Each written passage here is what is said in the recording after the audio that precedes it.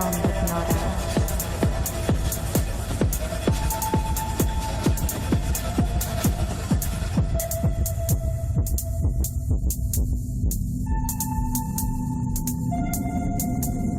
Sight.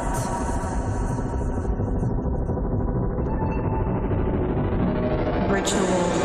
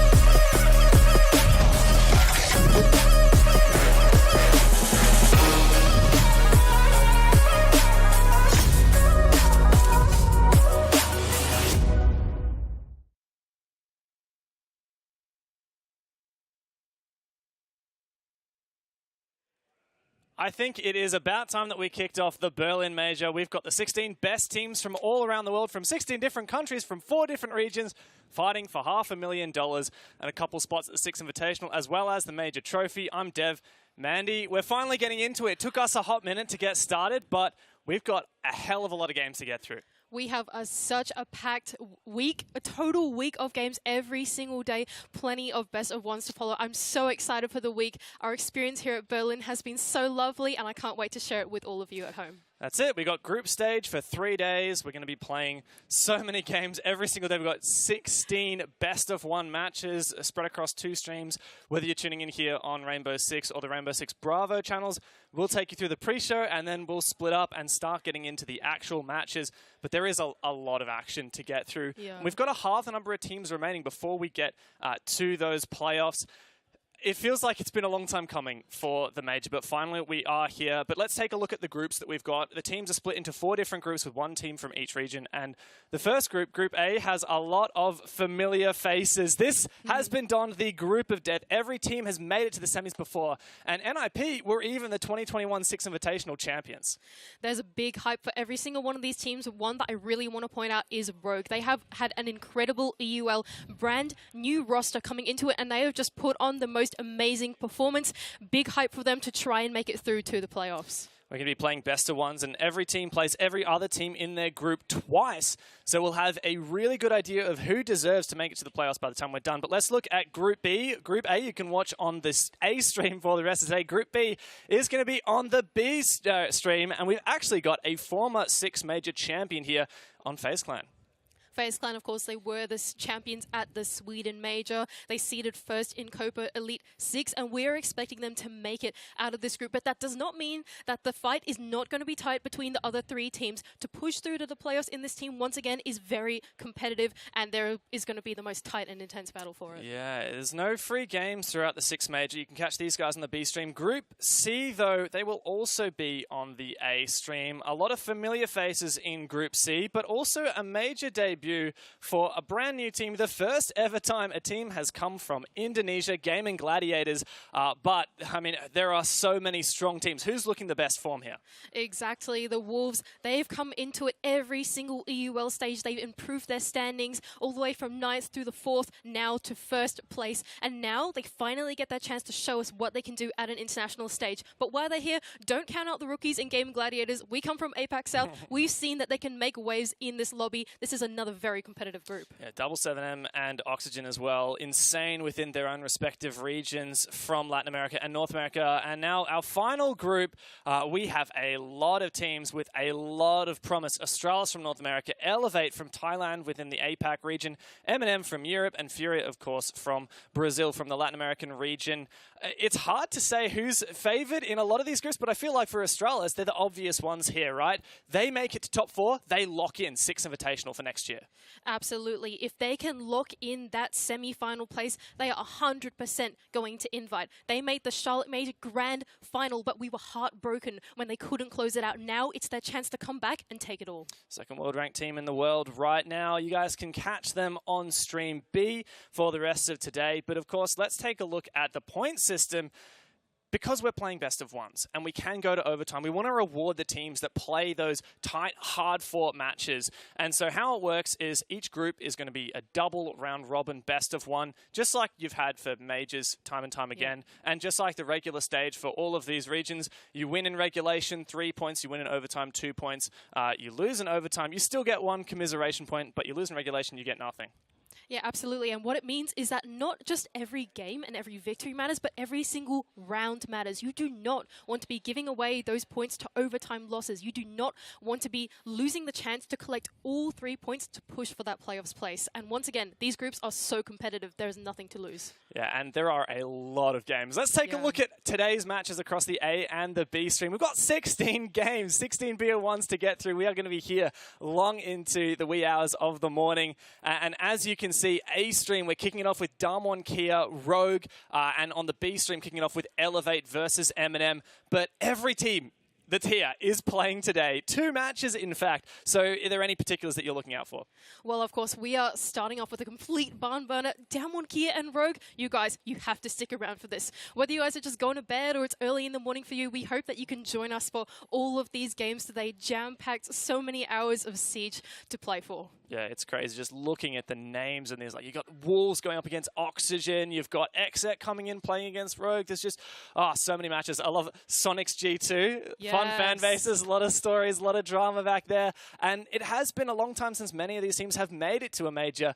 So we're finally getting to see them back on this big stage. But of course, if you are watching, you can get yourself some cheeky little Twitch drops. If you watch for 3 hours each day, you can get an Esports pack. And there's all kinds of goodies that you can get. There's some extra drops for the playoffs as well if you tune in during the reveal for the new season. So make sure you stick around for that. But I think coming to it now, it's finally sinking in. We're at the major. We've got a lot of games to kick off. I don't even know where to begin. There's so much. I can't even tell if there's a specific match I'm looking for. I just want to get started. Me too. I just can't wait to get into the server. All the players are riled up, ready to go. We're all here in Berlin on this warm summer day, and I think everyone is just ready to jump straight into that lobby and show us their best Siege. Yeah, well, if you're sticking around on the A stream, you can watch DWG KIA take on Rogue. It'll be coming up very shortly, but until then, a short break, so don't go anywhere.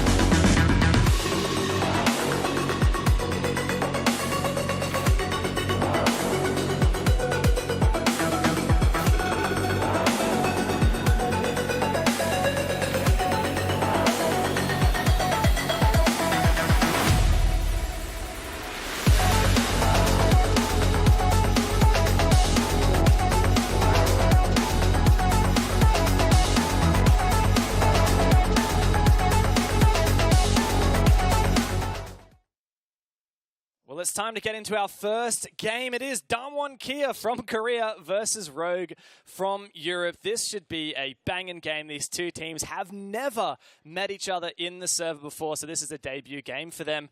And there's a lot of hype behind both of these rosters. Of course, the different rosters have such sparsely different histories. Damwon Kia, they've been together as a 5-stack for what feels like a very long time now. Ever since their debut into the international scene, they have been this 5-stack, whereas Rogue, they have just brought on Spoit. This roster is new, it's up and coming, and they've done so incredibly well in Stage 2. Well, let's take a deeper dive into the APAC team Damwon. They're on a bit of a quest for redemption right now. It's been a quiet 9 months since they made it to the Sweden major, and they really impressed everyone with that performance, almost making it to the grand final. They lost out to FaZe, the eventual champions, in a 1 versus 1. And that was the moment to me where it felt like everyone looked at Damwon Kia differently. I think that was the moment that everyone looked at Damwon Kia and they realized that their hearts were broken when they couldn't make it to the grand final, when they couldn't make it any further. They won so many of our hearts, so much of our love, especially not just from APAC, but from the rest of the world. And now they're here to make waves once again. Yeah, and well, after they did so well in Sweden, they went back to the Six Invitational, bailed out in groups, bit underwhelming for Damwon. Like, there was so much hype behind them, and then going into Stage 1, they didn't even qualify for the Charlotte Major. They lost out in the APAC playoffs. Now they're back in full force. It feels like this is their moment. This is the time for Damwon to show what they're really worth, and it also feels in a way that there are no excuses. And if Damwon don't do well this event, people are going to be maybe questioning, what happened 9 months ago. Was that a bit more of a fluke? Damwon Kia, they're going through a period of adversity. The previous few history, they haven't done so well, but they've realized it. They've looked internally and said winning is not enough. We need to be able to look at these losses, improve, and grow from them. And I think that's exactly what we're going to see at this major. Damwon, they seem to improve every single stage. The little tweaks, the small details in their strategy, in their lineup, in their flow seems to get better with every game that I watch them. Every time we watch Damwon together, I could just tell there's a little twinkle in your eye. You're like, I love this team so much. What is it about Damwon? What is it about the way that they play that is allowing them to compete at this level after relatively not being in the scene for that long a time? Well, I think that Damwon just have such an interesting team structure. They have Yas, who's their IGL, but Yas is such a wild card for this team, don't you think? So he comes in the most precarious positions. He's very hard to predict and to deal with, while the rest of his team makes the progress through the map. They push through and make sure that the round is happening while the ideas can formulate in that team and really brew and marinate as each of their attacks go on. And it feels like they're very structured, they're very coordinated, they're all on the same wavelength. But I feel like that's what we're going to say for a lot of these teams at the Berlin Major. They have a lot to compete with. Well, if you want to talk about chemistry, there's no team that you can talk about like Rogue. This roster coming into Stage 2 has revitalized themselves quite significantly. You mentioned the Spoit pickup. It feels like Rogue, being the first European team to qualify for the Berlin Major, are going in to some as favorites for the event. Yeah, I'd agree with you on that. Rogue, they're up and coming. Their roster seems very fluent, is the word that I'm going to give to them. They know how to dial things back. They know how to speed things up, but they all do it together. You don't see someone going off on excursions, doing any silly business or anything like that. Rogue, they don't make mistakes. And I think that's off the back of their new team structure and, of course, just such an experienced IGL in Leon. Yeah, they have quite a few experienced players. Kryne had a stint on G2. He's been playing what it feels like forever at a Tier 1 level, so many events, and you've got people like Deepak as well. If there's one thing that really struck me about Rogue, it's just their attitude. Like, when you see them walking around the venue, around in Berlin, they have such a positive attitude, and they seem really ready. There's no anxiety, there's no pressure whatsoever, and that's why, to me, it feels like Rogue, there's something a bit special, a bit of magic about them. I would agree. We've loved hanging out with the players here. They come chat to us every Weird now flex, and then. but okay. They're so sweet, though. Don't you think so? They're just so lovely. Rogue, they really seem to get along together. I would totally agree with you. There's no bad blood in that team. They all look like they respect each other. There's a hierarchy of leadership. They understand and they want to enable each other. And I think that's what makes Rogue stand out from the rest of EU, stand out from pretty much so many teams in this tournament, because they do have their superstars, but they push so much work into making that superstar story work. Yeah, I don't know if this affects their performance in the server, but if you want to talk about biceps, like I think Rogue are the team with the biggest biceps. That's just a fact. And I don't know if that helps them with their flicks or something, but you can't question it. Like you look at Kryan and you're like, man, I would not want to get into a fight with you in or out of the server. But Rogue coming in, a lot of hype behind them, right? Like the other thing that excites me about them, a truly European team, truly mixed team, players from 5 different European countries. They're also one of the few teams here with a performance psychologist as well. Of course. And I think that having a performance psychologist is something very important going into these international events. There's so many extra factors that come into these LAN events. The travel, for one, jet lag, whatever it might be, the mental game to push through, but also I suppose the spark and the energy that you get from meeting your teammates and being able to handle all that emotion and then push it into the game is a big story that we're going to say for all of these teams. Everyone deals with it in a different way, but Rogue especially, it feels like they've got it on lockdown. And Rainbow Six is such a mental-based game, right? And having a performance psychologist, being able to keep your cool, being able to get along with your teammates, that's all the more important here in a high-pressure environment. And, admittedly, we've had some delays here. The players have been standing around eager to get going. It requires a lot of patience and a lot of inner peace, for lack of a better word, to be ready to actually, after all of this, get in and put into practice everything that you have been preparing. And, of course, one thing that these teams have been preparing is their map vetoes. How's that for a segue? Yes. So we're playing BO1s here, which means each team gets to ban out 1 map at a time, 4 maps each until we get to the decider. And, of course, whoever bans the last map, the other team gets to pick the starting side. So let's have a look at where we sit for the map veto for this game. I don't know how to hedge my bets for this one. Yeah, I don't really know either what they're going to go for. Dam1, they seem to have a lot of maps in their arsenal. Same thing with Rogue, but Rogue I feel like will lean into, oh, actually, this is Bank. Hang on a second, Okay. This could be exciting. All right, well, Bank is the final remainer. I'm going to quickly scroll down and look at my notes, having a look at the Bank. So Dam1 actually played this at the Gamers 8 event, and they lost it out to Space Station. A bit of a disappointment for them during that event. The last time that we saw Rogue play Bank, it was a close 8-6 Team BDS game. We actually watched that the other night. And before that, they slobber knock at G2 7-1. So I'd say overall, Rogue pretty comfortable with this pick. I would totally agree with that. Rogue, they look like they have a good bank. It's solid. We've seen Spoit on that entry be so incredible going through top square. I can only imagine he'll bring that into this game as well. Rogue, they have incredible defense as well. It's very fluent. They're all on the same page. On the other side, though, I feel like Bank really leads itself into the way that Dam1 plays. There are so many opportunities and ways for Yas to slip his way into the building, get a little bit slippery slimy with it, and try and catch Rogue off guard on the attack. I just think that this is going to be such a tight matchup. 2 totally different philosophies going into it as well. Totally different game styles, the way the team flows, but it should be a banger matchup. And you've mentioned Yas, right? Like a player that for Dam1 is their leader, but also the playmaker. He's got a keen eye for looking for opportunities. Is it one of the situations where we're going to be constantly looking at, okay, keep an eye on where Yas is. Is he going for a play? And switch to him, and all hell's going to break loose.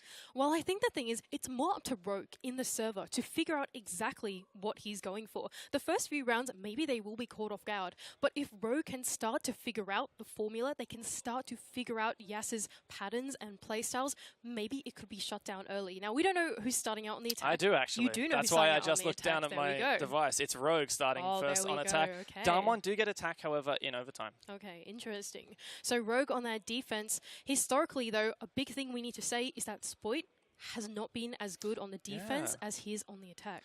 It's a really strange one. I mean, his KD on attack, if I recall off the top of my head, about 1.5 KD on attack. And he's got a negative KD on defense. He also dies way less on the attacking side compared to the defensive side. Really peculiar. I think most players feel a lot more comfortable on defense because you kind of play reactively. On the attack, you really have to have a lot of initiative, but that's the rare caliber of players that we're talking about right now. Of course. And I think for Rogue, starting out on the defense, it's important that they start out strong. Starting out on the attack, make sure they need to start out strong with those entries. It's so important to get in on the face of Dam1. The current meta, holding on to the entire map for as long as you can, does mean that the attack really needs to press the push and press the issue, because otherwise you're going to be left with no real estate for that execute. Yeah, and I've got, of the last 6 times that Dam1 play this, they've actually only won it a single time. And I'm going to have a bit of a scroll, see if I can find that. It was a 7-1 over Sandbox in the Korea Open, so not even at a Tier 1 level. It was the national competition. But every time they have played at a Tier 1 level, they've seemingly been losing it. Now, they have a positive win rate on defense, but the attack has not been quite so good, and quite the opposite case with Rogue. They played it 7 times in recent history, won it 4 times, lost it 3 times, and they have a whopping 66% attacker win rate with only a 36% defender win rate. So they're struggling on the defense, Rogue as a whole, and I think that maybe puts into context why they wanted to start on this attacking side.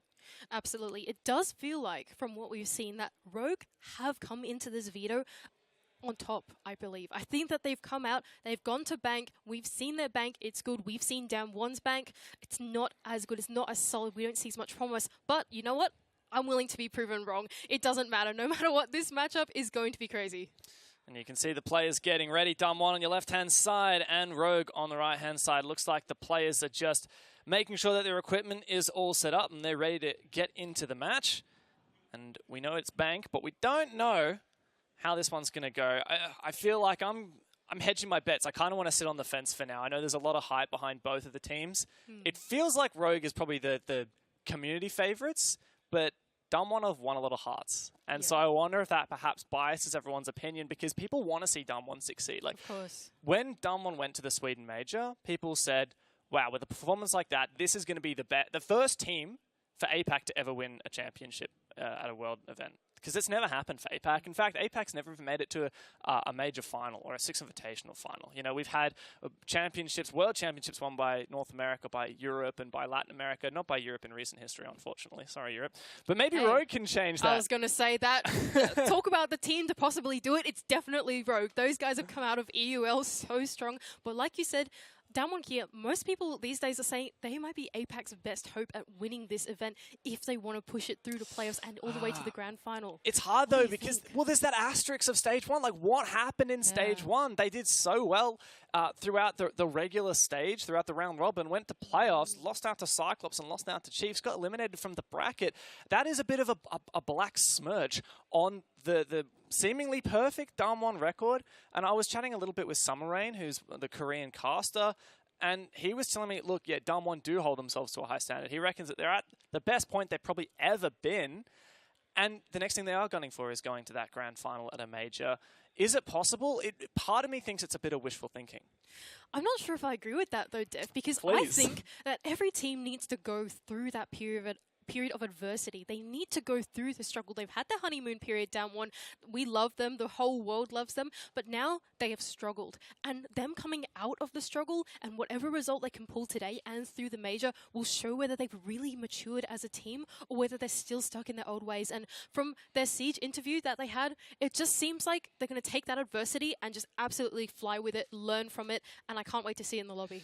Yeah, it makes me a bit cautious though. Like, when you have a lot of pressure on your team, inevitably that is going to creep in and potentially affect performance as well. So for Damwon, they're the team that everyone is looking at from APAC to perform, to deliver at a major, to deliver a grand final.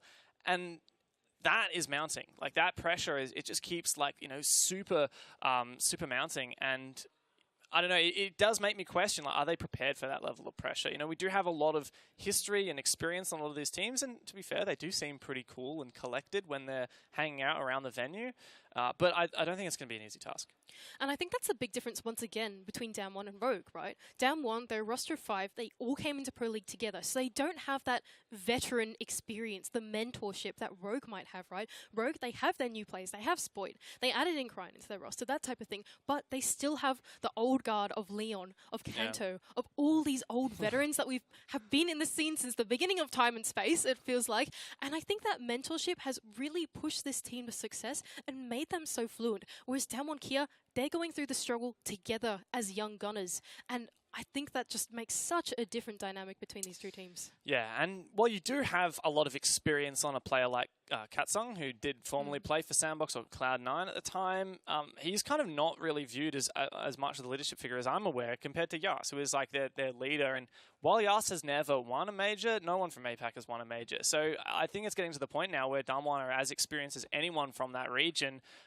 Is that going to be enough to take down serious veterans? hard to say at this point. Yeah.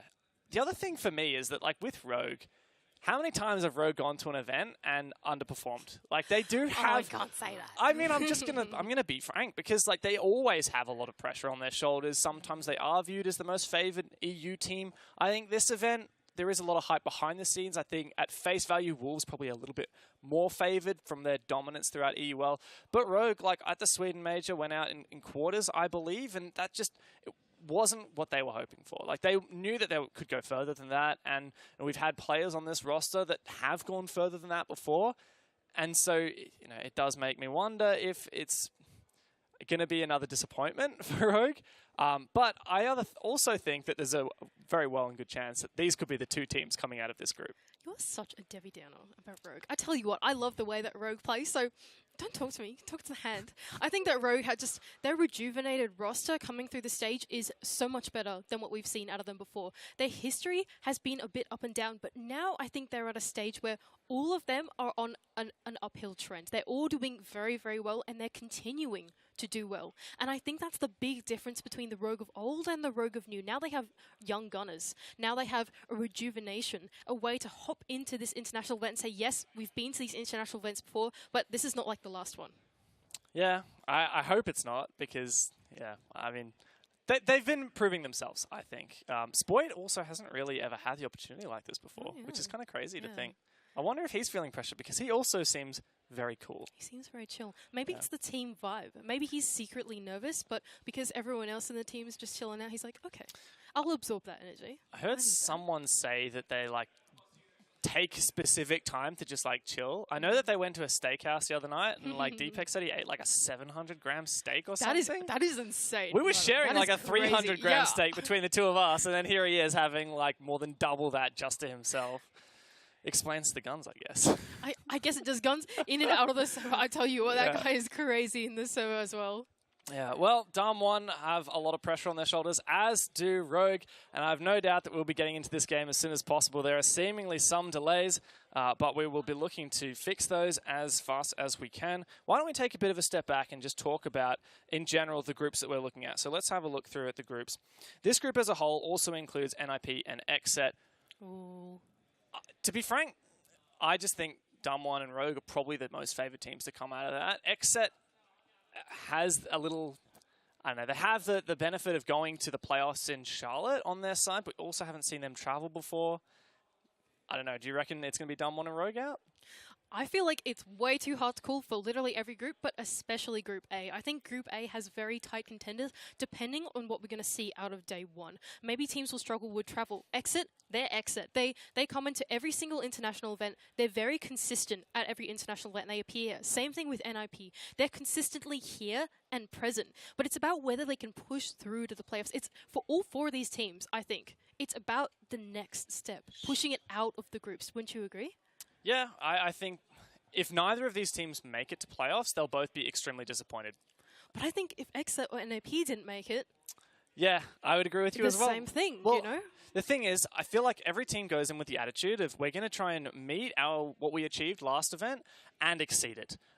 Or exceed it. I think meeting is kind of the bare minimum. Yeah. So for Dam1, I think they've got a bit of a chip on their shoulder. They kind of see their most recent event as the Sweden Major, when technically, you know, since then it's been 9 months. They've gone to SI and bailed out early, and they've also failed to make it to Charlotte. XSET, obviously, top 8 in Charlotte, so they're going to be hoping to make it at least to top 4.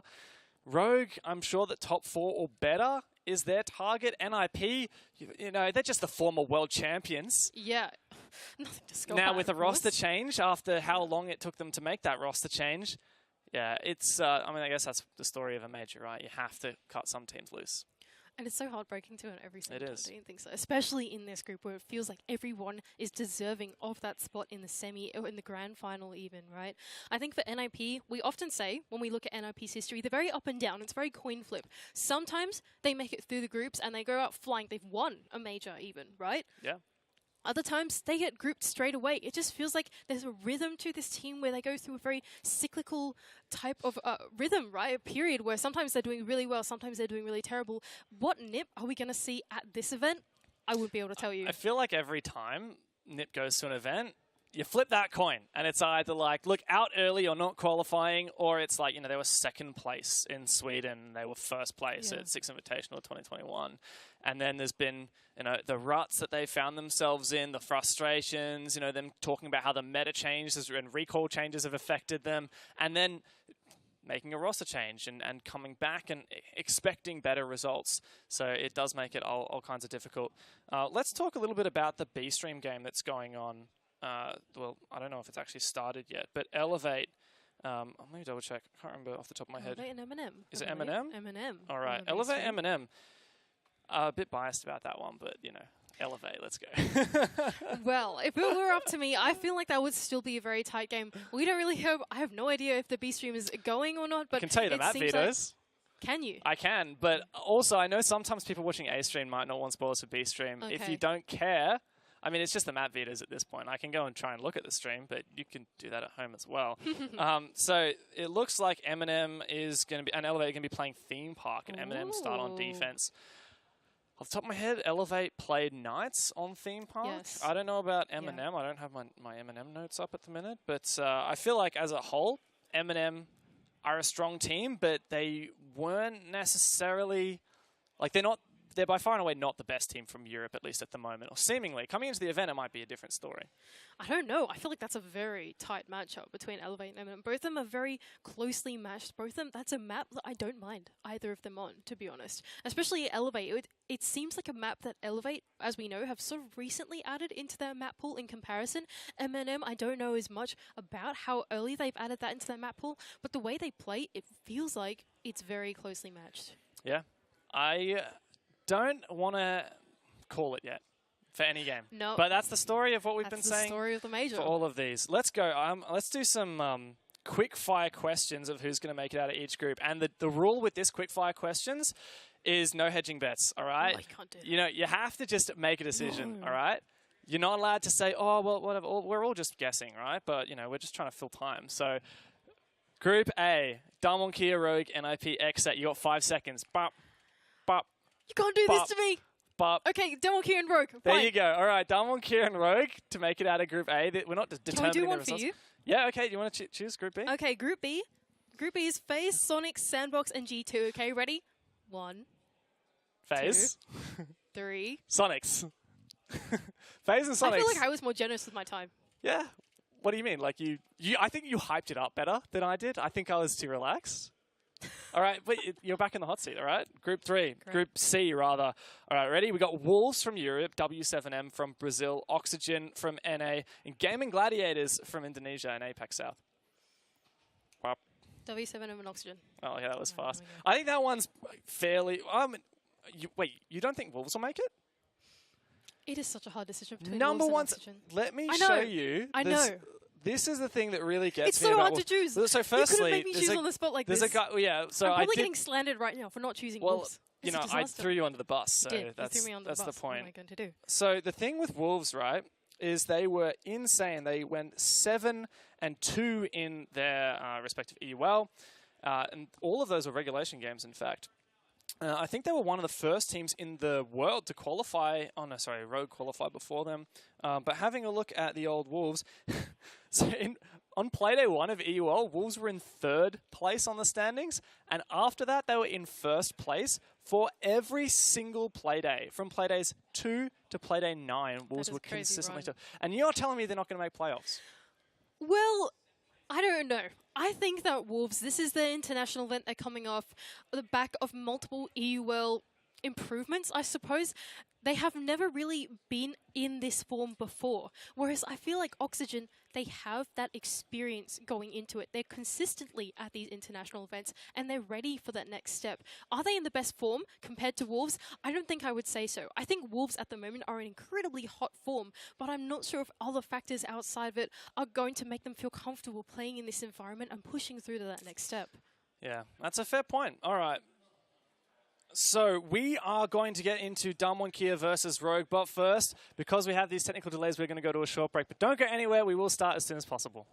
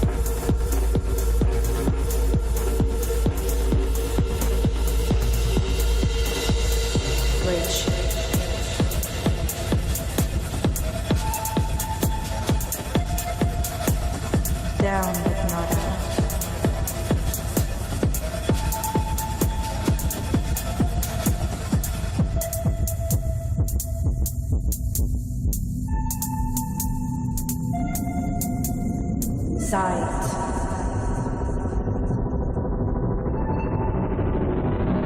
Ritual.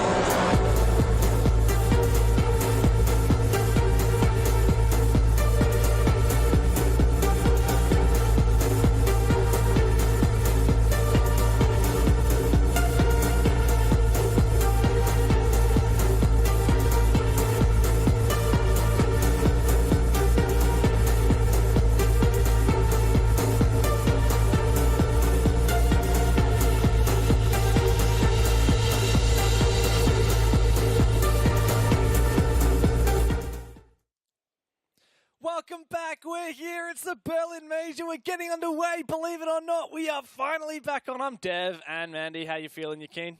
Yeah, I'm keen to get back into it. Finally, DWG KIA versus Pro. We've been hyping up this storyline for what feels like quite many hours now. It's been brewing, it's been marinating, and now it's time to get cooking.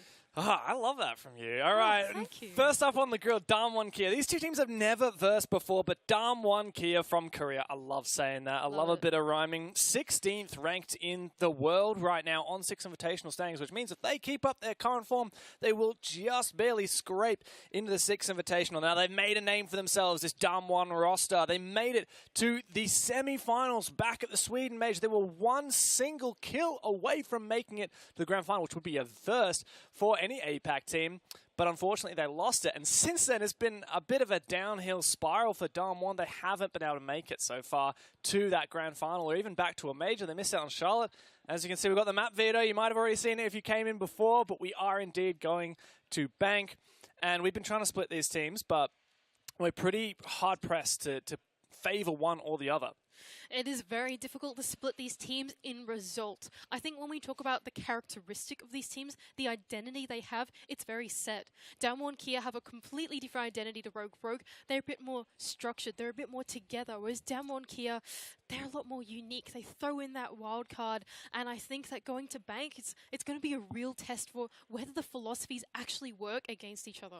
And we can see from the graphic that the final ban was theme park from DWG, so DWG KIA got to choose to go to Bank. That meant that Rogue got to choose the starting sides, and well, that does play into it as well. We've seen the kind of attacking meta come a bit more central with the recent buffs and just the way that the meta has been shaping. And particularly, I'm thinking about one player when we talk about that, right? We have talked about the legend, the young gunner himself, Spoit. He's the second youngest player at this event. You might know him as a content creator, but we know him here in esports as a machine.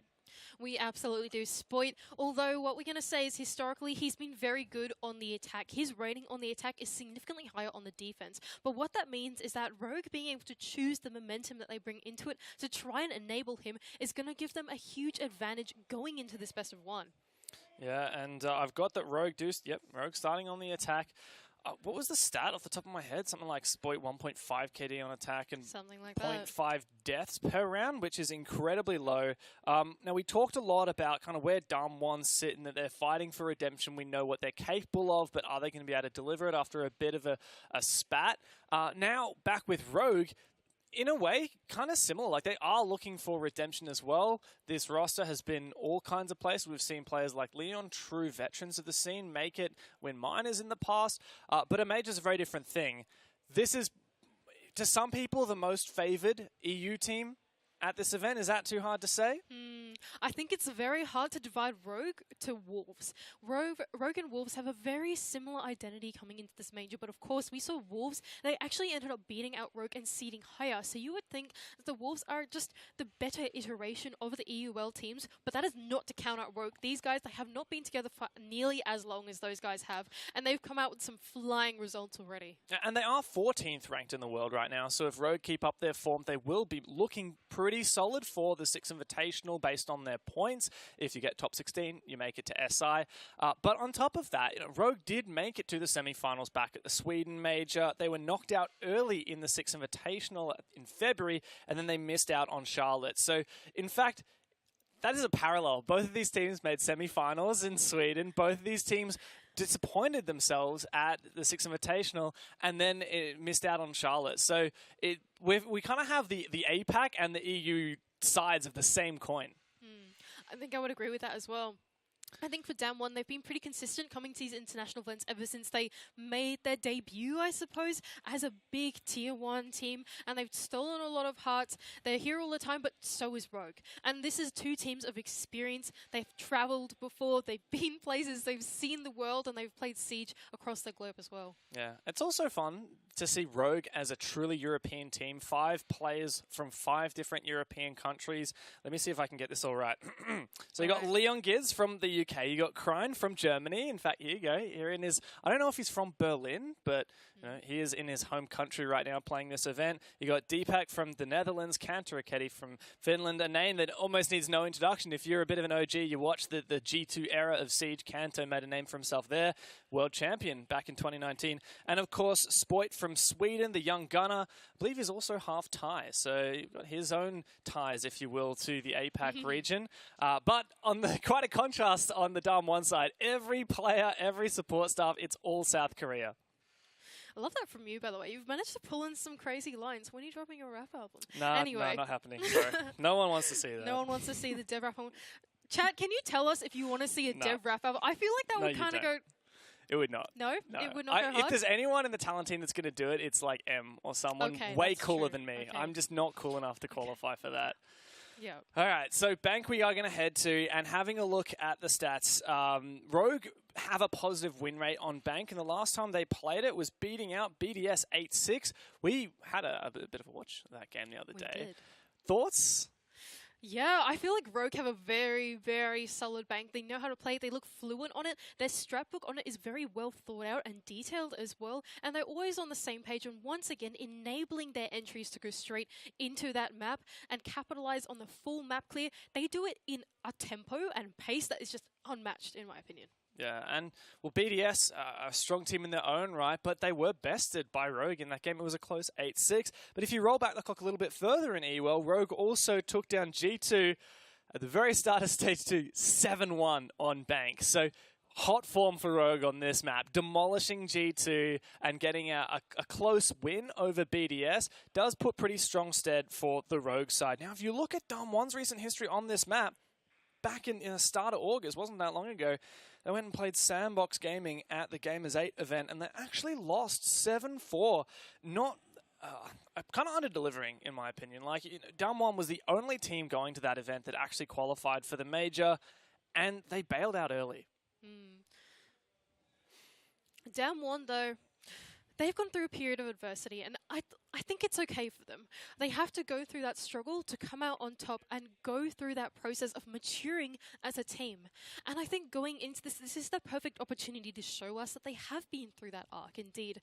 And that even though they've come off the back of losses, it's not all over yet for them. Yeah, and if we look a bit further back, right, like Damwon have played some pretty strong Bank games during Stage 2, pre-Gamers 8. They destroyed Sandbox 7-1 in Korea Open.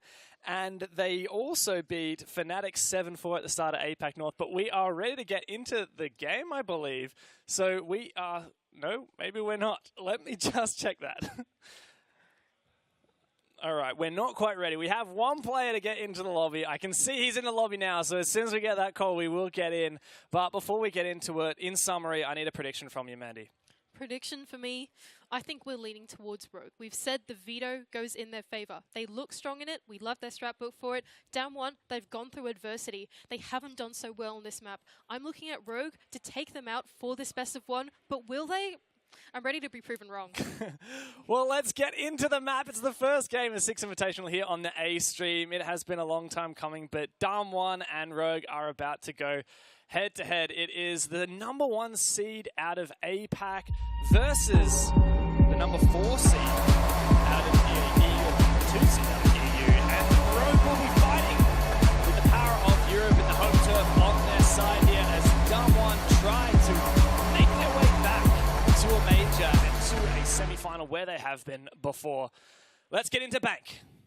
Jill HFs go out in the chat from both teams. We are well and truly in it now, Dev. Damwon KIA on the defense, Rogue on the attack. The expectations for these guys on that entry is high. We expect them to make these waves and take it to Damwon KIA.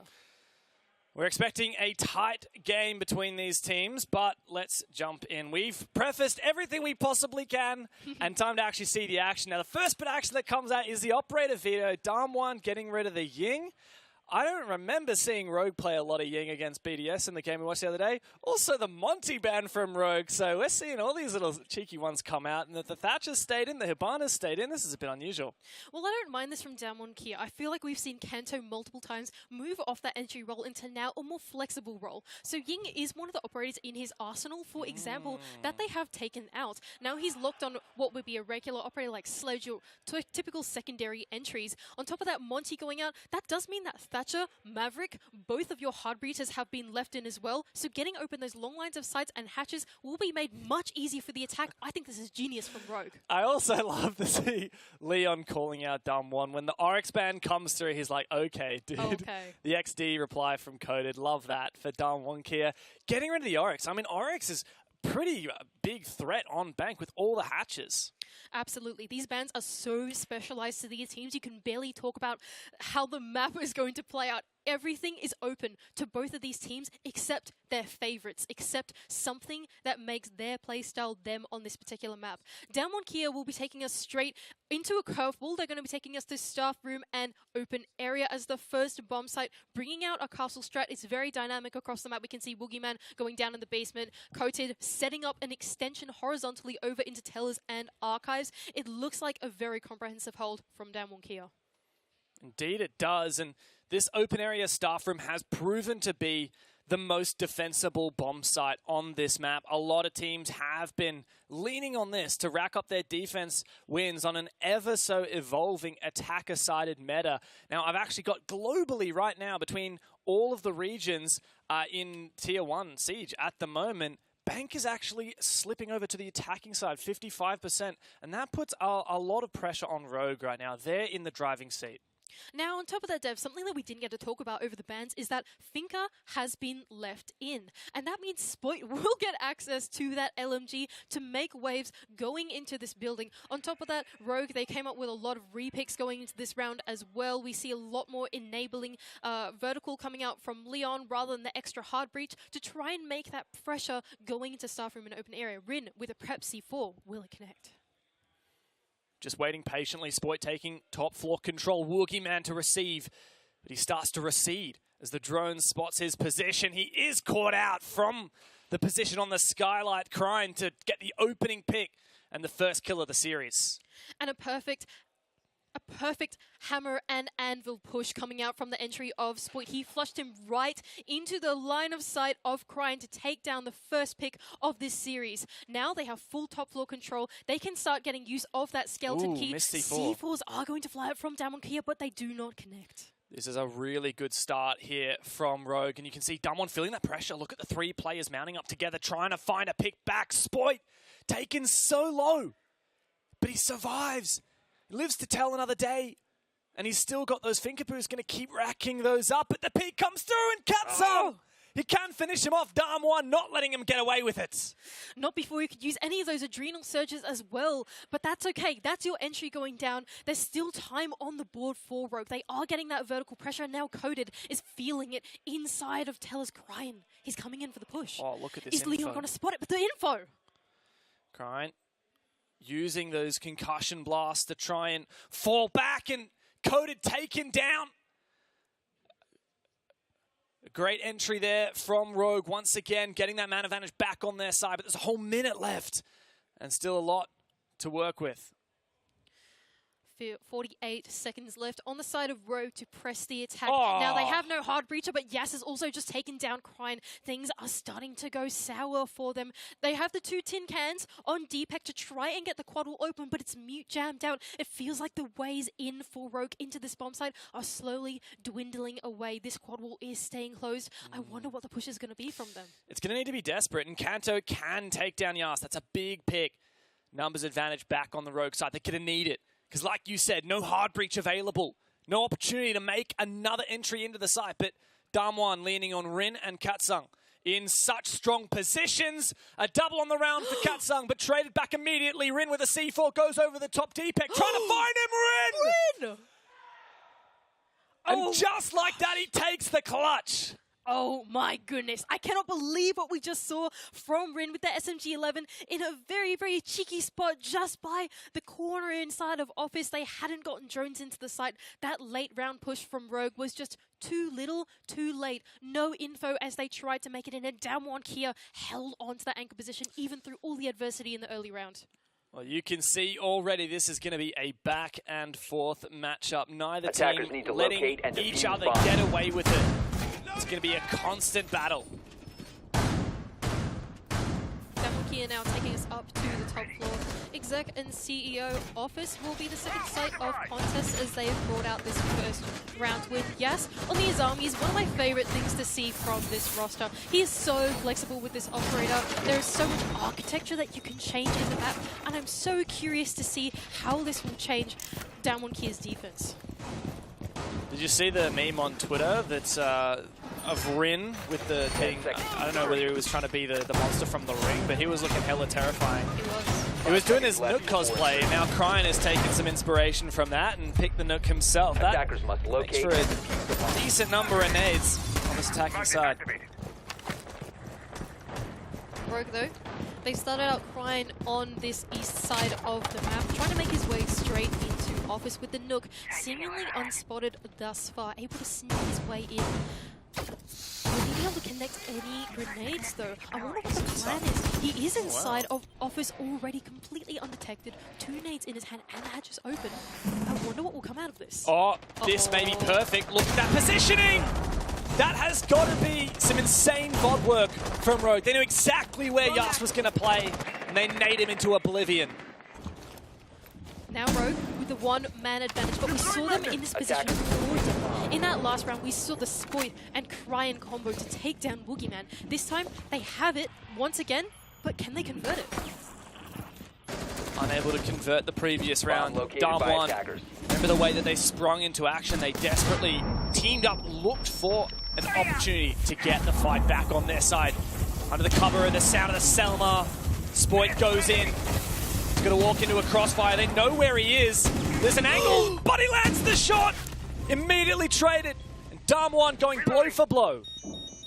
Rogue, though, they're starting to press this attack once again. Kryan holding control of the bottom main stairs, looking for what play he can. But the rest of Rogue, what progress has been made on the map? We have Kanto on these north rappels, looking for what he can find in the site. But all of Damwon Kia sitting pretty away from these rappels. They do not want to be cut off in the man disadvantage. Yokai's available, but the players are dropping like flies for Damwon as Kanto. He's turned on, and he's got it ready with the R4C. On the G36C rather, but Katsung, he's found his own back, takes down Leon Kids. The rappel in from Deepak though. It's Kanto in fact, got his way inside, but it's a team kill. Oh no! Deepak's the last one surviving for Rogue. He's got to make it a 1 versus 2, desperately dancing around the exec lounge, but he is taken out. And Damwon starting strong on their defense. Once again, Rogue crumbling under the pressure, even though they got the man advantage, even though they were able to press the attack through the mid-round. It seems to be these late rounds that are catching them off. They do not know the next step once they have the control that they need. And Damwon Kia, over and over again, they found these timings in the late round while Rogue are flustered, uncertain to catch these kills. Even on the rappel in, Leon stuck in tops where they knew exactly when to get the swing onto him. And now Damwon Kia can take us down to the basement. Yet another side. It's looking Difficult one for Rogue. Look at Wookie here. M870. Do my eyes deceive me? On the Jaeger, no less. Surely this is going to be to hold a Hell in a Cell position, such as the blue stairs. I can imagine this staying coded as well, leaning into those Yokais on the Echo to try and hold out for the late round. This feels like a very, I suppose, traditional way to hold this bank basement. We have the combination of 2 C4s as well as the Pulse, Yokais, and the Smoke to try and deny this plant. Now, will it work in the current meta? I don't know, but it seems like Damwon Kia, they are starting out on this ground floor looking to contest their ever so potent entry of Spoit. Have managed to trade a lot of Spoit's entries back. Just made it difficult for Rogue to really sink their teeth into these rounds. Look at that active defense from Damwon, jumping outside through the dirt tunnel to catch for any drones. Perhaps an early pick, but Rogue taking it nice and slow. Nice and slow, you say. I don't know about that. Spoit making his way straight into ATMs. Seems like a lobby take from Rogue. This is not the usual entry that we see going into Bank. They're actually working all 5 players to sweep across the map slowly, while one makes their way into Garage. I don't mind this entry from Rogue. We can see 3 of the 5 players on drones, just making sure that Spoit can get in, whether it's pre-placed, live droning, immediately putting him in a position that they can capitalize on any roamers trying to pull back. Look at this flank watch position from Spoit. That is insane. And it also may well trick Katsung on the pulse, who will check to see if there's any flank watch operators. And, well, you won't expect Spoit playing in that position. You can see the information from Damwon just looking for these positions. What made Crime fall back there? He had so much info on Garage, and then he abandons the position. Well, the thing is, Rogue, they've had such a good grip of this map so far. 1 minute and 47 seconds left in the round, and they still have, once again, to decide what they're going to do next to try and convert it. This is not a problem we've seen for Rogue. They've been excellent on this intel, excellent on the pre-placed drones to get in, but now this is the real test for them. KIA pick makes the job of Hivana a hell of a lot easier here for Rogue. Wookieman, is he aware of the position of Krine sneaking in through the dirt tunnel? The shotgun is a menace in close range. Wookieman must have heard it, but no, he doesn't! The timing could not have been more unfortunate for either player, but Wookieman caught with no ADS as he goes down. Krine may well not know about it. But once again, Rogue, in the possible man advantage, they are closing it out. Krine is just pushed in and found the kill into Woogie. 1 minute left for Rogue. Leon, again with a second pick. This is starting to look a bit more promising, Dev. Could be the first round here for Rogue, and Spoit perfectly reads the flank attempt from Yas. It's looking desperate now. The Koreans were in holding on inside a vault, trying to prevent the hatch drop. That's his last gas babe going out. Coded does have the Yokais, but does he have an opportunity to do damage? That's not going to happen. A flawless round. Rogue are in the game. Rogue are absolutely in the game off the back of what was such an incredible early to mid round. This time, they were able to convert it. And that's the big difference between the last 2 rounds and this one. The pre-placed drones, excellent. Always getting Spoit in the building. But when it came down to it, Leon, he was there to open up the hatches. Spoit had an excellent read on the main stairs. Krine made that push, press the attack into server, and that's the progress that Rogue need to move the round forward. And that is something that they had this round that they haven't had before. And yes, you're right, they are truly in it now. I've got to say, Krine is looking really on form in this game. He's playing that lurker role so effectively. You can see he's currently the top fragger in the, almost the top fragger on the server. Katsung's actually out fragging. 6 kills to his name, but Krine, his impact has been felt so consistently, round upon round. That said, it's only led to a single round win from Rogue, which puts that pressure back on their side. You know, in both EUL and APAC North, where these teams are from, this map is decisively attacker favored, and we just haven't seen that so far from Rogue.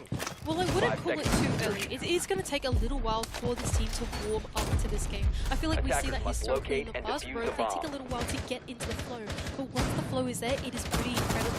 Although DWG KIA have taken us back to staff room and office now, this was a very successful hold for them. Really fast though from Rogue, you remarked upon it. They're very quick into the building. Very quick with pressure on. A lot of angles exposed onto the bomb site there from that window outside open area, and I just love the SAM cams here from the Zero. DPEC, so much information in lobby. Cam deployed. And DPEC as well, now starting to get that flank watch onto that blue stairs. We often see if attackers are trying to go for a quad will take, that a defender will come up through those blue stairs and try and get a flank off. Once again, Spoit with very early control on this top floor. This time, DWG KIA, it doesn't seem like they have as much presence in this top floor. Before we saw a bit of a main stairs tussle, they're not willing to give their lives away anymore. They're just going to hold on to the space in the ground floor, making use of those C4s. Kanto could be in a little bit of trouble. The upside down rappel looking for the player below, but Spoit does find the opener. It's Yas. Drone is ready to go. Ineffectual on the Vigil. He has been struggling this game so far. Rogue once again with another opening pick. But can they convert it? This is the story, Dev. Now it's time for Leon to get in. Get off that drone, Leon. You need that skeleton key in the floor right now. Kanto Rocketti is just repelled in as well. And now it's time to get that mid-round flowing and thinking about the next step. But the hold that DWG KIA have in this ground floor, it's very dynamic. They need drones. They need intel to problem solve. You know, the tough thing here for Dam1 is Yas going down to the Vigil. I mean, he swaps off of the Valk, which he played the previous time they had this site, which enabled those vertical C4s. Dam1 a bit starved for information here. Rogue looking pretty well poised. And like you said, now they're starting to surround the bomb site. We've got Cryan, we've got Spoit, and Kenny now joining them all on the west side. This feels like a more linear take, but Coded to take down Cryan, that could spell disaster. Spoit still up, LMG in hand. Rin very hyper aware of his position. Coded, traded back, only allowed a single pick. You can see Rogue once again in a strong position, but they're low on time. 40 seconds left. Low on time and low on hard reach. We can see now DPEC has realized he needs another in on the bomb site and is starting to use those hard recharges. He's found a small slit in holes in the check, but he gets impact tripped anyway. He's got another one. Can he make it work? The time might not well be on Rogue's side here. Leon, diffuser in pocket. He's got the position of the hatch and he can find a pick from it. Rin, though, he clutched up the previous time on this site. 1v2 is now going to have to be a 2v4. Rogue! They don't collapse. They make sure that they will not capitulate and they close it out to tie up the scoreline. Ooh, that was feeling a little bit dicey there. Spoit coming in with a grenade in hand. He must have just spotted a player right at the end and threw his nade at him. Rin to trade, I believe, with another explosive. That end round there was looking very scary for Rogue. But down on Kia, I want to put it down a little bit on that Valkyrie. They fell off quite early as soon as Yas died. It was conservative from them. And what that meant was that Rogue could get in and make use of that mid-round much quicker than we've seen them do it before. And that's a big problem that we saw on their attack that down on Kia have given them the estate to do. Now down on Kia, they're going to repeat it though and see if they can correct some of those mistakes. We can see Yas back on the Valkyrie and try and get a better read of what Rogue are doing in the mid-round. For both of these teams, the name of the game has been, a lot of the time, information. We've seen all of the zero cams that DPEC's been putting out and how much early ground that is afforded to Rogue as well. But Dam1, if they're going to see top floor control, they need to have an impact on the vertical C4s. Absolutely. I would definitely agree with you on that, and that's exactly why we can see the repeat of the Valk. We've got Rin back on the C4. He's been successful at twice, I believe now. It's been quite good for them, but I don't think that they can give away the space to Rogue. Rogue, once they have the space, now they know what to do with it. It's taken a while for them to warm up, but now that they're here to play. Keeper barriers, I haven't particularly noticed their impact as of yet. But early once again from Leon, putting that pressure on in open area from the window, opening up lines of sight into kitchen with the skeleton key. And it looks like it's just the same formula for Rogue. It feels like the momentum has shifted here, Mandy. Dam1 started strong and clutched to close out the first round as well. Now Rogue are certainly here and they have the advantage on their side. And it's really been off the back of Spoit as well. He's been so strong in these entries. He's always getting his way into the map very, very quickly off the back of some excellent drone. We can see DPEC starting to drone out that top floor. Spoit with his gun up, Panto as well on the cutoff, being very diligent, clearing out this top floor. Now they know that Yas is hiding inside of the elevator. I believe he's just fallen down to the ground floor one, but this is a little bit more added pressure. Yas is not giving away his life this time. I don't mind this from Dam1 Kia. They're instilling a little bit more fear into Rogue this time. Has this Black There you go. Valcam was spotted. Spoit takes it down. Good drone work there from Rogue and good comms. Pretty peaceful so far into this mid-round. Rogue. They look a little bit more nervous going into this top floor this time. A couple seconds later is this good play being made. Cryan once again putting in the pressure from lobby. They seem to always go for this west side lobby take.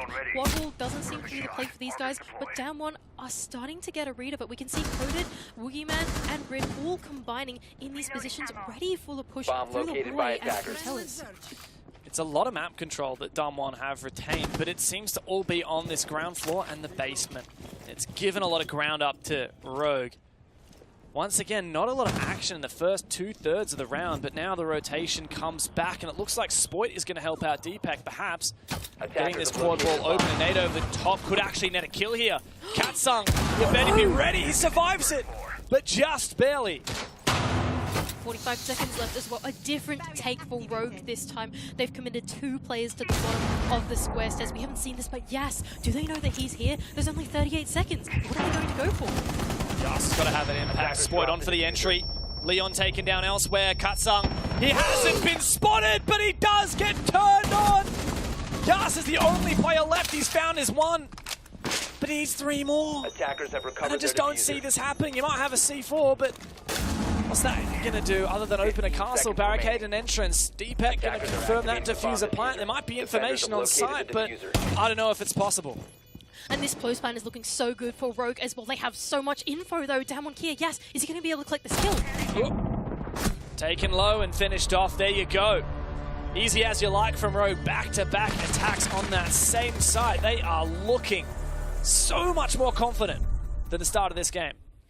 Absolutely. Rogue now making their way, and I think we just heard, I don't know if you guys heard that on the stream, but we just heard the biggest woo echo through the stadium. That was incredible. Rogue, they're feeling riled up. They're ready to go into it now. Spoit, once again, very consistent on this entry. All of the Rogue players in that attack round, what we've seen time and time again is each attack is more optimized. Every single time we see the 5 players all making an impact on the round. There's no 1 or 2 players that are just doing something. It's all 5 of them combining together to make progress. And I think that's what we've seen just improve so rapidly through these 6 rounds. And now the final round on the defense towards Rogue. There was once upon a time where we were looking at a 2-0 scoreline and thinking, oh, this is an attacker-favored map. It's a bit scary that Rogue haven't found an attacking round yet. And now it's looking like Rogue are pretty likely to win this 4-2, which would be pretty much par for the course. So overall, Bank is 39% defender favored in EUL. So that is, what, 61% attacker favored? There you go. You'd expect a 4-2 split out of Rogue. In APAC North, it's actually quite a bit more defender favored. And Dam1, I mean, they can win this round and really show they can match the pace of Rogue and come back from this 3-round deficit. 3 rounds in a row they've lost. And that would put the scoreline into a much more comfortable position than going into the second half. Kenta once again starting out on these bullet repels. It seems to be his position of choice, the one that Rogue has decided to specialize him in. And Spoit making his way into the top square stairs. This time they don't have Prime going below looking for that nade. I suppose Damwon Kia would have read into it now. So now it's time to change things up. Something that we've seen from Rogue is that they do know how to alter their attacks ever so slightly. Last round we saw a bit more pressure down in bottom square. They didn't do that this time, once again, we can see small changes in their attack, and it's paid off. Wow. Spoit with the entry onto Rin. Really early pick there, and Dam1 looking lost. Rogue have been all over them, and Kai now making his way into the lobby as well. Spoit's got such a long line of sight, such an avid position. And Dam1 are just dropping like flies, Mandy. It looks like before too long, we are going to be tying up the half with Rogue a significant advantage. And every time that Rogue attack, they make Damwon Kia look so claustrophobic. At the beginning, Damwon Kia looked so confident. They were holding the whole map. They were holding everything. Now, they're all just sitting on site, afraid. The same thing in staff room in an open area. They all had to fall back to these claustrophobic positions. They can't be cut off from windows. Lines coming in from office. They don't even know where these Rogue players could be coming from. There's just such an aura in this lobby that Rogue have got. I mean, feasibly, the way in here for Dam1 is to win a couple of 1v1s and start evening up that scoreline. But Rogue aren't going to give them 1v1s. Rogue aren't going to overpeak. They're playing so well. They know they have an advantage. They've won a flawless round in this game already, and they could well do so here as well. Now, this is the part where Rogue seem to struggle. A minute left. They have progress being made, but this mid-round is too late. Oh no! Wookie Man! He's taken down Leon. Down on the ground, but Kanto replies. Bullet between the eyes. Spoit as well jumps in, and Kanto is on fire. Rogue to storm away 4 rounds in a row on their attacking side. They do win the half. Rogue have instilled so much fear into this lobby. Every time you hear the boots of Spoit walking into the building, Damwon Kia going, ooh, that's scary. Even Yas being naded from below, he had no idea it was coming at him. The silent footsteps of the Nook to get in, it just felt like Rogue, in every way possible, had a point of pressure onto Damwon Kia that by the end of it, Damwon Kia didn't even know where the pressure was going to come from. They were afraid they might be cut off. Now Rogue going into their defense, what a momentum to swing into their favor.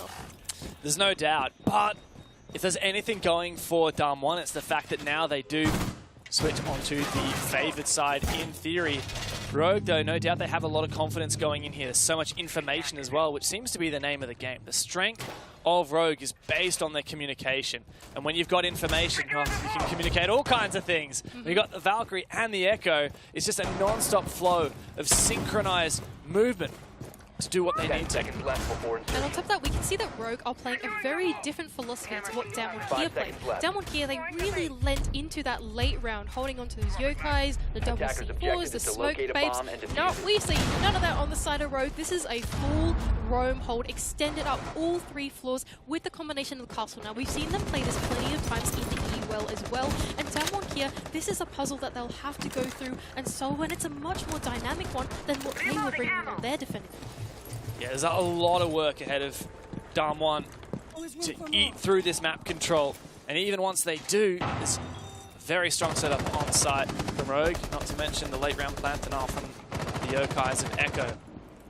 Spoit's on this roam upstairs, and he's a dangerous player in the server. And I just love this. I think the background we've just seen, exactly, thank you, medics. DPEC is even committing one of the Yokai drones to Spoit's roam in the top floor. This is just, oh, I love this from Rogue. What teamwork. Spoit's about to spot the drone, saw him.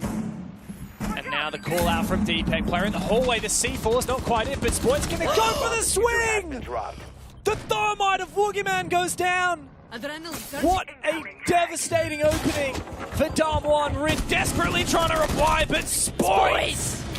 The man on our lips he gets to before he's traded back. Dam1 desperately looking for something after that, but they are not given a damn thing. Yas now making his way down the main stairs, but for what? Cryan has just taken out one of your players. Oh, he does get spotted out by Katsang though. Now 2-on-3 situation for Rogue. They're going to dial it back. They're going to chill out on the site and wait for DWG KIA to press the attack because they've lost so much utility now. They don't have any more nades. They don't have hard breach for that server wall. They've only got the Hibana's to open up the hatch and try and go for some kind of play to flood into the site. What are they going to do? Well, you look at Rogue, they're batting down the hatch as Kanto's grabbed the castle barricade and put it over the door into the site from server, just forcing DWG KIA to waste their time. And it's looking grim. Katsang and Yas, 2 great players, but it's not going to be easy here, and Rogue are playing it so well. DPEC has even decided, all right, I'm just going to bring the Yokais back. If all things go sour, I'm just going to hop on my little phone and stop that plant from going down anyway.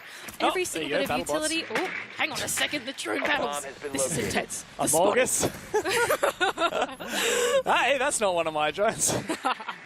Well, Dam1 need to get a move on. 25 seconds. This isn't looking so good though. Yes, coming down the main stairs, but all Rogue players are in a position where they can trade each other out. They're playing very close by. They don't want to give DWG KIA any chances, any 1 versus 1. 15 seconds remaining. DPEC spots it. Quick cross there from Yas, and he goes straight into the site. He's got that diffuser. Is he going to start planning it straight away? Rogue on for the retake. 2 coming from Volt. Katsang, that might be the perfect flash, but DPEC can't deny it. Is it going to be enough? Indeed it is. The Yokai comes in clutch once again. And wow, just such discipline from Rogue as well in that late round. They weren't willing to give away any of the 1 versus 1s. As soon as Yas came down the main stairs, we saw Kanto, we saw one of his teammates run his way through the gold vault, not alone, but together, making sure that those trades were going to work in their favor because they knew only 1 person can be covering. We may as well take that 2-on-1 together off the back of that Yokai drone to eventually win it out. Rogue, I love that strat for them. I love the pressure that they're putting onto DWG KIA, and in their rattled state, I'm looking at Rogue to take this one out. There's no doubt about it. 2 rounds from securing the 3 points are Rogue right now. They've stretched a 3-round lead. And Dam1 do take their tactical timeout. It's the only one they're going to get for the whole map to lose their first attacking round after only going 2-4 on the half. Rogue are running away with this. It's 5 rounds straight from the Europeans here, Mandy. And DK are just looking lost. And particularly Spoit is running away with this. He's backing the team completely. It's just incredible. Everything that he's been able to do is enabling. We saw that in direct effect in that last round. We saw the drone from DPEC. DPEC is only 2-2, I believe, on the scoreboard at the moment. But the impact that he's got, to Spoit, that's the assist on the kills that he needs. And that's just the teamwork flowing through this team is insane. It really goes to show that I think this iteration of the Rogue roster has found their footing. It took them a little bit to get there, and even some players found that they struggled a bit at the start. I'm going to talk about Kanto for a second. He actually, while he has been playing that kind of entry role or support entry role, support. He's been helping with the entry. He hasn't necessarily been the primary entry. Secondary entry, there you go. He hasn't been showing up in the stats as someone like Spoit. Right, Spoit is 2.0 KD right now. Kanto's actually beating him for KD, only died twice. And it's great to see Kanto find his footing once again, find his place. Oh, tempted spawn peek there from Leon, exuding confidence, our Rogue. I feel like he deserves that. He deserves the confidence license. I mean, look at Rogue. They're all doing absolutely incredible. DWG KIA, they're going to shape up for this attack onto the top floor. Now, DWG KIA, they have leaned into the ace and the floros, and so it does seem like they're going to go for that square take, try to clear out as much utility as possible, and open up their way into the site rather than do what Rogue did. Oh, goodness gracious me, Leon. This is getting really terrifying for them. It is, but Leon does not want to let this case go. He's continuing to peek outside these windows, and he gets it finally! Insult added to injury. Rogue in the driver's seat of this game, and Dam1 left behind at the station. And well, that is one way to rub salt in the wound. Re-peek it once, okay, re-peek it twice, a third time to finally get the kill. Leon, what on earth was that from you? And what a rough game from Code as well. He's died every single round and only found a single kill. A pretty rough game for the Dam1 player. And you can see Dam1 as a whole have fallen back into their shells. So slow. Fighting from a numbers disadvantage now. They're going to need to see some huge plays. Otherwise, this game is not going to last much longer. And now we're seeing the Rotero drone starting to get used into this hallway. The shield that was originally protecting Spoit is now destroyed. And we also have the wildcard of Yas, the one we spoke about before this match even started, slipping his way up the main stairs, trying to catch someone off guard. And in fact, Boogeyman actually catches Leon on the jump out. Rogue, is this too much overconfidence? Rogue need to be careful here. Don't get too overzealous. Don't let Dam1 back into this game, because Rogue have shut them out so far. There is a point when it is too much. And Dam1 now evening up the scoreline. Do they have the positioning for it? A bit of a breach on the wall could help. And that's exactly what Woogieman has done. Katsung throwing another Rotero drone. It's going to be able to find. DWG KIA tried to do the measure twice, cut once, but it doesn't matter. Rin is going to hop in anyway, not accounting for Deepek's crossfire, trying to take down a second onto Yas. 4 versus 2 situation now for Rogue, looking into driver's seat once again for this round. Yeah, tough one. Woogie on the window. Katsung not able to do a lot from his position outside square. Deepek's starting to feel that pressure, but it's too late. Deepek's already had his impact, preventing the stop jump in, and Spoit actually confirms what looked to be Deepek's kill. It is now a 1 versus 4 for poor Woogie, and just look at Spoit exuding confidence once again. He's going for it. Rogue is going to head on to match point. There are no two ways about it. Woogieman desperately dancing, but Kanto is going to put him in the... No, all right, he's going to find one more consolation frag, but it matters for absolutely nothing. Rogue on to match point, 6 rounds in a row. And how incredible teamwork once again on the side of Spoit. Deepek, he goes, oh, hang on a second, guys. My wall is getting breached behind my back. I am in trouble. And Spoit goes, don't worry, bro. I'm there for you. I'm here to swing through that hallway. We're going to get you out of this one. And absolutely, that is the story of Rogue so far. They are holding each other's hand through every single step, not of just the attack to enable Spoit in, but even on the defense. In intel, in refrags, in crossfires, everything, these guys are on it. That's the scary thing about Rogue. It's not like they have one player who's just running around the whole map and killing everyone. You know, it's not like they've got one person who's just got the most insane aim you've ever seen. They are just a team. They are a unit all together. And the way that they play it, the way that they support each other, honestly, it's brilliant. It's worthy of a semi-final or better team. And we were trying to split hairs coming into this game. We were saying, look, Dam1 and Rogue, both very similar teams, both looking to fight for redemption after peaking at the Sweden Major, and it's pretty clear who's on top at the moment. I would absolutely agree with you on that one. Rogue, they've blown us away in every single way possible. This is just an incredible showing from them. Now Rogue will take us down to staff room and open area. I feel like we haven't seen them play this site before. Could be wrong. But coming into it, they've only had one defense well, yeah, so there far. you go. I'm trying to compare them to DWG KIA because they've Well, DWG KIA DWG played this a lot. Yeah, three times. Yes, it's all blown over my head now. Deja vu. But Rogue, they're playing something a little bit different once again. We've have to go into a rehost for now. Some tech issues happening, and so for now, talk a bit about Rogue, I suppose. Yeah, I mean, what a stellar opening. They lost the first 2 rounds, one of which was a clutch, and since then they have just been phenomenal. There's not been a moment when Dam1 has looked to be in control. It's not like these are close rounds and Rogue's just edging it out. No, Rogue is just looking like the better team, hands down. I mean, there are some players on Dam1 who look like they barely appeared in the server, and every individual play that Dam1 seem to try to make, Rogue are there with 2 or 3 players to reply. And that is such the big difference between the philosophies of both of these two teams, don't you think so? Rogue, they're all about a game flow between all 5 players. That is the way that they've been attacking it. That's the way that they've been defending it as well. DWG KIA, they don't have that same philosophy. They have Yes going off doing his own thing. They have 3 players trying to work the wall. Rin going off and doing his own thing as well. It feels like a disconnect that DWG KIA have, which Rogue don't have. And that's really been their downfall in this game as well. It's allowed Rogue to double up, team up on these guys, and eventually take them down.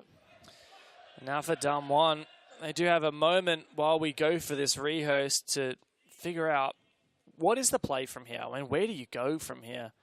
It has been pretty rough. It has been... This is not the Dam1 that we saw go through all of APAC North. No. Like, what is going wrong for them? Like, yeah, they're going against a really good team, but you wouldn't expect 6 rounds in a row to go the other way. I think for Dam1, they need to take a step back. They've gone through adversity. They've been through these losses now many times, even as of recent.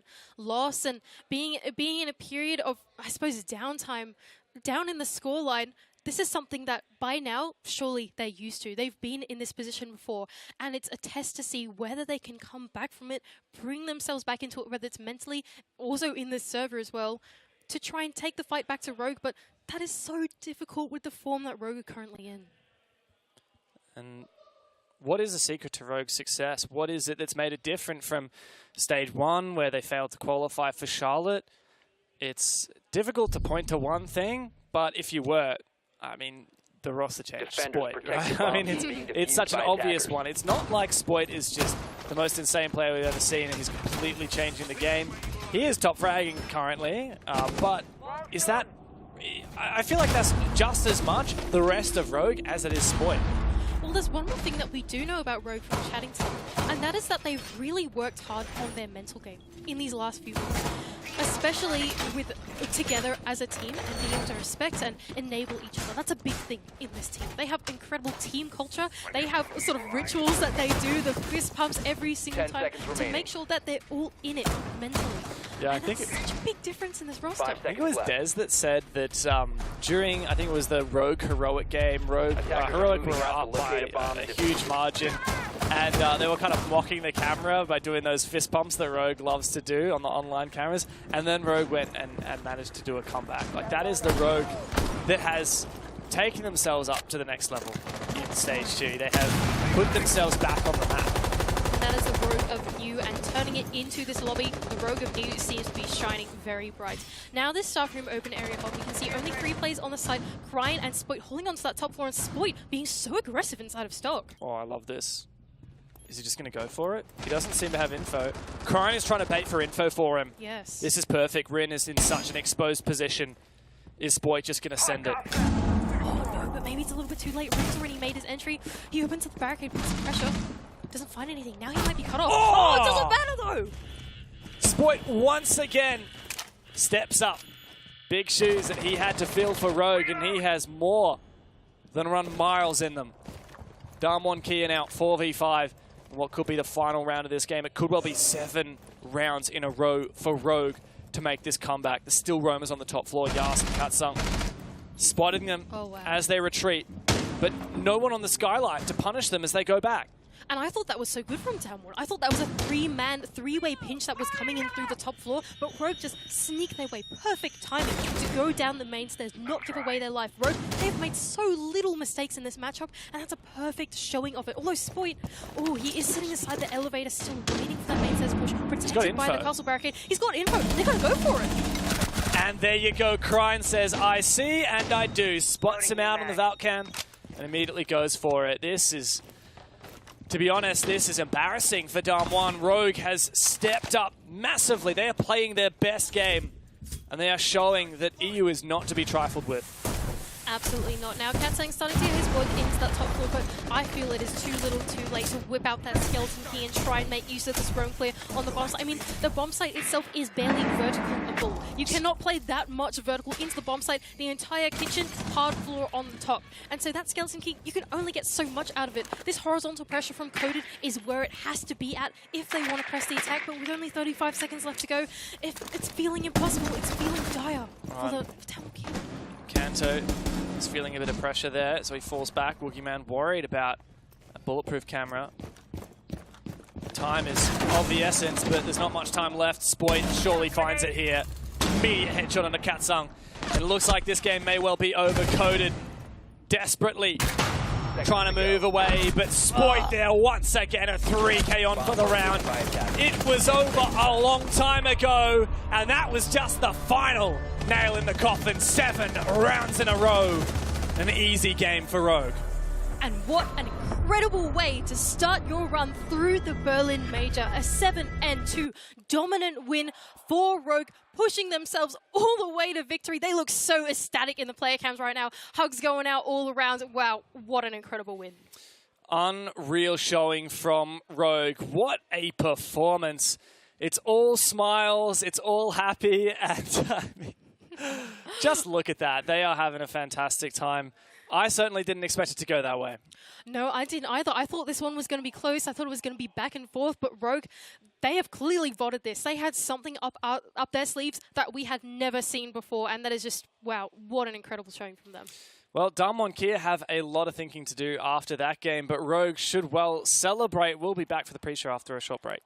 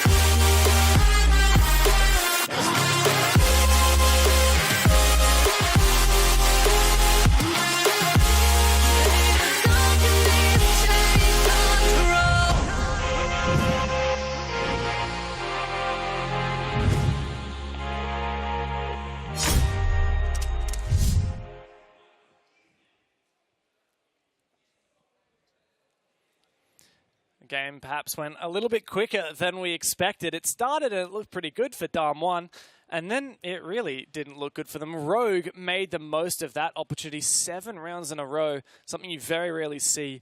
A fair number of flawless rounds in there too. What a dominant showing. EU, I think, have already made a statement. Absolutely, Rogue. They've come in, they're dominant. They've showed us the progress that they've made throughout the stage has really amounted to something incredible. Showing against DWG KIA, that is nothing to laugh at. They are an incredible team in their own right. And 7-2, wow, that is dominant. I think any team could watch back that Rogue VOD and take a lot away from how they're playing the game. You know, using these yokai drones for these aggressive roams, the way that they're supporting each other on these advanced positions, the way that they know exactly the moment when to fall back. I mean, it's not the Rogue that we saw play again. You know, we were talking about that BDS bank game. Very different Rogue, I feel we saw in the server today. That Rogue looked refined. They knew the timing down to a T. They're like crossing their T's, dotting their I's, everything. It just felt like it was so well planned out, even on their attack.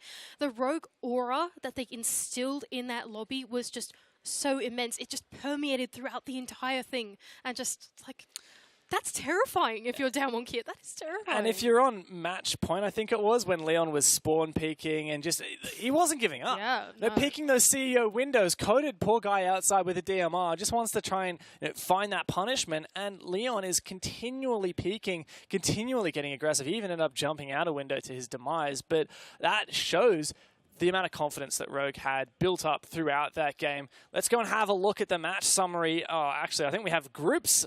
So let's go have a look and reflect upon how the stream has gone so far. There you go. The group, as it stands right now, the NIP and XSET games have not started yet. So we've just had Rogue and Dam 1. And with a 7-2 scoreline, that gives Rogue 3 points.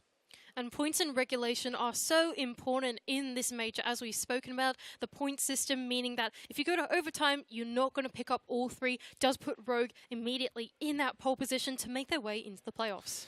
Yeah, and it's going to be really tough for Dam 1 to come back from this. And I'm starting to think that Rogue is looking like you said pole position for playoffs, looking like the most favored team. And for Dam 1, this perhaps tempers our expectations a little bit, because it's not going to be free from here on out. You know, XSET made playoffs in Charlotte, and NIP have, well, they're on a bit of a reprisal after a quiet bit, and they know what it means to be champions and go to major finals as well. So it's starting to look like Rogue are very much a shoo-in. Absolutely. We haven't seen the other 2 teams play yet, so it's going to be difficult to judge just how competitive this is. But we're going through some of the other groups now as well. Spoilers, Elevate, guys. hang on. Oh, spoilers. I hadn't seen this one yet, but here you go. On the B stream, the Elevate M&M game has finished, and Elevate has taken it 7-4. I don't know if you guys on the stream could hear, but we could hear a lot of yelling during our match. And it wasn't always from our game. I reckon a lot of it was from this M&M Elevate game.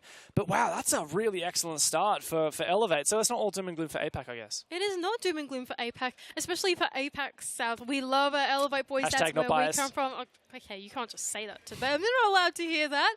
But anyway, now, what an incredible matchup that we've just seen from both teams. I can't wait to go back and watch that Elevate game, take it to NMM. Oh my goodness. Yeah, try to say that 10 times fast. Try and say that 10 times fast, exactly. Yeah, look, it's going to be an incredible one. I think to take away from the group that we just watched, Group A, Rogue looking like a very fearsome beast. Honestly, it's going to be hard to see with how well they play today. With those flawless rounds, with that 7-in-a-row streak, it's going to be tough to imagine them not making the playoffs. I think I'd agree with you on that one. They look like they're in red-hot form. The blood is flowing. The chemistry is there. And off to a good start. It's just what you need. Bit of redemption needed, though, for M&M and DWG KIA. Now, Dam 1 are actually playing a game, well, very, very soon. So we're going to go to a quick break, but don't go anywhere, because there's a chance at redemption for Dam 1.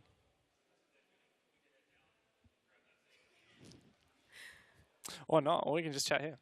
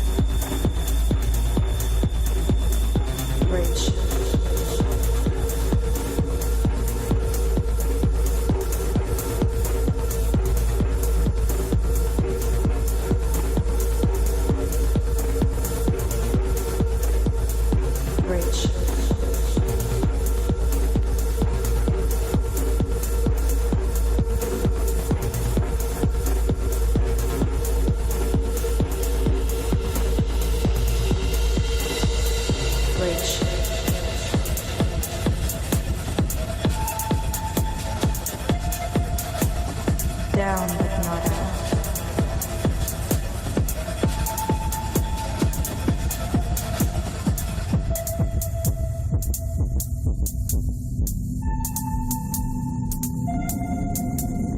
Sight.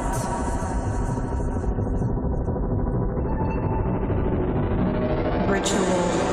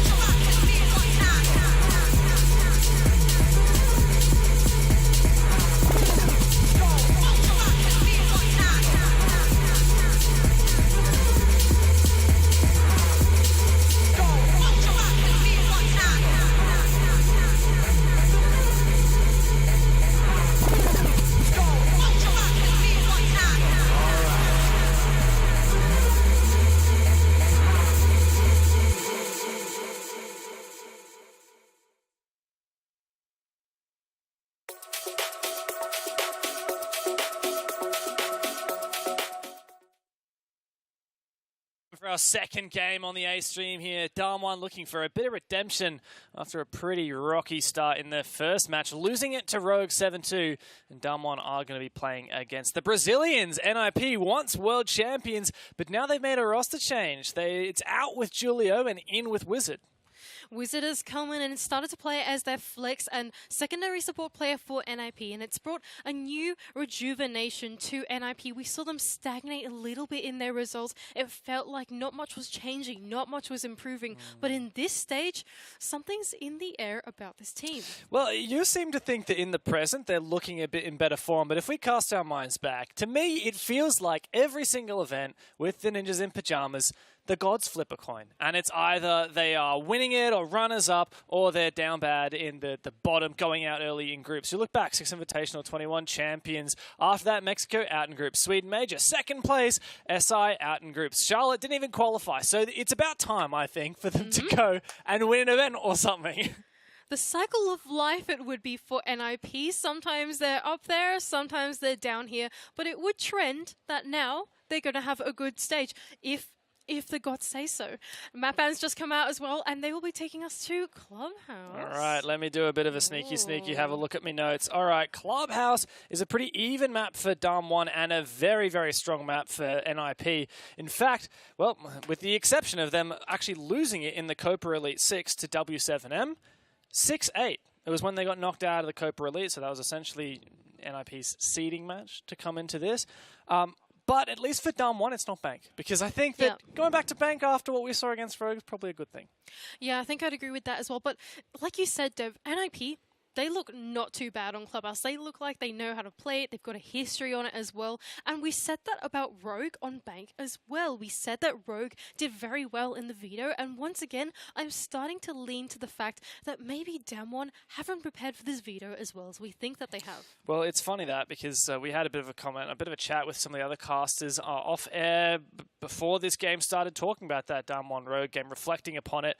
And there was a couple of comments around like Damwon didn't look ready for that game. They didn't look prepared. They didn't look like they'd done the necessary prep work to be ready for their opponent. Well, they better have done so here because this group is not going to be easy, right? You got XSET, you got Rogue, who Damwon have already lost to. NIP, with how hit and miss they've been, they're the team that realistically Damwon need to beat. So it is a last-ditch effort for Damwon to get a dub today and NIP's first game here at the Berlin Major. So let's get stuck into it. Let's see who's going to take it. It is, believe it or not, a rematch from 12 months ago where these two teams were in the same group at the Mexico Major. Damwon was the victor in both of their matches, but certainly not the victor here in the community vote, with most of you on the Ninjas fan side. Very, very interesting, and something that I would honestly, I think I agree to, I lean into as well.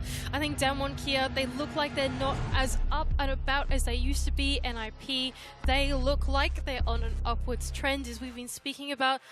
The map veto looks like it's gone in their way. It all feels like NIP so far. Yeah, and indeed, NIP get the very first ban as well here on Clubhouse.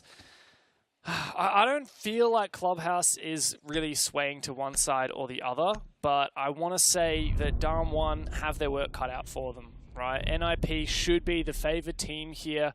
If Damwon's form of their first game is anything to go by, 7 rounds in a row is a pretty devastating blow. Like, how do you get back on the horse after something like that? Well, they've had their break. They've had their time to do a group huddle, have a chat, try and figure out what has just gone wrong for them to bring back the mental going into this game. Now, how hard would that be? I imagine it incredibly difficult to try and pick up the pieces, come back straight into another major match. Very important, of course, against NIP. It's a big challenge for them.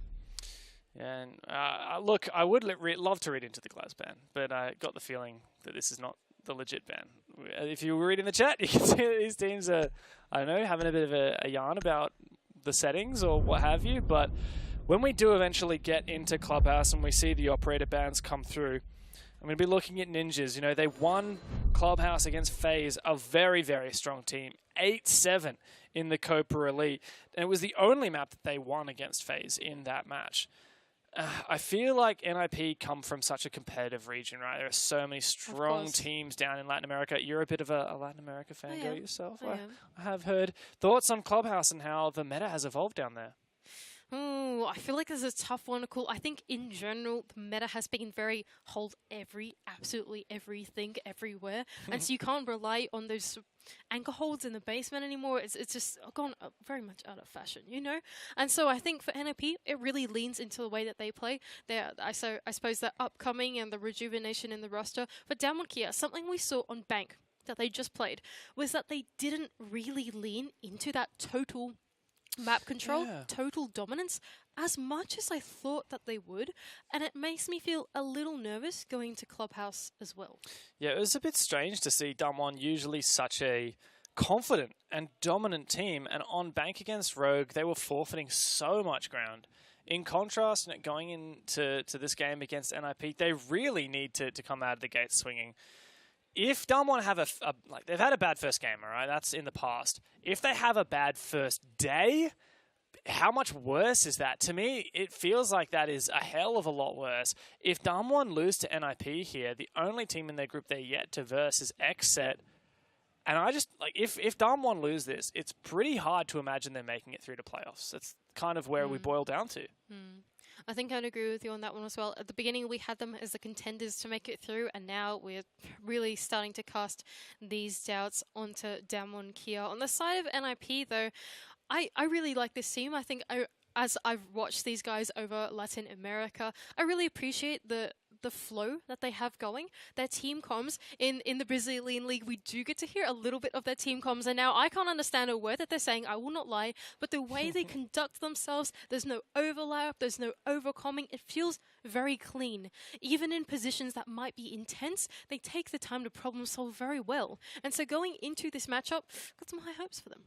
NIP historically known to be a really, really chaotic team, and they have been together for a 5 roster, and at minus Wizard, who is a recent join, for a very, very long time. And I'm looking here, Pino joined almost 3 years ago, right? That was the previous roster change. And then Wizard, he has only been on this squad for 2 months. So he is very much fresh. And with NIP right now, you can see the team is getting riled up, doing their little high fives and stuff as we get back into the roster and back into the game, rather. It's going to be a bit of a proving ground for Wizard, who's never played at this level before. Well, it seems like not quite going back into the game just yet. DWG KIA are back on the attack, and, well, DWG KIA are actually starting out on the defense. I feel like that is something that we should have a chat about, though. Sure DWG KIA on the defense. They didn't look great on Bank. On Clubhouse, it's a different map. There's different philosophy. Will it translate? Or will it fix itself? Yeah, I don't know. It's a tough one. Damwon, I feel like the fact that they started so slow at the start on their attacking side really did... it punished them. And that made it... Oh, sorry, they started on their defensive side. And that punished them, and it got the Rogue side a bit more confidence. If we look at Clubhouse stats, Damwon are actually quite significantly a defender-favoured team. 57% defensive win rate, only 46 on the attack. And for NIP, it's not quite a similar story. They have that 57% defensive win rate, but they actually win a lot of their attacks, 64% win rate on their attacking side. So NIP are not afraid of taking teams to Clubhouse and starting aggro on that attack. That is very interesting to start off on. DWG KIA, have they made a mistake going onto the defense? I feel like, especially coming off the back of that last game where they looked so timid on their defending half, something has to change if they wanted to take it to NIP. These guys press the attack so hard, they take as much real estate as they can. They are from Latin America after all. These guys are so quick on their feet. It could be a bit scary for them, but of course it is a different map, it's a different game. It's time for a reset, and that's exactly what DWG KIA need. One curious thing talking about attack and defensive side, obviously, like, so NIP got the final ban, therefore Damwon got to pick that they started defense. NIP got to pick that where they start on in overtime, and they actually chose attack. So it shows that NIP are actually really confident on their attacking side, as if it does get down to that round 15, that's where they want to go. Absolutely, and now heading straight into the game, the first ban to go out will be Hibana. Getting those hatches open will be made a little bit more difficult. Lines of sight perhaps on the garage will made a little bit more challenging. So far, will it be Thatcher? Will it be Maverick? Thatcher will be the one taken out, so we're going to see a Maverick game of Clubhouse. Tricking the walls, jacuzzi wall, cannons wall, whatever it might be, a very standard way to clear through the map. It seems like Maverick Clubhouse versus Thatcher Clubhouse, it's gone in and out of fashion. The Maverick, very, very powerful. I wonder if we'll see the KIA ban or whether that will slip on through. Because with Hibana banned, I know you're going to be running that Maverick a lot of the time anyway, but you can re-pick off of it. There you go. This feels kind of old school, Mandy. This does feel very old school. And something to note is that there are some very important operators that have been left in. Azami, for example, has been left in. We've seen a lot of teams leverage the architecture of the map with those keeper barriers. And on top of that, like we can see Thunderbird, lots of people like playing that on the basement as well. It's a very popular operator. And more importantly, Kaid as well. Whether they're going to trick the hatch, keeping some of them closed, having to dedicate 2 Selma charges to a hatch means that you have such limited options. Attackers need to locate and defuse as many bombs. Defensive side will go for KIA. In fact, it looks like a pretty strong bunker down setup for Dam 1. Everything here speaks to fortifying that base group, whether it's the Asami to create some strong positions to hide behind, the Jaeger to keep you alive playing those positions, and the Thunderbird as well. The KIA to keep the hatches closed and the smoke just do what smoke does best, burning down that time in the late round. It makes me wonder if we're going to see a roam at all from Dam 1. I do feel like they should. I would agree with you. I think that they should, even if it's a light room, but we'll have to see into lobby. On the side of NAP, I feel like they've read into this quite well, to be honest. They haven't gone and re-picked off to some big roam clear operators. We don't see Jeff or Conquer or whatever. They're actually bringing the double hard, triple hard breach even. Oh, hang on a second though. Oh no, he looked away at the wrong time. Ah, yes. But anyway, like, NIP, I think they have all the tools in the arsenal to open up the site that DWG are trying to keep closed. Yeah, it's very true. Triple hard breach in the Thermite Maverick Ace combo does leave nades a little bit less present. No Thinker. Think has been a mainstay, as everyone is talking about these days. Gone for the Zophan Sledge instead. Oh, come on, surely you'd take out that default camera. It's actually big if they don't take out this default camera. That's so much information onto where the push is coming from. NIP now starting their roam. Oh, wow. It does actually seem like Rin is looking for a bit of a roam into bar, just taking down a drone, but will fall off. And now all 5 down on KIA plays back comfortably inside of the site. NIP can start to get to work on these hatches, push through that mid round, and in fact, there's 2 whole minutes left of this round. It looks like they're pretty confident they've cleared the whole map now, so it's time to get to work on the vert for Kitchen. You can see Woogieman's got impacts to try and prevent this Kitchen hatch from being open. You chuck an exothermic or an Ace Selma on there, it's going to be very difficult to get that detonated successfully while there's an Azami with impacts below. Well, I can only imagine with the hard breach that they've brought and the limitation on not having Hibana, that perhaps they might not even contest the kitchen hatch. We can see blue hatch being opened straight away, Wizard is making his way through bar, but it doesn't even look like they're going to try for the hatches. Kamikaze is opening up Moto. Perhaps a triple take is on the cards for NIP. Yeah, is there any wall denial on this triple wall? Not from what I can see so far. Rin's done an excellent job taking down the drones. There's already 4 taken out from NIP, but with that hatch on Moto opened up, Dam 1 forced back into the site. NIP now shaping up for what could be a very explosive execute onto this triple wall. A C4 being prepped by Rin for that bottom mainstairs push. Down on KIA, it feels like they have a pretty good read into what NIP are trying to do now, just holding on for dear life to these anchor positions. And look at the time burn here from the smoke. The gas goes out very early from Coded. Try and slow down this push. Those Azama keeper barriers make it very difficult as well for NIP to get these long lines. But finally, action starts to erupt. Katsang finds the first pick, Muzi goes down. Wizard from the bottom main stairs finds his own. But the time is dwindling away, Dev. 25 seconds left, and this triple take has not really gone to plan. The wall is still closed. Down on KIA plays are still in their anchor positions. What are they going to do? Katsang holding on to this Moto position.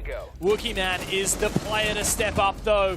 Yas went for a flank and he's come all the way down the main stairs. It's a disaster for NIP and there's nothing that Psycho can do about it. A strong opening round from Dam 1. After losing 7 rounds straight to Rogue, they're finally back. In the end, the anchor fortified position for Downward Kia does work out in their favor off the back of a pretty impressive roam flank from Yas right in the late game, just as NIP were cluttering their comms, trying to make something happen. Yas went, all right, now is the perfect time to go and get up in their face. And they're not going to be thinking about me, they're going to be thinking about how they're going to get into the site. And that's exactly what he did, bringing the round in for Downward Kia. I mean, I didn't notice. I don't know if Medics noticed, our observer. It was, he was so sneaky that he snuck up by every one of us. But no comment from our observer, he says. Well, for NIP now, they are starting on the back foot. They need to get back into this game. They're starting on the attacking side, which, yeah, perhaps is going to be a bit more difficult. But with how that round went, you got to think Dam1 are looking so much more in the driver's seat here. Absolutely, they look much more confident. That push that Yas went for, I don't think we would have seen that confidence in the last series. It feels like a reset has come for Downward Kia, and they're back in on it. They're willing to take these fights, and that's something that is so important, this mental game over this major. Attackers' objective is to defuse a bomb. If you're a Dam1 fan, no doubt it's going to be a bit of a relief to see that they finally got back onto the scoreboard. That Rogue game was rough. There's no other way to hack it. For NIP, though, and for the passionate Brazilian fans that have watched them finally make a return to the major, there's a lot of high hopes hung upon their shoulders as well. Gym and bedroom defense. Dam1 holding on quite aggressively. Look at this position from Woogieman, waiting for someone to open up the hatch, hoping he can find something with that shoddy. But for NIP, it's just pretty staple CCTV across take, and they've made good progress thus far.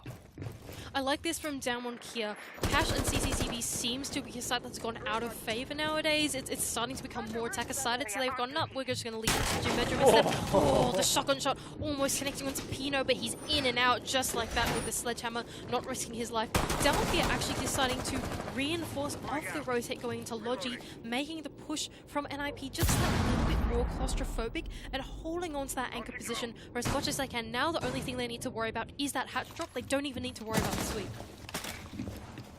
Getting in the building now. Starting to take that map control. Drones have already gone out.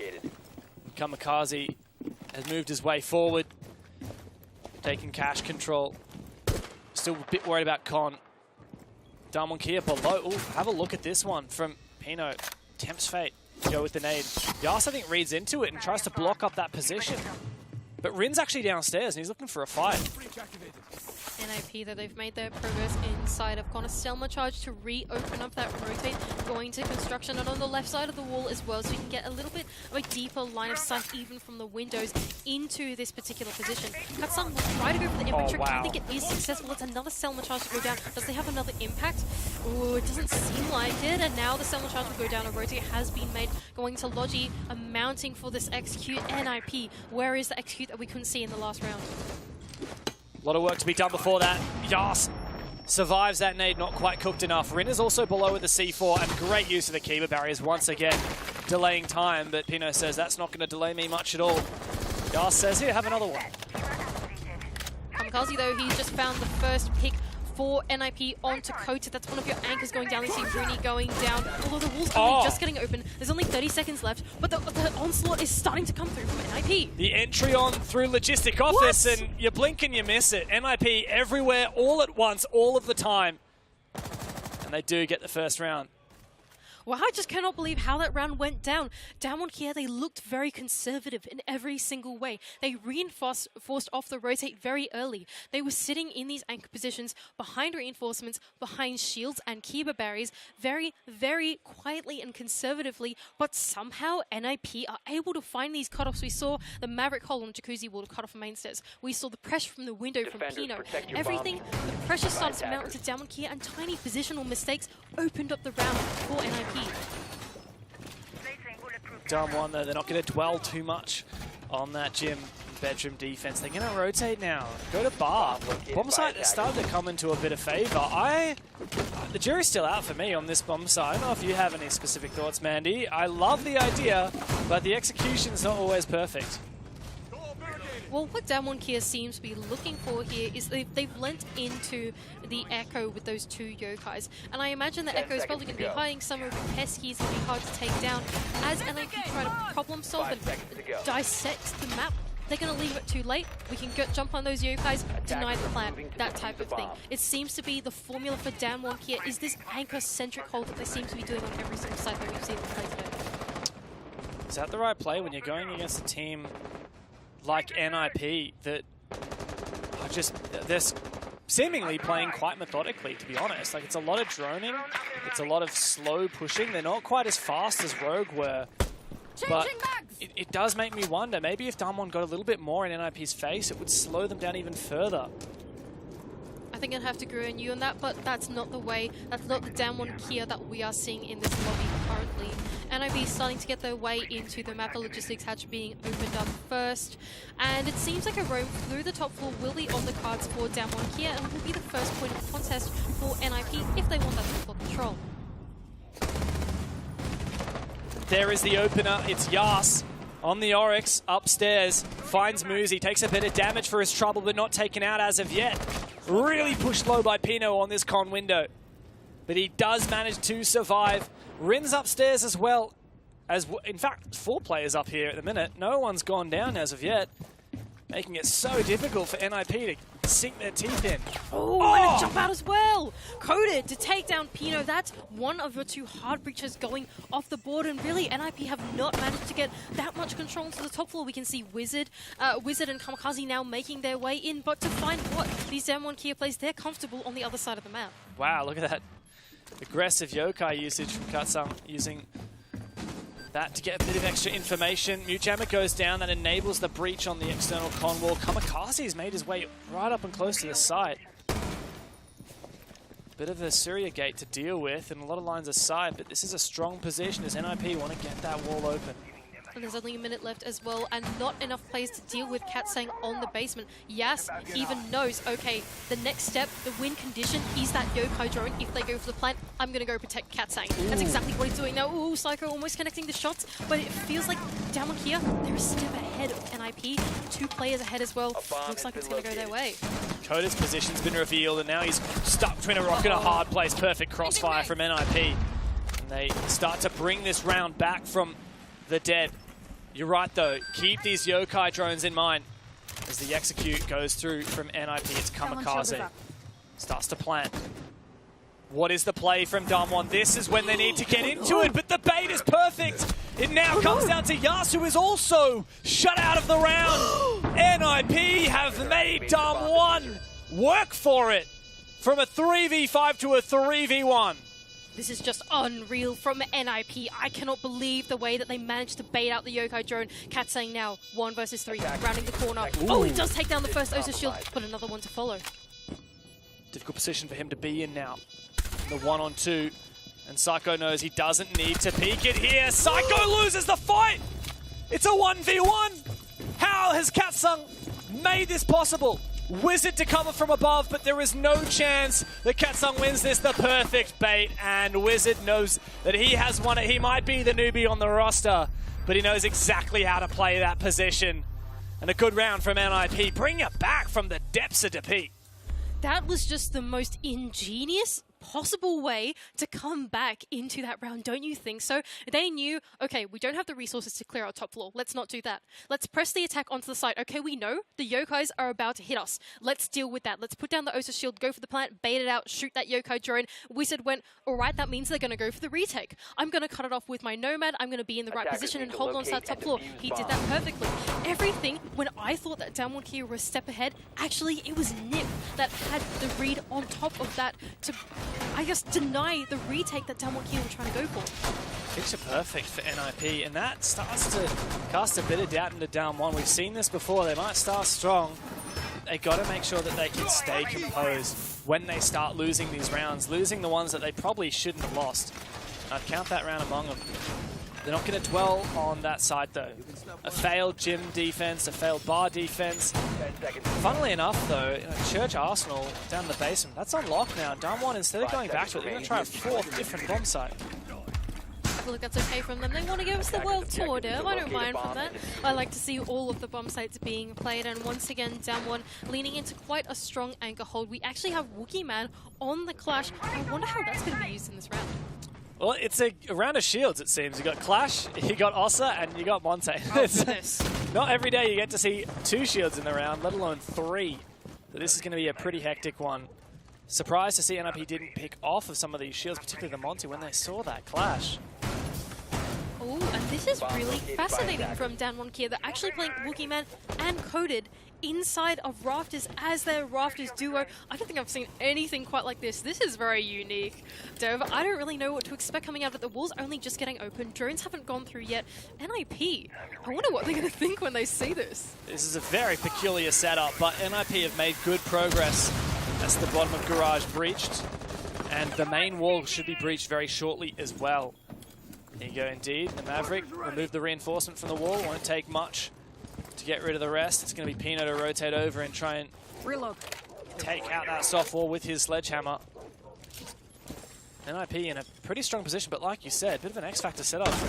Down one, and Rin is keen to make a play.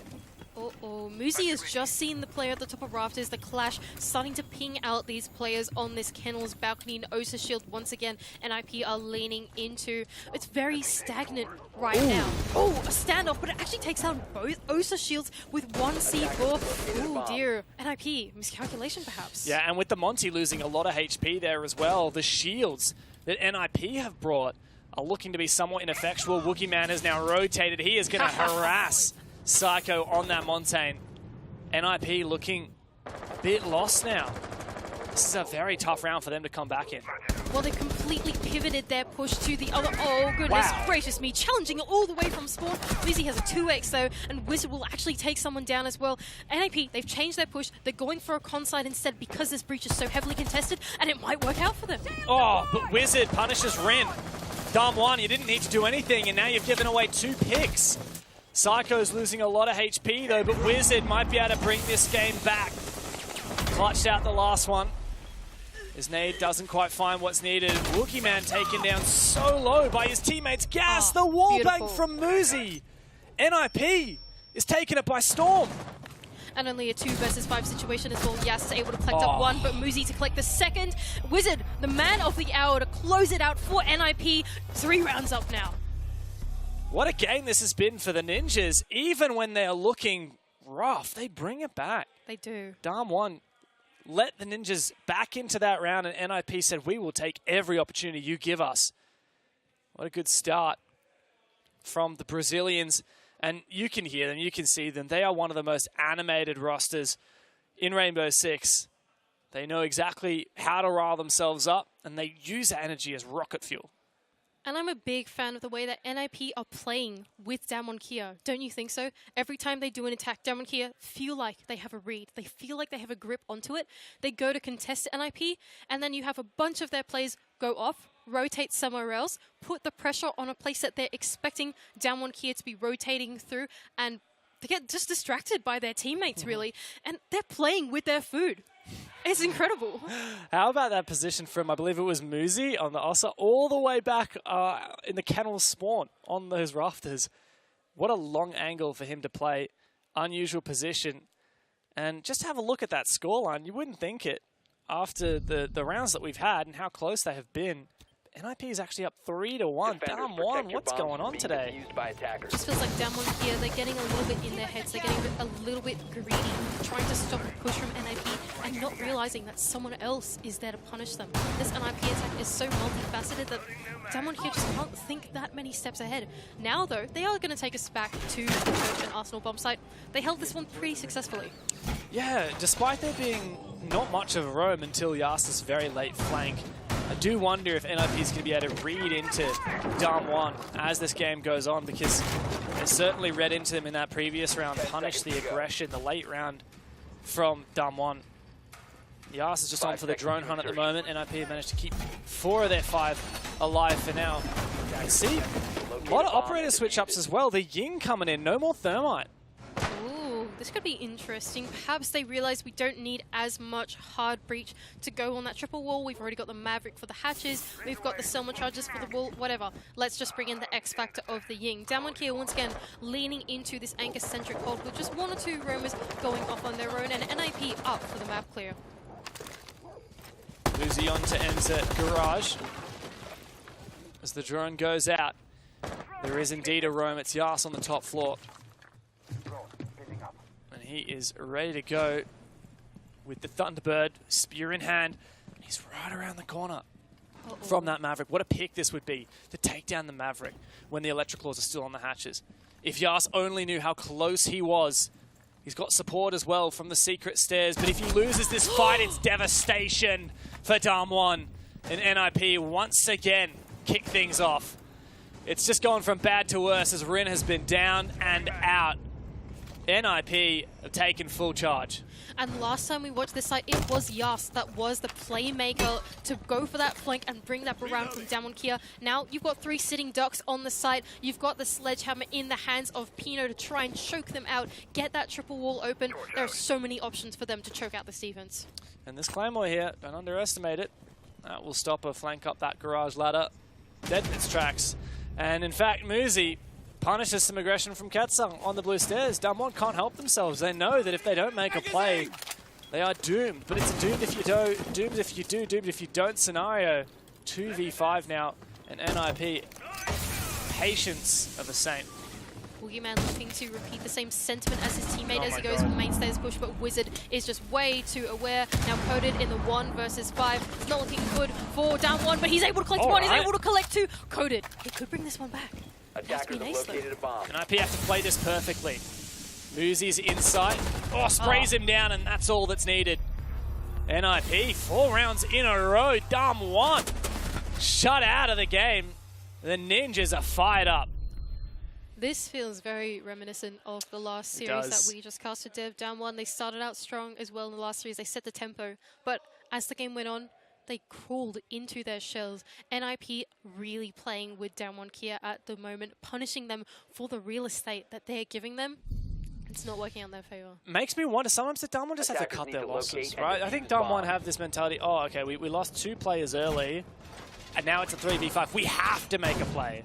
But NIP know that, and so they're ready for it. And so every time you do make a play, you're gone.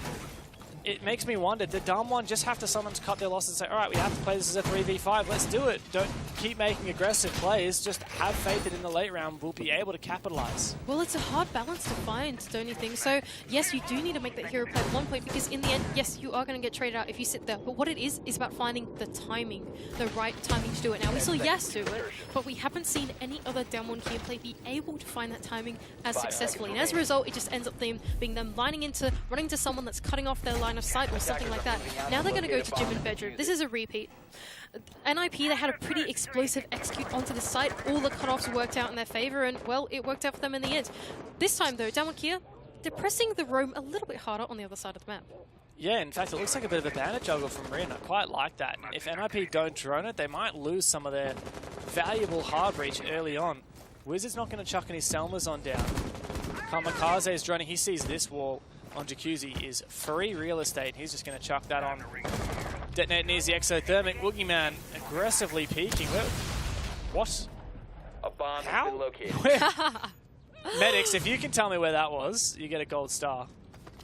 I believe that Pina must have just been out on the window, exactly, on the balcony, on the windows, just putting in that pressure, punishing any Damwon Kia's players that might be running around the site, not checking the doors and corners, I suppose. Now the wall has been open, and NIP have been very successful at this round and round again. They always enter into the point and pressure onto the point that Damwon Kia are not holding yet. It forces the Damwon Kia players to have to deal with it. And then oh, yes! There it is. The timing could not have been worse. Muzi comes and backstabs him, and 8 up through the hatch. Damwon once again finding themselves in a 3v5, and Ninjas in Pyjamas playing it so patiently. The vertical nade from Psycho, very close to taking down Coded. And Damwon, you can visibly feel the tension in this roster as they just walk continually into the lines of sight of NIP. And how genius is this from NIP as well, right? Kamikaze went, okay, this part of the map is free. I'm going to get it open. Muzi went, oh, that means they're all going to rotate back to the site. I'm going to place myself below and make sure that no one's on that hatch for the push that we go for later. Now NIP constantly punishing Downone Kia for being in the wrong place at the wrong time. Katsang will take down one, though Pino is looking for that trade onto Ren, so low on health. NIP looking to close out this round.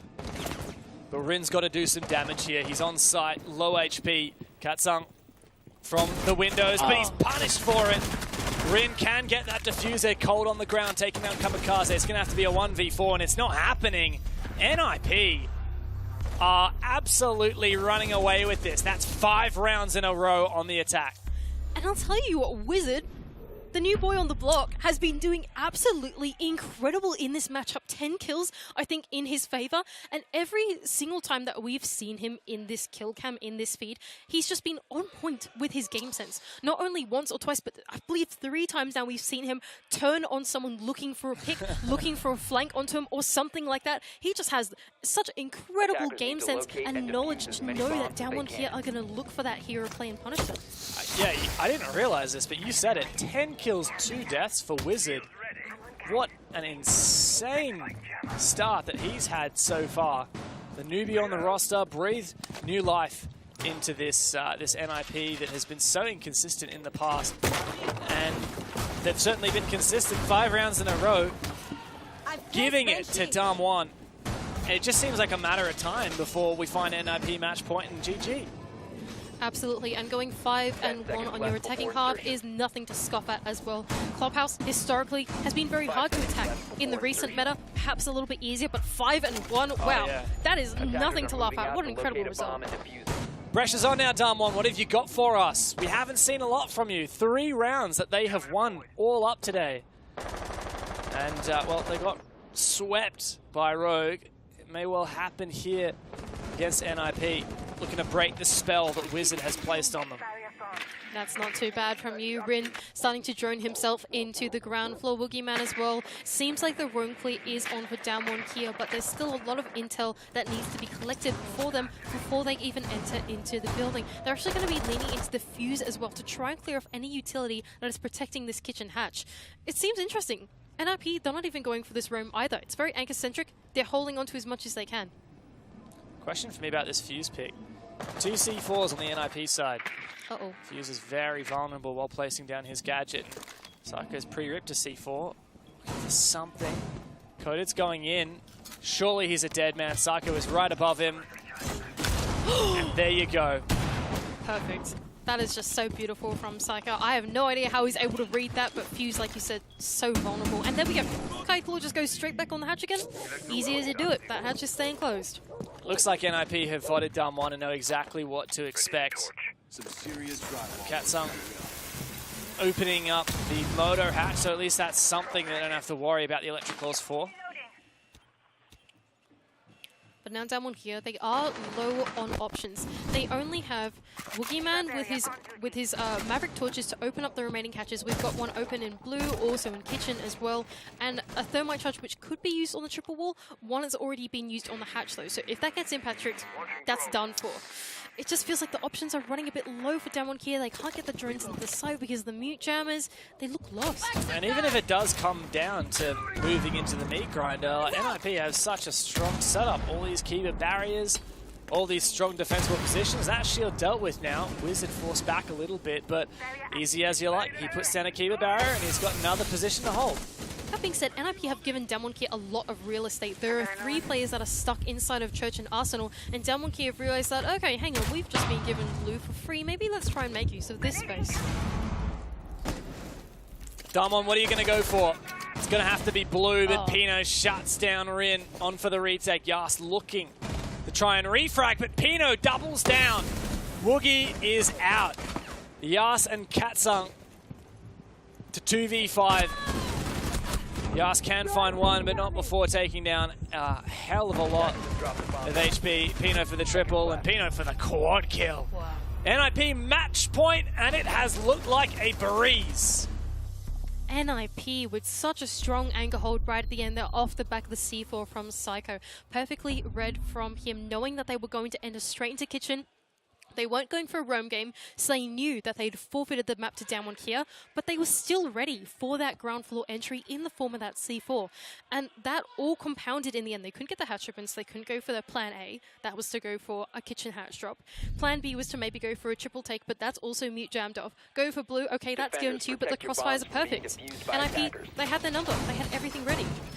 And funnily enough, it was on the KIA NIP skin. The R6 share program. There you go. Psycho is showing why you want to run that skin. Showing what he can do when he's got a C4 in his pocket as well. NIP came into this game with a lot of questions. Now, you had said, I'm confident, I believe Wizard, but, you know, we can see.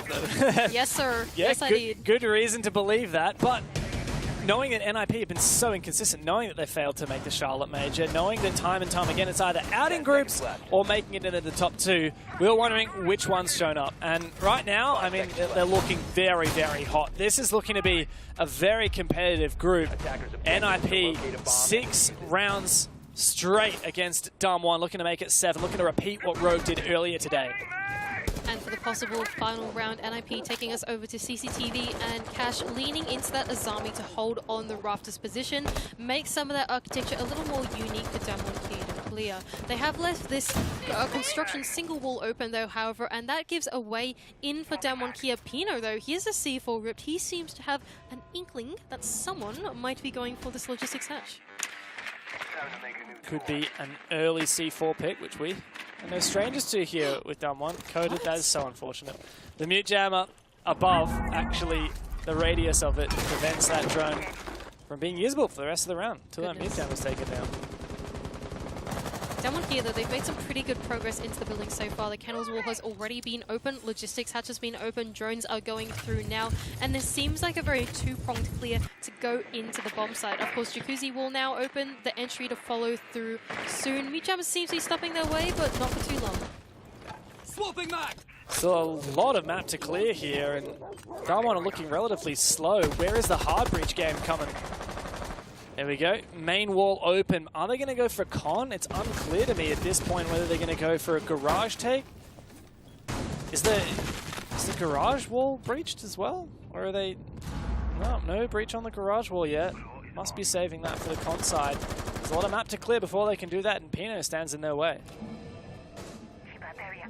Damwon Kia, it's time to start pressing the attack. They have droned out this top floor. We have got our entries in. Coated has just dropped the logistics hatch, opening up a rotate for his teammate of Hudson to try and make his way into construction. But like you said, Pino, that's the player that they're going to have to watch out for as they go for this execute. This two-pronged execute is rattling NIP just a little bit. It's made them reposition their anchors, trying to think about what Damwon Kia are going for, where the kit is going to come flooding through.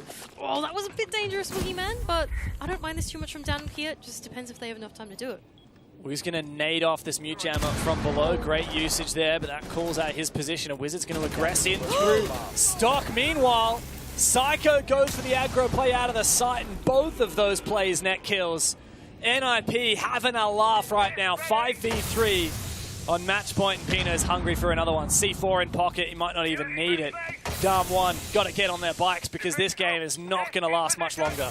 Rin trying to make a play in through the breach, but shut down by Muzi. Now 2 versus 5 situation, NIP in the favor. I criticize them for not being on the ball, but they totally know exactly what Damwon Kia were going for now, looking to take out this series. It's going to be over in just a matter of seconds. A flawless round and a pistol kill for Wizard to close it all out. The young gunner steps up, and the Ninjas in Pyjamas, 21 world champions. They will be here at the major, and they're here to play. NIP was so present in this matchup in just every single way, 2 or 3 steps ahead, not just on the attack, but even on their defending half ahead of Damwon Kia. Everything that Damwon Kia went for, shut down by something else. They were just so on the ball with it, and what a beautiful showing of Clubhouse. And for Wizard, a debut at an event like this, a debut at a major, and his first game, he goes 14 kills and 2 deaths. What a scoreline. What a player. And huge. You get a lot of nerves when you come to an event like this and you're expected to perform under pressure, to play on the big stage, to go up against a team that has slain many, many strong opponents before. And Wizard not only met the expectation placed on him, but he far exceeded it.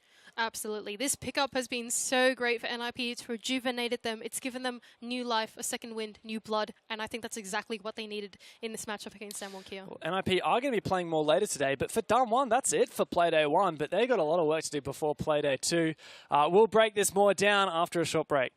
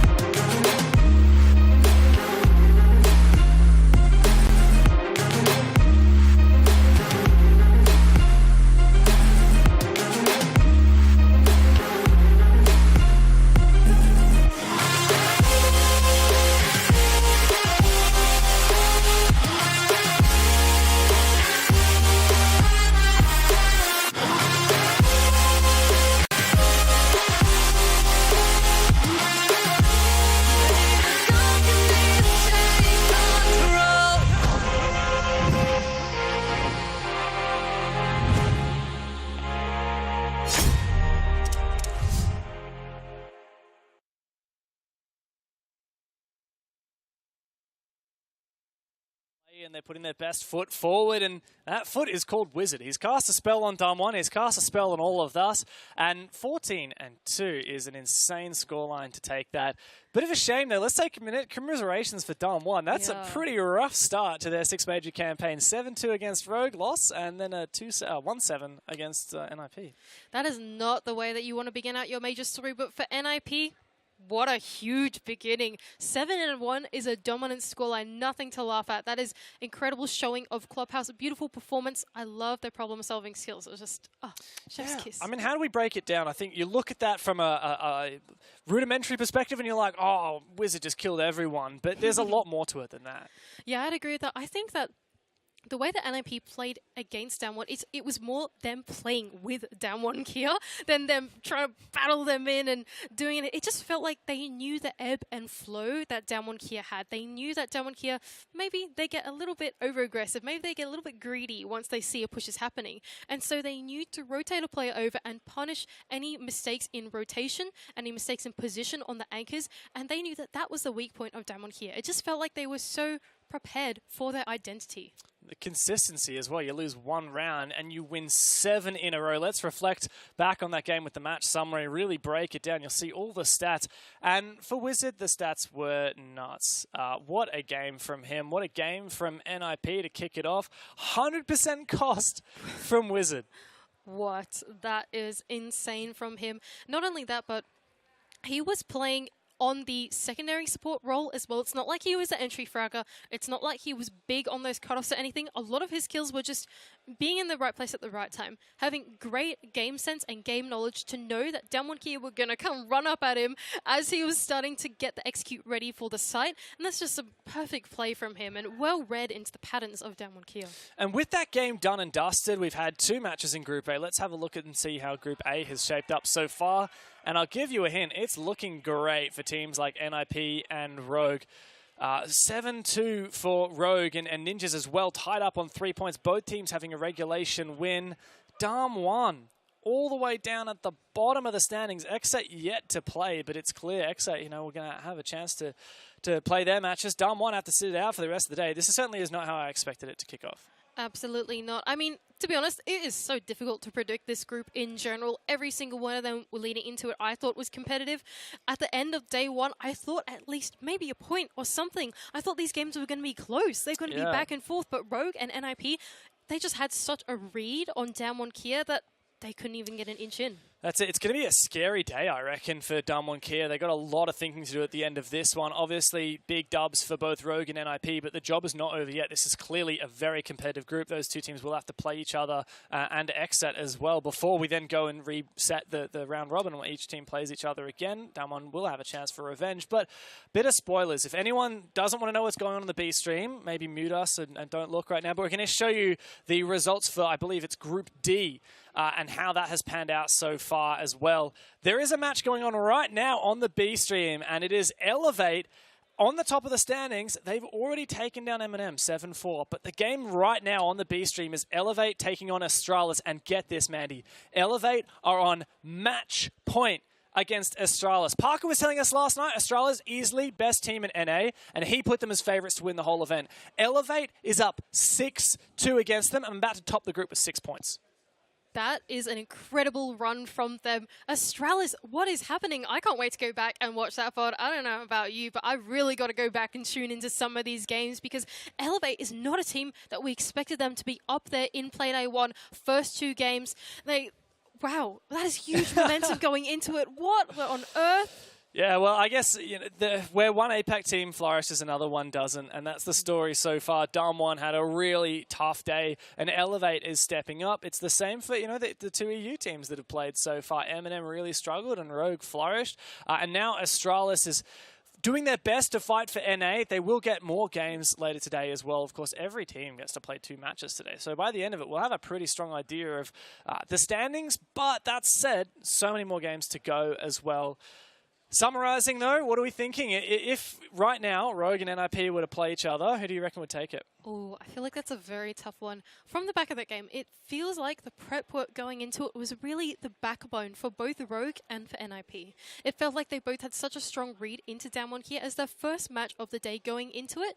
Because Damwon Kia were such an unknown team, of course they're going to prepare for it, right? But now that they play against each other, is the same amount of prep going in? Or are they just going to rely on that in-round problem solving? I don't know. It's hard to call. Well, 2 games done for the A stream. We've got 6 more best of ones to get through. And of course, Elevate and Astralis are going head-to-head on the B stream right now. So make sure that you're following, keeping up with all of that. But we'll be back very shortly for another match in the 6 major.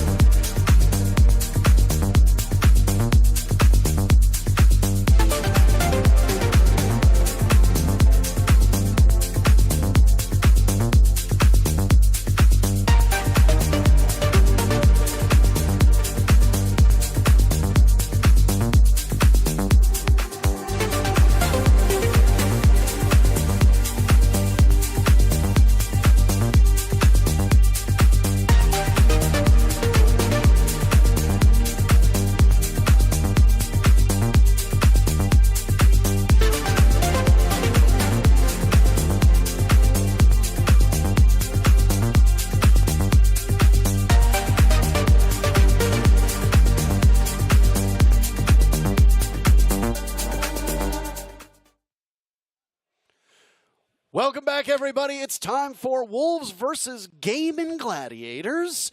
One of the top teams in Europe goes up against one of the top teams in all of APAC. This time, APAC South. It's been all APAC all day. If you haven't watched, it's been Elevate and DWG KIA active so far. It's the first time we're going to get to see Gaimin Gladiators on your screen.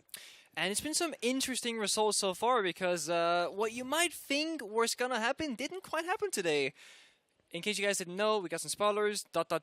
Some upsets have happened just a few minutes ago where Elevate somehow kind of wiped the floor with Astralis. Yeah, I mean, it's going to be a rolling schedule. Apologies to all of you who are going to be watching this back at some point, but we're going to keep you up to date with what's going on this stream, previous matches, and what's going on the other stream as well. But we're trying to make up for lost time here, so let's not delay at all. Just over my shoulder, right here, map bans. Where are we going to go for these teams? A bit of a difference in the map pool. The only real commonality is that neither team has played Border yet in the last 90 days of active play. For a team like Gaimin Gladiators, this one's a bit tricky because they've only played 7 matches, was it? I think they played 7 matches, 9 matches, something like that in the last 90 days. So it's been a long time since we've seen a great body of work for them. And of course, this is their first major international event under this organization as this team. And they've got Joe, who was formerly with Invictus, who's going to have some experience. But other than that, the rest of the team is really going to be in for their first time playing internationally. And they're going to go up against a team that has a host of international experience, especially Bibu and Rise, who have been around forever. Way too long. I mean, also Oregon as well as a map where Wolves, they thrive quite well on it. In the UL as well, they've been doing quite good on that. And I had this saying myself where if you're the better team, you don't want to coin flip Oregon because it's like a 50-50 map where anything can happen. If you're Wolves right now, and we just saw it happen with Astralis Elevate, I do have to fear for you because APAC is reigning supreme so far on this map. So far.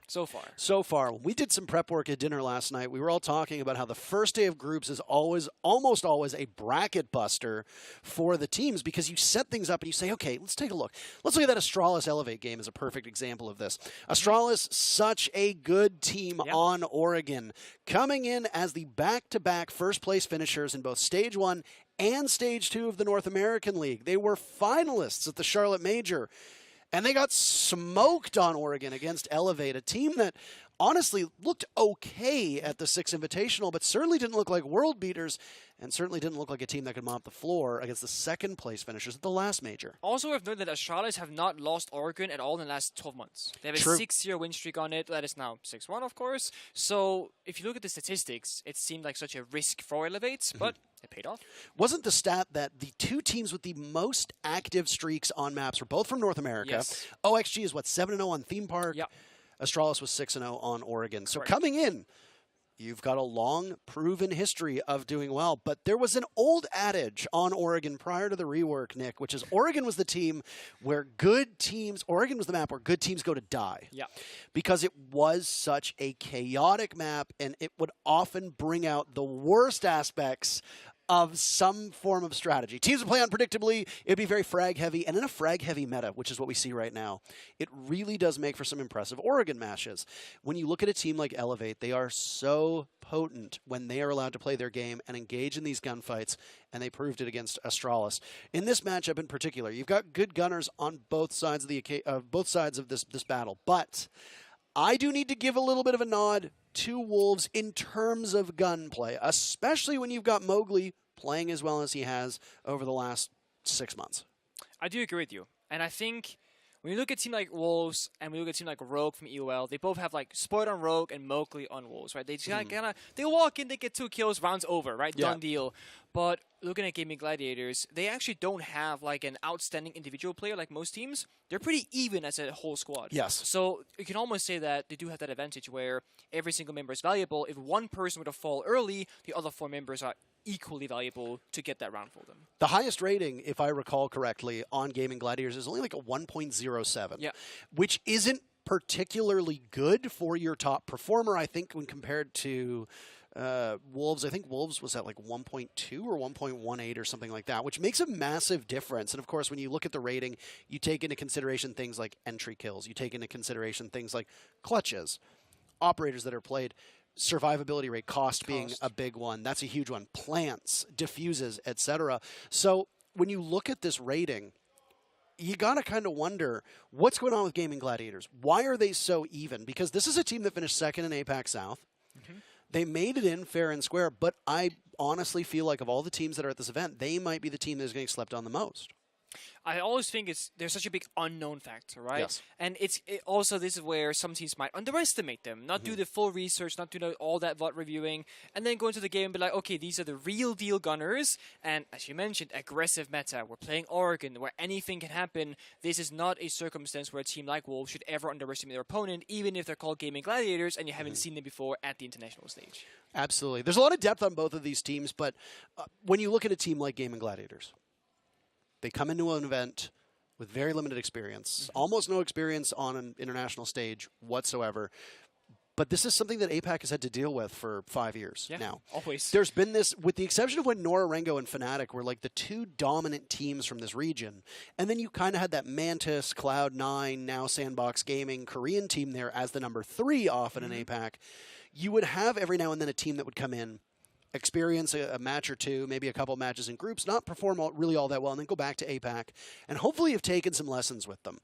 Obviously, Gaimin Gladiators haven't done that, but they play in a region where there are teams like Knights, like Order, like Invictus, Wildcard, that have competed at this top level, and Gaimin Gladiators have played against these teams that have international success, and have ideally learned from it, and not just learned from it, but done well enough that they've now made it here to Berlin to compete. And irrespective of what happens, today seems to be APAC's day, so if you're Gaimin Gladiators, you got to think that there's some kind of magic going on right now. Maybe not for DWG KIA, but certainly for Elevate. For Gaimin Gladiators, you hope that win or lose, you're still taking a lot of really valuable lessons home with you. But I don't want to write them off, because we said similar things about Elevate, and then they did quite well at the 6th Invitational. Far better than I think a lot of people expected. Yeah, and it's also just about, like, today is day 1. So even if today is a failure, so to speak, you have, tomorrow and the day after, etc., to, like, fix your mistakes and see what you can get going for you. And even if you go home, get a couple games, some victories, etc., and as you mentioned, that experience can carry you forward. On that final play day, I believe it was, or one of the final play days, Gaimin Gladiators beat Knights, basically, to kind of send them out of the equation and put themselves in. So they already have gotten a really good chance to show what they got. Yeah, so I mean, and APAC South, when you look at the 2 APAC regions, APAC South tends to get slept on the most as well. Yes. The talent, the casters in APAC South tend to get slept on. They were here right before us. True. We had Mandy and Dev casting. They did a fantastic job. Mandy having to go through some difficulties before we actually got into our very first matchup. She handled it like a pro, and I've really enjoyed getting to listen to both her and Dev. And I mean, not just the talent themselves. I, as a caster, am more concerned most of the time with the people who are casting than oftentimes the teams that are competing. But then the teams themselves, they come over here and they're almost always towards the bottom of the standings. Elevate's towards the bottom of the standings. Knights are towards the bottom of the standings. Order, Chiefs, they're almost always down low. And I gotta feel like Gaimin Gladiators is in that same space. So do you think, as a player, you get your first international competition, you come over here, you're excited. But maybe in the back of your mind, you're realizing that you're not going to be the team that makes it to the finals just on paper. Do you think that's kind of a freeing or liberating thing to have in your head, or do you think it's almost self-defeating? I think it'd be liberating if you actually play with that in mind, like, we're happy to be here. And Dev said that he spoke to the players, and they said, we don't really care about making the major. It just kind of happened. And it kind of looked like that in their gameplay, where they're not afraid of taking risks and playing aggressive. They remind me a little bit of like NIP back in their prime, where, you know, bad stuff hits the fan. You know, your strat doesn't work out. Maybe you get impact tricked or something. You'll just drop down a hatch, walk through a hallway, get 3 kills back to back to back. That's the kind of team Gaming Gladiators are. And if they can play like that with confidence at this event, I do think they have a chance at making it out of their group, or at the very least, causing some upsets in these best of ones. This is a tough group, right? What we look at in this group includes OXG and W7M. So you've got one of the top teams in North America. You've got the top team in Europe in Wolves. You've got the top team indisputably from Brazil, and one of the top teams, frankly, in the world. The Charlotte major issue that we saw with W7M was particularly heartbreaking because there was a consensus among a lot of the community and much of the people behind the scenes that W7M was a team that could make a very deep run at Charlotte, and it was one of the scariest teams in the world. Now, obviously, issues with international travel derailed any chances of them winning the major itself and left them in very unfavorable circumstances, having to play from Mexico on land ping and then ultimately not making it out of group stages. But now they're here. A, they're going to be playing with a bitterness. B, there's going to be a big chip on their shoulder. And C, I think most critically, it doesn't look like they've fallen off at all because they were still incredibly good in Latin America and were one of the best Brazilian teams and one of the best LATAM teams in the world. They're going to be playing later on today. So the question might not even be how good does Gaming Gladiators do. It's how does Oxygen do? How do Wolves do? How does W7M do? Because Gaming Gladiators can scrap out a couple wins, but if they lose a couple close matchups, they're not going to make it out of this competitive group. And I think that's like the statement for the entirety of this tournament, is that it's extremely competitive. Same with Charlotte. You go into it thinking, who's going to win? Probably not Darkseer and Charlotte, right? Well, guess what? Darkseer won in Charlotte. They did win it. Now we're here in Berlin. Who's going to win Berlin? I have absolutely zero idea. And already now, with Elevate beating Astralis, who's arguably one of the favorites to win, I'm already like, I still don't know. Yeah, one of the things that we did when we talked about prep last night was just try to get a good feel for who we thought would make it out of the groups and who we thought would make a deep run at this major. And frankly, there was a lot of answers. A lot of different teams were thrown out there in the mix, and that was before seeing any of the matchups today. That was before seeing Elevate go up 2-0 in their matches, right? That was before seeing DWG KIA get absolutely smoked and only win 3 rounds in their 2 matchups. That was before seeing NIP put on the clinic that they did. And Rogue looked very formidable as well. And we're only 4 matches into today out of the 16 that are going to be played. So there's an awful lot more to be seen. You know, we got G2 versus Sonics coming up. I know a lot of people are very excited about that. That's going to be happening on the other stream with Ace and Dez taking you through it. So you've got some great casters, and you got some great teams, and you got some great beef between them as well, because if you've watched any of Super's companion streams, as he does the EU viewing party, you know that he's got some fun things to say about G2 and Planto in particular of all the players. Did you see Shaz's Reddit post as well? I did. Okay, yeah, right. Shaz was talking some But take the smack people back. through it. Take the people through So it. essentially, as you mentioned, Super was talking some ill words about G2's performance, and then there was this interview or something, a Reddit post from Shaz, the coach of G2, where he's like, "Oh, I'm excited to play Sonics because I watched their VODs now, and they look pretty damn mid as a team." So the game is on between those 2 people, and of course Alamau, Carl, as we call him here, and Super, they also got their beef because this whole like retirement battle where if G2 beats Sonics and like sent them home arguably, then you know they're basically sending Super into retirement because he has announced that once this LAN finishes, he will be on the bench. Yes. So Super's going to be leaving competitive Rainbow Six as an active competitor. We don't know what his next steps are, whether he's going to stay with the Sonics. He said that he won't stay on as a full-time content creator, but wiggle words, he might stay on as a part-time content creator because he is a journalism major. So he knows he knows a little thing or two about, you know, wiggle words here. But I mean, whether he stays on with the Sonics, whether he moves into a background role, whether he stays quite prominently, I don't expect he's going to be the coach.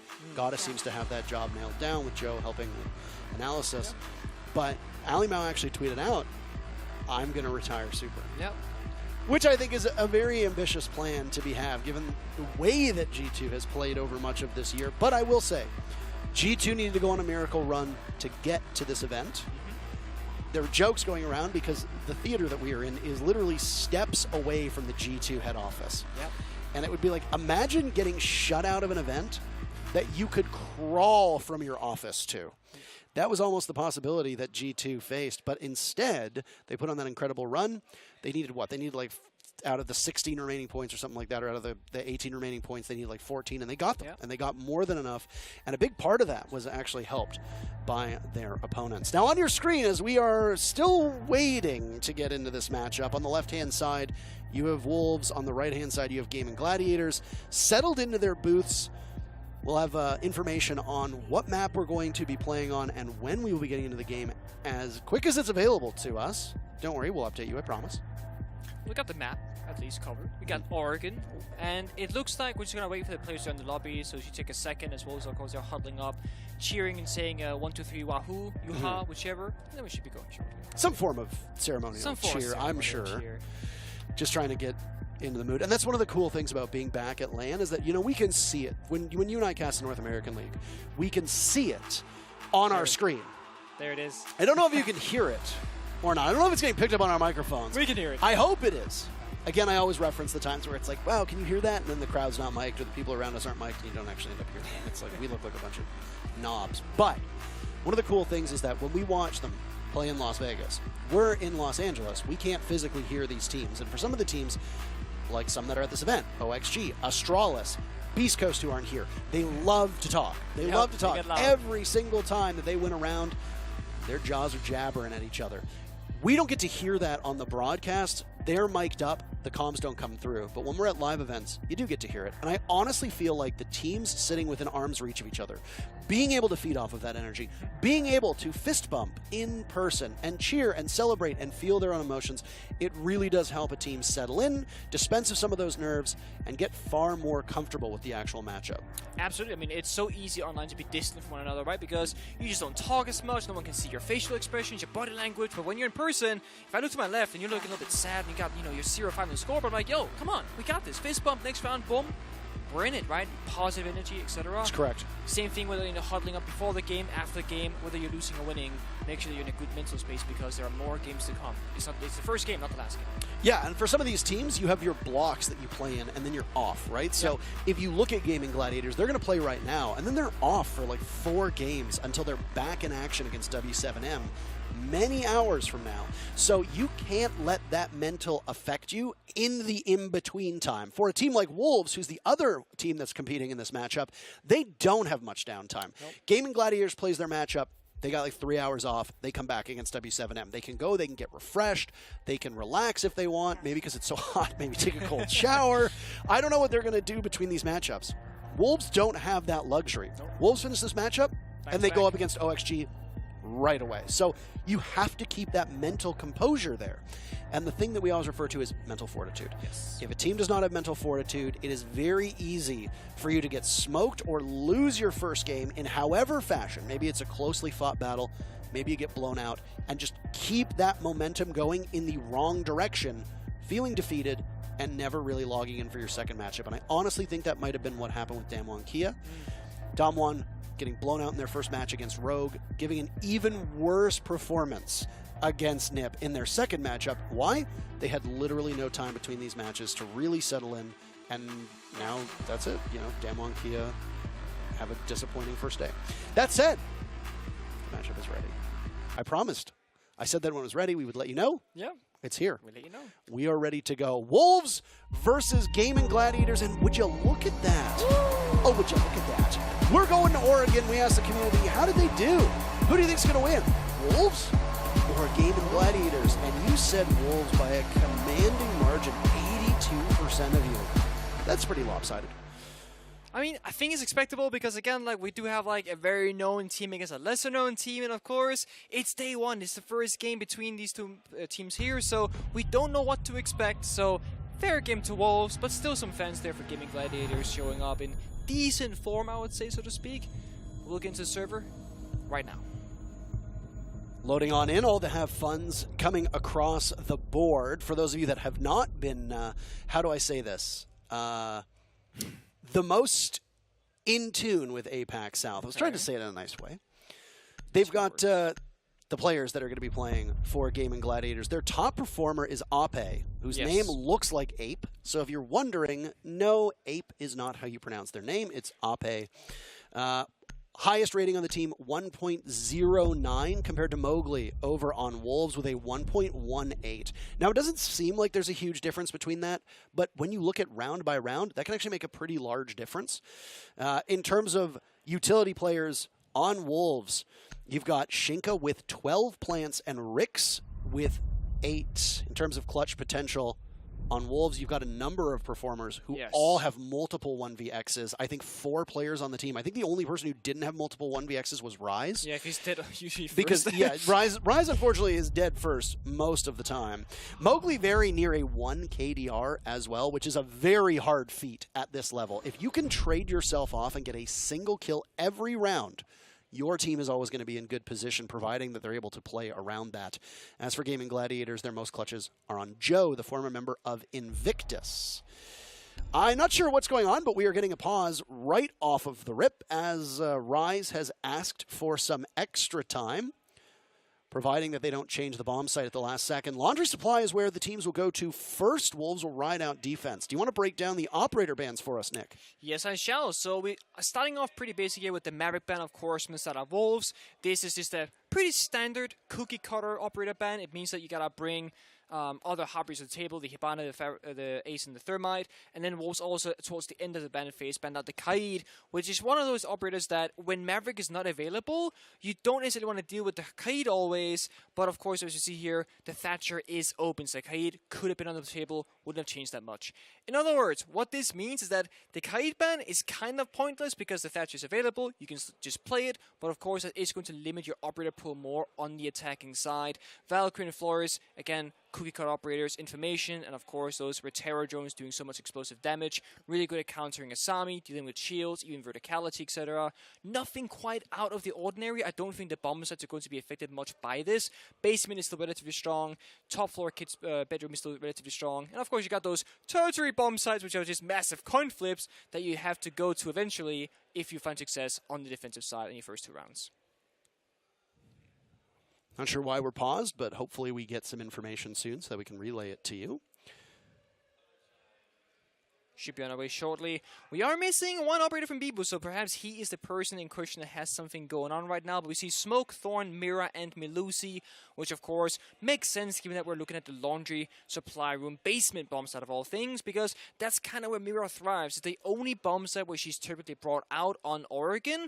And of course, Melusi as well for those staircases, those banshees to slow down the attackers, to, you know, hold blue control out more solidified. And then you get 2 shields, one on Thorn and one on Smoke, which means you can again fortify various positions, so you can then rotate around for whatever side the attackers are coming from. And all that utility is what you need on Oregon, because you have key areas in every single bomb site that is highly prioritized, but then every other area that isn't one of those is typically a lot weaker, and that's where your 1v1 gunfight skill really comes into play. That's why this is like one of those chaotic gun maps that you spoke of earlier. Absolutely. And if you look at the lineup from Gaimin Gladiators, they're running with a single hard breach at the moment. We need to remind you that with the attacker repick in play at any point, Gaimin Gladiators can swap out all 5 of these operators. They can run with a completely different lineup if they so choose. So Wolves need to set themselves up well, because once those defenders are locked in, they cannot be changed. The same cannot be said for the attackers. Oh, yeah. So GG, Gaimin Gladiators, they can look at Wolves' setup, and with 7 seconds left, as long as they're quick enough, they can lock in 5 new operators that are tailor-made to take on this downstairs defense, providing that in the final 5 seconds that are remaining, that Wolves don't change up the bomb site. For Oregon, you're going to tend to see the same 2 bomb sites used over and over again. Laundry Supply down below are the 2 areas where the bomb chassis will lay. Upstairs, they'll be in the dorms bomb sites. As for the other 2 sites, they're both going to be on the main floor. They'll have the adjoining room of kitchen. One will be over in meeting hall, which is the one that we tend to see the most often. Yes. But then we've also got the cafeteria and kitchen bomb site. It looks like Bibu might have been He's gone. removed. So, not interesting gambit from Wolves here. They have lost 2 seconds on the clock, and already Gaimin Gladiators awarded the very first kill, I believe, onto Bibu's computer. So he will not be present. So, fun fact, Wolves actually played a game 4 versus 5 in the UL. I forgot which exact matchup it was, but I think it was also on Oregon, if not mistaken. Either way, they actually played like 3 rounds 4 versus 5, and it didn't go so well. So I feel like they would want people back into the server if possible, because otherwise we're in for a bad run right now. So let's see what we can do there, fix things up, and get right back into it in just a second. Hopefully. Hopefully. We're being told that it is an issue with peripherals and that there is a PC restart that is happening. Apparently there was some difficulties with a mouse. Yep. For Those Bibu. cheeky mice. I mean, to be honest, hard to play Rainbow Six without a mouse. But if you get down into the lower ranks, you see people do it all the time. You know, if you watch some of my gameplay at gold level, you would think that I don't play with a mouse either. Yeah, so trackpad on laptop. it looks like a broken trackpad. That's what it looks like. So I'm actually curious. difficult to play for Bibu until you- he gets that sorted out. Have you played ranked this season, Parker? I'm actually curious. Yeah, I placed into gold and Okay. then had 2 miserable games with 1 throwing, and then I think I'm like high silver now. I honestly I don't know. Okay, no, that's fair. I think I've only played 12 games of ranked. Okay. So I played my 10 placements and then the next 2, and then I was like, you know what? That's quite I've had my fun. That's enough for me for today. So we'll take a bit of a short break and then maybe come back to ranked later on. Yep. Bibu has some stuff going on over on his PC. He had, I think it was blue hair at one point, but now we're at about... I think it's faded a little bit. It's faded going quite a lot. through it. They also went for a swim at some point since arriving here. Yes. And I remember we talked to them in the lobby, and he's like, yeah, it's faded. It's not as good as it used to be. I said, did you go in the water by any chance? Because the chlorine will wreak havoc on it. Not that I've ever had blue hair.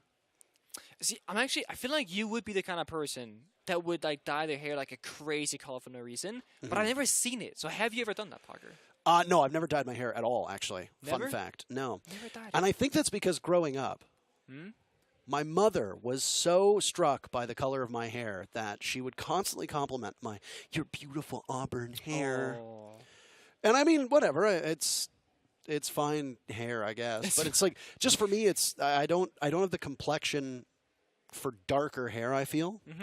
And I just didn't feel like I'm already loud enough as a person. I feel like I don't need to be even louder with a different style of hair. But I will say, I got in on the trend, and I used to use this blue dyed gel in my hair when I think I was like in grade 6 or 7. So I would have been 10, 11, 12, somewhere in that window. A couple friends and I used to get this gel that you could pick up from just like your pharmacy, whatever store, and it would dye very lightly. It would dye your hair a certain color, and it would also work as gel. So, we'd gel our hair up, and then it would be blue. But the problem was that for a lot of my friends, many of whom were blonde or at least had fairer hair, the blue stands out. Yeah. With my hair being Didn't do darker, much, it doesn't really probably. do all that much. But we rode scooters and we wore visors because that's what was all the rage back then, and we played Pokemon just to date myself a little bit. You guys play Pokemon like the physical card version or the actual? Both, actually. Both, okay. Yeah. Both. We play the card game, but we didn't really know what the hell we were doing. Same. So for the most part, we would just play on whatever console we had at this time. So I think 2003 would have been like 2001, 2002 probably would have been Game Boy Advance, I want to say. I think it would have might been. be. I It's think it would have close to been. that era at least. Yeah. Yeah, I think it would be Game Boy Advance because I think the DS came out a little bit after that. Because I remember the DS being really huge when I was in high school. Yeah. DS is the square guy that flips, right? DS? Well, so they had the Game Boy Advance SP, where that was that's the the one one you go- that was the one that flipped up, Uh-huh. and it was just the one screen. But then they had the DS, which was just like a larger version of that that flipped up. Had 2 And screens, it had the right? 2 screens. Yeah. And they did the 3DS, which was not 3 screens. I was like, you could be a little confused and be like, how do they fit a third one on there? No, it was just, it had that cool 3D adaptive technology where you didn't need the glasses. You could just look at it and it would look 3D. Wow. And I was like, that's a nice gimmick. Yeah. Because I never really used it for more than that. It was like 3D movies. They were all the rage for a while. Oh, you yeah, know? they People were. They were. Love 3D movies. And I remember I saw Jackass 3D, which was Jackass 3 in 3D. Wow. If there was ever a movie that did not need 3D, it was that movie. So I think after that point, I was like, you know what? I don't need to see another 3D movie for For a while. quite some time. Ever tried 4D? where you get like air in your face and like smells of like aroma and stuff like that. Could you imagine smell-o-vision, how bad that would be? I mean, it would be very movie dependent if you would want to smell anything, but yeah. People would watch, like, did you ever watch Fear Factor growing up? Yes, a little bit. Before Joe Rogan went on to be a non-controversial podcast host, he used to host Fear Factor, which was this television show, for those of you that didn't watch it, remember that. where contestants would basically do a series of different challenges. It might be like bungee jumping or something like depth-defying, and then another one would usually be like eating like literally like cockroaches or like pig anus. And I remember at the time, people were like, imagine if smell-o-vision existed. Or like when you're watching an old Survivor and they like haven't showered in like a week and they're just perpetually dirty, and it's like, I wonder what they smell like. And it's like, why would you wonder that? What's wrong with you? Smell-o-vision is something that is a frontier that I don't think we need to explore.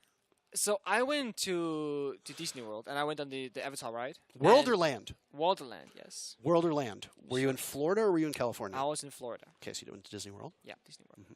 And Very important. Avatar ride has like 4 elements where like you're in this like motorcycle-ish position. Okay, like that. Huge screen, like like that. Right in front of me. Is this like 4D?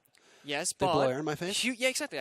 Air in your face, and Okay. you go through the forest, and you smell the trees and the flowers and stuff, and then like also. So they had smell-o-vision?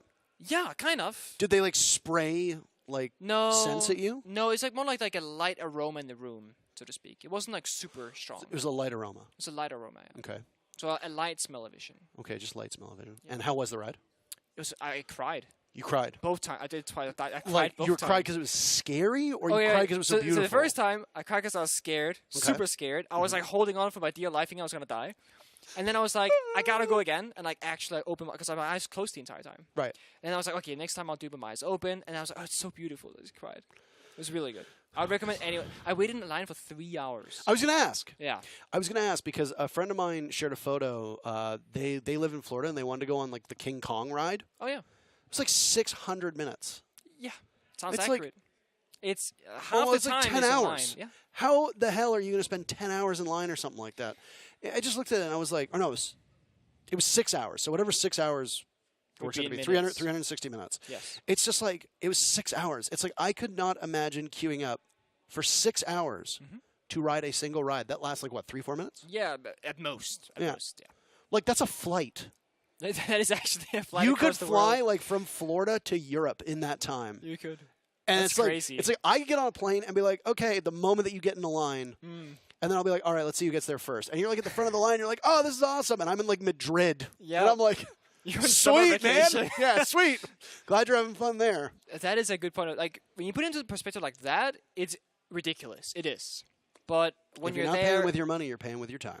yes. Though, and, yeah, time is Isn't Disneyland like $150 as well? So I mean, I guess you're Oh, it's You're a. paying It was with- a, you're our paying with trip was a both. lot more than that. paying with both. It's like we had a hotel and stuff. You had a hotel? Yeah, we were there for like a week. Wow, those are hard to get. Yeah, and not cheap either. Wow. Yeah. What's that? A pool? Hotel. Is that like you stay in there? She's so And like at a pool? we had a pool, so we were swimming. After we're done walking, we started swimming instead. Eat the rich. Also, our feet were like they were. It's like we're walking on nubs. It felt like they were torn apart. It was terrible. You're walking all day, and you're standing just in lines waiting. You need better shoes, my friend.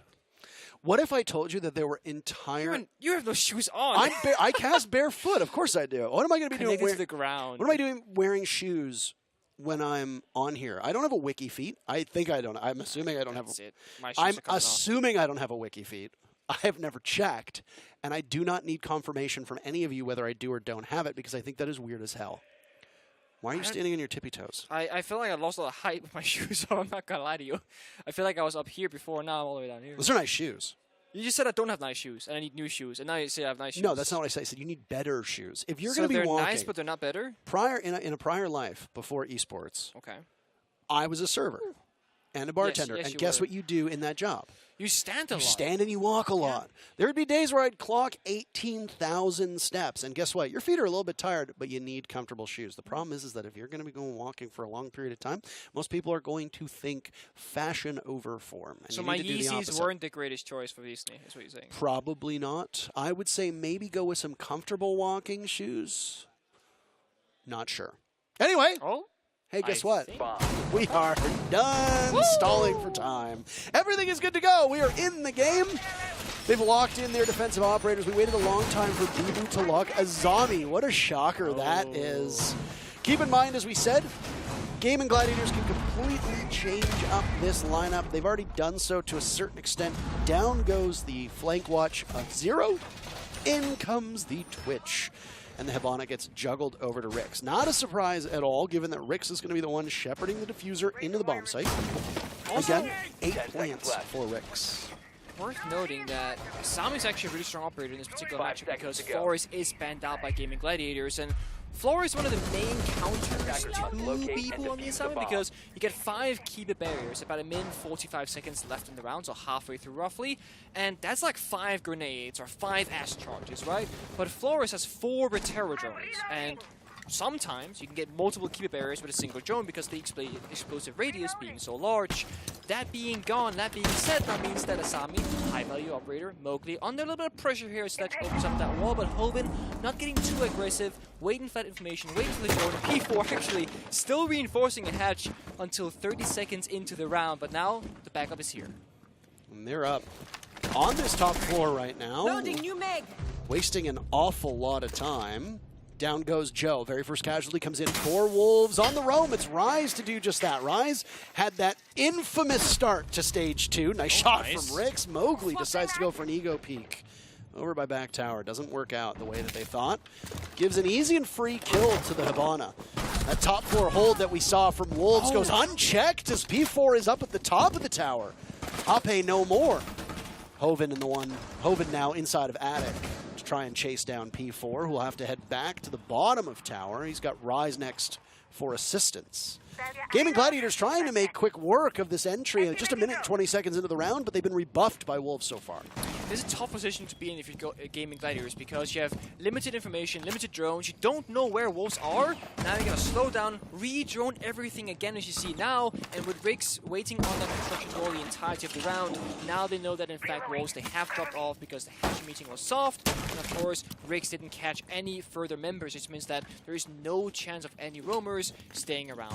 With a minute and 13 seconds to go, however, and Wolves having a man advantage, this puts them in a very much a favored position. The one way they can get back this man so easily is a single grenade from Hoven from Gaimin Gladiators. If that one grenade can find a kill, then you're playing 3 versus 3. But again, you still got the keep barriers, the mirror windows, and the toxic base from Shinka as well. There are so many different pieces of utility that the defending team of Wolves can use against them, so you gotta hit your shots. Alright, Tolji next one up. Still on this tower, as we talked about, that fast pace that was set by Gaimin Gladiators, losing them 2 of their very important pieces. Tolji taking damage, a considerable amount, mind you.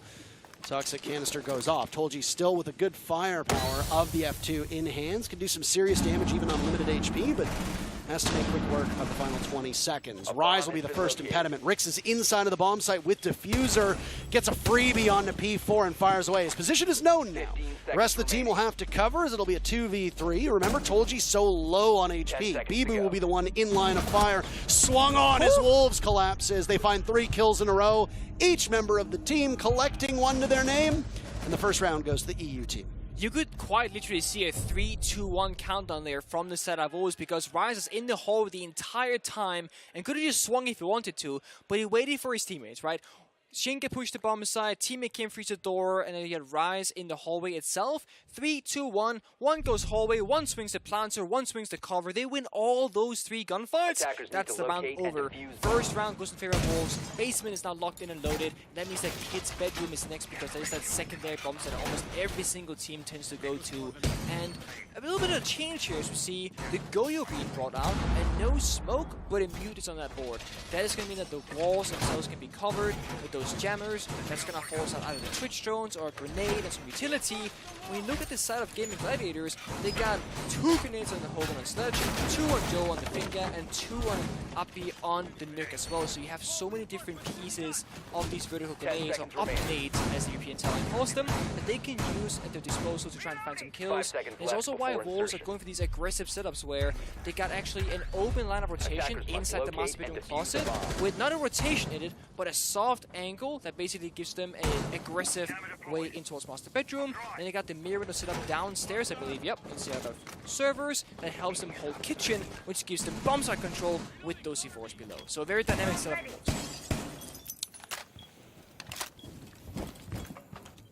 Saw in the last round the setup from the Wolves on that top floor and how much time they wasted and how successful they were at stopping Gaimin Gladiators from being able to get that pivotal part of map control. Hoven takes down Rise, but Bibu has his teammates back just in time for the Adrenal Surge to get hit by Joe. Think bans will be something that I'm sure we see a lot of at this major, but it is not present here in this match. Instead, the utility operators of Maverick and Flores were removed, as you talked about in the very first round. How incredibly effective a Flores is on this map in particular. Instead, Gaimin Gladiators will have to run with a bit of a different setup. Hard breach off of Rix into the hands of Tolji now, holding that diffuser. So Gaimin Gladiators will just juggle that objective. That's okay. Rix actually has been the hottest shot on the team, as we've had no problem doing so from the support role. Back on Laundry and Supply, it didn't end up working out. Wolves still won the round.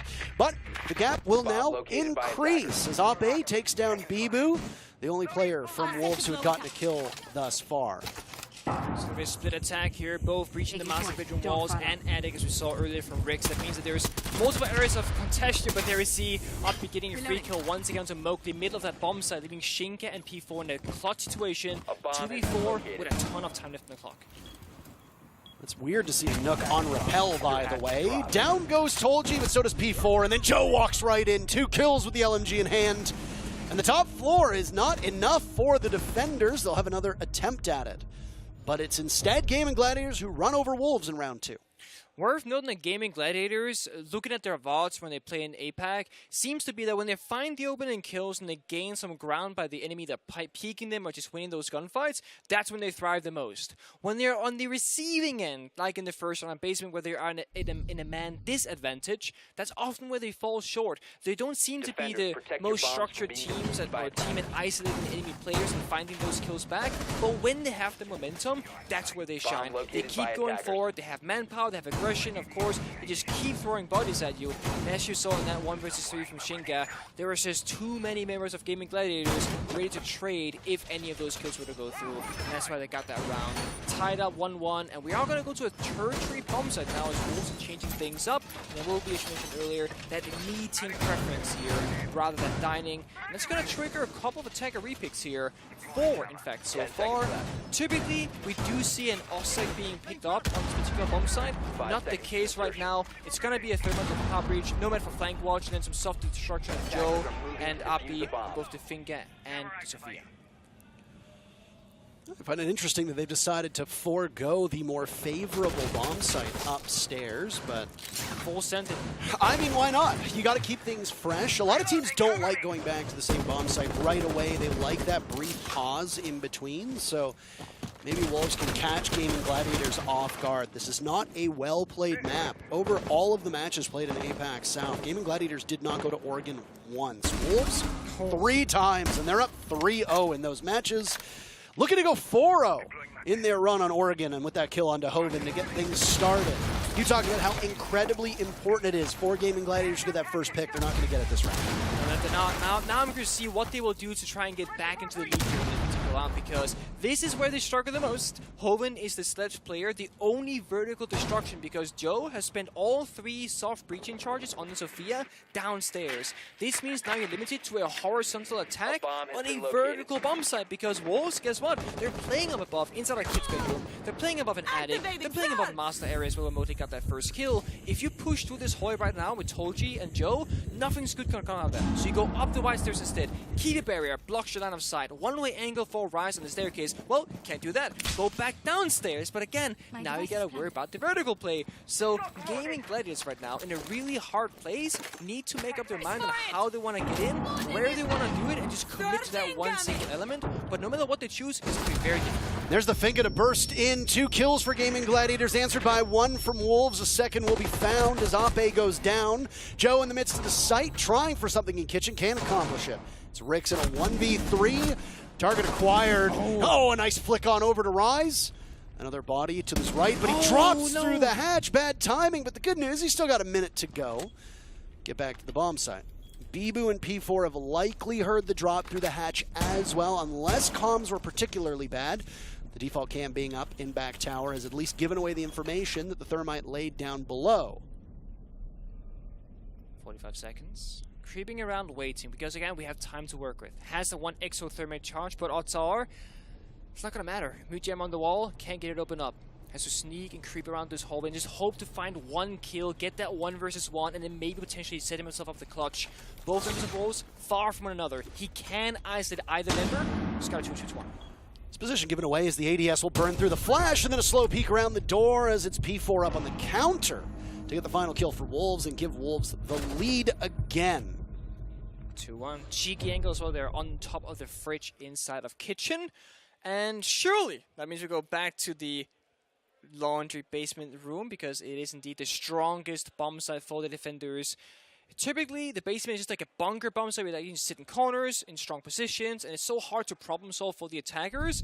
What we saw in the first round, of course, is that Wolves, they are roaming very aggressively. And if you are a team who really understands the fundamentals of how to do that successfully, it is a very good choice to go for. It's almost like when you play clubhouse basement defense, the SSG roam, if you will, you need a lot of reinforcements and utility to the roam game above. Same story here, because you got the key barriers mentioned earlier, you got the Banshees, you got the gadgets on Thorn as well, the Razor Blooms, and it gives you so many different pieces of information, and you got multiple shotguns, right? You got shotgun and Chicken the Smoke, second and shotgun and P4 as well, so you can open up all the top floor hatches, the first floor hatches, and sure, by opening up the meeting hatch, you're giving the attackers that hatch open by default, giving them more hard breach available. But the thing is, for the basement defense, there isn't a whole lot of things to breach. So it's not really a huge loss in this specific scenario. We'll have to see if Wolves can do that roam game successfully again, or if Gaming Gladiators, they read this, they go for a rush, or they just find more kills without losing bodies like last time.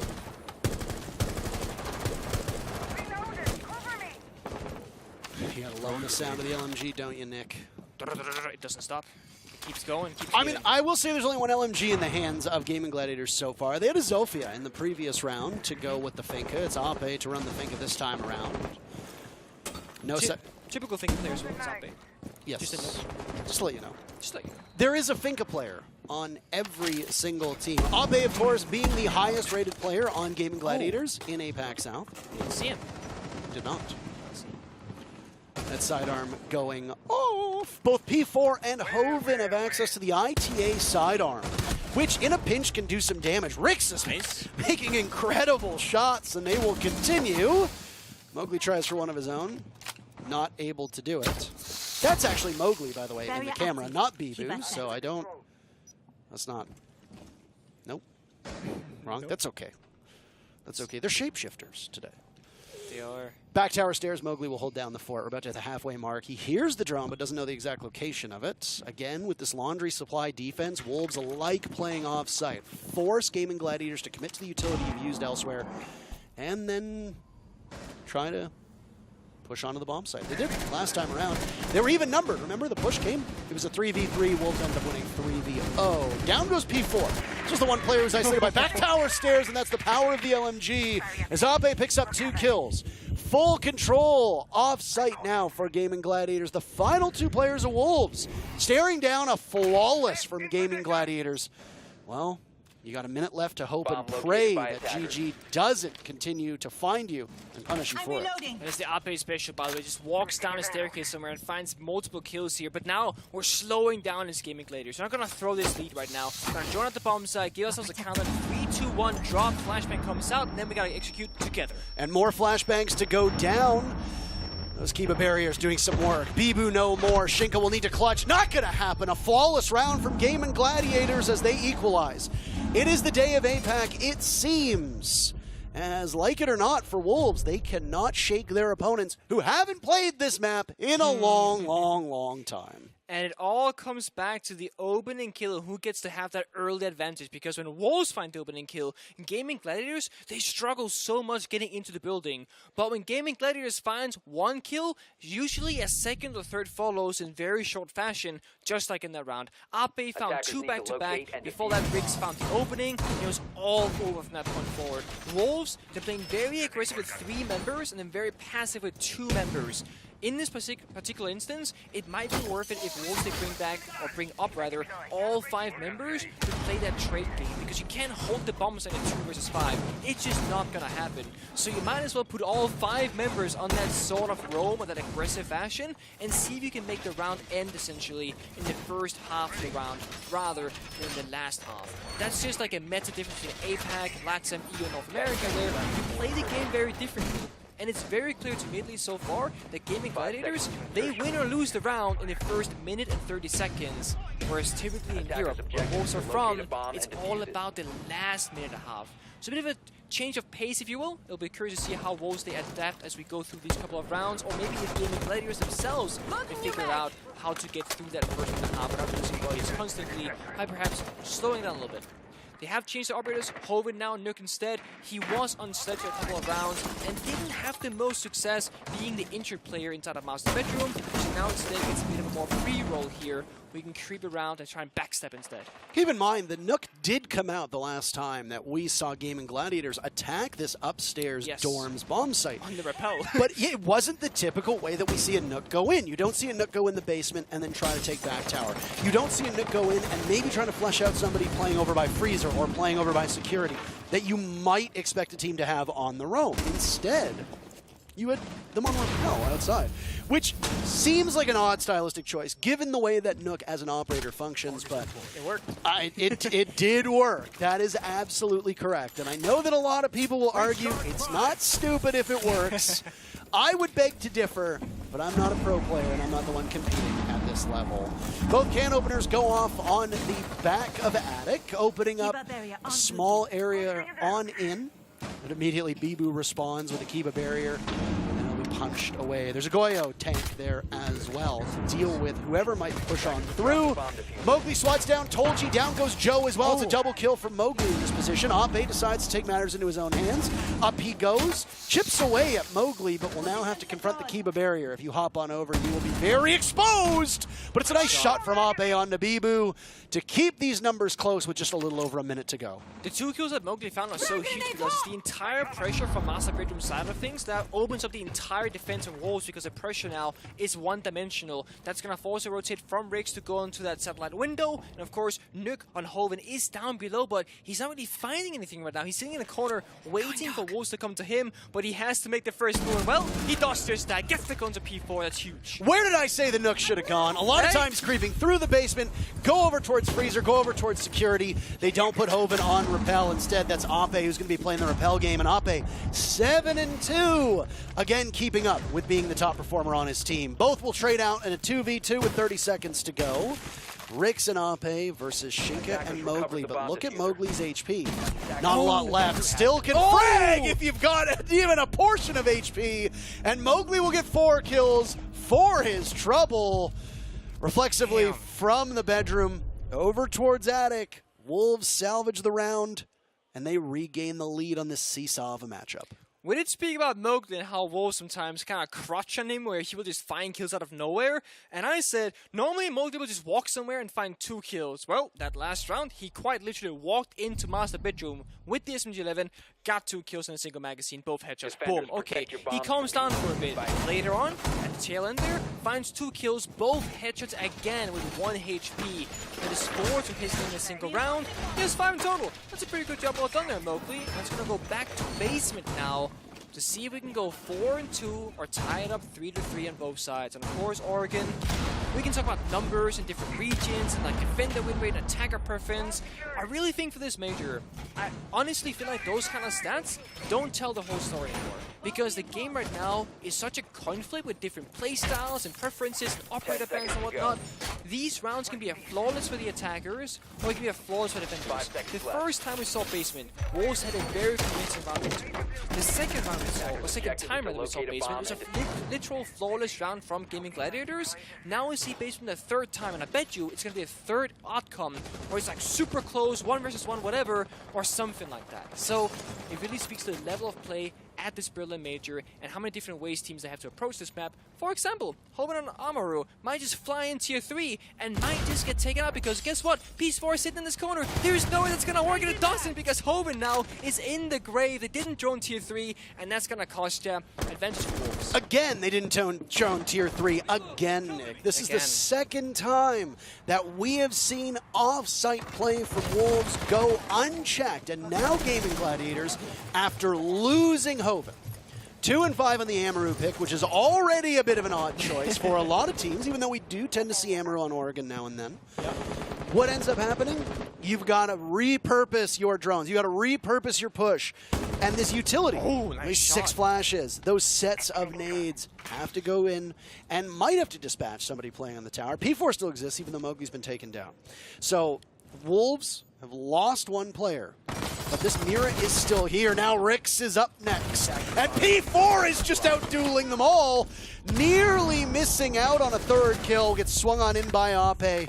And there's an adrenal surge to give some more staying power to Gaimin Gladiators. All this action happening. 4 deaths with half of the round to go. Attackers have recovered their defusers. Mowgli to die solo, of course, isn't a great scenario for Wolves, but P4 getting 2 kills in tier 3, that is criminal. That should never really happen, but it is even after all. The one downside here is that Rix, it was the only heart breacher on this side of Gaimin Gladiators, which means now, sure, meeting hatches opened up. But Lobby and Freezer, I believe, are reinforced, which means you have very limited accessibility to the bomb side, and Bibu is still roaming. He could go for a flank. You have 6 drones left right now. Of course, Abe is shooting out meeting, so is a different member. That's gonna force people to drop down at that 1-minute mark, which honestly is about the same pace as the previous rounds, but different circumstance. No one quite has the lead. It's 3-3. We have 3 grenades left, no flashbangs, so limited ADS clear. But the thing is, there's no ADSs. There's no one on the board. These grenades can roam freely and really do a ton of damage. One thing to keep in mind, though, there's a deployable shield that might be down. There's Kiba barriers. The grenades might have to go towards those, as there's the last of the Kiba barrier to go on in, and it will flummox the Ana. Gemini of Ape, not really all that successful. Final adrenal surge comes in. Last time around, Wolves were able to swat down in a 3v3. Can they do it again? That's the real question. The first domino is Ape. Told she can get 1, but that's all she wrote. Rise taken down by Joe into a 1v1, but it's Bibu to swing and win it to give Wolves the first half 4-2.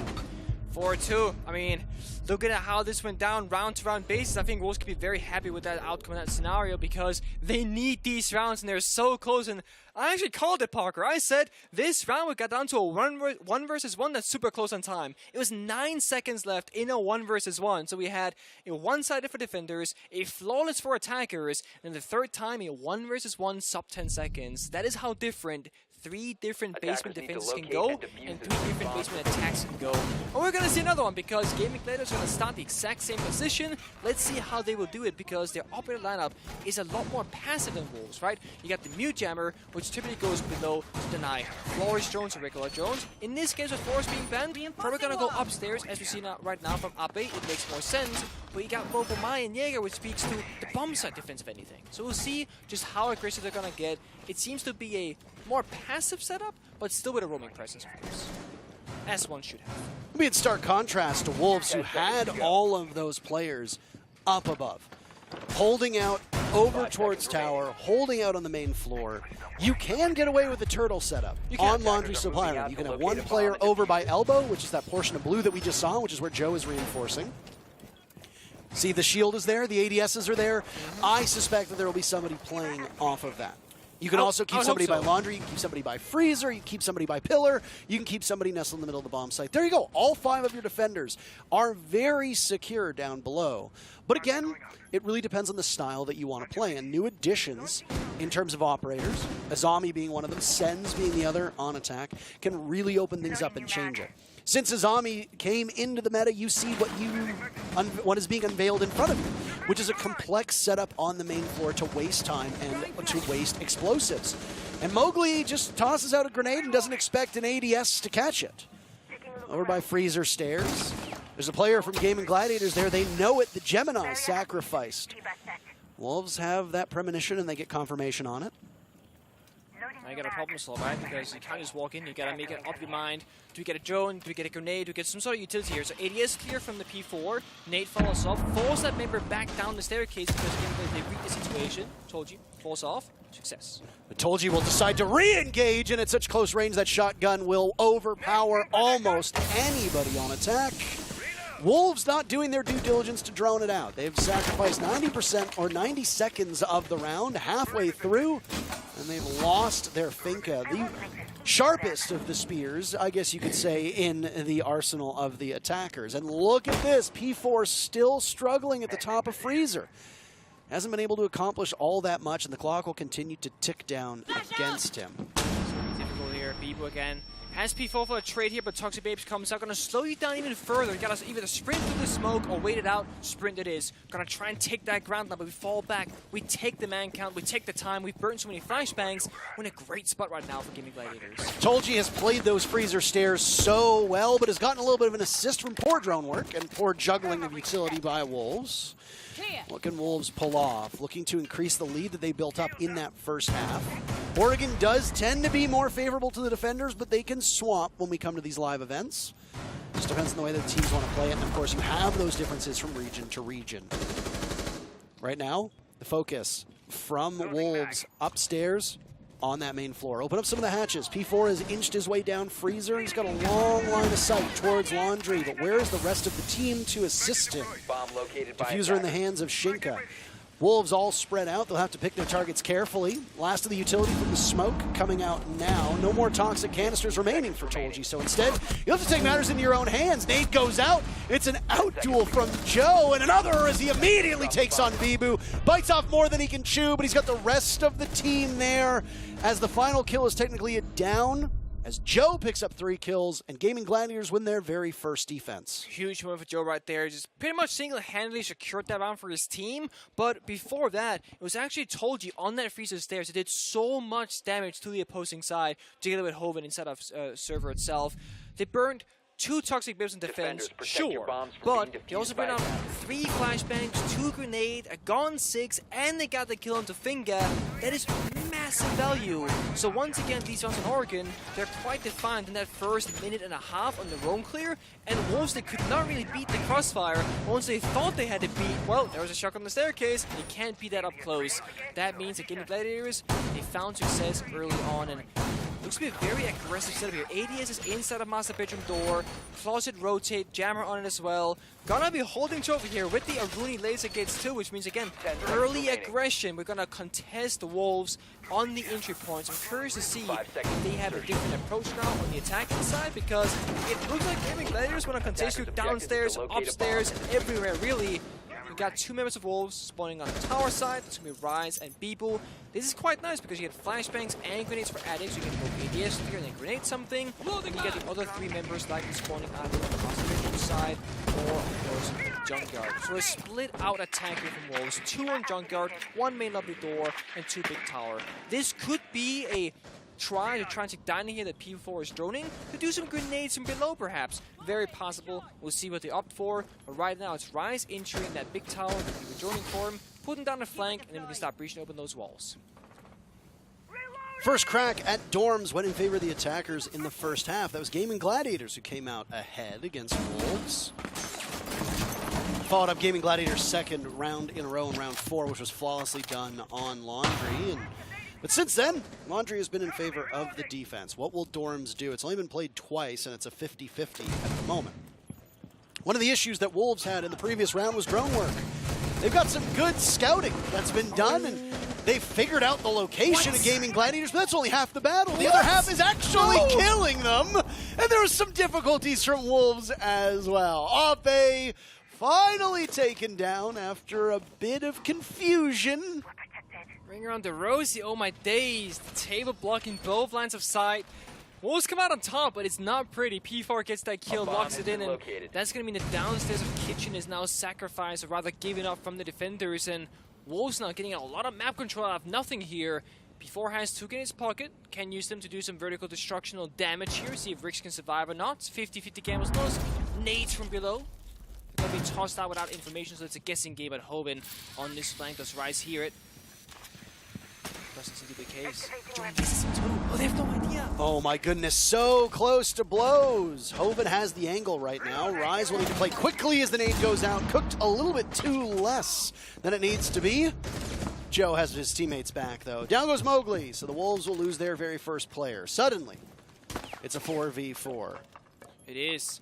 Rise staying alive, but Mowgli dying right now is a bit of a change from the EOL situation that they're in normally. With 40 seconds to go and these ADSs and Keeper Barriers all being alive, it means that GG has a ton of different safe positions here. P4 on the flank. Only 30 seconds left for them to be able to pull this one off. Not a ton of time to work with, but they've got good firepower in their hands. Can they simply overpower these players of Gaimin Gladiators? That's the real question. Assault will come over towards dorms. Nothing really at White Stairs, nothing really by big windows. So Gaimin Gladiators can turn their sights over towards Game. Joe looks for one, cannot get more than that. Shinko with his teammate. He gets one as well. Tolji and Rick still upright, side by side. Diffuser getting planted. Gaimin Gladiators getting picked off. Tolji can't do it, but he walks right in, and down goes the Diffuser being planted at the last second. Gaimin Gladiators salvage the round as the coverage is not good enough for Wolves. And we've got a tie game, Nick. We're having some issues with the clock right now on the attack inside. The final round from Gaimin Gladiators, sorry. They were struggling on the basement attack, right? 9 seconds left, round ended. Now Wolves, 2 rounds in a row since the side swap, they're struggling with their time as well, where they were planting in 0 seconds and Tolji got that kill towards the planter. Round ends right then and there. It's over. Now we see Gaimin Gladiators go to that tertiary bomb site. This is essentially where Wolves, they have to win a round, right? Otherwise, bomb site reset. They can go basement onto Kid's bedroom, and then it's match point, then you go tertiary again. Or you force overtime at the very least. So now Wolves, this is your challenge. This is your task. You have to win the worst bomb site to defend, essentially, the second worst to defend. Otherwise, you're in for a really bad time in this game. 10 seconds left. Could have said it better myself. The tertiary bomb site really is where most teams trip up on Oregon. That wasn't the case in that first half again. If we just want to go by the body of work that these two teams have been putting in over the 8 rounds of live action, now as we go into round number 9, we'll see what happens over these 3 minutes. You look at it and attackers, 1 dorms upstairs. 1 laundry. That's it. That's all that we have for these 2 attacking round victories. It has been defense all the rest of the way, taking 6 of the 8 rounds. So it's hard for us to really get a ton of information, especially given that the only tertiary bomb site that was played wasn't over towards cafeteria and kitchen. It was the meeting component. So what are we going to do? Well, we're going to have to speculate. Joe goes down as it's another take onto meeting, so the second time this bomb site will show up. And that is a crucial blow to Gaimin Gladiators. To lose your Azami as the first defender is dangerous. You've got 3 operators, the Smoke, the Wamai, and the Azami, all of whom you want living to as close to the end of the round as possible to maximize the value from their gadgets. The best player on your team in terms of kills and one of the strongest operators in the game right now is the first one that you lose. That's particularly damning. Yes. You want Joe alive in these rounds because Joe is just saving grace himself. That grenade from Mowgli is so accurate and so good from down below. That's going to clean out a hole from that big window position, leaving just 1 member now of... Oh, it's the one and only, but no, P4, he finds him on the standoff. It's a freebie for him. No, I don't know if I'd call it a freebie. That one is far more of a freebie as Rix decides to dry peek the main door. They'll need to be retrieved by Tolji. A kill for Tolji on Mowgli is a good start, but there's so much ground to make up. It looked like it might be another dry peek, but Tolji's decided that that is not the case. Conventional hard breach eschewed in this round. Instead, secondary hard breach coming in from Shinka's Fuse. It's not that out of the ordinary on Oregon. Especially in NAL, we see an awful lot of Buck and Ying being brought with that secondary hard breach gadget that's affectionately referred to as the can opener. It's true. Rix finally bleeds out, leaving Tolji as last man standing. I don't know if Tolji can hear the diffusers being planted inside of kitchen. Might be happening under his nose. Potential avenue back into the bomb site is present, but Rise picks up the final 2 kills of the round.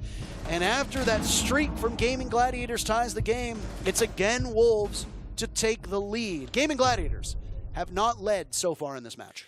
And this is exactly what Wolves needed. Like, this is the one position they could not mess up is the territory attack. And they did a really good job.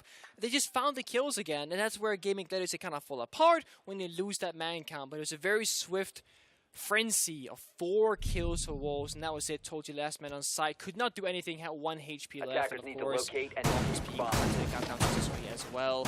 But now we get the bomb site reset regardless, right? Go back to basement where, well, it was Gaming Gladiators that found a ton of success. They can do so again. Let's see if Wolves will change anything up here. We do see some attacker repicks now. And look at this. Rise is hovering the Blitz right now and Beeb with the Thatcher. And I'll tell you why this is happening. This is like a 99% blue rush because you EMP closing the double door right here. That's going to take away the jammers or banshees or traps or ADSs. Then Blitz can just walk on through where Jaeger is, flash the player behind the shield, take control, hopefully get the kill. Then you got blue control. You can work with that. Then you go into pillar, etc. That is likely what's going to happen right now because these attacker repicks are speaking to the exact scenario. Even Shinka on the Nomad is to cover the flank once you take ground control. Let's see now if they can do it successfully. Let's see how fast they go, and let's see if they do indeed use the EMPs in that exact way as we expect. Oh boy, it's always nice to see a blitz on the board. And Love again, no hard breach present for the second time in a row. It's Nook being brought with the hard breach gadget. Here we go. That's another operator that has access to that. The rush is about to unfold in front of our very eyes, and there they go, off to the races. Rise charges on in. Oppe manages to take him down. The grenade from Mowgli lands, and Hoven is no more. Oppe sitting in the midst of the toxic canisters, but loses the shield as his nitro cell does more friendly fire than he would have wanted. Now it's Mowgli's turn. Up next as the proximity sensor goes off. Joe taken out. One player towards the back stairs. They don't see Tolji in this rat position. Down goes Rix. It's an absolute brawl. 5 players down, out of 6 to the body, and a grave is dug for yet another as Ape and Tolji line up. Shinka in a 1v2. Everybody on low HP. Shinka sitting at about 70. They have the most HP in the entire server right now, and there's still 2 minutes to go. What are you going to do at this point? No real utility, but the mute is there. Ape misses his shot. Shinka needs to get out of there. Instead goes for the confirm. It's Tolji versus Shinka in a 1v1. Diffuser miles away. Drone thrown out to attract the attention of Tolji, but Tolji doesn't take the bait. Instead, sitting over by Pillar. Can you get any sound from it? That's the real question, Nick. Seems like he knows. He was wiggling his around for information. There it is! Finds the kill as well. Shinka gets the round. Match point for Wolves. What a rush that was. And it started off badly. The Blitz, the first casualty. Gaimin Gladiators, whether they knew it was going to come or not, unlikely that they knew it was going to come because of the way that the operator repick works. Yes. Or the attacker repick works. It should be specific because it's not all operators. It's Just the attackers. Just the attackers. In this case, they rebuffed it. You decide to charge in through blue, but you lose the deployable shield. You lose control of elbow. And with a team like Wolves, you know that they're going to match firepower with firepower. Now I will say this. As a timeout is taken, I will say this. Okay. The scoreboard right now is fascinating to me. Nobody is really doing that hot. It is a very even matchup. Actually, it's especially Wolves. Especially. Wolves right now, P4, 8-8, dead even. Yep. Bibu, 6-5, 1 above 500. Rise, 9-8. Mowgli, 7-9. Shinka, 7-6. Ape, 9-7. Tolji, 10-8. Joe, 9-8. All of these players are within 1 to 2 kills of their kill and death ratio. It is razor thin. Nobody's really stepped up outside of the norm. Attackers need to locate Everybody and seems to be defuse playing bombs. their role well. Everybody seems to be bringing utility, teamwork smarts, and killing potential. Now, we can't talk about communication. We can't talk about the leadership that's brought for some of these Can't players. hear it. We can't. But in terms of just pure firepower, both of these teams are on extremely equal footing.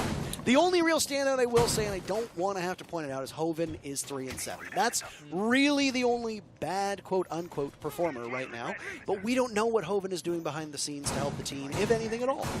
So it is 10 somewhat seconds left forgivable. before insertion. Either way, as a team that we talked about in the pre-show before we got into the match, Gaimin Gladiators was not necessarily in the upper echelons of this major. I think this is a statement from them to take 4 rounds against the #1 team in EU on a map that Wolves are 3-0 on over the last 90 days. and Gaimin Gladiators haven't played at all. I think that's an impressive feat, even though a loss is not what they want, and a loss might not even happen. Hoven, we talked about, gets the very first kill on the Mowgli.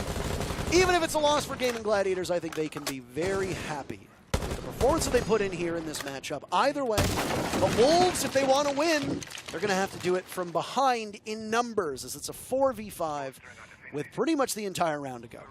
Also worth noting that 2 rounds came down to a 1 versus 1, both of which Wolves won. So it could have been 6-4 in favor of Gaimin Gladiators for all we know.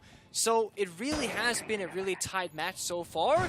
And with the opening kill going in favor of them as well, it's like it could be a 6-5 all of a sudden. It's very close once again.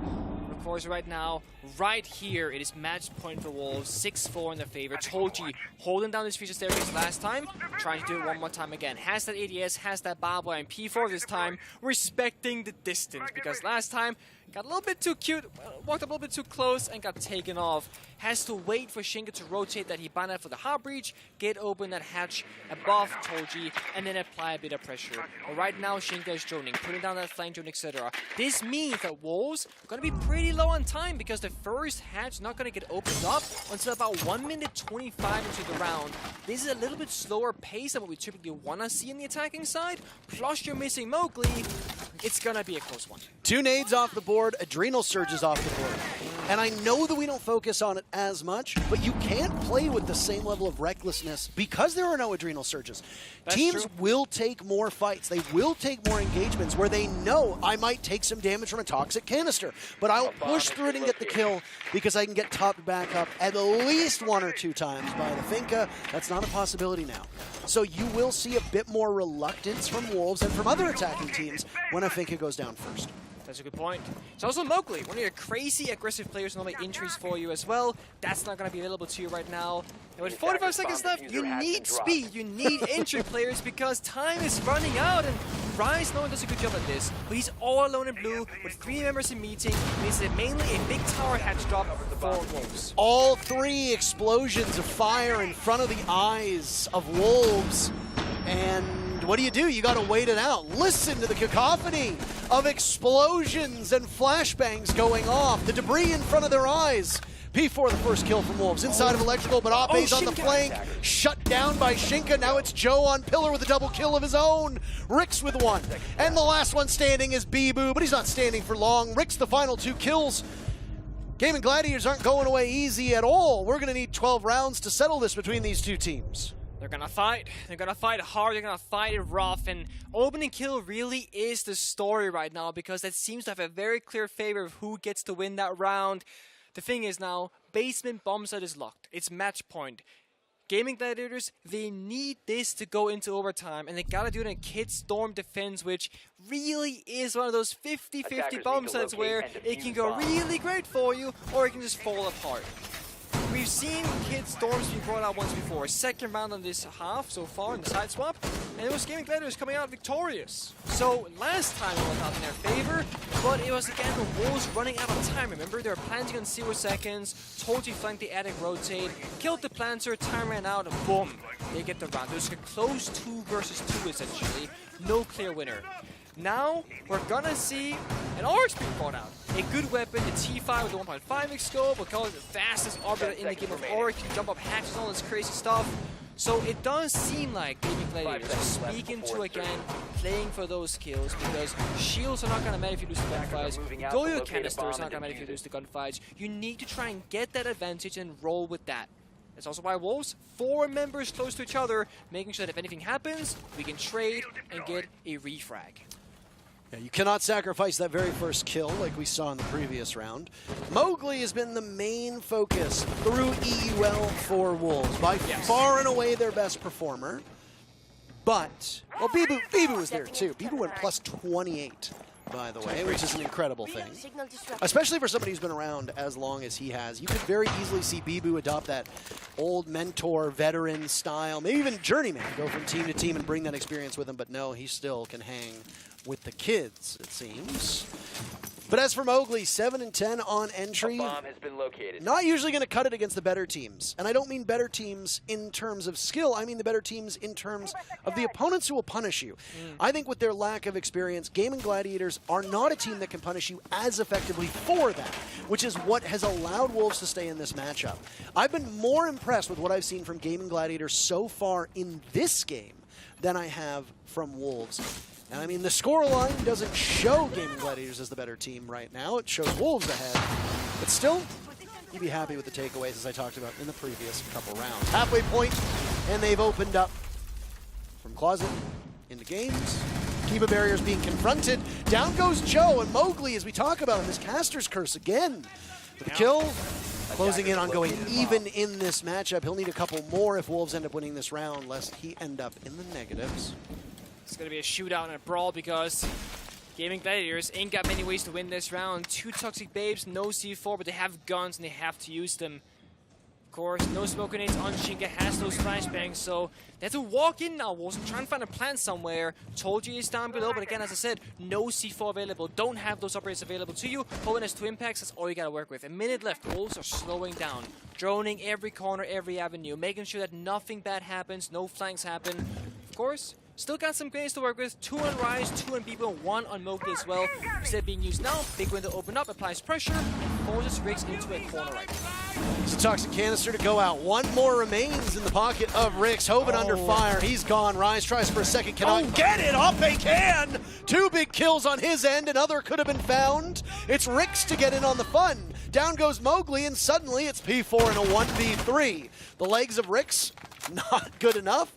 Down he goes, but not secured. P4 has to check his targets. Secure as he's in the midst of the bomb site. In the Viper's pit with the diffuser being sat on by Oppe. 3 kills, and we're going to overtime between Wolves and Gaimin Gladiators. Who would have thought, right? Let's go back to what happened earlier. Elevate, basically, spoiler alert, they beat us Charles and Oregon.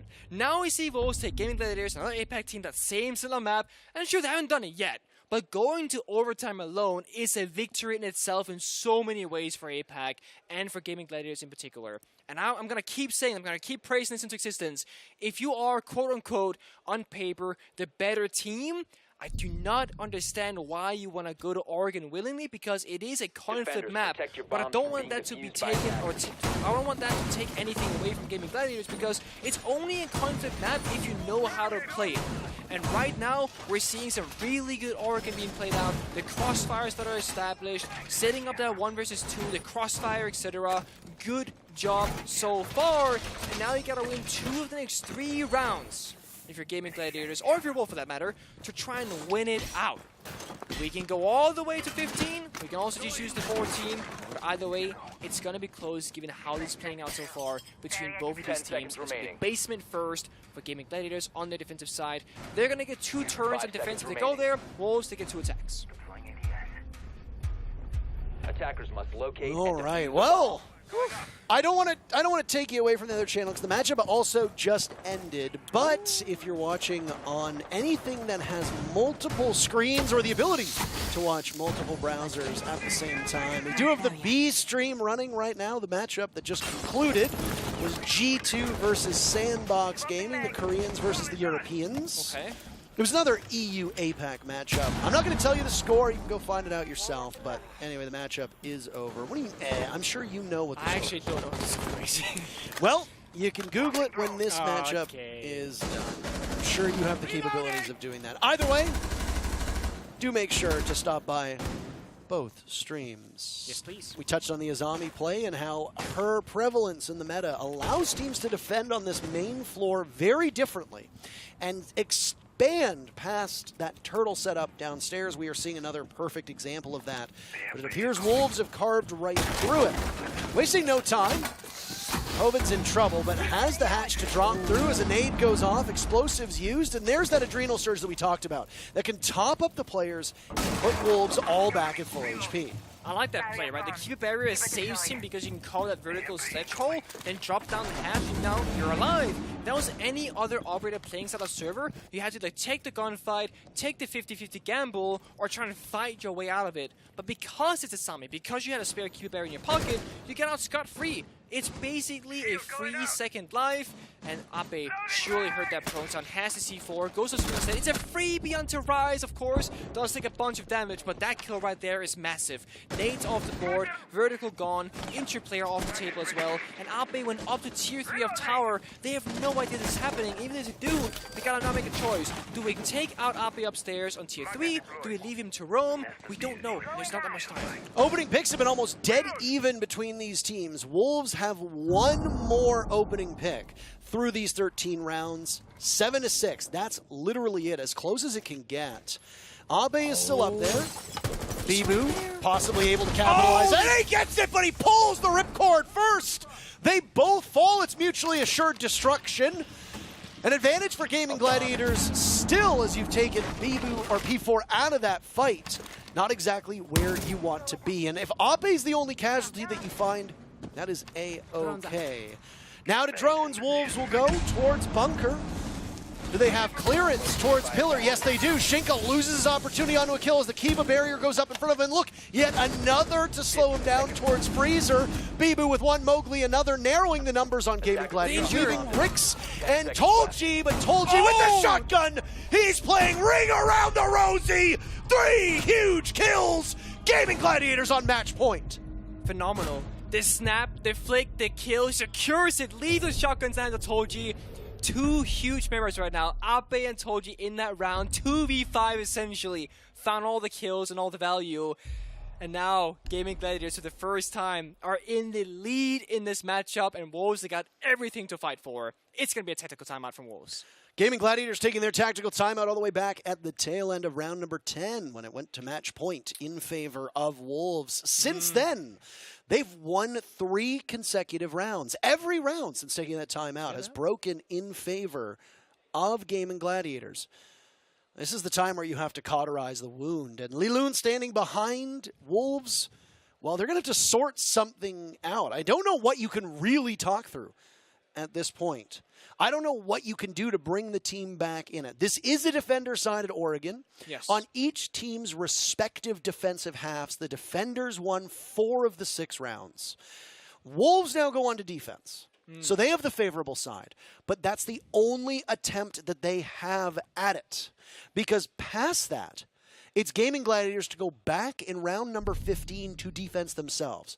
There is no unlimited overtime in the group stages. We don't know if there's unlimited overtime, by the way, in the finals either. There wasn't back in Charlotte. I'm going to imagine that there isn't in Berlin, but there certainly isn't here at the group stages, which means we're 2 rounds away from seeing who wins this. If we do believe that today is the day of Apex, Gaimin Gladiators taking down Wolves in their very first matchup is a shocker to the standings, and it means that these W7M and OXG matches coming up are going to be even more important. Wolves will be back in action after this match against OXG. There's no real downtime for them, whereas Gaimin Gladiators have about 3 hours until they go up against W7M.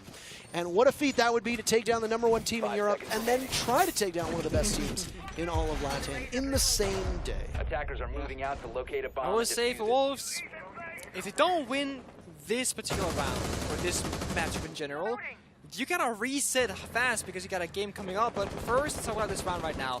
Overtime match point. We are gonna go basement. Hoven and Gaimin Gladiators have opted for a roam clear focus here. They got the Jackal. That's gonna help you locate the roamers and hopefully help apply some mental pressure. And they should know now that P4 is inside a tier 3 of Big Tower because he's been there every single round, and 2 of those times he actually ended up getting at least 1 kill inside that position as well. Mowgli has fallen off rather swiftly. Jackal pings are coming out. This should be a rather swift roam clear unless Wolves wants to basically aggress back into the attacking side. But so far, it looks to be the case of playing it rather safe right now. Not sure if it's the overtime effect coming in, but normally when we do see overtime on the table, teams play a little bit slower and a little bit more cautious because, again, there's so much pressure on the line. Nobody wants to die first. Nobody wants to make that initial mistake. Mowgli, P4, tower side, Rise, Bibu inside a meeting with just Shinka holding down the bomb side itself. Tolji has been my MVP for this match so far. Yes. Doesn't matter what happens. I mean, unless, I guess if Ape or Joe have 2 incredible rounds or even 1 incredible round to finish this off, then maybe that changes. But the impact that Tolji has had on these rounds has been huge. Highly impactful kills, holding down dangerous avenues as he literally nades himself, making me maybe look a bit foolish. But that's okay. Told you, sometimes we all make mistakes. Happens. Yours just happens to be on a camera with a grenade in your hand. That's all right. Worth noting that they have not drawn out P4 inside a big tower. They have not Jackal scanned or tracked him either. It means that he is actually hiding right now. And P4 could be the single playmaker that Wolves need for a great flank. Even getting one kill would cause so much disruption. It's a bit of a shame for Wolves that the attic hatch is reinforced because that could be a great flank avenue. But instead P4 takes Ape off the board. That's Finger as well. Really high value target, and he's still roaming above. Now it's Gaimin Gladiators, that same position. Do they go upstairs, find the roamer? Do they go below and leave him be? Either way, 45 seconds left. We ain't got time to think. We gotta just act. Owen got the info. Knows member stuck in the corner, but Motik is assisted by Shinka with those toxic babes. I'm not really seeing any huge differences here, by the way, after this timeout was taken for Wolves. So maybe it was just to try to settle down their nerves. I'm not entirely certain. Either way, Wolves ready to deal with the destruction and dismay that Gaimin Gladiators will drop on their heads. Mowgli will try to flank. Down goes P4, but Tolji finished off by Mowgli. The teammates are there. Rix is in. A commanding advantage from Wolves will continue to get better as Rix will find 3 more to go, but the time will be his biggest impediment. At this point, if you fall off the diffuser, it's over, but Rix is safe for now, and he'll get off of it with Rise there, but there's just too many players from Wolves. 3 circling in. The Vultures had their prey in mind. And they get it. Wolves push us to the final round between these two teams. 7-7 is not what I would have predicted at any point before today. But going forward, I'm gonna weigh my options with more respect towards APAC in general, but also Gaimin Gladiators in particular, because they are looking for middle of these rounds. I will say Wolves, when they're finding themselves in a 1v2 or 1v3, it is beautiful to watch the clear 3-2-1 countdown that they apply, because every single time, they're all pushing together. 2 people push Laundry side, people flying from the rotate behind Laundry. There was a guaranteed kill happening from one of those 3 members onto Riggs, securing that round for Wolves. It is well done. Final round is right here, right now. Kid Storm defense, same fashion as last time.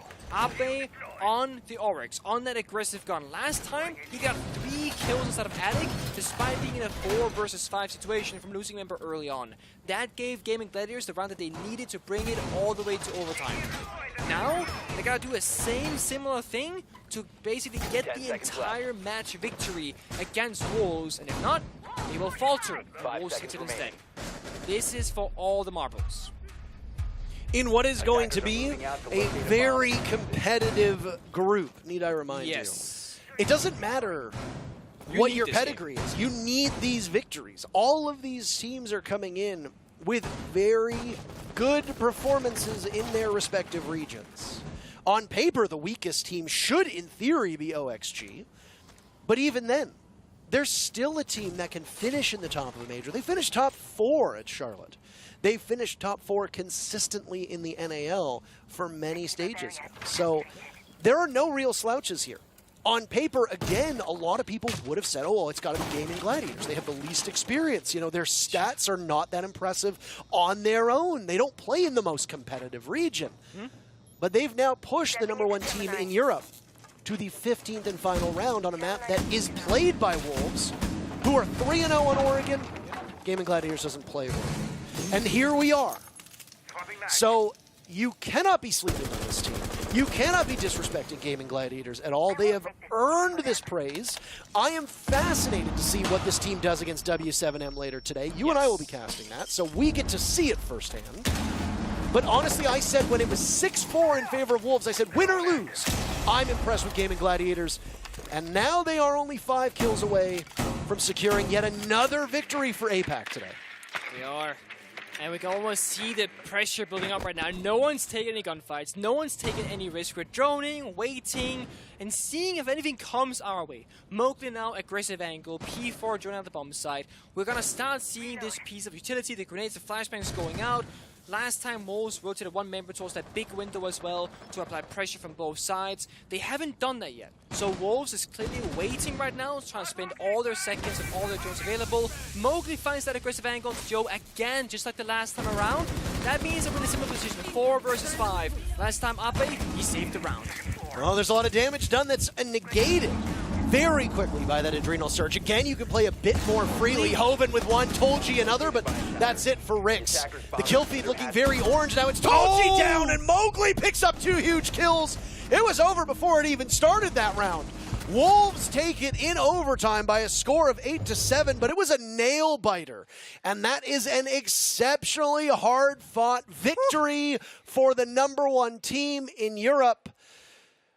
It's got to be a bit too close for comfort. You must have thought mentally they were coming into this game, we have to do better than 8-7. You almost certainly bet that they would have expected a better result than 8-7 for themselves. But Gaimin Gladiators fought for every inch of that map. Incredible performance from the Indonesian players. Oh boy, I can't believe it. Honestly, it's such an upset in itself, even though Wolves still won. It really is. It came so close, so many rounds, the 1v1s, etc. Even that final round looked like it was going to be a Gaimin Gladiator victory. Well, then P4 and Mowgli just kind of happened and got 4 kills in 2 seconds. Yeah, it was, like I said, it was over before it started. The first kill came in, and then roughly 10 seconds later, the round was done, and that's the kind of thing that you see on a map like Oregon. There are a lot of brawls between these teams, and sometimes the better teams on Oregon don't win, to be completely honest. I don't know which of these 2 teams were an actual better team because they were both so evenly matched. On defense, the teams really shine through with their strategies. I mean, it was a very defender-sided Oregon. 2 rounds on overtime, breaking in favor of the defense, the 1 attacking going in favor of Wolves. And what a time for that to happen. They take their time out. They win the very next 2 rounds. Yeah. And I don't know what Leland said. I don't know what the rest of the team said, but it clearly worked. Either way, honestly, incredibly impressed with the first major international competition that we've ever seen this Gaimin Gladiators roster in. And I have high hopes for them for the remainder of these group stages. There's still an outside chance that they can make it in. Obviously, losing 1 of your 6 games that you're going to play in this group is not terrible. It's okay. Yeah. Or 8 games or however many games they end up actually playing. My numbers in my head are skewed because I feel like most of the majors were always missing a team. So the numbers are always changed. So it's like, oh, they have 6. Oh, actually, they have 8 this time. So, but either way, still plenty of time for Gaimin Gladiators to pick up some more points. An overtime loss is obviously not the result that they wanted, but it's what they're going to get. It's true. I will say I'm actually very surprised that Wolves held that time up so long because I actually thought for some reason they had spent it earlier, and I thought, oh, they blew it early. But they spent it in overtime, essentially, all the way towards the end. That's impressive because if you're up against the Gaimin Gladiators and it's so close, I'm just like, maybe you said earlier, but it worked out, so I'm not going to judge too much, but I was surprised by that. All right, well, that's it for this matchup. We've got one more for you with Nick and I before we go on a break. Wolves are going to have only a couple minutes to recenter themselves after that 8-7 victory over Gaimin Gladiators because they're going up against one of the top teams in North America and a team that finished in the top 4 of the Charlotte Major. OXG versus Wolves is up next, but before we get there, our commercial obligations. We'll be back after this break. Ooh.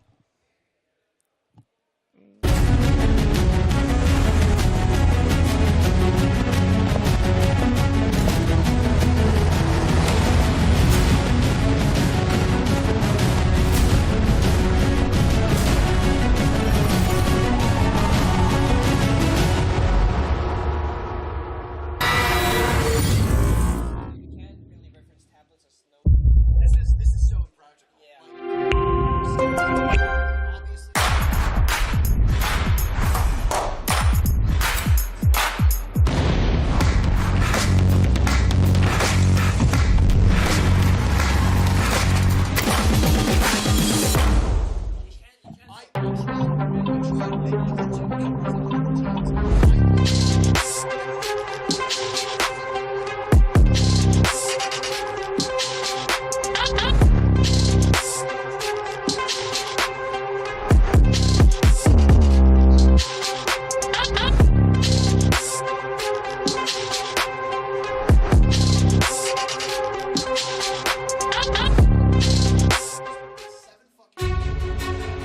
Paris, Mexico, Stockholm. I have so many memories. Shockwave completely I had a front row seat to see Goga qualify G2 Esports for the final after an unbelievable performance. On the best team in the world. I was there in Tokoname, where Nello won a legendary round all by himself. In the midst of a crossfire, gets one on the Diesel and a second one on Amaranth. Are you kidding me? The 1v4! I was standing in that madding crowd at Montreal, stunned by the triumph of Space Station Gaming. But it's home once again! I was thrilled when Ninjas in Pyjamas got its revenge in Paris. Not bad. Alamau in a 1v3 here. He makes the swing, he finds the headshot, and not just one.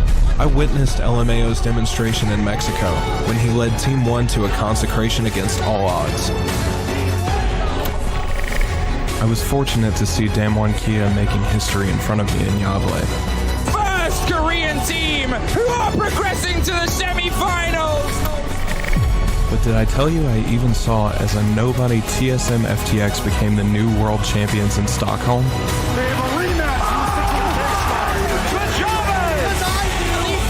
This is it. This is my major story.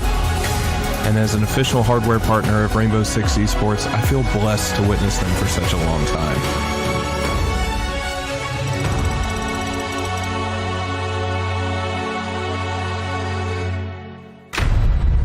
You say 30 seconds and he just said 10. So fast.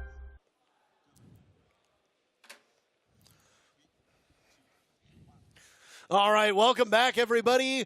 It's the post show for the match that just happened between Wolves and Gaimin Gladiators. And yes, your eyes don't deceive you. It was a tight-fought match between them. 8-7 in favor of the #1 team in Europe. Gaimin Gladiators putting on one hell of a performance for their international debut. Yeah, that they did. I mean, it was very impressive what they did, not just in the first round, the last round, but all the way throughout. And as you see in the middle of the screen right now, it really wasn't a one-sided matter at any given moment. The most anyone won was 3 rounds in a row. It was actually Gaimin Gladiators themselves that got those 3 rounds, so very well done by them. It was after a timeout as well, which I think is the most impressive bit of it.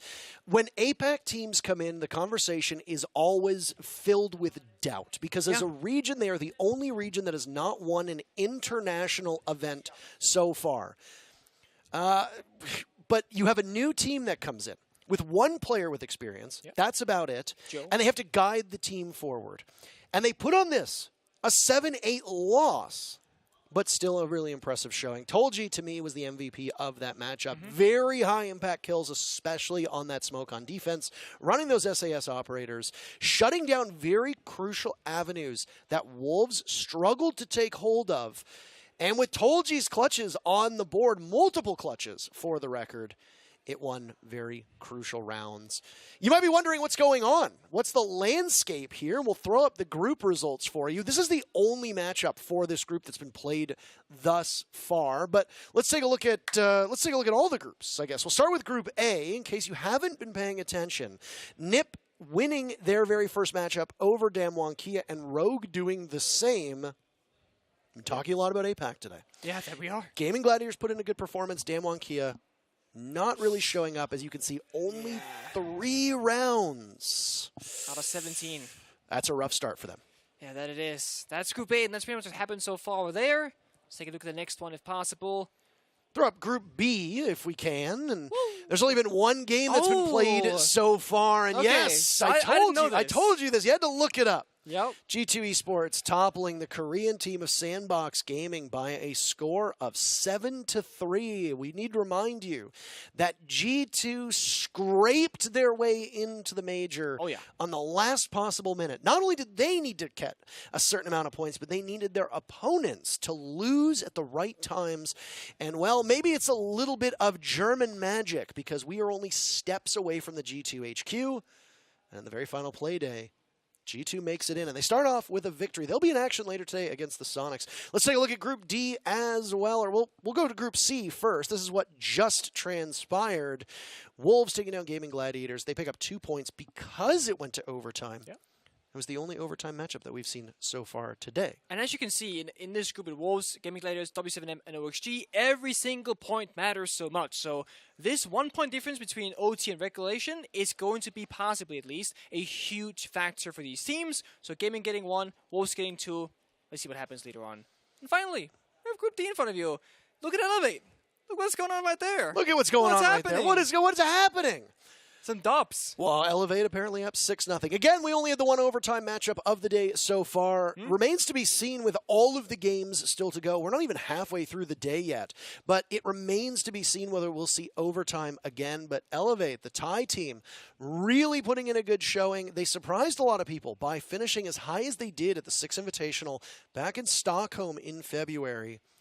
I think they surprised people with their results today. Yes. 2-0 is not exactly the start that I think most people would have had on their bracket for Elevate, but upsets happen. We had LATAM Day back in, what was it, Mexico, or was it, and then the Six Invitational where every LATAM team won and every LATAM team did really well. Now, obviously, every APAC team is not won today because Sandbox are 0-1, DWG KIA are 0-2, and Gaimin Gladiators are technically 0-1, even though it was an overtime loss. But Elevate really showing up. So APAC looking strong.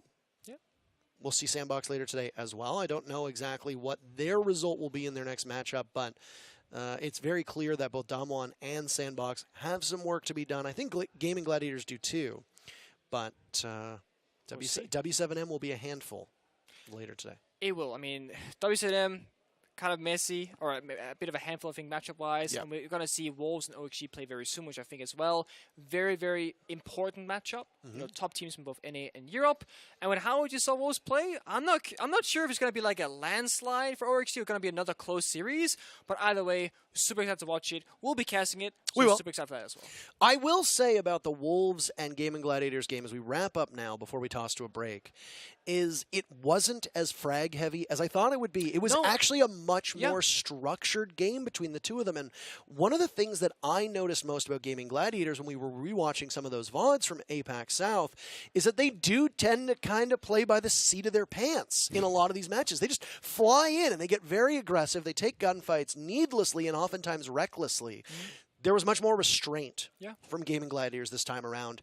And Mowgli also showed a bit more restraint on his entry, and maybe that could be just the uncertainty of playing against a team that you've never played against before and a style that you don't necessarily have the most experience with. I agree. And I think there's a bit of respect as well, right? Because Wolves didn't disrespect Gaming. They're just running through the building, not joining corners. There were definitely signs of saying, like, we're not going to underestimate you. We know you're capable. We're going to take it nice and slow. And the few moments where Wolves didn't take it slow, they got punished, right? So respect on both sides. Love to see it. It's Wolves versus OXG up next. One of the top teams in North America versus the top team in Europe. Only just a couple minutes away. Sit tight. We'll be right back.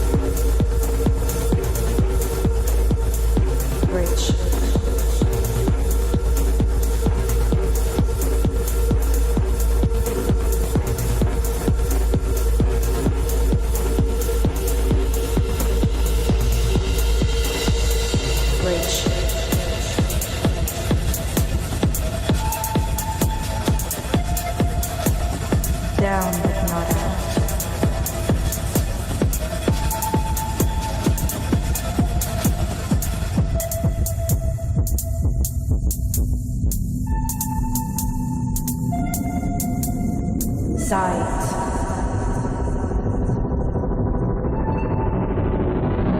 Ritual.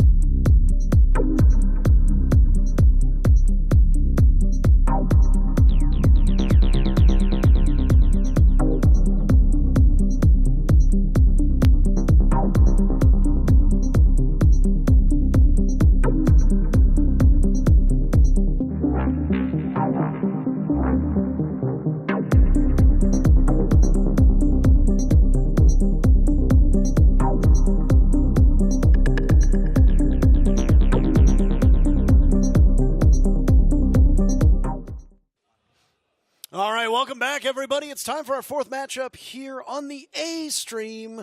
Wolves, hot off of an 8-7 victory over Gaimin Gladiators, will take on OXG, the fourth place team at the Charlotte Major. Top four place team. That's what they are? They're the fourth place team? Well, third, fourth. Okay. Right? They also haven't played yet, so there's that. At the Charlotte Major. Oh, I thought... At the Charlotte Major. Oh, I thought at the last Major. I am not prognosticating. I thought you were slandering them already. I was like, God damn. No, I'm talking specifically about how they did in Charlotte. That's Nick. my bad. Yes, it is. That's okay. The rosters between these two teams are quite legendary in their respective regions. For OXG, you know them: Fox A, Laxing, Newers, Vertical, and Dream. For the Wolves, you just saw them in action: P4, Shinka, Mowgli, Rise, and Bibu. And the one thing that both of these teams do have in common, Nick, is they have some serious veterans of the scene on their rosters. Bibu's been around since basically the beginning. Rise very close to. Fox and Laxing have been around from the beginning as well. In fact, Laxing is actually a world champion, having won the very first 6 Invitational on Xbox. So they've been around the block an awful lot. An awful lot, and that experience kind of shows in their gameplay, right? And they're also enabled to pick up new gunners. Yes. Newers, most notably, is a very young gunner who's very good at shooting heads and making tweets. I had to say that, sorry. Oh, God. And the man's bad. He's bad. Like, and I mean like good bad, but his tweets are like bad, you know? So either way, whether you want to focus on social media or not, Newers has been one of the top performers since he made his debut in the North American League, and he's going to need a strong performance here in a pressure cooker that is a major. Now, just over here, let me just. Oh, okay. It moved. All right. Oh. We're going to Clubhouse, by the way. As you can see, all of these maps that are banned out, it's like mirrored. Look at that. All of them gone, and whoop, we're going to Clubhouse. I like that. Clubhouse, Dub House, we saw Oregon, you and I did earlier on. Oregon's been played a couple times on the streams today, on both A stream and B stream. And yes, not that we want to drive you off of this stream, but of course there is a B stream that is happening. Ace and Dez are going through the motions right now. Is that the G2 Sonics game that's going on right now? I believe it would be, yeah. Okay, there you go. So you can go over there. You can check it out. If you're on any device that can run multiple windows, then you can watch both the games simultaneously. If you're on a mobile device, just buy a second phone. It's that simple, right? Yes. It's so Don't easy. have a house, buy another house, dude. Come on. Oh, you can't afford. What do you can't afford a house? Just work harder, right? It's super easy. We have the teams ready, though. By the way, we're trying to make up for some lost time here. So let's get into the match. Let's see a map that is actually set in the country in which we are in. It's in Hamburg, right? I believe it's in Hamburg. Not quite the same location. We're in Berlin. We're going to go Clubhouse. OXG versus Wolves. Wolves picked up 2 points, not all 3 in their earlier matchup. Why? Because they lost, or they made it to overtime, which means they lose a point. That point goes to Gaimin Gladiators. True. So Gaimin Gladiators still pick up a single point for their efforts. OXG starting on defense first. That means they are going to ban. Historically, Clubhouse has been a very friendly map for the defenders. Will that hold true?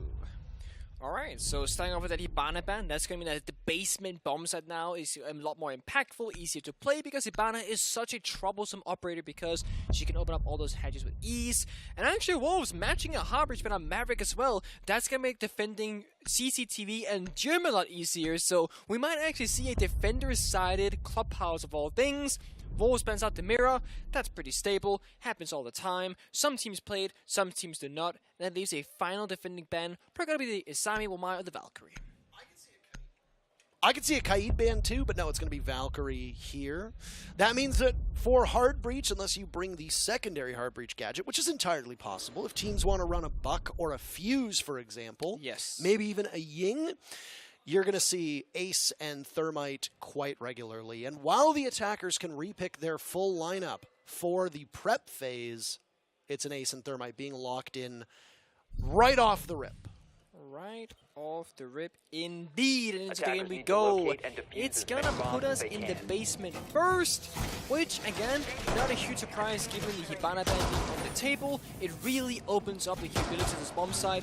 One thing I want to note right now is that Laxing is running the Kaid on the board, which is atypical because Thatcher is open. However, one thing to note here, by bringing out the Kaid, you're basically forcing Wolves to pick up the Thatcher, or to make their lives a little easier, you're going to choose to pick up the Thatcher, and that's going to limit how aggressive their attacking lineup can be. And now if you look at it, Ace is important, Thermite's important, Thatcher's important, and if you kill Ryze on the Sledge, that's your only vertical player. If you kill Mowgli, that's half your grenade and utility and explosive economy. Every single member of Wolves in the attacking lineup is required for every single part of the round.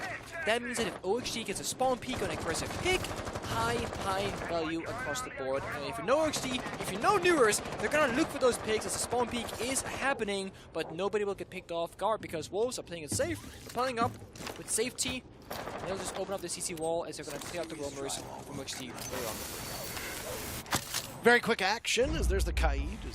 Laxing has the Electric Claw in his hand. We've come up with different terms for things like bandit tricking, impact tricking, etc. But I always liked calling it the Electro Shuffle.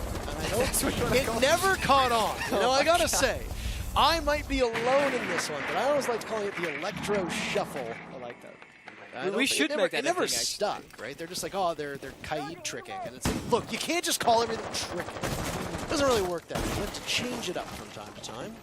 Repetition is the enemy. Laxing guns down Ryze. Very first kill of this map goes in favor of the North Americans. And already there. Sledge off the board, run to basement because why? Kitchen floor now is not really going to get opened up because Shinga's running Claymore, P4's running Claymore. We have 4 Claymores in a basement attack. We don't need that. We need soft breaching charges in case Ryze dies in the Sledge that I spoke about earlier, because now no verticality, half your nades are gone. Ryze was 0-4 on entry against Gaimin Gladiators. He is currently 0-1 on entry in the very first round against OXG. And to add insult to injury, we got 4 Claymores. I gotta say it one more time. There it is. This means OXG can bunker up in the bomb site. With only 1 grenade left in the pocket of Mowgli, they cannot clear out both kite cores. They will have to use their EMPs. Instead, Motorhead gets opened up. That's going to be Evo's second exothermic charge. He used one earlier for the CC roam. That leaves just the 2 Selnet charges in P4's pocket. Wolves are very limited on what they can open and what angles they'll have at their disposal. Again, OXG in a good position in the driver's seat.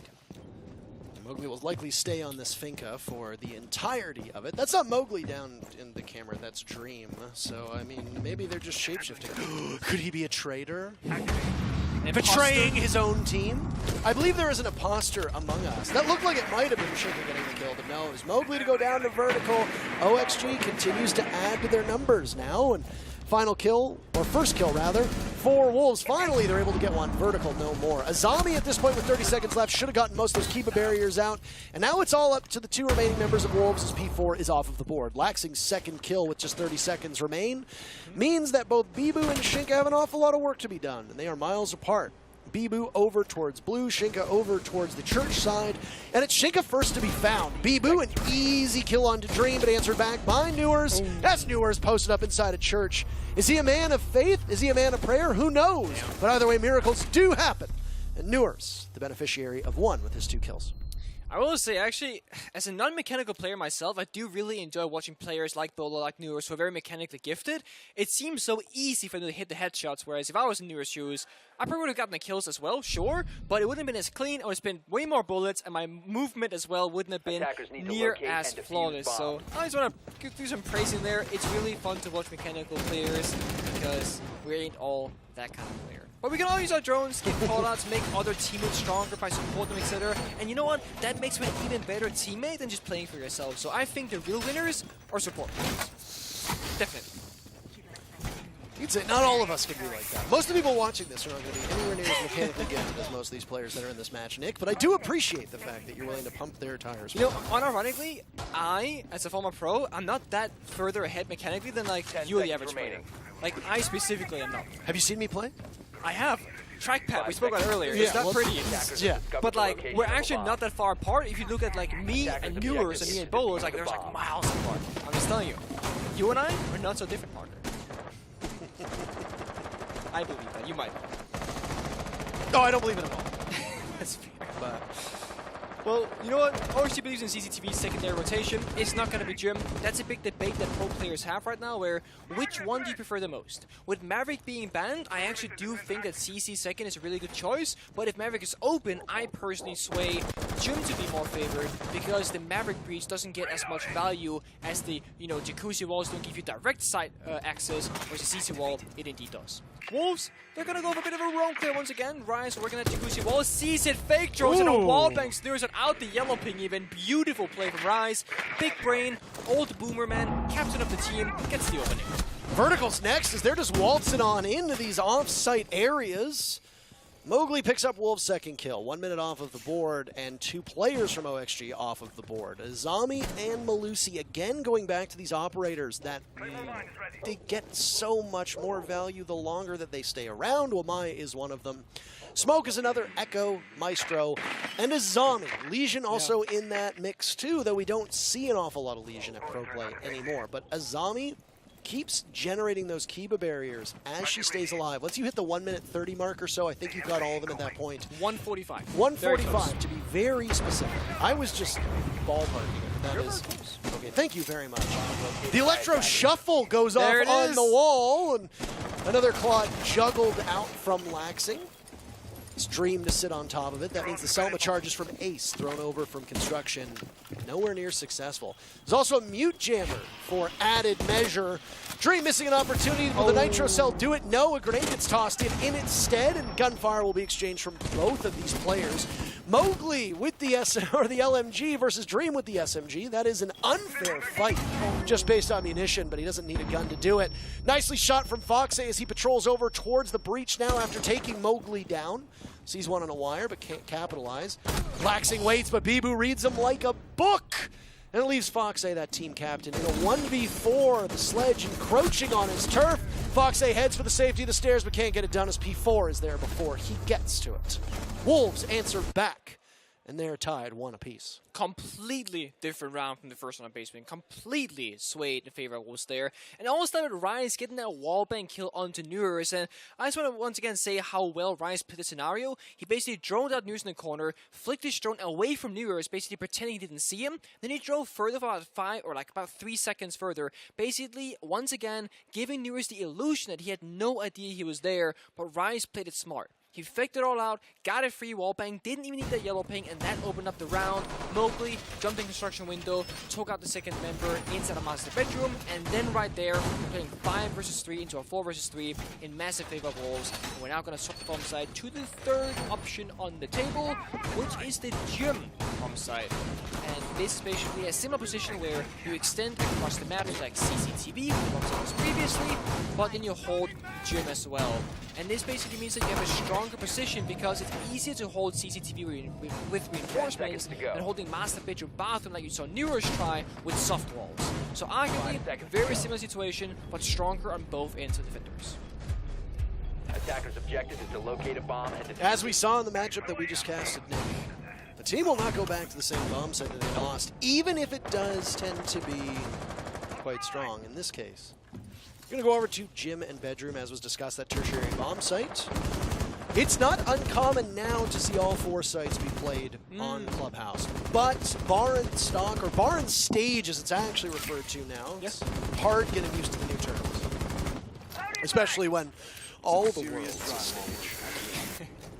Doesn't pop up all that often. It might be a pocket strat for certain teams. I don't know if it'll show itself in day 1 of groups. That's a little early to unleash the beast. That is that bomb site. We can speculate. The problem with Gym that we're going to see unfold is that if your opponents take control of construction and if your opponents take control of logistics, you are trapped. You are just, at that point, you are fish in a barrel, and your opponents have all the guns. Right?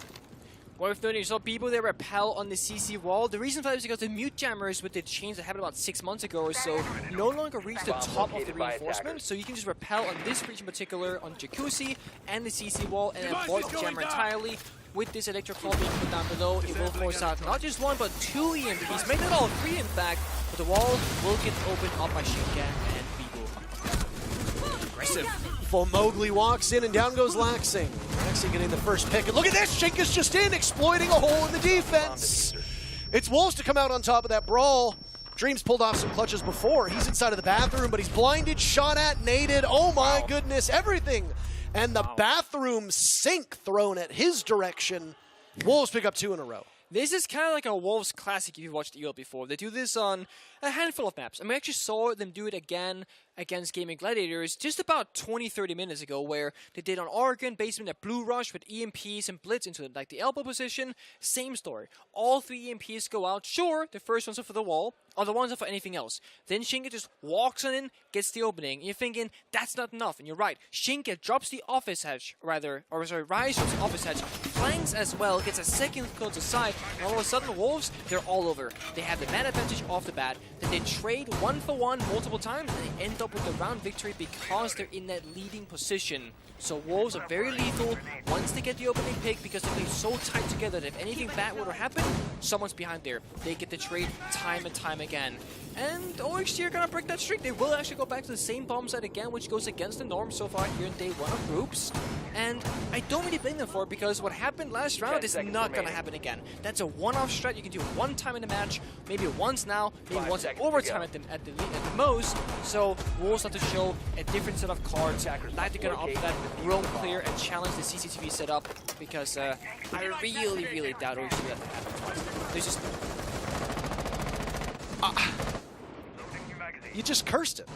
No, there's no way. You're not allowed to say that. You can't just say, oh, there's certainly no way this is going to happen, because it means that it absolutely will. They've spawned on the CC side, P4's main door. They're already now changing their strategy entirely. Rise spawn in construction, kills default cam, goes to roof, opens the hatch. Efficiency here in the routing of the players. Look, everyone is doing something that is playing towards something later in the round because this hatch right now, not important. But a minute from now, it will be. Oh, is little Nick gonna get mad because there's 4 Claymores on the board? 4 Claymores is too many Claymores. 4 Widow Claymores on the board. They buffed Claymores. Okay, they buffed the Claymores, so you have 2 each. And they bring 4! That's what you sound like. Fine. Do you still compete? Claymores. No, you don't. I don't. Let them figure it out. They're winning right now. They lost the first round, but they didn't have breaching charges. So there's that. Sometimes you win some, sometimes you lose some. I don't know. I think Laxing's first pick was pretty integral in that first round. Knocking the sledge out on a church take, you know, maybe that's huge. But yeah, sure, let's just blame the breaching charges and Claymores, man. Thatcher on the board, which is not that much of a rarity on Clubhouse. It allows any of these shock wires or electric claws that are being trotted out in these variety of rounds. This time around, there's shock wires to be used. Down goes vertical. Mowgli will be the main point of entry for Wolves. He will be the main entry, the main person to do it, and he's doing okay. And he's trading himself out. He's 3-3 on these entry kills thus far. He's also a utility operator. Second crack at Jim, but it's Wolves to get the leadoff kill for the second time in a row. Not all the Wamai magnets will be present. Rise has been down, and P4 takes a ton of damage, but it's Newers to fall. Another critical operator, but all those Kiba barriers should be up. Is Foxay next to dance with death? Here's the adrenal surge real close. Maybe a bit too close for comfort. How much HP Fox has, doesn't necessarily want to engage. There he goes, finished off by the shrapnel. The nade tossed on out. Dream with a kill of his own, but he's going to have to find 4 more. The ace clutch, 2 to his name. Playing in this position. Locked down inside of logistics. Can't outduel Mowgli. 3 kills from Mowgli. A good performance. Wolves are certainly feeling it. 3-1 in their favor. Imagine that OXG will be burning their timeout relatively soon. I think that's Mowgli. I think that's Mowgli joking about throwing the nade. And you know what? Guess what just happened? What? They oh, there it is. They called timeout. Oxygen called their timeout. Did say it. I've always been very curious to see how people like Mowgli and Spoit will do against North American players and teams, because we always speak about how Europe has like more strats, NA has better gunners, but we have actually... No, we don't talk about that. Okay, we don't talk about that? You talk about that. Okay, I talk about that, and so do other Europe people. Europe sucks. Europe actually has sucked EU in recent times. Sucks. Yep. NA all day. All day, baby. Sorry, I don't actually believe that, but I had to get it out of my system for the fans back home. Yeah, because they would be saying that. Yeah. I think EU is slowly coming back, but they have been... It's been a rough patch for about 2 years now, right?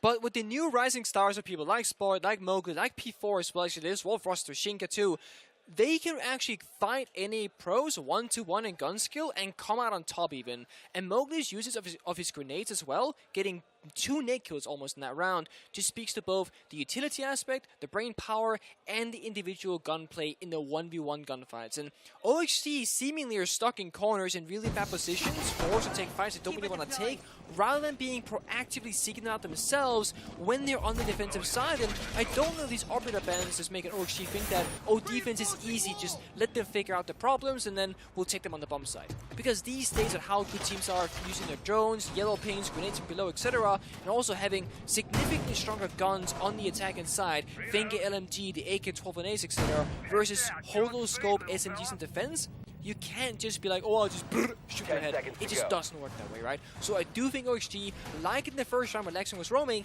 they need to get more proactive and seek out these fights instead of letting Wolves execute time and time again. See if they can do it. 3-1 in favor of Wolves. We're back in the basement.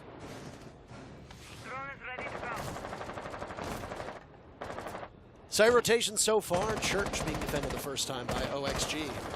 They threw a bunch of things at the wall. A word that I'm not allowed to say on broadcast, even though I'm still waiting to hear back if we actually do have a swear jar. I don't swear on broadcast. It fascinates me that our colleagues across the ocean, across the pond, are allowed to say swear, because don't say swears. But sometimes there's the urge to. Anyway, he throws stuff at the wall. Cash, unsuccessful for OXG. 2 attempts at Jim, unsuccessful as well. I am a bit surprised that they're going back to Church now. Maybe they thought there was something about that first Jim execute that they can solve, but hey, you're going back to the one bomb site you won, a relatively secure bomb site for most teams on defense, and you did so off of the back of your timeout. That's not a bad set of scenario, or a bad set of circumstances for OXG. A pretty good scenario for them to be able to take another win here. If they lose this round, Wolves definitively win the first half. Leaves Oxygen to try and salvage it with the second round, but that is obviously not the start that OXG wanted. Newers has already taken a ton of damage as we now hit the halfway point of the round. Yeah, not just, yep. Oh my, that is a disgusting angle, by the way, from Rise. I mean, Vert had no idea that was going to happen because it's a one-way angle. Coming to a ranked game near you, baby! Oh, yeah. You know it. Sitting on top of the Jim hatch with a long angle as he gets droned out, flushing out Vertical, and yet again, OXG sacrificing that first pick. Vertical's numbers are underwater at the moment, 1 and 5. It's tough. For a player like Vert, that's not what you want, but guess what Wolves didn't do? They didn't drone out Strip Club. And Foxe is in there, in his own lane, flourishing. Gets the pick on Mowgli. Down goes the main entry for Wolves after that impressive 3K that he got in the previous round. You're going to have to ride a minute without him. So, TSM doing Invite of this year had this strat where they put Geo and Strip alone. This reminds me of that, but like obviously like Fox is just hiding there. But now it presents that same problem for Wolves. Do you chase him? Do you leave him be? Because Foxy could flank at any given moment. Sure, there might be a flank drone, but Foxy with the right timing could get a ton of damage in here. With 40 seconds left and limited peach available, Wolves, they have a tall task ahead of them. Thankfully, News is low on HP, but this will come down to gunfights and the 1v1s in about 10 seconds. Attackers P4 in dirt right now. It's called an escape tunnel, but he wants to do quite the opposites. Inching ever closer, looking over towards dummies. Boxes can't see anything right now. Newers is very close to being spotted, as is Dream, and there it goes. Dream tries to fire back, but P4 with the AK in hand is simply superior. Shinka's turn up next into the bomb site. Down goes the Malusi. Newers the only kill before he gets traded out. Fox says double, but he needs to get back to the bomb site as all of his teammates are as good as dead. Shinka planting, Bibu with the cover. All watching along with Bibu. Bibu versus Foxe. These are two of the oldest players in the game coming head to head. And it's indeed going to be a 1v1 between them as down goes Shinka. Foxe on 1 HP. A single bullet from Bibu will win this one out. Commando in the hands of Foxe. Doesn't have the same fire rate of the Roni, but can still do quite a lot of damage. Bibu sees him as Foxe backs up. It's a 4-1 half for Wolves. Still 1 round remaining. But they take the very first half with 4 rounds on Clubhouse. And this is with Hibana and Maverick both banned off the board. And sure, Thatcher's open, whatever. But this usually speaks to a more defensive favored half than usual. And a 4-1 situation, not the greatest. Sure, XG with this final round, they can make it 4-2, which is half decent. But when you're up against Wolves, when you're in this group with W7M and Gaimin Gladiators who got 7 rounds on Wolves, you need more than decent. Otherwise, you're not going to be out of this group because it's so many good teams put up against one another. CCTV, the final defensive half round for the side of OXG, and they need this now more than ever. RB lineup-wise, nothing is really changing for OXG. Laxing is flexing between the Bandit and KIA. Dream is playing SG11 as always. Bird, as you mentioned earlier, Parker, having a bit of a rough game so far in the Asami. Keeps getting found early in the round, and those Kika barriers are not being used to full effect in any of these rounds, which again, it doesn't help the defensive situation that OXG is in because they need all the utility they can get, given the fact that they're just losing their manpower and losing those gunfights. Second attempt at cash now for OXG on their very final defense. Things have not gone very well for the North American squad. Things haven't gone well for the NA teams at all today, actually. Though there hasn't been a ton of NA in action. We haven't seen XSET play yet. We've seen Astralis play one game. We don't think we've seen the Sonics play either. No, they're playing currently. They would be playing currently, yes, against G2, which is going on in the other stream, in case you're curious about the results over there. There's some grade A beef. I was going to try to make like a German beef joke, but I don't know if I'll be able to do that. Laxing is shaken off of his spot. The Mute Jammer and the Bandit batteries, all of them in the world cannot stop that exothermic charge from going off. Wall into CCTV, opened up by Wolves with over 2 minutes to go. That's good pacing. But there's usually a second target for that other exothermic charge, likely to be over towards construction. I haven't seen people use Sophia Thatcher combo to stun the drone hole to basically nullify the Bandit, because if you use Sophia stuns the Bandit, you stop the animation of the Bandit Thatcher being put down, thus the Bandit trick does not happen. That's exactly what they did. This flank right here did not get hurt by Moku, so he gets taken down. Neurus with a great aggressive play there. P4 tries to trade it back, but only a bit of damage goes through. Now, of course, Neurus is stuck in the corner, but Vert is there for the trade. P4 reads it, sees it, and takes it out. Neurus should have fallen second after as well, but no! He whiffs! Neurus stays alive, Drone sees it, but it's going to be a 4v4. Very uncharacteristic of Neurus to miss those kinds of shots, especially when he settles in and gets really comfortable. Vertical, again, had been the story that we touched on, and now he will finish the first half 1-6. Quite the fall from grace for Vertical. Bibu will watch as Rise walks up. The Monty is just stalking its prey, and there you go.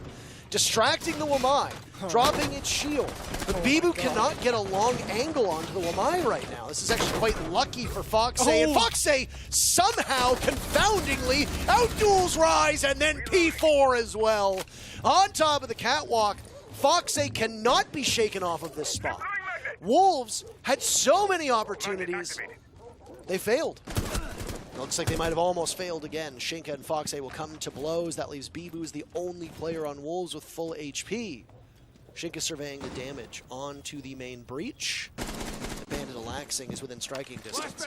He'll be flashed out by Bibu, but Shinka is not there to capitalize. Instead, he'll have to run right in. Laxing takes down Bibu, and it's a two-piece for Laxing. As he laughs about it. He laughs about it. Because he runs right past him. Glad you got to see that. Fortunate. Unfortunate indeed. OXG pick up their second round. Comes in the very final round of their defense. Side swap comes in. Wolves will move on to defense. Tail of the tapes. In terms of opening picks, Wolves leading the way. They got one diffuser down as well. 3 bomb sites were seen. No bar stage. Church and Cash were won once by the defense each. That's it. Gym and Bedroom played twice. Oh. Not a defender favorite. Starting a bar. All the way is a stage, yeah. And so is this bomb site. Bar stage. I like this. I said that this is oftentimes a pocket pick for a lot of these teams. Well, Wolves said to hell with that. Very first round of our defense, we're going to try to knock you off stride. Now, there are 2 ways to win this. Way number 1. This is cunning and brilliant, and I can't believe they would do that. What a wrench it throws in the gears of OXG. Okay. The other way to look at it. This is so dumb. Why would they go to a weaker site when they could easily start off strong on one of the better defender-sided sites? Okay. Which category do you fall into? Attackers are heading out. I think I'm on the first side, right? Because CC and CC2 and Bar is like, or CC2 and Gym rather, everyone knows how to attack against it and defend it. Bar is like, everyone has played against it less, so if you're well prepared with like what you want to do in defense, I feel like you always have like a slight edge towards it. I think it's smart. And I'll also make the argument that because Wolves are in the lead for 2, they can risk taking this kind of like lower win rate bomb site because, well, even if they lose, they're still 4-3. So I honestly feel like you might as well in the scenario. where the score is reversed, where Wolves is 2 against 4 on OXG. A bit risky, but some people like that. So far, so good. Well spread out. Usually you'll see teams defending weight room an awful lot. Gym upstairs, you might see an extension into strip. Wolves' focus, though, is mainly on over towards that gym side of the map on the top floor. Holding on to it, Castle Barricades there to assist them. I am curious to see how the OSA plays out. Foxe running the operator that we don't see a ton of outside of a few maps. Usually because she doesn't bring the same level of utility, not a lot of explosive potential that you see from an OSA, with the 2 shields and smokes being the most common lineup. One of those talent shields has already been placed somewhere. I'm curious to see as to where it went. There's a second lined up. You can put one by the main door, looking into stock, looking into lounge, looking into stage. And you can hold that power position because the only real way to counter that is a jump out from big window by billboard or by billiards, which is where Dream is with the diffuser, by the way. And he just runs right in. Vertical goes. Dream is safe. As safe as can be, and he's going to plant. Rise with the drop. No. Nobody knows. Nobody knows. No idea. They don't know. They lack critical information as Dream gets the diffuser down and then gets slaughtered. Wolves cleaning up on the kill feed. Suddenly, both Laxing and Foxe have to reposition. There's where the talent shield is, inside of stock. Foxe takes out the castle, but will have to move to the diffuser and softening up as best as he can. Mowgli has been dropped, which means nobody's on the objective anymore. Down goes Laxing. Foxe in a 1v4, but the long arm is coming in with Shinka cleaning up. Wolves gamble on bar and stage, and the gamble pays off. They take their very first round on defense. They stretch their lead. They're only 2 rounds away from putting OXG in the dustbin. I really respect what OXG tried to do there. They saw that nobody was on side, vertical was weak, no information, right? Valkyrie spent, etc. They go deep on the bomb site, they get the plant down. Wolves have no idea. But the issue is, the post-plant position is extremely weak. The only real strong position is stock room, where Foxe was behind the talent shield, and the moment he left that position and died eventually, no one can really do much about that entire diffuser situation. No one's up above, don't have vertical control, there's a castle barricade blocking your path, you can't really get inside the bomb site again, so once you're out, you're really locked out, and that's ultimately what cost OXG that round. It pays off for Wolves, they win bar, they're gonna go basement. We might possibly have a rehost, it seems like, because of Dream asking for it. We'll see if it gets confirmed or not. And then if it does happen, we'll get React back, of course, after a quick rehost. It seems like they're leaving the server, and we will be coming back in a few minutes. They will be exiting the server, and I imagine we will show a beautiful photo of both of these teams. It says that Wolves won the round, but that is not the case. Not true. Not true. Not true at all. We'll just see. Thankfully, nothing was really shown, nothing quite happened, so we can go straight back to basement bomb site. Nobody knows what the setup looks like, so it's going to be even grounds once we get back. So just bear with us for 1 second.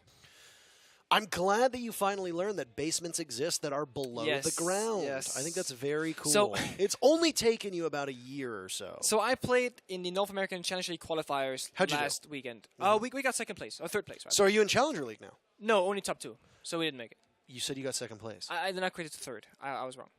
We got third place. I'm very confused. Okay, we got third place. Okay. Top 2 made it, I so think. Let me ask you this. Okay. As an NAL caster, how would it work if you were both an NAL caster and also a North American Challenger League player? Well, you don't play on the same day as we cast, I don't think. So you just... We don't. No, exactly. But do you also think that playing in the North American Challenger League would tarnish your legacy? Do you think it's beneath you? Yeah.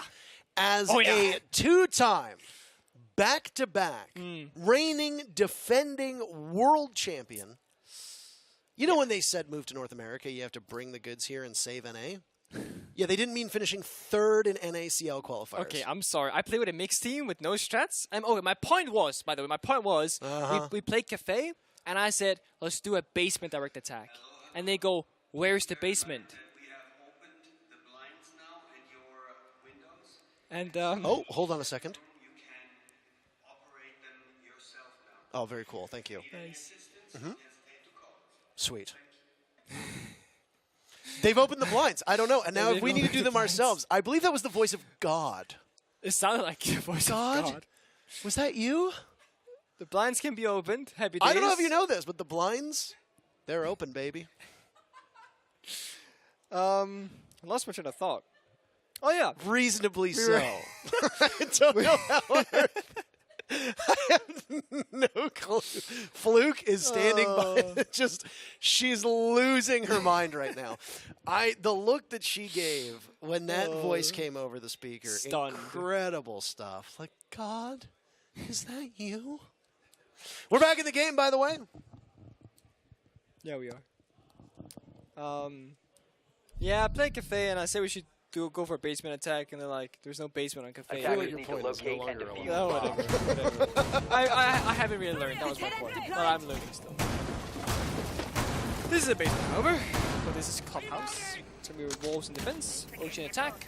Really quick Rios, but good job, guys. They're banging the server really rapidly, very swiftly here. Appreciate it. Very quick. Again, Kai being brought out is more like to force out the Thatcher to limit the attacking lineup. Because Thatcher nullifies the Kai, but if you don't bring the Thatcher, you gotta bring an extra set of nades, yada yada yada. TLDR, Thatcher makes life a lot easier, but it's only really being brought out because you're forcing it by picking up the Kaid, so you're nullifying each other. Both teams doing it. 5 seconds to go. Style of choice. And Wolves, once again, just like on Oregon, only really one guy on the bump side. That's poor man Shinka. And then you got 4 roamers looking to shut down entry points of OXG, kill some drones, maybe get a kill if you're lucky, but just make life difficult for them. Give them a bunch of different troubles that they have to solve and slow them down. That's gonna be this. CC wall gets opened up by a single Selma charge, good value there, but they need more because impact rate goes out denying that breach. It is no longer an entry point, but just a line of sight. Newers opting for the garage, walking with Foxy, droning down below. Looks like a relatively swift approach to it. Again, that's not Foxy. That's not Newers. Oh my goodness, they're wearing each other's clothes. They're wearing each other's skin. I would gladly let Lexington take my skin. I was gonna say, what? All right, Parker. We have fully lost it at this point, by the way. That we have. Yeah. But you know who hasn't lost just yet? OXG. They're still fighting, baby. Round and around, again and again.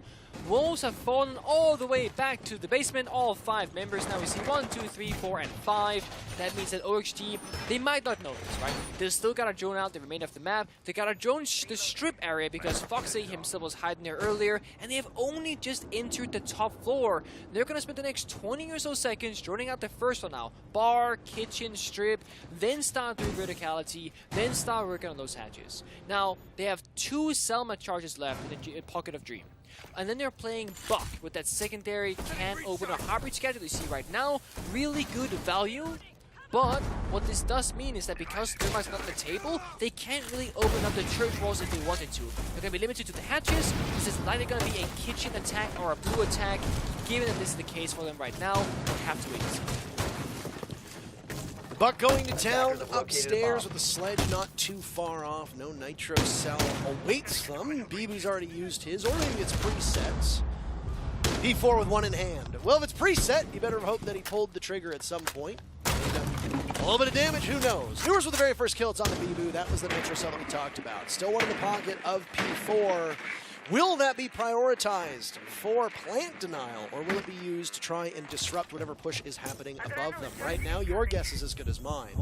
Some of that kitchen hatch has been opened up. Exactly enough to see through. That's a single Selma charge, so you can't drop that way for oxygen, but you can still get a pretty good line of sight. Newers creeping up in blue while the rest of the attention is focused over towards Church, and he capitalizes, taking down Mowgli. A second kill to his name. The first one came with an aid. Now with the gun in his hands, a third could be found, and it will. Vertical finally getting on the board as he'd struggled for the last couple rounds, and a beautiful and delightful crossfire established as OXG's third round is flawlessly done. Not bad. Newers at 3 kills that round as well. LMG in hand doing good work, and we haven't really seen a lot of finger bends yet. I'm curious if that's going to be kind of progressing as this tournament goes on, because in the domestic leagues of both the NAL and the EUL, and even in APAC actually, Finga's ban rate has risen rather quickly towards the stage 2, yet no one is really doing it as of yet here at the Berlin Major. 5-3 is the scoreline. Jim is next for Wolves. And given that we know they can play all 4 bomb sites, they have so many different things to choose between if nothing's really working for them. Because we saw them win bar on their first opening defensive round. They can always go back there if they want to at some point, and let's see if OXG can break it. But as I mentioned, it is going to be June 1st. We are going to extend to CCTV. Rise, looking for those injured drones, already found one. 4 left on board for OXG, limiting their prep phase information and what rotations are being held once the round starts. 10 seconds left. Really crazy to think that this all started off with a bar seconds to go. stage defense. Yeah. It's rather nice. It was rather nice, wasn't it? Attackers are moving to defuse Wolves the very bomb. close to securing all 3 points. I'd like to remind you that while Wolves typically sit atop the group, that they only got 2 points. True. Gaimin Gladiators secured 1 through overtime. If OXG loses in regulation, they leave a point on the table. If they can possibly push overtime, that would be ideal for their fortunes. Very similar to the matchup that just happened that Nick and I casted, and you might have watched between Gaimin Gladiators and Wolves. It's a 4-2 half to start things off. But this time it was the attackers doing well, not the defenders. For Oxygen, who've now picked up 1 round on attack, to hope that they'll get a couple more. They don't have a timeout to spare, though they already used it. Yep. So there's no real way to slow things down. And a lot of people would argue that the momentum will go in favor of the defenders because they're going to be the ones who have the setups in mind. They're going to be the ones that have the site rotation in mind. The attackers have to be more reflexive, more reactionary to it. Should be a bit harder to do. Gotta see, then you gotta do. Exactly. Nearest to the bathroom might either find the gun of Mowgli or vice versa, because these 2 young gunners will face off on the main stairs, and I think they both have an idea of the whereabouts of one another. SMG11 versus LMG never goes in favor of this SMG11 ever, as Newest finds that kill easy peasy onto Mowgli. Just imagine that. You, a lowly defender with what, 16, 17 bullets? 17 bullets. Against a gun that has 100. Yeah. Very fair. Very fair. As the wise Samuel Stokes Stewart once said, you only need 5 bullets. No. Not that cool, man. 1 per head. That's it. As simple as... Well, everyone's got 5, it's a good thing. Birdie's in, shoots a trap, there is none though. P4 gets the kill instead. Bibo in a great position out of gym right here. It's laxing to follow up. Still giving the advantage in favor of Oxygen. It will continue to go in their way. The ball is very firmly rolling down the hill at this point. Seems to be nigh unstoppable. Shinka in a tough spot. Newer's not too far away. Rise is nowhere near close to being able to support the Frost of Shinka, who'll have to duel once again with that LMG of Newer's. Dreams just seconds away from getting the diffusers down. And Rise will be pinched. 2 separate angles. You look to the left, you look to the right. Pick your poison. Either way, it's going to kill you. OXG starting to put together their body of work now on attack. Is there 1 round away from tying up Wolves? It's getting close indeed, and that might, that is going to force a tactical timeout from the side of Wolves. They're going to slam the brakes. This is the one and only time they can do this, and as you mentioned earlier, OXG has already done that themselves, so this will be the final timeout of this matchup. Got 30 seconds left to discuss what we think is going to be the move going forward. Of course, if you're Wolves, you want to talk about bomb side priority, maybe a pocket strat, or what you think is going wrong. Against Gaimin Gladiators, when Wolves called that tactical timeout, they actually won 2 of the following 3 rounds, so they actually got some momentum under their wings, and it clearly worked out for them. That was what they needed. Now, can they do the same thing once more here? And mind you, if one team, for example Wolves, takes a timeout, OXG can also talk amongst each other and their coach as well. Both sides get that both times. So far, if you look at the way that the timeouts have worked, just from the 2 matches that you and I have casted up to this point, Gaimin Gladiators took their timeout. They won 3 rounds in a row. True. Wolves took a timeout, won 2 rounds in a row, and then won the whole game off of it. OXG called a tactical timeout and dropped the next round, but then went on to win 3 of the next 4 after that, including doing really well after the side swap. This time, Wolves have taken their timeout. They got 3 rounds to collect 2 rounds to at least secure a win, 1 round to secure overtime. Also, by the way, the match that was occurring above us was not G2 Sonics. It was Sandbox versus FaZe Clan. Oh, I thought it was interesting. No, I've been I'm assuming bamboozled. I don't know if they play later today or not. I saw Alan on tweet about it. So, Oh, did you? Yeah, so I blame Attacker's Carl. objective is to locate a bomb and defuse it. Carl. Carl! I do blame him. See once again Newers on the fast entry, getting droned in to great effect so far. Wolves not being as aggressive as they were in Oregon earlier, not really challenging the initial entry points for OXG. No one's playing Garage, no one's shutting down those drones. Bird making his way to that office hatch light, they're gonna pop it open with that sledgehammer in a moment's notice. Newers like that default Garrett's camera. You often see the entry players from teams enter the same places because it's all about building a pattern. How you swing the angles, kill the default cam, clear out certain positions, etc. Same with the drone. Often when you see teams do this, the drone goes in the same position at the same timing so that there's like a synergy and a connection link between the droner and the entry. See it right now, Dream drones the drone hole into red, drones the area for Newers. Then Newers walks in, clears the jammer, Dream drones forward. Newers holds the angle while you drone the other. This means Newers can basically make that crossfire less, I guess, lethal towards him and enables him to gain some ground space. Look at Mowgli falling back so quickly because of this pressure being applied, and Newers has a sixth sense that Beepo might be in this corner. Rise coming up on it. Mowgli getting shut down, but Bibu is still there. Have they droned him? They just did, and Bibu decides to take the engagement. A shotgun for good measure will silence Newer's vertical falls as well. Wolves picking up 2 very quick kills. The entry from OXG was good, though, by the way. Mowgli was the first one to die. And that might knock you off stride for the Malusi, but still a graceful recovery from Wolves as they have that advantage, and chastise them for the Claymores when they were on attack. Now it's Oxygen on attack bringing these Claymores. They're showing that they're going to do the job of flank watch. On a map like Clubhouse, that might not necessarily be a bad idea. Bibu seems to have gotten spotted, as does Rise, but there's backup. P4 takes out Foxay. Can P4 get Rise up in time? Will somebody from OXG be able to get there?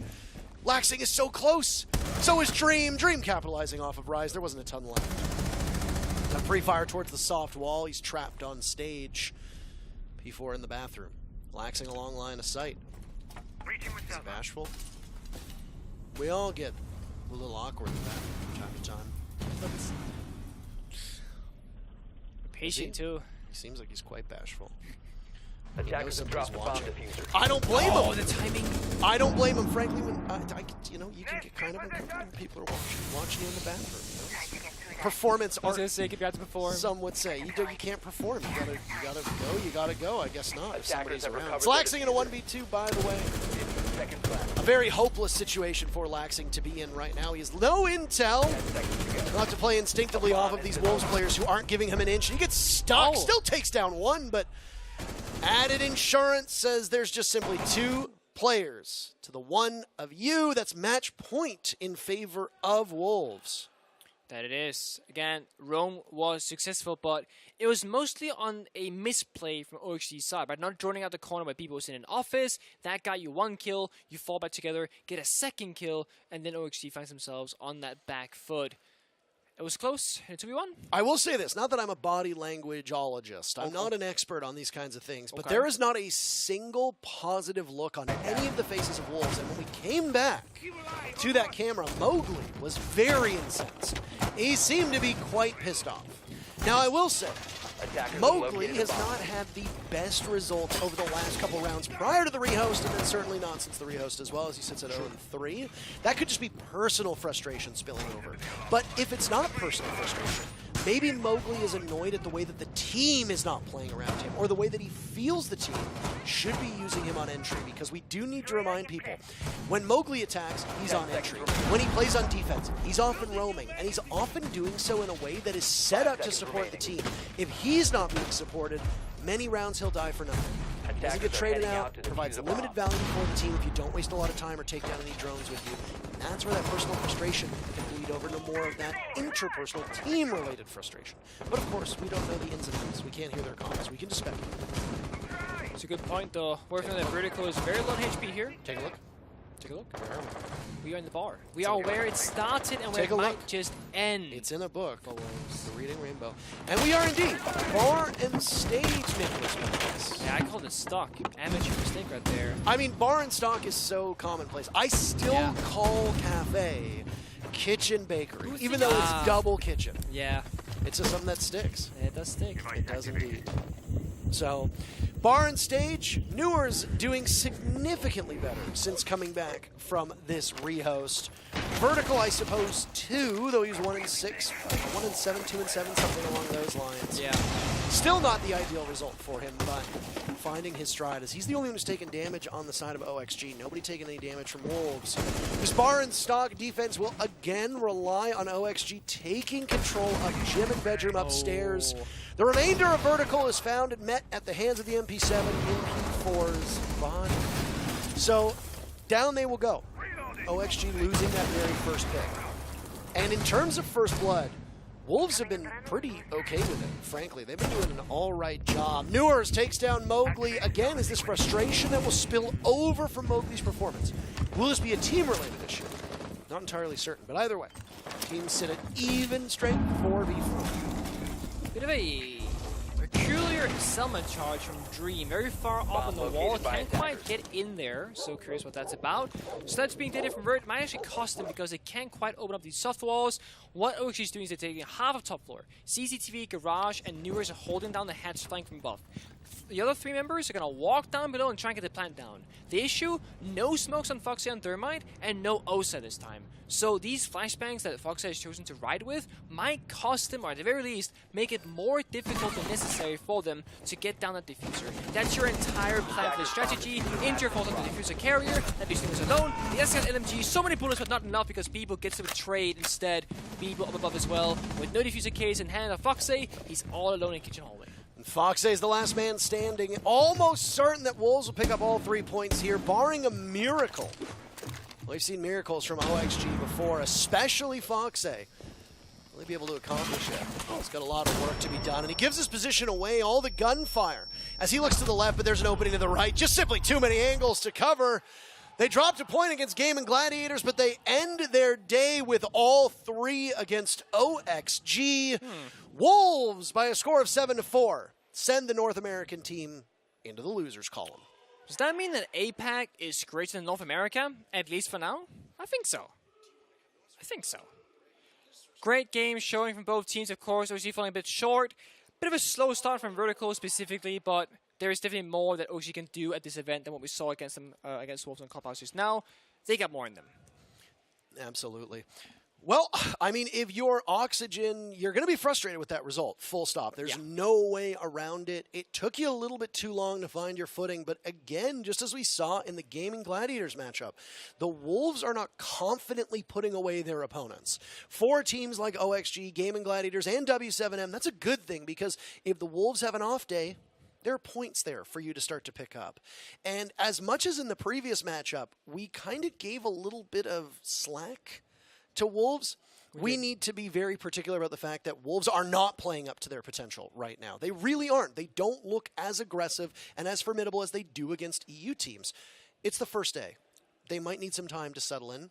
Who knows? Yeah. But it's very clear that this group is going to be quite competitive based on these 2 matches. And we still have 2 more to go later today, Nick. That we do. And it's kind of like slowly shaping up, but I do agree that teams are not going to be comfortable on day 1. They're feeling out each other's opponents, the play styles, the differences, and of course, when you go into a major event like the Berlin Major and you got 4 teams in every single group, sure, you got to study just your other 3 opponents. But you're assuming that you're going to qualify to the playoffs, which means you got to study essentially 15 other teams potentially. That's a lot of prep work. It's a ton of prep work to be done. And for some of these teams that don't have the same level of experience or don't have the same size of coaching staff, that can be an awful lot of work to be done. If you look at a team like Wolves and you look at a team like OXG, they both have very large coaching staffs. And they've got some bright minds behind the bench that can help prepare them for their opponents. Today, the Wolves looked prepared. Maybe not as prepared as they could be, but prepared enough to get 5 of 6 points for the day. That's it for our 4th matchup. We've got half of the day still to go. I know it seems like it's a little bit late, and believe you me, it's late here. But we're just getting started. The other half of our stream begins now, but we have a break first. We'll be back in a couple minutes.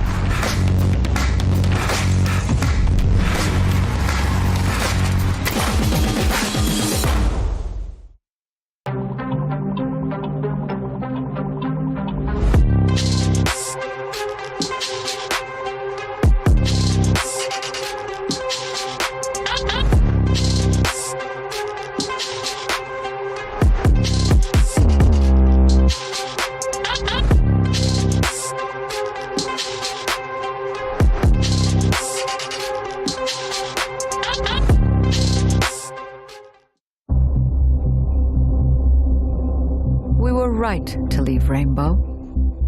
We are stronger than we've ever been, and our new recruits legitimize us in the eyes of many skeptics. What is a high price tag when success is guaranteed? Our results speak for themselves and give us leeway to operate as we wish. The world is not designed to foster talent. Fall in line. Do what is expected of you. In my life, I've often found that the great rarely fit traditional standards. When you confine excellence, it suffocates. Ace, move down in 5. Tell him out. Finka, prepare for a rush. Atlanta! In removing these restraints, I have redefined what an operational unit can be. Forward, now! Go, go, go, go! Some might see us as selfish and opportunistic. Let them. Nighthaven will leave them in the dust as we saw.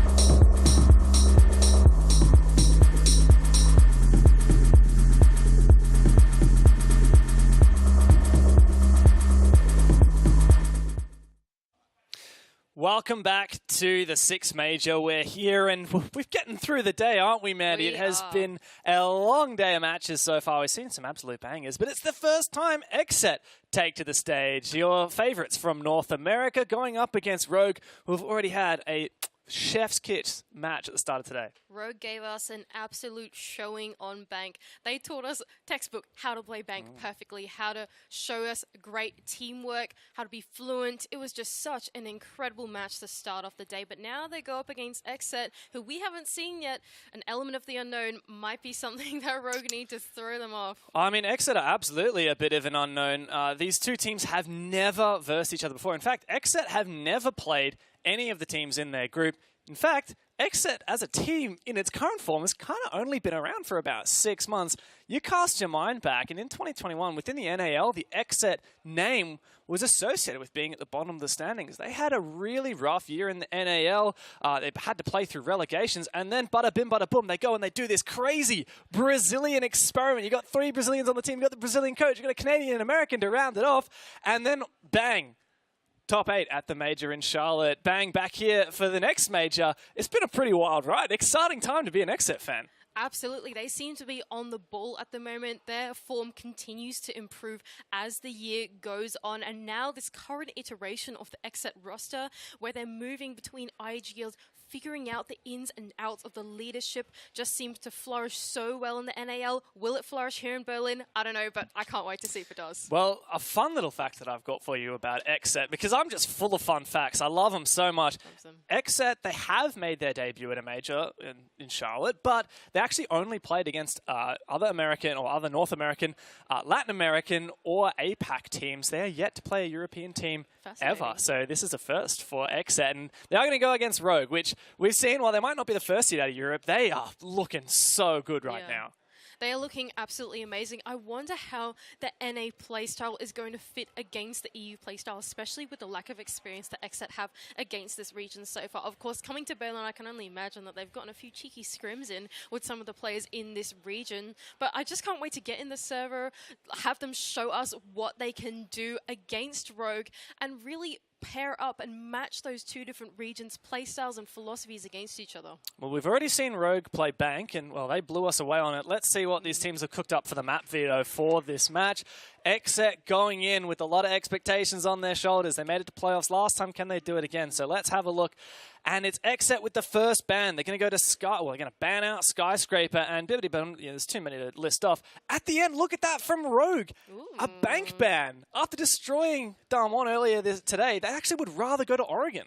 Well, something interesting that we figured out, Dev, is that XSET have actually played Oregon quite a lot throughout the NA League. They've played it 3 or 4 times going through the NA League, and I can only imagine that Rogue, as prepared as they are, have looked at those odds and gone, okay, that's something that we can handle. We maybe be able to handle that better than our dominant Bank. That is a big call to make from Rogue, but maybe a stroke of genius. Could be a stroke of genius. It's a bit of a gamble, though. Like, Rogue are taking XSET to a map that we know XSET are good at. If you look back at Stage 1, XSET demolished the Sonics 7-0 on this map in the NAL, a shellacking. And now Rogue opting not to go to Bank, which is clearly familiar territory for them, going to Oregon instead. Is it the right kind of gamble to make? I'm not so sure. I actually am going to be an advocate for Rogue in this one. I think that Rogue, they haven't shown us Oregon in a very long time. They only played it once throughout the EUL, and so for XSET to come into this game, they're going, we don't really have a great idea on what Rogue's Oregon look like. And from that last matchup, we know Rogue have done their prep. They watched DWG KIA to a T. They counted absolutely everything they can do, and I can only imagine that's why they're taking XSET to this as well. Big guts from the European team. Let's see if the prep pays off, though. Let's jump into the survey. It's time to kick off this match between two esteemed teams, XSET versus Rogue. We're going to Oregon, and it should be a barn burner. Both these teams have come in with high expectations for the tournament, and by the time we actually get into the lobby, I have no doubt that they will be showing everything that they've got. XSET, we've seen them do so well before, but is it a bit of hype? Is there validity to it? We've never seen them play an EU team. Is this a proving grounds for them? To me, I kind of feel like it is. I think it is as well. They are riled up. We are ready to go as well, going into the lobby. And I think XSET, they just want to go and have a good showing, play a map that they're comfortable on, and show us that we let it in for a reason to Rogue. We're going to let that slip through. Even though we have our VODs, we're confident. All right, well, let's get started. Let's kick off this game. It's XSET versus Rogue. We're going to Oregon. And let's see what you guys thought. Ooh, it's quite heavily Rogue favored there, Mandy. Only 36% going to XSET. Well, I can only imagine that is off the back of the showing that Rogue has just had on the bank. So dominant from them. And now to take it to XSET, bit of unknown territory. But of course, they've instilled so much confidence in all of our viewers at home. Big times. I'm really keen to see what XSET have to offer because I'll be the first to admit, I don't know a lot about XSET. To me, they're quite a dark horse. They might have made a name for themselves within NAL. They made a name for themselves at the Charlotte Major. But this strange Brazilian experiment feels a bit unproven to me. Like, I want to be proven wrong. I want to see them come out, the gate swinging. But, it's been a mixed bag for both Europe and North America today. So time to get in on it. The first band to go will be being followed on by Finka, which makes complete sense after the showing that Spoit had on the entry playing this deadly fatal operator. What that does mean, though, is that there's many opportunities for the attack to get in. Thatcher is still up, so is there a point in protecting your hatches? Hibana is still up. All of your hard breach is still up as well. Smoke to be banned out as the next one as well. This is such a strange ban. I mean, like, obviously the smoke going out directly for Kino, right? The smoke one trick of the century. But does Kino really need that smoke? Yeah, this is a really unusual ban from Rogue. Credit to them. So Finka and Smoke banned out by Rogue does leave us with a bit of question marks for XSET. Well, what that does mean is that Kino, like I said, the smoke one trick of the entire world, if you ask me. He is known for his incredible SMG11 play, but you know what? He's got a full arsenal of anchors up his sleeve that he can just change into anyway. So for the defense, they're still feeling pretty comfortable, even without that side construction. And on the attack, though, it makes me feel very curious as to whether Rogue are going to take advantage of this because they have so many tools in their arsenal now. But some of the real big hitters have been taken out, right? Like Finka, you talked about how good Spoit has been on it. It was, funnily enough, Rogue that banned the Finka against Spoit. He'll just flex onto another LMG, I guess. And the Ying as well, which was XSET's choice of ban. You've still got a lot of tools in your arsenal, particularly the Thatcher, but, it really just comes down to how do XSET decide to hold this and what a Rogue deem is the best tools for the job. For me, 10 seconds left. Mira on Oregon, on this basement bomb site, such a potent tool. XSET having that for Kino, this is going to be really tough. I want to know what Rogue are going to try and do to counter it. Well, we can see XSET looking for a extended road out to the top floor. Pyjamas are being dedicated while the rest of the XSET players push themselves around the map, holding on to these entry spots and not giving Rogue anything away for free. Yoga will be the first point of contest here in Small Tower as the rest of Rogue try and shape up around the side of the building. A few pot shots go into the shower hallway, but nothing connects. An early roam, it's just a tease, it seems, from XSET, trying to delay some time and some drones, of which 4 have already been taken down. Look at that in the top right hand. Rogue only 6 drones remaining, and especially considering when finally Rogue actually go to execute on the site. You got Warden, you got Jaeger, you got Azami, you got Mira, all these crazy fortified positions. This is already looking really good for the Americans. Leon as well will be the first to go down, but not out off the back of Gomez. Your Hibana player is not a player that you want to be losing in this bottom floor site. Getting open some of those hatches is mission critical. Cry now making his way through Zulu is not able to connect the shots onto the Freaks says, and so far XSET go away unscathed. Yeah, but Leon so low after getting revived there. He's the only hard breach this team has got. If you want to get those hatches open, if you want to try and dare the idea of using Hibana to clear the mirror windows, he needs to stay alive. And he's a hair's breadth from death at the moment. XSET have already started strong, though they do fall back to side. We push through the mid rounds now as Rogue now have full control of this ground floor and can start getting to work on the hatches, getting these drones in the site, trying to figure out their next line of attack. This is where we see many teams fall apart in this mid round. This is where Rogue often fell apart on their bank game. Will they be able to convert them in this Oregon game? It's a different map, different playing field. I wonder how they attack it. Rogue is the tip of the spear onto this freezer push. There's a mirror window inside of the closet of laundry facing to hold onto that laundry side. The other mirror window is facing into elbow in blue from inside of supply. So a strong setup from XSET. It looks like Rogue is going for this front push, but my question, like, how are they going to deal with these solid positions? Only wonder as the time ticks down. Rogue seem to pivot over to the blue bunker hold instead, deciding that this front take with that mirror is going to be made very difficult. But like you said, another mirror dedicated to this side of the map as well is going to make it equally as difficult. Only 30 seconds left, Dev. The clock is ticking down. XSET look primed and ready for this execute. It's a waiting game for XSET. Spirits decides to be the first one to make the encounter. Deepak goes down, trade immediately back. Kino, you can see he's keen to try and go for that play. He does find the pick. Goes and retakes blue now. Rogue just 2 players up. Leon evens up the man count, but he's got to get this diffuser down. He's low HP. Spoit to cover. The myth, the legend himself, shoots out the C4. Can't land the first shot, but there's another player to swing. And Yoga, he's there with the MPX to crush out the last players of Rogue. Good grief, what an incredible shot that was from Spoit shooting that C4 out, but eventually the 2-on-1 gunfight coming from both of the XSET players swinging him at the same time was able to deny the plant and eventually win out that round. Rogue once again through that mid-round, leaving it just slightly too late to be able to take it away and win out the round. But like we said, like we prefaced, those mirror windows, gosh, they are so difficult to deal with on that bomb site, aren't they? Absolutely is, but we often talk about how Oregon, you might have your laundry defense, but these other sites, they can be so fickle, they can be so challenging.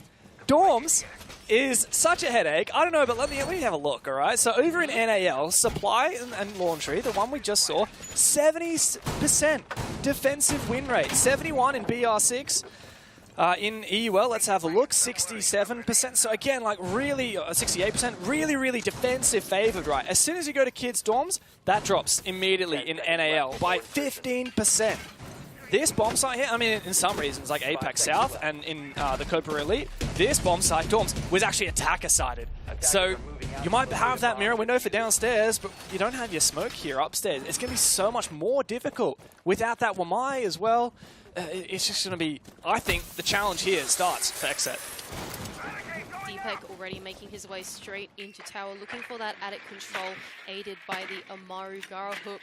The rest of Rogue start to shape their way around the other side of the map, looking for some master side control, looking for armory. Actually, Cryan is going to double down his push with Deepak as well. Rogue looking for what seems to be a very east-centric take here. They're just going to sweep through, try and flood their way through Trophy and see what pixel they can find. Spoit getting some info on site. Ooh, look at that. There's no player immediately. Oh, as I say that, there is a player who does shoot out the drone. You get some info here on the Kiba barrier. Wow, actually concusses and falls off, so Yoga really feels that bite. He does go back to at least 4 Rogue. There's a long line of sight open up to apply a little bit more pressure. This position here inside of Trophy is actually quite fortified for XSET. They've got the combination of the mute jammers, some ADSs, as well as those keeper barriers to create a fortress inside of this room if Rogue were to try and utility dump into it. Now we can see Dias. Oh, goodness gracious. Dias is the one that will be playing this position. It's quite precarious, and I feel like if he times these keeper barriers right, Rogue will be in a world of trouble. I mean, XSET's doing so well so far. Like, even just little things like Kanto trying to clear out the Azami Syria gate with the Gemini from Yana, and XSET shoot it before it can clear it. I mean, immediately that just slows down Rogue. And then Spoit as well, now at the top of Armory Stairs, is being blocked off by this Azami barricade. He can't make his way into Trophy just yet. And there's still 2 more in the pocket, for 1 more in the pocket for Diaz as well. Just time is slowing it down for Rogue. There's only so much that they can get control of. 1 minute left to go. The wall is still left closed, and they're only just starting to get control of Trophy. Oh, Kino finds the opener. Deepak goes down. Kanto, though, he's got this hole opened by the defenders, and he does find a kill through. That's Spirits, one of the key anchors down and out. Spoit, though, he's the player top Armory Stairs, and he is so keen with this LMG. Bit of damage done under Yog, but Yog is not scared away by that whatsoever. And now, suddenly, we're in a position where Rogue is falling apart. There's just 3 players left. Kit is on the ground as well, the top of the Armory Stairs. XSET, they are very comfortable in the positions that they are currently holding onto. The wall is open, but what of it? Rogue try to make their way through, but will it work? Can't even find that kill there, Spoit. Leon pushing up from the stairs, but Kino's just been a monster this round. Kanto to try and force down this plant. Leon is the one who's got to cover, and he's been taken out, so it's all over Red Rover for Kanto. 1v4 turns into a 1v3, but this is going to need to be an ace. And once upon a time, maybe we would have believed that the counter Raketi of old was capable, but I just don't think it's going to happen. There you go, XSET double down, 2 rounds straight. Kino proving to us that he doesn't even need the SMG-11. He doesn't need no smoke to be that super anchor for the XSET team. After all, that Aruni DMR is lethal in the hands of a capable anchor, and Kino has proved to us exactly that on the top floor. That's just some beautiful micro play from Rogue, holding on to Trophy for as long as they could, manipulating the architecture of the room with the Kiba barriers to protect themselves and to stop Rogue from getting control of it for what felt like hours, honestly. They were stuck outside of that master balcony on top of Armory stairs, and they just couldn't find a way, and eventually they had to flood. XSET, they take the round. That's been a good start for them. Rogue, though, let's cast our minds back to their game bright and early this morning against DWG KIA. Rogue lost 2 rounds in a row and then won 7 rounds in a row. This is true. So you don't want to count them out for 2 faltered rounds. We know what they're capable of. Now Deepek's gone with the Osa as well. Is it still Medix observing? Because he's the one that was telling us it's Osa, not Osa. And he is from Croatia, so I would believe him. Oh, Medix. It's not, it's easy. Not, it's easy. That's a shame.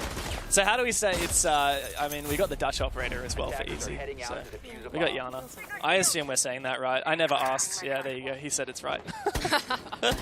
We love our observers here on the cast, of course. Rogue, they're starting their attack out onto kitchen and dining. This is a pretty interesting site for XSET to be taking us to. In fact, actually Spoit getting his way straight into Big Tower, looking for a push going across. These days, we see kitchen and meeting go into fashion. We haven't seen a kitchen and dining in what feels like a little while. And there's good reason for that too. Like, if you're an attacking team that methodically takes control of dining, it's pretty hard to defend against that. Like, gone are the days of hiding inside of showers and really playing that util dump meta. It's just not quite as viable as it used to be. That said, we have seen it by some teams across various regions, and that's the great thing about this 6 major. But hold that thought for a minute. Here's Spoit. He's got info on the drone from his teammate. He's going to go for a wallbang, surely. He's worried about that Prisma, doesn't want to reveal his position. Patience demonstrated. He does shoot out that Prisma at the base. And it looks like his idea of going for a cheeky play is stilted for just a moment.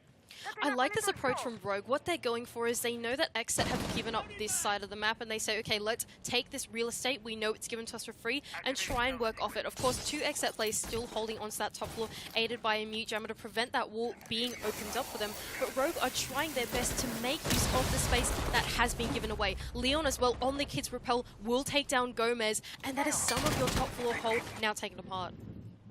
Good progress here from Rogue. Crying, though, on for this lurk. The C4 goes out. Surely that master sound! Can he find the double? Crying! You gotta be kidding me, mate!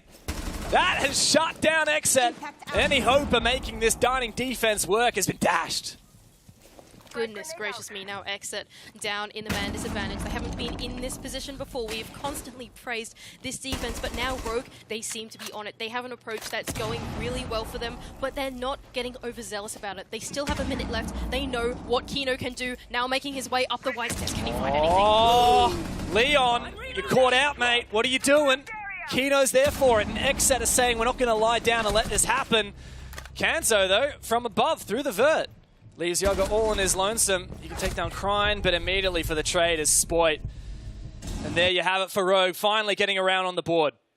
I really enjoyed that approach from Rogue. I think that they had an excellent read, some pre-placed drones to go into Attic, to go into that top floor. We saw Deepek able to get those entries in nice and smooth, knowing that Rogue had actually committed all their utility and all their resources to holding onto Small Tower. They didn't play into that at all. They said, okay, crisis aversion, let's not even push into the utility. Let's try something completely different. It forced XSET to have to flip around their setup, but they couldn't do it in time anyway. Gomez got taken down for it, and eventually Rogue, now they're on the board in this game.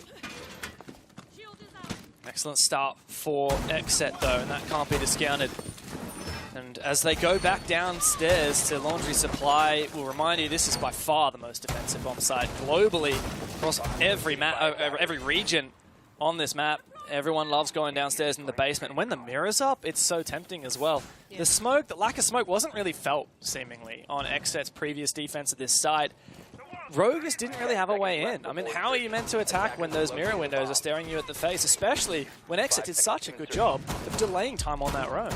Well, honestly, I think for Kino, he's so used to it. Every team has been banning out his smoke against him, and he's like, oh, well, it's gone. Well, you know what? I can play everything else as well. And like you said, those mirror windows have been very lethal. The last time that Rogue saw the mirror window, they didn't want to push it at all. They said, okay, let's not do this. There's utility here. Let's change up push. Is the play for Rogue to deal with the challenge head-on or continue with that formula of averting going towards the utility? I feel like when there's so little time left, they had to go for it and they weren't able to. Sport onto the entry. Oh my god, almost threaded that needle but didn't quite click in time. Here comes the re-peek. Oh my god, Sport mate. You are lucky to get away with your life there. Gomez holding on to Kitchen. Is there support?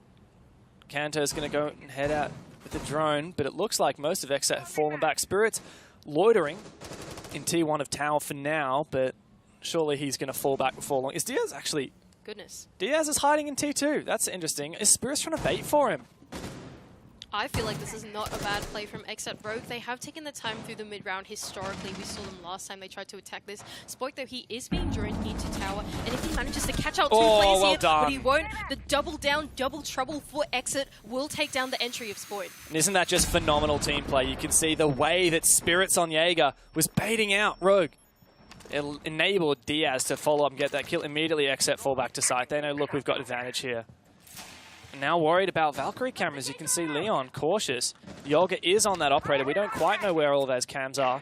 It'll give so much information to XSET for the late round of where these Rogue players are going to push and how many from each direction. And once again, Rogue stagnated through this mid-round. Drones are being sent out into the side, but no decision has been made yet for them. Like Ryan, this. though, ooh, he's got something up his sleeve. A Twitch drone to try and take down these mirror windows. Nah, not going to work there. Diaz cautious. Now we will have called out to the rest of his team. Guys, there is a Twitch. Now, does Crine have another Twitch drone? I'm not sure. You can see Leon's actually going to try and use the Hibana. Like, this is so desperate, isn't it? Rogue don't really have an adequate response to this mirror window. It's so difficult. Well, I think those X-Kairos did actually go off. I think we heard them ring out in the background, but time is starting to dwindle down. Aquino is able to find one back onto Kanto okay as well, so the trades are going back and forth, but in the end, XSET come out on top. Kino does lose his fight against Leon. Low HP, though, for 2 players on Rogue and 1 player on XSET. Means that, realistically, this could go either way. LMG in hand for Deepak, though, and he's in a very dangerous, lethal position inside of Freezer, but doubling down on the E-Box hatch? What are you going for, Rogue? 2 lit players to drop a hatch? Surely Spirits to punish, but the flash is perfect. And Leon and Crine just slip through. Gomez, though, to mop up the rest with Spirits coming in from behind. And XSET, another faithful defense. Rogue were almost able to convert that out. I thought that the combination of the silent, sneaky beak walking through inside of meeting, I didn't think that XSET were going to be ready for that. Those flashes came through and I thought, oh my goodness, this push is going completely untouched. They don't even know what's happening. But Gomez, in his position inside of Laundry, he is bang on it straight away. Both kills going down. Deepak wasn't able to make anything work through his freezer push. And in the end, the gunfights go in the way of XSET. Just so sharp with it. The game sense is just there. Now it's time for Meepy to earn his salary. You can see on the right hand of your screen, he's very animated. He's got his notes out and he's giving Rogue a talking to. Rogue have called a tactical timeout, and that gives Meepy a chance to talk to the squad. What is the play from here? You're down. You're not out. You've won a round, but to be fair, it was only on a tertiary site. This is, I mean, it's been XSET's game so far, up 3-1. What's Meepy got to instill in the troops to rile them up? I think this is a tough one for Rogue. They did take a gamble going to Oregon. We have seen historically, like we said, XSET, they're proficient on this map. Rogue, they have seen XSET's Oregon before, so I can only imagine Meepy's going and going, guys, we've seen this before. We've seen the XSET Oregon. We just need to execute what we've spoken about, the plan, and not crumble under the pressure of being down 2 rounds. And I think Rogue, off the back of that timeout, they can get back into it.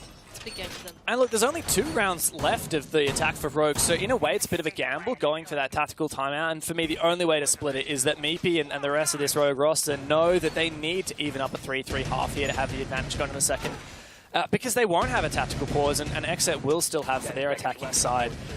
Now the thing is, that laundry supply room, you can worry about the mirror and how frustrating that was, but you don't have to worry about that for the rest of this game unless we go overtime, because it's done. XSET are locked out. Dorms, that is the question on our minds. And Rogue, they failed to attack it last time around. They've got to now attack it twice in a row to even up this half.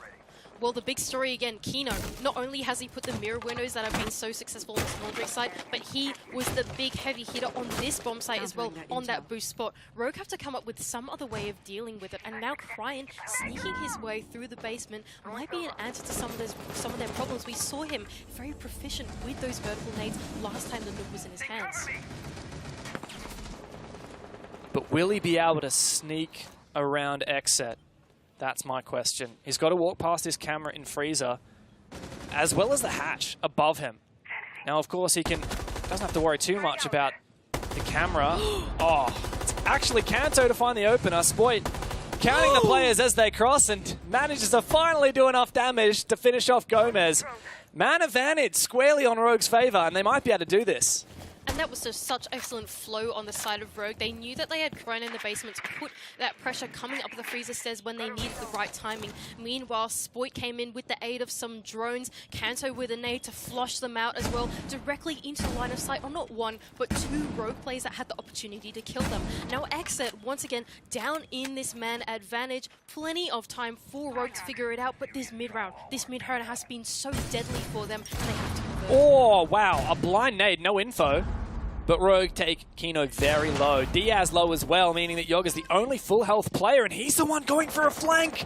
Take a look at this. Spoit, see you later.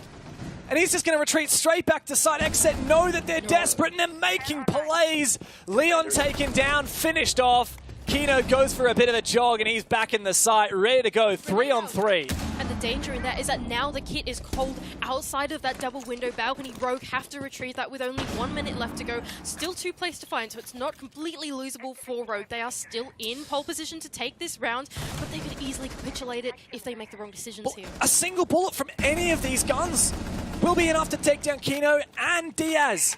They've just got to land them. They've got to lock down these last players, refrag it out. Man advantage for Rogue's side, but Kino's been a menace. And he's just waiting for the player to turn the corner. It's Kanto on the other side. Is Kino going to be ready for it? Kanto on for the slow peek. He doesn't want to feed the 1v1, but all he's got to land is a single bullet, and it's straight between the eyes. Diaz is not enough. What a round from Kanto, and Rogue are back in it.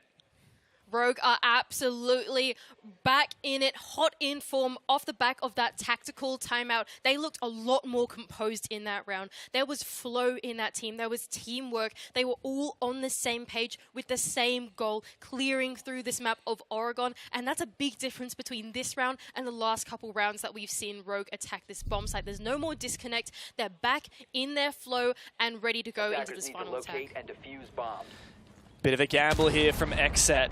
They could have gone over and retried dorms. They could have gone and retried dining, which admittedly was kind of shocking for them, so I'm glad that they didn't. But instead, they go to a bomb site we haven't even seen a single time so far from XSET in this half, and that's Kitchen and Meeting. Now, this is globally the 3rd most preferred bomb site, well above Kitchen Dining in every region, but still, going here instead of back to dorms, it feels like a gamble.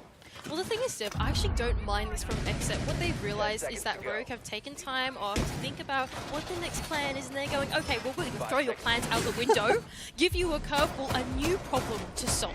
Because when they give Rogue new problems to solve, Rogue have to go, okay, quick, break this strap, just real quick. We just want to figure out what we need to do. And that uncertainty that XSET are instilling in, I think it might work out for them. I don't mind this from them. Yeah, I respect the play from XSET. And also, you have no choice but to respect the damage that Kino's been able to do as an anchor. Problem is, his preferred anchor operator for basement, where he did the most damage on that mirror, is just not viable on these other bomb sites. Even the Aruni has, in this case, been foregone for the Maestro, and he's actually, I mean, I cursed him. He's the first to go down, getting aggressive and say goodbye to any chance of using those Evil Eyes in the late round. XSET have shaped up to hold onto this big tower control, but Rogue, they're not doing their usual MO and averting the crisis. They're facing it head on. Grenades are going in. Spoit the first to be the entry, and they're not going to let go of this pressure just yet. Spirit's holding on to T3. Such a tough position to play. Hell in a cell. But he's got the perfect operator for it. He's got support from Gomez on the stairs. A C4 to go over. Takes Deepak very low. But Rogue, they've seen an opportunity. And Spoit, He's the first one in the building, straight on into sight. Yoga, he's read it, but it's all going up for Rogue. Deepek's got the information. You can see the roles have been reversed. Kanto's in the site. Where's Leon? You got to get that diffuser in there. Plant in kitchen. XSET, are they going to be able to retake? Uh-oh, we're the attacks now, says XSET as Rogue are now holding on to this site control with plenty of time in their hands. The bomb now going down for Leon, but this vertical, has he seen it? Spirits hasn't seen him. He has to make something new with the deagle, but it's not going to connect. This is all gone down the drain for XSET. Rogue have managed to steal away the bomb site. And it's like you said, Rogue, they just love to avert the problem. And while they didn't at the start, they certainly got there in the end. Kanto has been on fire on the Yana here. He's just holding this hatch drop. Akiva barrier to go down, but that's not going to save Spirit's life. Oh my god, Kanto. A flawless round to round out the half. And Rogue, well and truly on the comeback. I love the way that Rogue ended up approaching those last final few attack rounds going into that half. They had a formula and they knew, okay, XSET, they give us room. We need to use it.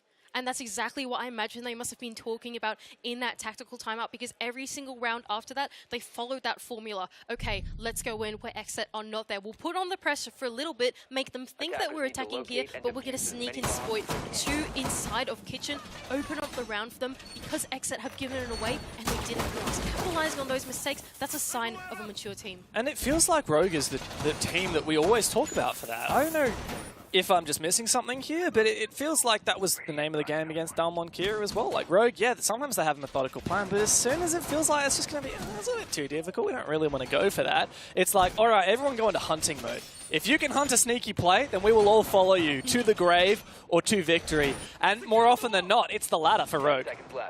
But now Rogue, they're going to go over onto this defending half, and they're playing a very different philosophy to what XSET have played. They're playing an extended roam aided by the Mozzie, the Vigil, that once again those yokais to aid the road. Deepek has been so proficient on to enable these roamers to hold onto that map control and see the attackers before they even get to them. This is the dirtiest spawn peak. This always gets me in ranked. So Krine is waiting. Is he waiting for some info?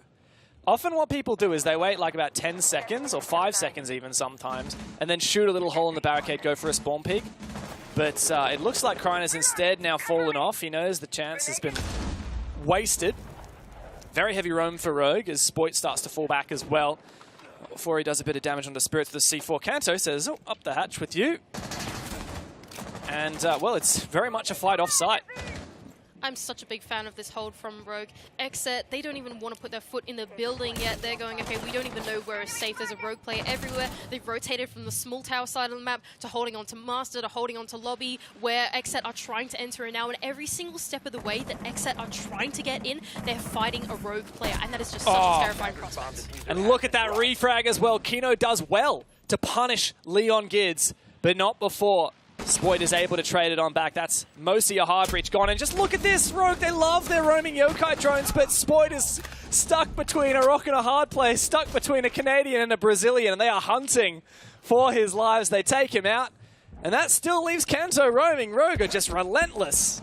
Goodness, though, the dash to get him back into the freezer stairs. He doesn't want to give his life, but here we go, Deb. XSET are actually in the man advantage. Although that roam clear seemed messy, it seemed scrappy, XSET are still in it. They're still present in this round with a minute left to go. That's plenty of time to figure out what they want to do next, even without hard breach. And you know a big diff here between Rogue and XSET's defenses is, yeah, all right, Rogue now 3 players on site, but you don't have that mirror. You don't have as many strong anchor operators. You might have the yokais, but realistically, Oregon isn't the kind of map where you're going to be able to play Plantanol in the late round.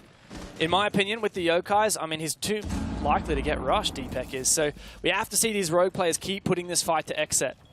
Well, they want to press the attack, but it's about when, Deb. It's about timing. If they simply run at XSET, they're going to be ready for it. They have to wait for the exact time where the comms are flooded, where XSET don't totally know what they're doing to find the opportunity to get that hero play going. But have a look at this, the late reinforcement over Freezer. It does give XSET Freezer for free, and actually here we go. A line of sight, but how does Kanto win that? What year is it? Is it 2019? Kanto's back in form. Look at him go. And now Yoga trying to make some extra pushing him out of his position, but Kanto is now long gone. A grenade to follow through. 13 seconds left. This is not looking good for XSET. But low HP on a lot of these rogue players. Deepek's got to survive. Crime taken out. Gomez is all that XSET have left. He's made it a 1v1. There's no way he can get Deepek. Rogue, take the lead. I just cannot believe this showing that we have got from Rogue. Every single player in this server, in this team, is constantly contributing to the mission. Don't you think so? Deepek, even though he's on the site, it feels like he's doing not much. He's babysitting it. And not only that, he's babysitting his roamers as well with those Yoko drones, feeding them intel, enabling them to be able to do things across the entire map. We saw the Rogue roam start out on small tower, shift all the way over to lobby, into Zulu. They were fighting them every single step of the way, and that's where XSET ended up losing out. There's just not enough time, not enough players. Every fragger's dream is to have a drone in front of you and one of your teammates has just got perfect comms and they just call one here, and you're like, all right, dead, all right, dead, all right, dead. Imagine what it would be like to have Deepek on your team. This guy, I mean, every round, doesn't matter if it's attack or defense, he's droning you in. Yeah. You're roaming, he's got a yokai for you, no worries. This synergy that Spoit and Deepek have is nothing to laugh at, and something that I think every single one of these teams should be taking very, very seriously going into this point of connection that brings the team together is just so incredible. And Spoit, what is he doing? What? Spoit with a pistol spawn peek? Mate, this isn't one of your YouTube clips, all right? Like this is a major. Come on, chill out. I gotta say, if I'm any of Rogue's future opponents, I'm probably just gonna go through and just ban out the Echo. It's been enough, you know? Too many rounds have we seen Rogue, specifically Deepek, do some serious damage with that. And I'd rather just not face it at all. XSET though, now they're shaping up their attack onto the top floor. Now, this is a site that is a little harder to roam on. You can't hold onto that bottom floor for as long as you can because it's very difficult to rotate back up. And Rogue, actually, they are going for this basement roam, but they're starting to recollect their players coming up the freezer stairs because they know the pressure is going to be on the site very soon. Wow. Yes, even taking down Leon straight in the side from the double window. Yeah, very aggressive play from Leon, and unfortunately for him, a lot of his aggressive plays has been punished. We saw that last round. Rogue traded it though, and that's not the same in this case. Now XSET really focusing this site, and it's putting pressure on these roamers. All these anchors are like, guys, we're getting pressured on site. We need to go for a play. But Spoit, this is why he went for the pistol spawn peek. He's got the M870. He's running shotgun. And, well, Krine is seemingly in the driver's seat as he's found out Yogg. Gomez looking to hunt down that Oryx below, but it's not going to be easy because he's just going nuts. Mr. Rogue. Muscles once again. Goodness gracious, Rogue, they are keyed into this push that XSET are doing, except Gomez. Has anyone detected him coming up the white stairs? He's could not walk by in. any anchors now. He could just walk in straight in the site. You're right. No one knows he's here. Oh, now they do. Yeah, there's a sinking feeling here, and, well, Krine's finally taken out. Spoit going to have to run pistol here, and, well, it's seemingly a bit of a mess for XSET. Gomez taken down low, leaving it just on Kino. 1v2, got to jump straight into a crossfire, no less. We've got Spoit with, oh my god, no. that could not be worse. Ooh, he gets back out though. Oh my goodness, I can't believe that. That was smooth like butter. I can't believe he managed to get back out of that one, but caught in the crossfire on this double window. Gomez is down on the ground. It's winnable. There's 50 seconds. I don't want to count him out just yet. Oh, Rogue, don't give him this. No, Deepek's not going to let that happen. Or it was actually Kanto, I think. Off for the final kill. And, well, Rogue have been living it up here at the Major. They're just one round off match point. And, well, we saw it's been a turnaround. Rogue have won, what, 4 rounds in a row, I think? So 3 rounds in a row since they took their tactical timeout. XSET getting a bit of inspiration by that. They're going to take a pause of their own. And a big story here. We can see now that the scoreboard's going to be up for another 28 seconds, Kanto, wow, what an impact into this team.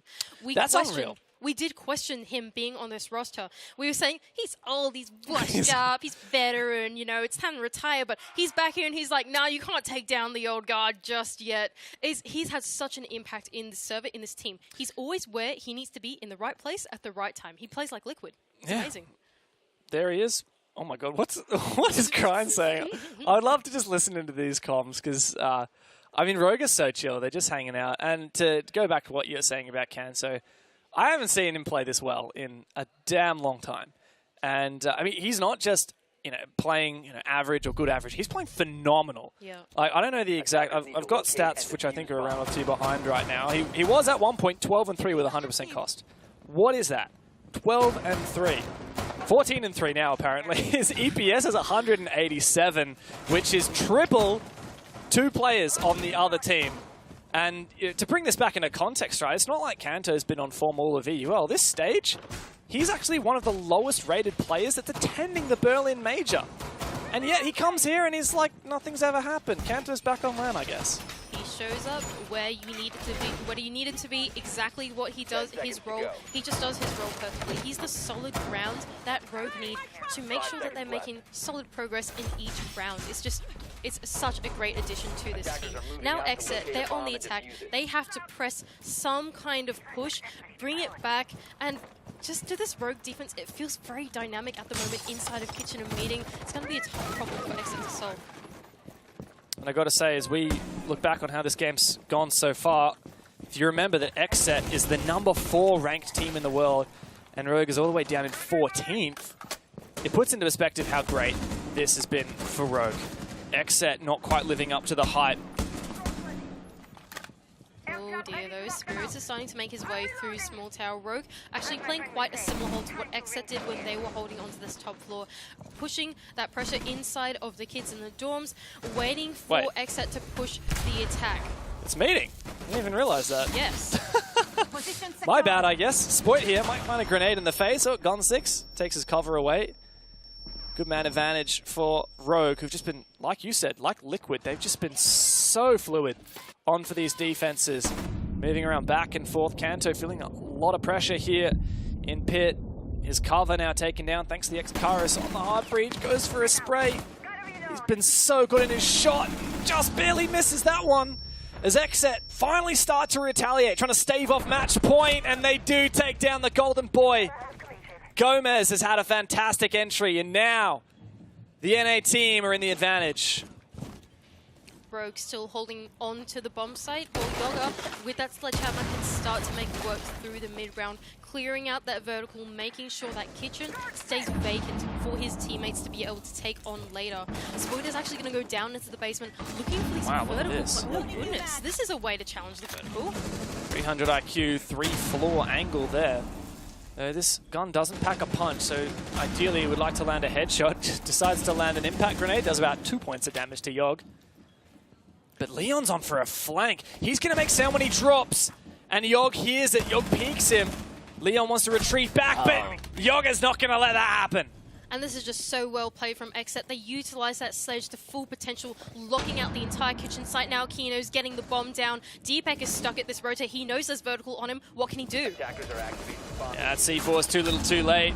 Does find Yogg, but 1v4 turned 1v3, and XSET, they're no chumps. They're going to play this perfectly. A flash over the top. Deepak waiting for someone to peek him, but it's an easy lockout for the guys repping the set.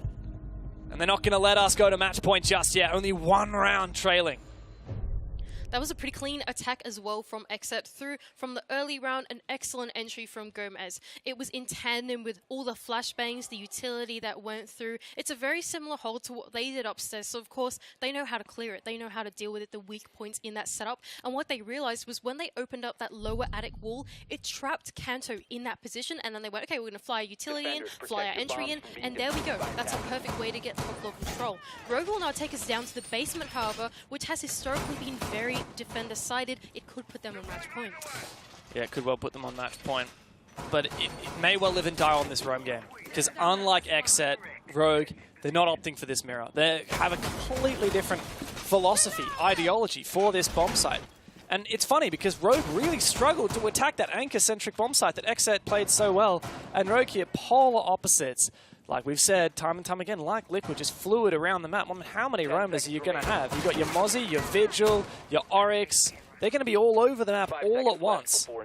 And on top of that, you've got information from the Valkyrie. small difference between there is that there's no more Echo. This is Valkyrie, so Deepak, he wants to have his gun up a little bit more often. He wants to be a little bit more mobile, he thinks, but still aiding his team. And honestly, this rogue hold that they did, this extended roam across the entire total map control, worked out really well in their favor last time. If it ain't broke, don't fix it. It's true, but there's two things on my mind, right? Firstly, XSET have been so good at droning out these Valk camps. They did it on that meeting round just gone, and it ended up starving Rogue for info. You had these playmaking from Rogue that just got punished, like Leon, for example, no trades. The other half of that, XSET's starting to read into this roam game. You got the Lion, you got the Jackal. These are all the tools that they need to punish this fluid playstyle. This is true. I hadn't even noticed the repeats. I'm glad that you pointed that out. XSET, they have a much better read onto this round, being enabled by the drones, being enabled by the Jackal. The pinch is starting to come through the top floor, but Spoit is actually the first to open up this round. And Kanto is hidden here. Is there any clue from the attacking player? Is that Yoga? Is that Spirits? I can't quite tell from here. Kanto does reveal his position. He goes for a spray through the wall. Yoga's life is taken away. A 5v3 and Rogue are looking poised to take match point. Kanto as well is not ready to give up that top floor control. He's wary of any attackers that might be cutting him off. He's just going to hold onto it. XSET now is saying, okay, let's just not deal with these roamers. We'll make the flank watch work for us. Let's hit the site, put the pressure on them to come to us instead of trying to clear them out. I don't mind that from XSET. Will it work out in their favor? Will they be able to get the timings, the gunfights? It's up to them. Bomb located by Spirits made his way all the way up through Freezer. Position revealed. What a shot there, but immediately punished. And the roars of Rogue can be heard throughout the theater here as they find themselves on match point. And once again, what a beautiful total map control from Rogue, pressing the attack at every single point of the way. Even when XSET said, let's not deal with this, let's go a roundabout way of dealing with this, waiting for them to come to us instead, they weren't able to win out the gunfights on the site because they had brought so many of their defenders back, holding those anchor positions and getting ready for the XSET attack in case it ever came. That is what Deepak is to this team, don't you think? So Deepak is that anchor that's going to look after the site and say, don't worry boys, go off and do your thing. There aren't going to be any attackers inside this bomb site. And now it's a head-scratching moment for XSET. They're playing against such a good roster. Like Rogue, in what we've seen today, you got to assume that they're going to make it playoffs, right? They're probably going to make a deep run at playoffs. This is the best Rogue, I'd hazard it, I guess, that we have ever seen. They are looking so in sync. They know exactly how they want to play the game. And even if they don't have the most crazy strats or whatever, like they are playing a fluid game of C. Just like they're not using the mirror because that's not their philosophy. That's not the way they want to play. They know that their strength is their chemistry. And that is their biggest tool in their arsenal. They take that into every single round. And on the flip side of that, you got XSET. 2 rounds needed to now push overtime. And, I mean, XSET expectation is for them to make playoffs. They can't afford to be losing any points here, let alone coming away with nothing in a regulation loss. And this is just such a beautiful story for Kanto as well, right? All of the old guard, all of y'all super old Siege viewers back in the Twitch chat, I know you're all like, Kanto, my boy. We've watched him in his glory days, and he's back. He's back, baby, and ready and riling. Ryan looking for the spawn beak onto Spirits. I cannot believe he managed to land that one. XSET, what a way to rub salt into the wound. Yeah, I mean, look at him. He's hungry for more. Just still peeking. Absolute Giga Chad. Rogue is seemingly unstoppable. And look at the expressions on these XSET faces. They're so engaged, but also, admittedly, there's got to be a lot of nerves, a lot of anxiety. These mute jammers, so frustrating now. We just want to drone up the site, but we can't even do that. A shield hold going inside of Master. They don't even know if it plays behind it. Okay, Jonah has actually managed to slip through now. They know that Master and Trophy are clear, but there are big aggressive holes contesting them from inside of Attic. An added perceived pressure in this top floor that Gomez will have to watch out for. At this point, XSET have just got to send it, right? Gomez has got to see the opportunity and take it with both hands because there are players from Rogue off site right now. And if XSET decide that they send it, it's going to nullify the impact of players like Crime. But the longer they wait, the more this is going to favor Rogue, the more that this is going to look like a 3-point win for the Europeans. Well, Rogue are starting to get a little bit keyed into this push. We can see Deepak on this long line of sight holding onto the top of Armory Stairs. We just saw Leon create an extra rotate for him to get inside bunks and face the other side of the push because they're now realizing what XSET are trying to go for. Diaz revealing his position, an unusual angle. XSET, you see the temptation from them to push in, but they know they're not in an advantage. And now Kino's been taken out at the breach by Leon, who finds that long angle, that aggressive peek. It's all over. It's got to be. It's a 2v5. Make that a 1 versus 5. Rogue have been demonstrating excellence and restraint. A flawless round from Kanto. The champion himself leads Rogue to their second regulation victory. Kanto, the MVP of this game for sure. Plenty of kills under his belt. A resurgence for the old guard coming into Rogue, finding his place in this roster and finding his place in this tournament. This is such an incredible showing from Rogue. What a phenomenal showing for the boys. They look ecstatic. They look chill. And Kanto, just look at Spoit riling him up. I bet you what he's saying right now is, mate, you are nuts. Everyone's hyping up Spoit. You are the best. That's what he's saying. Don't forget about Kanto. You pick up a Finn, you're going to win. That's how it works around here. But, of course, we are going to break down that game in more detail in just a moment, so don't go anywhere.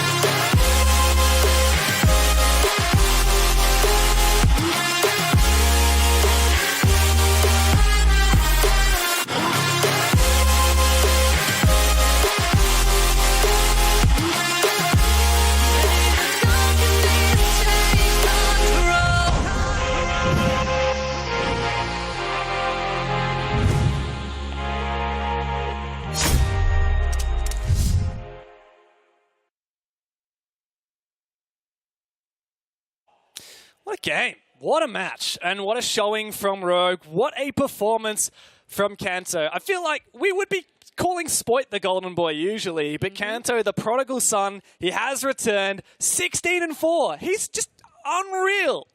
That is incredible.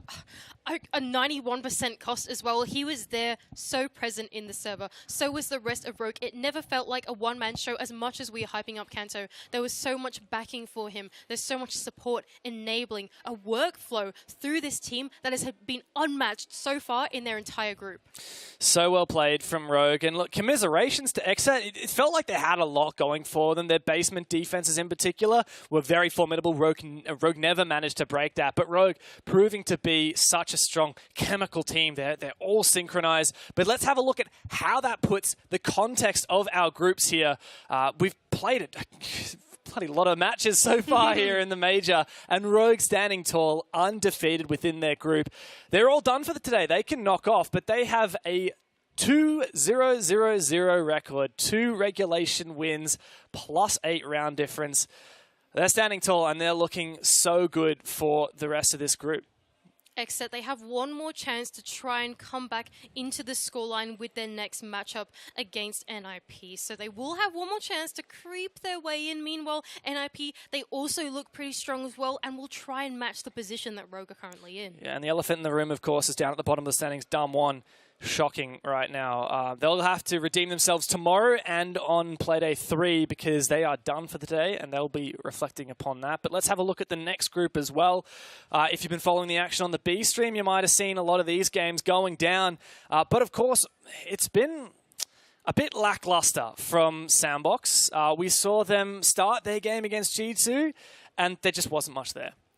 Absolutely not. They started to mount a comeback, but by then G2 was so in the server, they were so ready that they were eventually able to close out that matchup nice and easy. And of course, FaZe on top, it's what we've expected from right at the beginning of the day, and they are showing it to us. Former major champions in FaZe, looking forward to seeing if they can perhaps make a return to playoffs. Sonic's yet to play a game, but stick around on Group B, Stream B and you'll see that. But here we go. If you've been watching some of these games on Stream A, we saw Wolves and Gladiators play. We've also seen Oxygen, unfortunately, lose out their match in regulation. To me, I'm going to admit, the exciting one was seeing Gladiators push overtime against Wolves. Absolutely. All you at home, I'm just going to throw us under the bus here. We were sitting inside of our green room watching this Wolves and Gladiators game, and we were screaming at the Gladiators, oh my gosh, we can't believe what they're managing to pull off against Wolves. They didn't win it out in the end. The Wolves, so formidable, but wow, I don't think anyone expected this to be the standing at this point in the day. Totally. I mean, even an overtime loss is a dub in the Gladiators book, but let's have a look at the final group to round it out. If you've been watching the B stream, you would have seen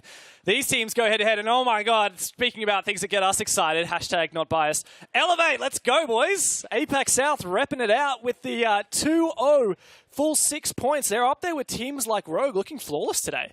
Absolutely. It just seems like a day of absolute shockers, don't you think? So everything that we predicted in the start of the day, bar FaZe and Wolves doing quite well, has gone completely off the rails. The script has been completely flipped around, and Elevate and Furia are the ones currently on top. Funnily enough, Astralis sitting at the bottom of Group D. They are actually the current highest ranked team globally that's playing at this event. The #1 SI ranked team right now is Dark Zero, who won the previous major. #2 was Astralis, who's the runner-ups. Of course, DZ not being here means that Astralis are actually the first team that could lock in 6 Invitational, but they have to make top 4 at this event. And so far, losing to Elevate in such a dominant fashion, it's not looking great for them. So there really is a lot left still to go.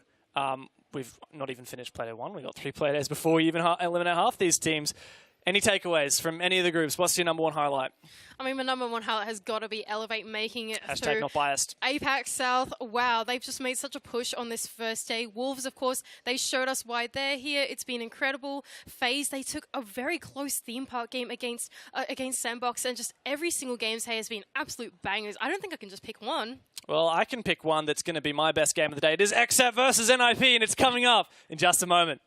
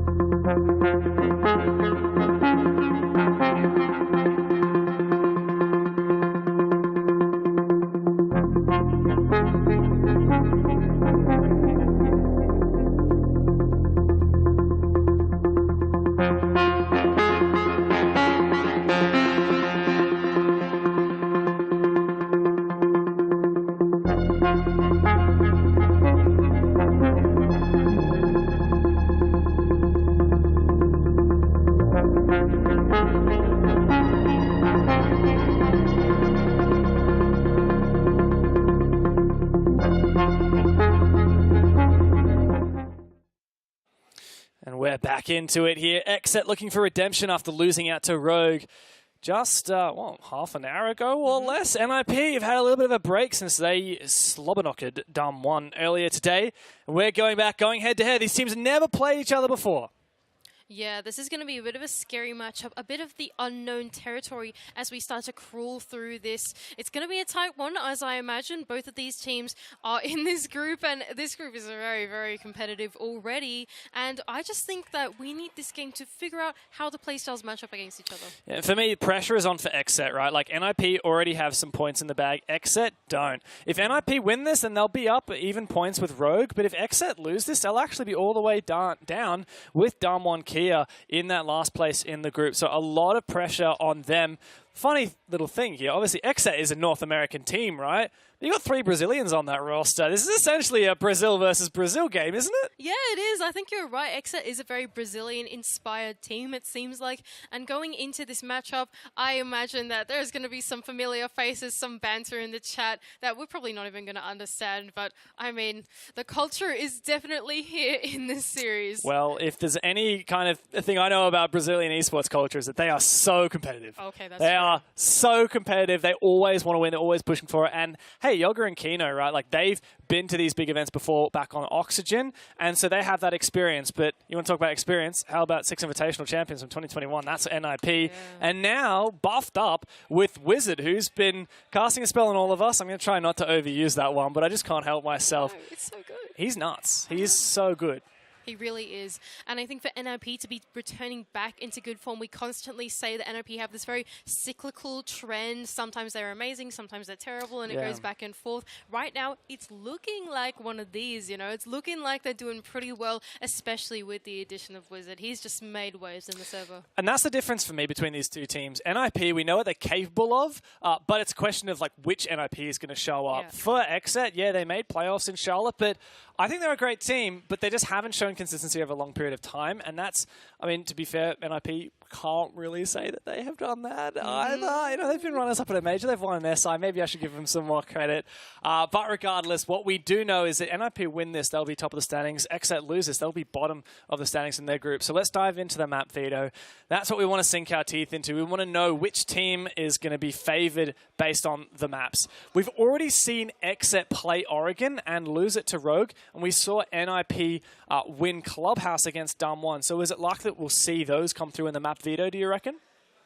It could come through. I think it's possible. XSET, they do like to lean into what they're comfortable with. And for NIP, they like to take us to unknown territory. I think that them taking us to Clubhouse is something that we didn't really see super often. Whereas for XSET going to Oregon, we had lots of info on them. So did Rogue. That could be the danger for XSET. Maybe it's better to go somewhere where there's not loads of VODs on them, where there's not loads of information, so they can bring a little bit more of an element of surprise coming into the major.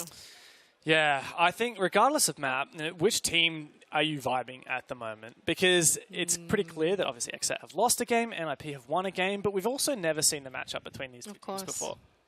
I think it is very map dependent. I know that you just said despite the map, but I think that the map has to lean into the play style that these teams are going for. XSET, they're very specialized. They know exactly what they're going to do. Every single one of these players has a role that they play on every single map, regardless of what the map is, but they're very good at it. On the side of NIP, though, it's slightly different. We have a very, very different, more flexible playstyle, especially with the addition of Wizard, who's been this flex secondary support type of role. It adds a lot of dynamic into the NIP attack.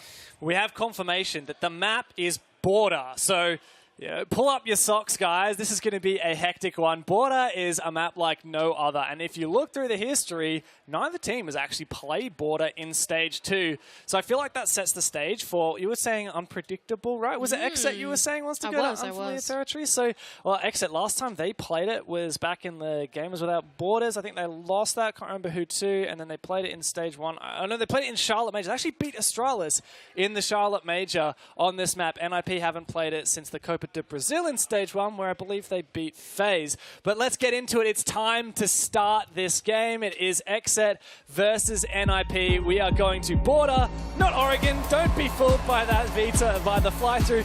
It is Border we are going to. And you can see it's very tight with a slight edge for NIP here on the community vote. NIP seeming to be the slight favourites going into this matchup. I'm not sure if I totally agree. Actually, maybe I'm going to double down. I'm going to go back on that one a little bit. NIP, this is Border for them, actually.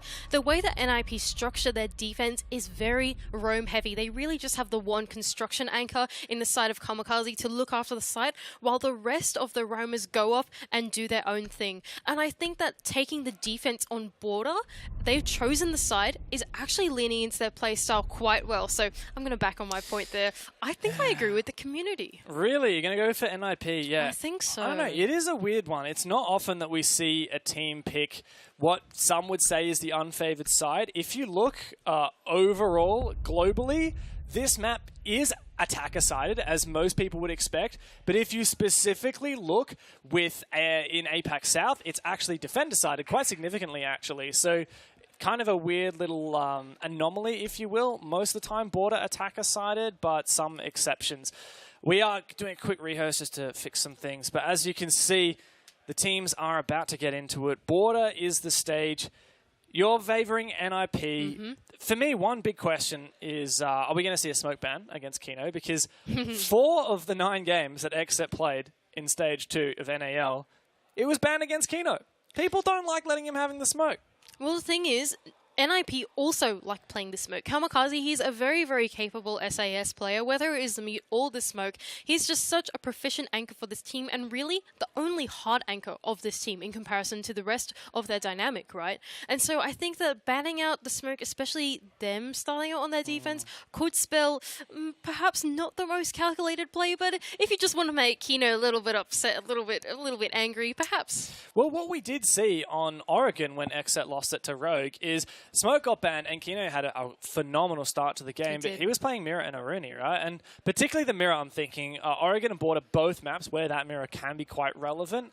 I do wonder, though, keen to hear your input on this, because, you know, you're the qualitative strat nerd, right? That's your part. That's your job here. Mirror, Border, bit of an OG pick, but the way Border's played these days, is Mirror as relevant? I'm not convinced. I wouldn't agree with that as well. I think that the current Border leans into holding on to as much as possible as you can. I think sitting back on the site is something that's gone a little bit out of fashion. That being said, Kino is one of those anchors that doesn't just sit there. He's very proactive. He's taking every single anchor fight that he can. He's not just holding on to one angle and staring at it for hours and hours. He's taking each gunfight across the push to try and put the pressure on the attack and try to figure out what the hell is going on, really. Well, what the hell's going on right now is we're getting back into the game. You can see Border on the map fly through. It's XSET and NIP. NIP could go flawless at the end of today if they win this game, and XSET could pass by Play-Day 1 without a single map win if they can't fight against the former world champions of NIP.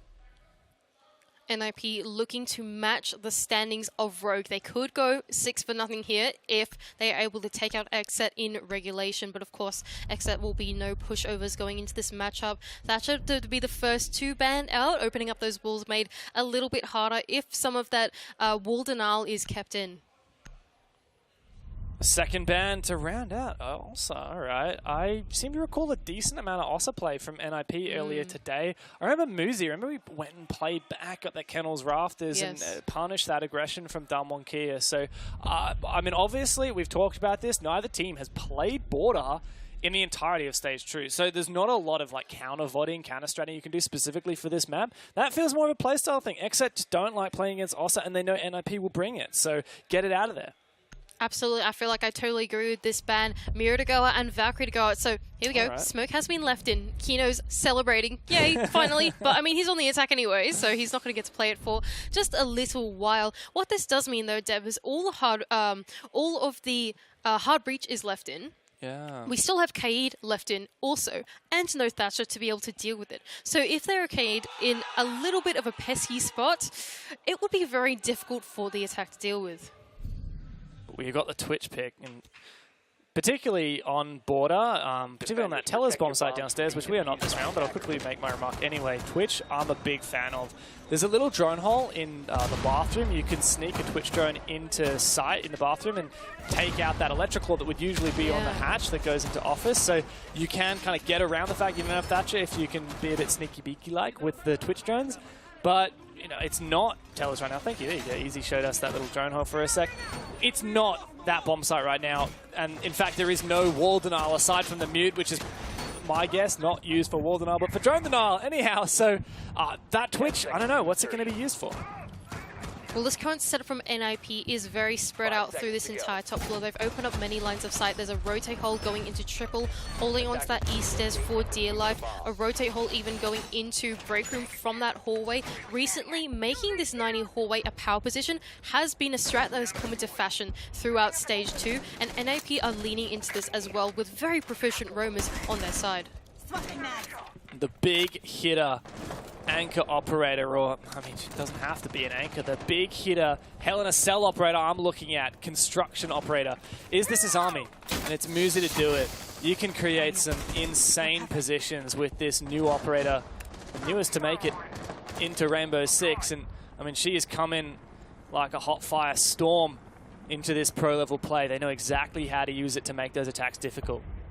And I love the way that Muzi is doing his architecture inside of break room as well. This is a fortress that he's built here, really. That first keeper barricade is protecting him from that doorway entry. The second is allowing him to play it almost like a pseudo-deployable shield inside of break room and preventing that entry. The jump in eventually doesn't work out for XSET though. Wizard to take down Gomez and the first pick of this series. Straight into the meat grinder, and it's a three-way crossfire that works out for Nip.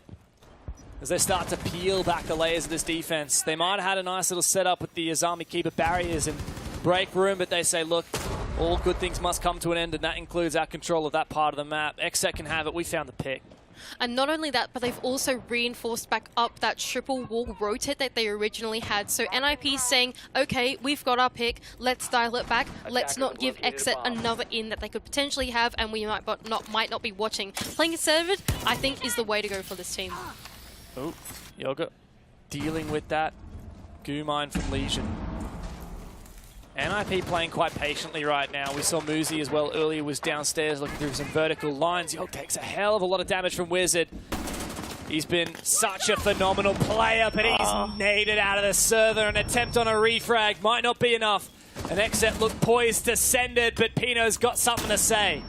Pino now starting to contest the breach. Only half of it has been opened, and XSET very stagnated in what they want to do next. Repel will come out to try and push out Pino. He's the lone person on site, so if XSET can take this guy down, maybe that's their in. Here's a nade. But it's Pino once again. Look at that, and he dashes away. Takes the kill. You can bank that one. It's only Kino left. And, oh, okay, nice shot. I was going to say he's a dead man, but perhaps his days are numbered. My God! Could this be the 1v4 for the ages? He's found two already! Kino, you gotta be kidding me! One more kill! Kino. And this is one of the best clutches I've ever seen. Force that diffuser down, son, but it's Pino on the other side. And he's hungry to make this round his own. A good flash, but Pino's got it in the bag! Pino, oh my goodness, that was looking a bit scary for NIP there. It looked like they had such a great hold of that round, but Kino, goodness gracious me, what on earth was the super sharp shots? One was a hip-fire headshot onto a Legion player inside a box, another a one-tap QE. These players are so mechanically gifted, they're so sharp. And I just cannot believe what they've been able to do in this service so far. NIP, what a beautiful hold that they had, able to architect their way around the break room full off. They didn't give anything away to XSET, reinforcing off what they wanted to, not being greedy. And NIP, even though they're a LATAM team, we often say LATAM teams are crazy, they're very disciplined. Yeah, that's very true. And look, this is one of the most experienced rosters in Rainbow Six. I'm going to double check my numbers here. But, so everyone except for Wizard, right? You got Psycho, Kamikaze, Muzi, and Pino. They have been playing together on this roster for 2 years and 10 months. That's when Pino joined, right? And then almost a whole year before that, Muzi joined. Psycho and Kamikaze, the duo, have been together teaming on Ninjas in Pyjamas for over 4 years. Some of the longest running teams still repping their org here in Rainbow Six. And that they are true veterans. They are true veterans. They have that discipline. NIP not traditionally known for being a disciplined team, but they've got that. And they've also got the guns to back it up. NIP doing a very interesting hold here of Bathroom Tellers. I love you, Easy. I know that you've been pouring out this castle waiting for me to talk about it, and these castle barricades are put in some very interesting spots. They're actually playing a rotate in the bottom of Easters to go back into the site, trying to make a stronghold out of this mezzanine, out of this break room area by playing a lot of these rotates on the top floor, aided by the castle barricades to stop any cutoffs. Diaz, though, he will start to get his way into this jail wall instead, immediately taking down one of the K8 claws. It seems like XSET, they're just going to put the pressure on the ground floor for now. And good usage of the Twitch, bypassing that Thatcher ban by showing that there's more. Well, there are lots of ways to skin a cat. I heard someone say that that was a really weird phrase, and look, I believe it. I'm not one notch for skinning cats, but it is a phrase that I'm going to use. That is a bit of a weird one. I don't know if I can back you on that. Look, Dev. Have you heard that before? I'm not crazy. That's not just me. I don't think you're going crazy, but I think that is a bit of a weird one, and I am judging you for it. I will abstain. I'm judging you for it. I love cats. Okay.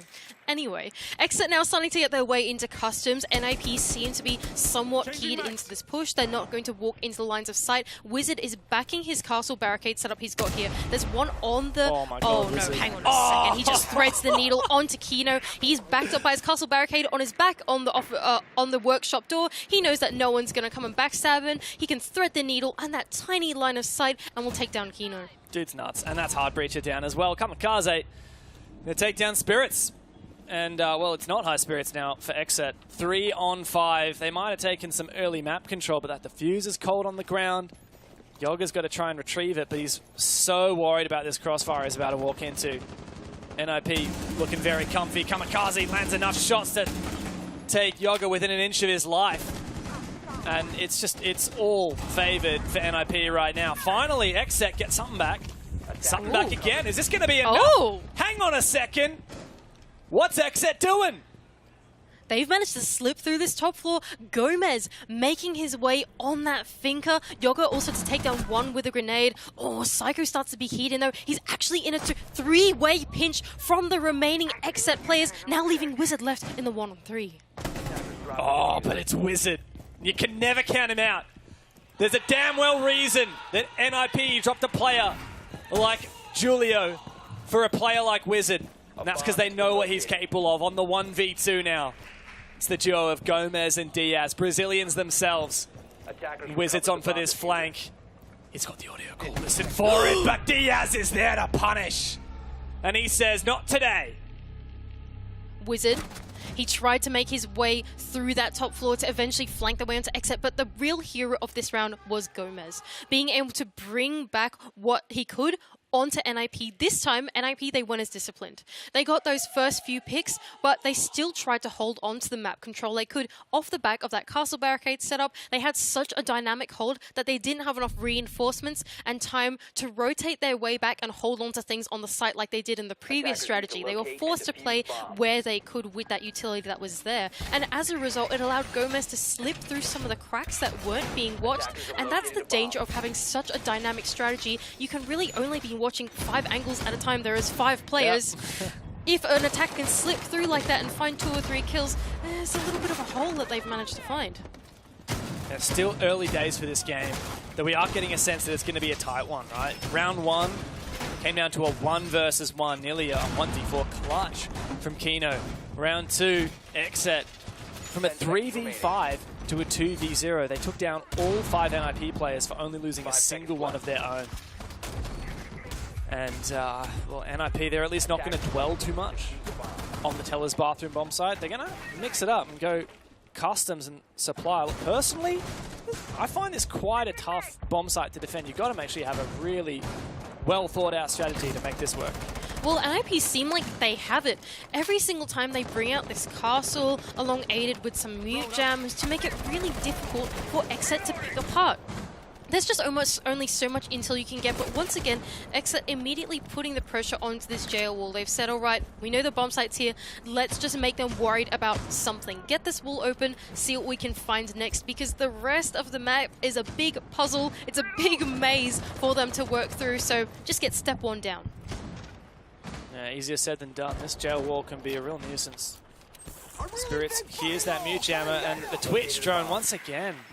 Diaz doing wonders on the util clear with this Twitch drone. Kamikaze hunting it down. Oh, there you go, finally.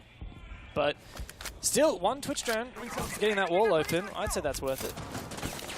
And I don't mind this approach from XSET so far. They've not opted to clear out that top floor and instead are just pressing out these anchors on the site, forcing them off the site and flushing them away. Perhaps NIP looking for the retake position, but so far almost the entire site has been vacated, bar 2 anchors that are just sitting on the outskirts of it, waiting for any XSET plays that might be entering in. Is there any vertical pressure? I don't know, but Yoga is the one to open up this round with a grenade. What a nade. That was from outside detention, I think. Now, what is the play for XSET? They got man advantage. This is really a direct hit. Like, you're not seeing anything upstairs. Muzi's sitting pretty, holding on to 90.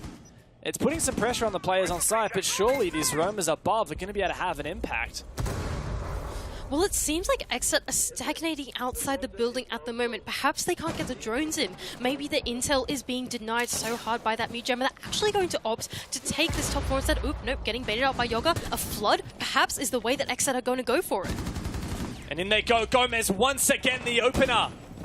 He was a difference maker in the round just gone by, and he's once again found an entry. NIP desperately try and retake.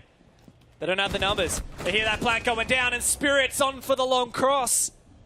It's just Muzi and Wizard left. It's just Wizard left. It's nobody left. It's a flawless round for XSET. A beautiful round for XSET, perfectly read into that attack as well. NIP with a very complex strategy, holding the entirety of the top floor, pushing out horizontally, and XSET just said, actually, we're not going to clear that. We're going to let them get them. We're going to let them get lost in their own maze that they've created in the top floor. We're just going to hit the site, play those trades, because they figured out that there were no more NIP players that were going to be close enough for refrags. There were no crossfires being held, and they fully capitalized on that. Gomez so consistent on this entry. And I think XSET are really testing these strategies from NIP. You said that NIP had a nice little setup there, and I think they did. One thing that was lacking is the ability for the roamers above to actually have an impact on the site. You know, for example, that detention wall where most of XSET ended up flooding in through, you can get vert above that. If you have that nade, did that nade kill that player? I think so. This is why I like having you here, because when I just don't see things, you're always there. Keen eye. I guess if there's a single point of failure and one nade kills the one NIP player that's in position to deny that push, like surely that's a pretty critical flaw for NIP. Surely they've got to make sure that someone else can get into that position. And I would agree with you. NIP seem to be a little bit lost in their own maze at the moment, lost in the strategies. Maybe need to go for something just a little bit simpler, but it doesn't seem like they're going to dial it back any way, shape, or form. Taking us back to Armory as the rest of XSET shape around the map. But hang on a minute. Is that a Glaz pick that I see on the side of XSET? All right, have a listen. Let's role play for a second. Imagine you're playing the game, and you're like, all right, guys, we're going to rush this round. What are the 5 operators you pick? I'm going to guess. Glaz, Lion, Ying, Dockerby, and Finka. And guess what XSET have brought? Exactly that. This is a rush play. Plain and simple. It's got to be, surely. Sure. Well, this feels like a very, very, very calculated rush play, if you ask me. They're all shaping out different sides of the map, putting different points of pressure. Yoga, though, he's going to press the attack. All 3 Candelas committed to this entry inside of Office. Will it pay off? No. Uh-oh. It certainly isn't going to pay off. Kino and Gomez have already gone down. Diaz is the backstab player looking through Armory. But Spirits is really feeling that pressure. Finally, XSET find one back, but at this point, most of the util's been dumped. There's still a couple of smokes left. Yoga and Diaz could deploy to help enable Spirits with this Glaz. And that backstab may just be what they need. Diaz is now in the building. Diaz now making his way with the DMR. Oh, so dangerous as we've seen. The two DMRs will combine from the side of XSET to bring it down to a 2 versus 1. NIP did a good job of slowing this rush down. But they didn't stop it dead in its tracks. They just slowed it. Spirits and Diaz now have a chance to clutch. What a play there! The Oryx dashing straight on through the Kiba barrier and the wall. And a good rotation for him, but now he's got to worry about the Dockerby call, the logic bomb to detonate, reveal his position, and XSET have the number. There's a whole minute for these two attackers to play it, and Pino, he needs to isolate these 1v1s, but there's a good crossfire from XSET. If he can kill Spirits on the Glaz, surely this is on for the clutch. But Pino doesn't know about his position. Is Diaz going to overpeak this? He's not giving him a damn thing. 2 versus 1 situation. The DMR crossfire being held. Pino, he's going to be shut out. Spirits to take him down. And finally, XSET get another round on the board. It might not have been quite the rush they were looking for, but hey, we'll take it. The result is still there. And the result is XSET really furthering this lead. Now, they might be on the attacking side, which albeit is favored here on border. It's not a good sign that they've just won 3 rounds in a row. And the one round that XSET lost, Kino managed to make that a 1v1. So the North Americans are looking very good here. They are. I would agree with you on that. That was a very interesting attack that they tried to do. It's not something that we'd ever usually see, and I think it caught NIP off guard quite a lot. They immediately realized our site is currently under a big threat, big attack, alarms start blaring away, and all of a sudden the NIP players start dropping like flies as they're caught off on the rotation back. That Ying and Glaz rush, it was all just debate for Diaz and his teammates to come in with that backstab. And now that's something that NIP have been really struggling with on this defensive half. They've been tunnel visioned into one push and tunnel visioned into playing their strat that they're not really thinking too hard about what XSET have been able to achieve. I find this is interesting personally. You know, you and me, we usually cast the Apex South region, which is, funnily enough, the only Tier 1 region in the world where border is currently defender-sided. And it is significantly defender-sided at overall 58%. You look at that, the average of every region is 47%. So that means that the rest of these regions, in North America, where XSET play, NIP playing down in the BR6, that is, this is an attacker-sided map. And the difference to me is that these teams aren't playing that aggressively on their defense. They're trying to play these strats. They're not, you know, playing hard positions on the east stairs. They're not peeking aggro on these windows and these positions. It's making it so much harder for NIP to find any traction. Ooh, a vertical grenade could connect onto Pino, but he has the vertical angle. A trade even comes out. XSET once again opening up the round on this attack. But Pino at least happy that he can drag Yoga down with him. That said, XSET now on the back foot. Muzi's found a pick. Gomez, who has been one of the key initiators for XSET, he's out. Information on Muzi. Oh, a bit of a spray through the wall. How has he managed to rotate out alive? This time, NIP seemed to be a little bit more keyed into the push that XSET were going for. They were able to deny not just 1 entry, but 2 entries, and now leaving 3 XSET players to pick up the pieces. Now, don't count them out just yet. We've seen what each of these XSET players can do when they're down. Last round, they were down the man advantage. This one, they are as well, and I would not count them out just yet. They still have a chance to bring it back if NIP get overzealous. Hey, it was a 1v4, and Kino even managed to bring it back. So I certainly wouldn't count out this roster at any point, even when Psycho does that. Makes it a bit rougher now. Kino and Diaz to step up. This is a Tellers and Bathroom defense, and there is the Kaid on the board as well. Kino doesn't even have enough Selmas to breach if he wanted to on that hatch. But Muzi is still at large upstairs, and I mean, it looks inevitable. He's going to take out Diaz. Oh no, the peek. Kills his position. He can get away. A pinch coming out now on the side of XSET, both of them trying to double down and take down Muzi. Muzi eventually does go down at the hands of Diaz, and now a 2-on-3 situation is slightly more winnable for the side of XSET, but look at the rest of the NIP players. They're so disciplined. They're back on the site now. They're not willing to give anything anymore away. Yeah, but hang on a second. It might be a 1v3, but we've seen Kino make a 1v4 or 1v1. There's nobody in bathroom right now. He does have diffuser. Might be able to bait out a little bit. Is this rotation fine? It is. Spots out a player. Carsey down. No attempt at a refrag here for NIP. There's time to play with. Kino starts putting that diffuser down. Psycho on for the push. He tries to bait out and it works perfectly. Is Kino able to isolate these fights? If he can, this could be a dub, but Psycho's there. And NIP finally stemmed the bleeding. They get another round of defense back. NIP played a much more disciplined defense that particular round. I really like the way that as soon as they were able to deny the entry, they didn't overpeak, and all of them, even though they still actually had that real estate, said, we're afraid, let's just fall off. We've made this mistake over and over and over again. Knock it away. Bar Muzi, who was stuck inside of break room and couldn't get out anymore after that. But the rest of the NIP players played that to perfection. Even off the back, Psycho, the tiny little micro play to bait out the defuse and wait for his teammate. Just another small sign of discipline to show the experience on this roster can bring them back into this game. And keeping in mind that XSET on the favoured side right now, as it stands, is that if anything, the pressure's on their shoulders. XSET yet to find a single point out of today's games, with losing to Rogue in regulation. NIP in a bit more of a comfortable position, and having realistically met half of the course here on their border defense. If XSET can make this a 4-2, yeah, it wouldn't be ideal for NIP, but I think that they can foresee a comeback on their attacking side. Whereas if NIP can even this up to a 3-3, XSET have got to be sweating. Attackers are moving out to locate a bomb and NIP once again starting to make this 90 hallway control a power position for them.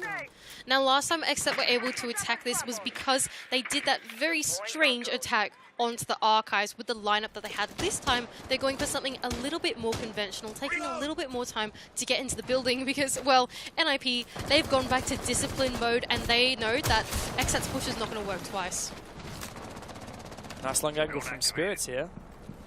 All the way from outside Passport, deep angles into Customs. Good droning once again from Diaz. We've seen mixed success with the Twitch drones. I'd say overall it's been an excellent pick.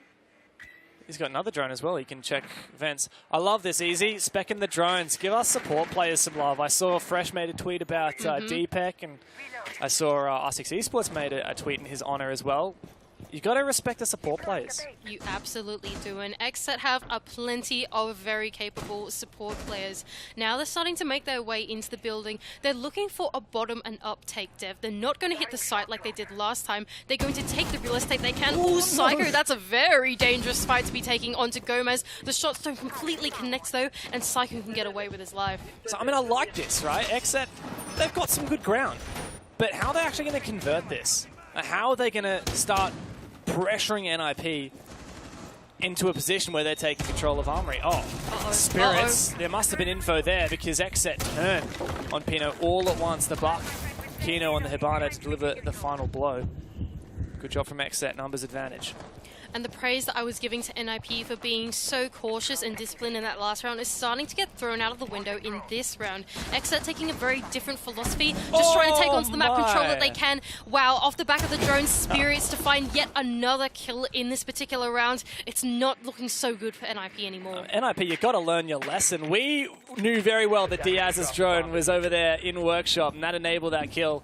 But it looks like NIP, instead of reducing their aggression, are going to turn it up to the next level, and they do manage to find Kino. And Wizard, all right, he finds another one as well, so don't knock it if it works. NIP have evened the numbers. That was some perfectly timed aggression as well from both of these players. Now the kid is on the ground. It has been retrieved by Gomez, but there's only 35 seconds left, Dev, and not that much utility to open up any of these walls. The players are not super consolidated right now either. What are they going to go for to get into the bomb site?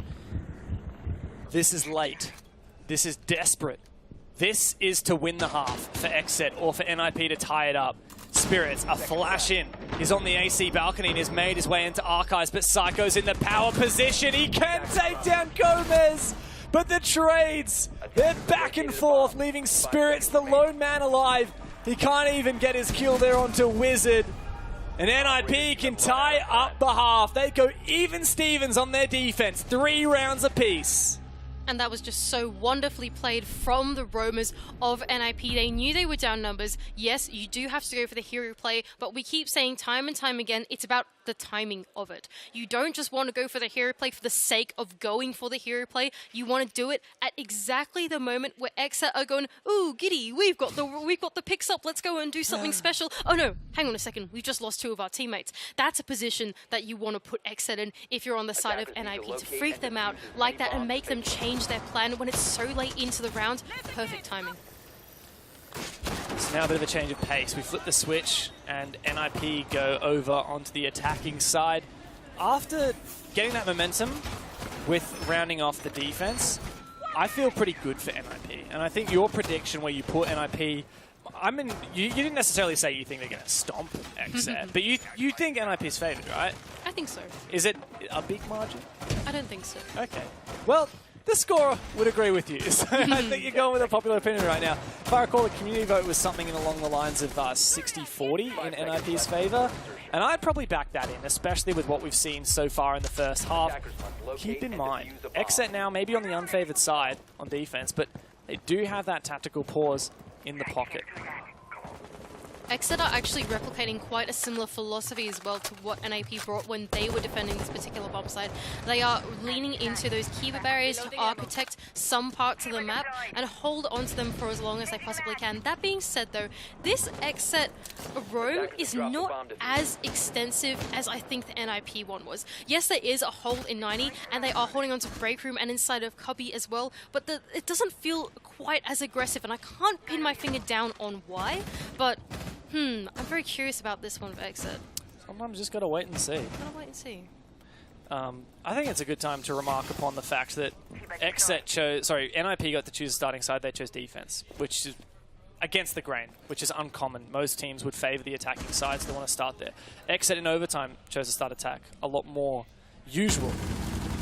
Muzi, oh my god, that was a floor bang, right? Like, I don't think Yoga actually saw him through that line of sight at that point. Good kickoff there for Yog.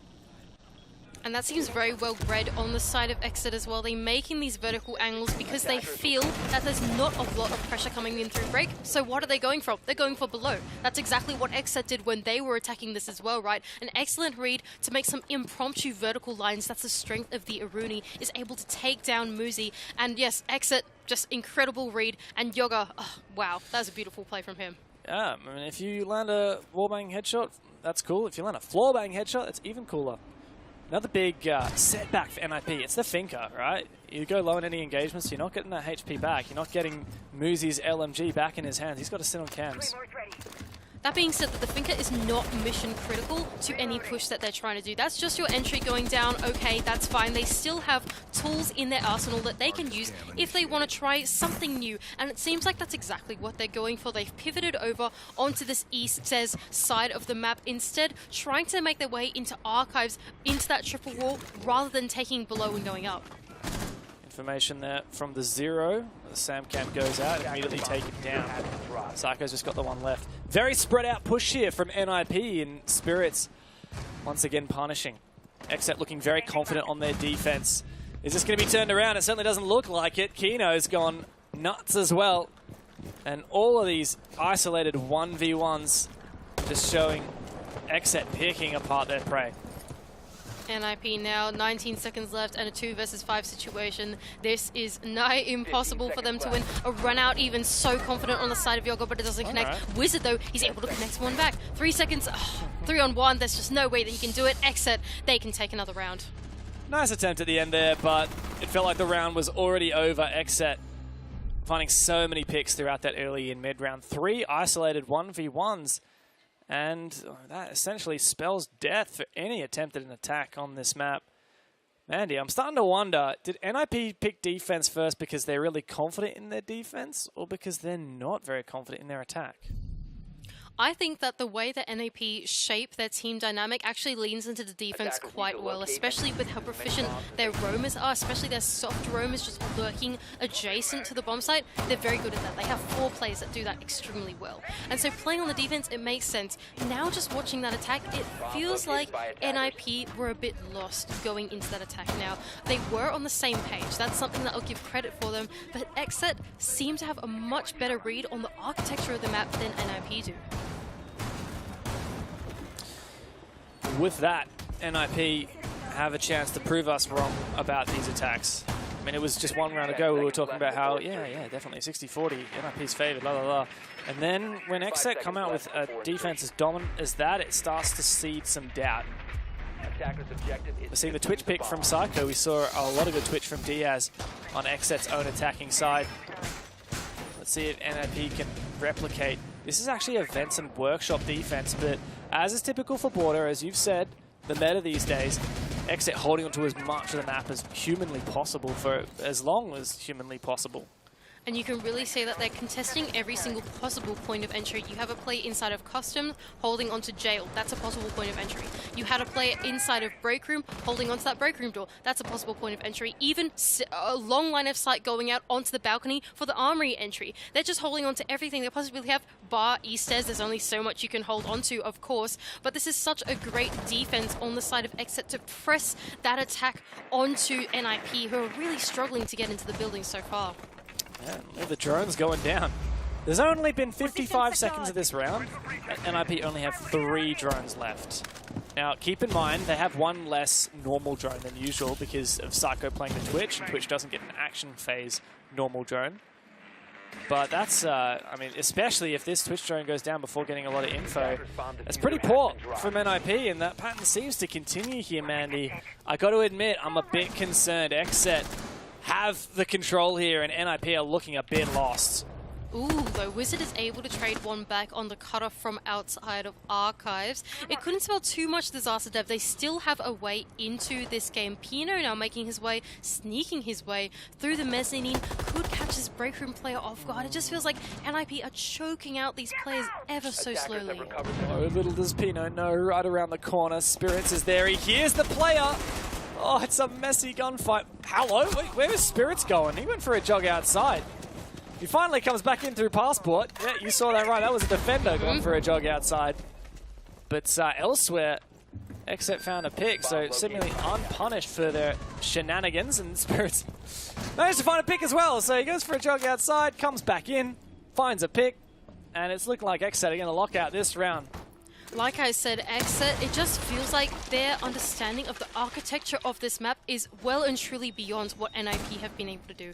NIP are looking for this probe kind of attack where they start out around all the sides of the map. They're just walking through a window, looking through a doorway, seeing what they can try to find. But XSET already have their routes pre-planned for how they're going to fall off, how they're going to take each gunfight on the entry, and that it just feels like NIP are playing into the hands of the XSET strategy. And just desperately opening up the vertical game doesn't give them anything. Plant going down. This is the chance for NIP. If they can lock in this plan, it could be a good pose, but no! Oh, Wizard had to cover everything, and he just couldn't get the last one. Spirits goes down, but dropping straight into a crossfire. And XSET find themselves just one round away from match point.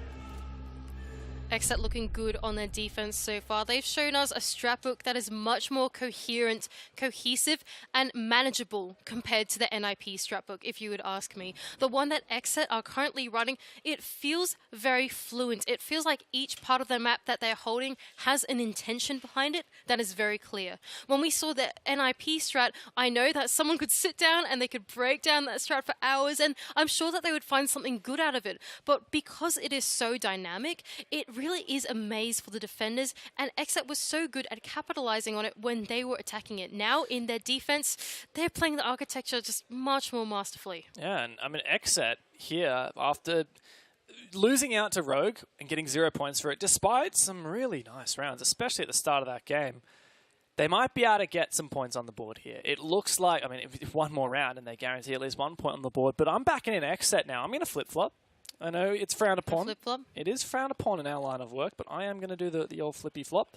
I'm going to say XSET looking favoured here. I mean, it's easy to say that. They're winning, right? But it's just, you look at the nature of these rounds, and XSET, they look so good on their defense. I mean, it's funny. They seem to prepare their attack because they picked it in overtime. They decided to go to attack in OT. But you can just see that it's another level. Like, NIP don't have the attacks that are required to deal with the style of defense that XSET have set before them. And that's going to cost NIP this game. That being said, though, NIP did just take their tactical timeout off the back of losing that round. I can only imagine that they're trying to reconsolidate their thoughts, change their philosophy going into this next round, because they've realized, okay, we've tried the same thing 2 or 3 times now. Bang, bang, it hasn't worked out. Try something new. We know that LATAM, they're very good at being adaptable. That's what I love about this region so much. And if they want their way back into this game, that's what they're going to need. And what's more from NIP, right? You take a tactical timeout after losing 2 attacks in a row. It means that you know you're not going to be attacking the 2 sides you just lost, right? They're locked for XSET. You can't go back to Armory Workshop, can't go back to Workshop Ventilation, which narrows it down. And NIP can be really efficient with their tactical pulls. All right, guys, first things first. We know we're going to be attacking Teller's Bathroom or Customs and Supply. And next up, it's just whatever the coaching team for NIP wants to talk about. I think it's Midi at the moment who's behind NIP. I know it used to be Bob, but I think they got Midi at the moment behind the players. And he's got to be the one that's saying, look, guys, put your heads in. This is what the go is. And if Gomez can land a spawn pick, that would certainly be a tilter. But thankfully for NIP, it's a no-go. And we can already see the big change in philosophy from NIP. No more, barely any hard breach, no hard breach actually left on the board for them. This is a full, quote-unquote, rush lineup, changing the pace of the attack. I think that's something that's such a good idea on the side of NIP. It's been slow, it's been stagnant. Bringing these operators, these are enabling operators to get you in, to put you in some very precarious positions. It's almost the exact same operator lineup that we saw previously. Hang on a second, look at this! The Candela thrown in through the Toronto, that's going to blind anyone playing in Bathroom. Funnily enough, there's nobody in there. Oh no! The plant's going down. Hang on a second, you just never see this. What a plant next to the vending machine. Is this year 1? What a play from NIP. Thankfully for XSET, they managed to stay alive. All 5 players still up, and now it's up to NIP in the post plant to lock them down. But this is just such a tough post line to win. 3 players on the rappel. The Glaz is up, the defuse. Oh it my starts to go God. off, but Muzi's able to take him He's down. Can stick Kino it? stick it? Oh my God! What a play from Kino and from XSET to find their way to match point with the Ninja defuse against the Ninjas themselves. What a show we have had today by XSET. NIP and XSET, both of them bringing the entertainment to your pictures now and today in this moment. That was such a crazy rush strategy, so calculated. The Yings through the drone hole, the Glaz play to cover those smokes, but in the end, XSET, they go, guys, flood back, protect Mr. President. He's got to defuse right now. We need to peek these windows and take down that upside down rappel player, and wow, XSET straight on the board, getting back into it. I mean, how good was that? I think it was Spirits on the Azami. Yeah. Thrown under the window. Yeah. Right next to Kino. He's just holding on to that counter-defuse device for dear life. And Spirits, he was a sacrificial lamb for the betterment of the team.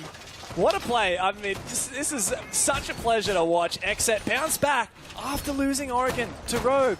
That was a heartbreaker for them. And they found redemption here against NIP. They've got their first point on the board. They're sitting above Dam 1.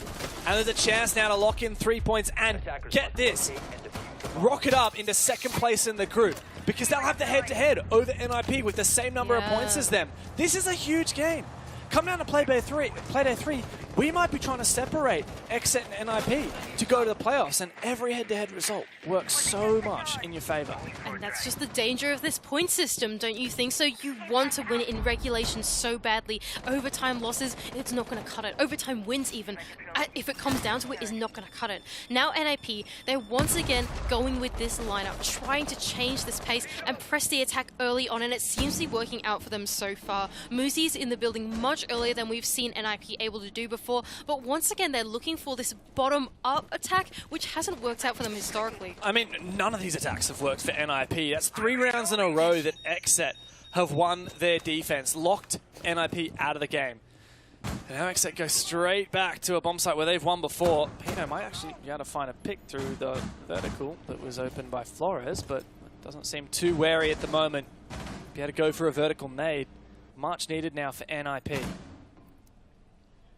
XSET though, they're not willing to give their lives. Oh, I have just completely cursed that as Kino runs into Muzi. His incredible read, another grenade to go out and try and connect onto another anchor, but he's not going to find anything. But this time, NIP, they're up in the man advantage. Now, we saw them do this in the last round with that rush, and they weren't able to convert it. XSET were able to jump back on it, but this round is very different. The pace is so vastly different, and they're really taking their time to get into this bomb site.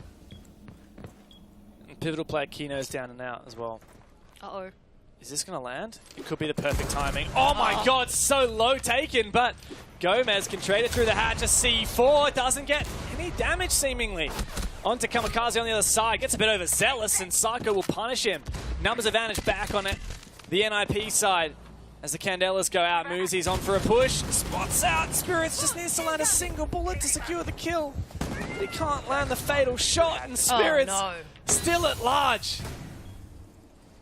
Now the smokes start to go out for NIP. It looks like they were trying to get in onto the bomb site, but poorly timed, as eventually your Flores player is going to go down as well. Psycho, the final Candela to roll out for Wizard. It doesn't seem like it's going to work out for NIP. Yeah, this is all over, surely, for NIP. But Muzi steps up, evens up the man count.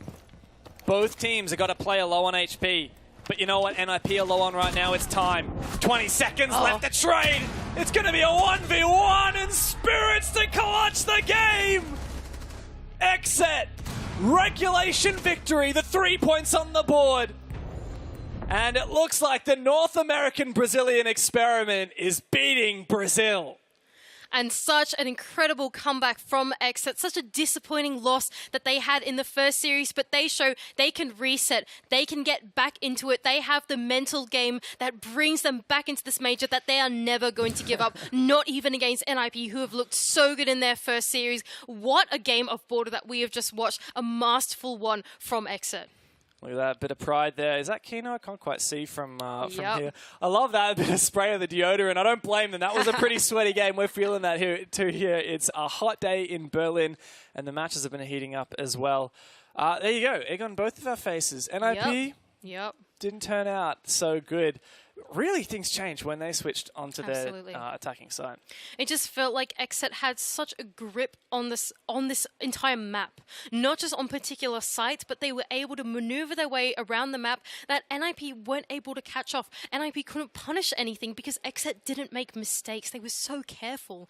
And that was a big difference between both of these teams. And just, I'm blown away with some of the strategies that XSET brought out. They were simple, but they were very coherent. And I love that from that team so much. What a game. Well, we'll break it all down in just a moment. But before that, we're going to do a quick break.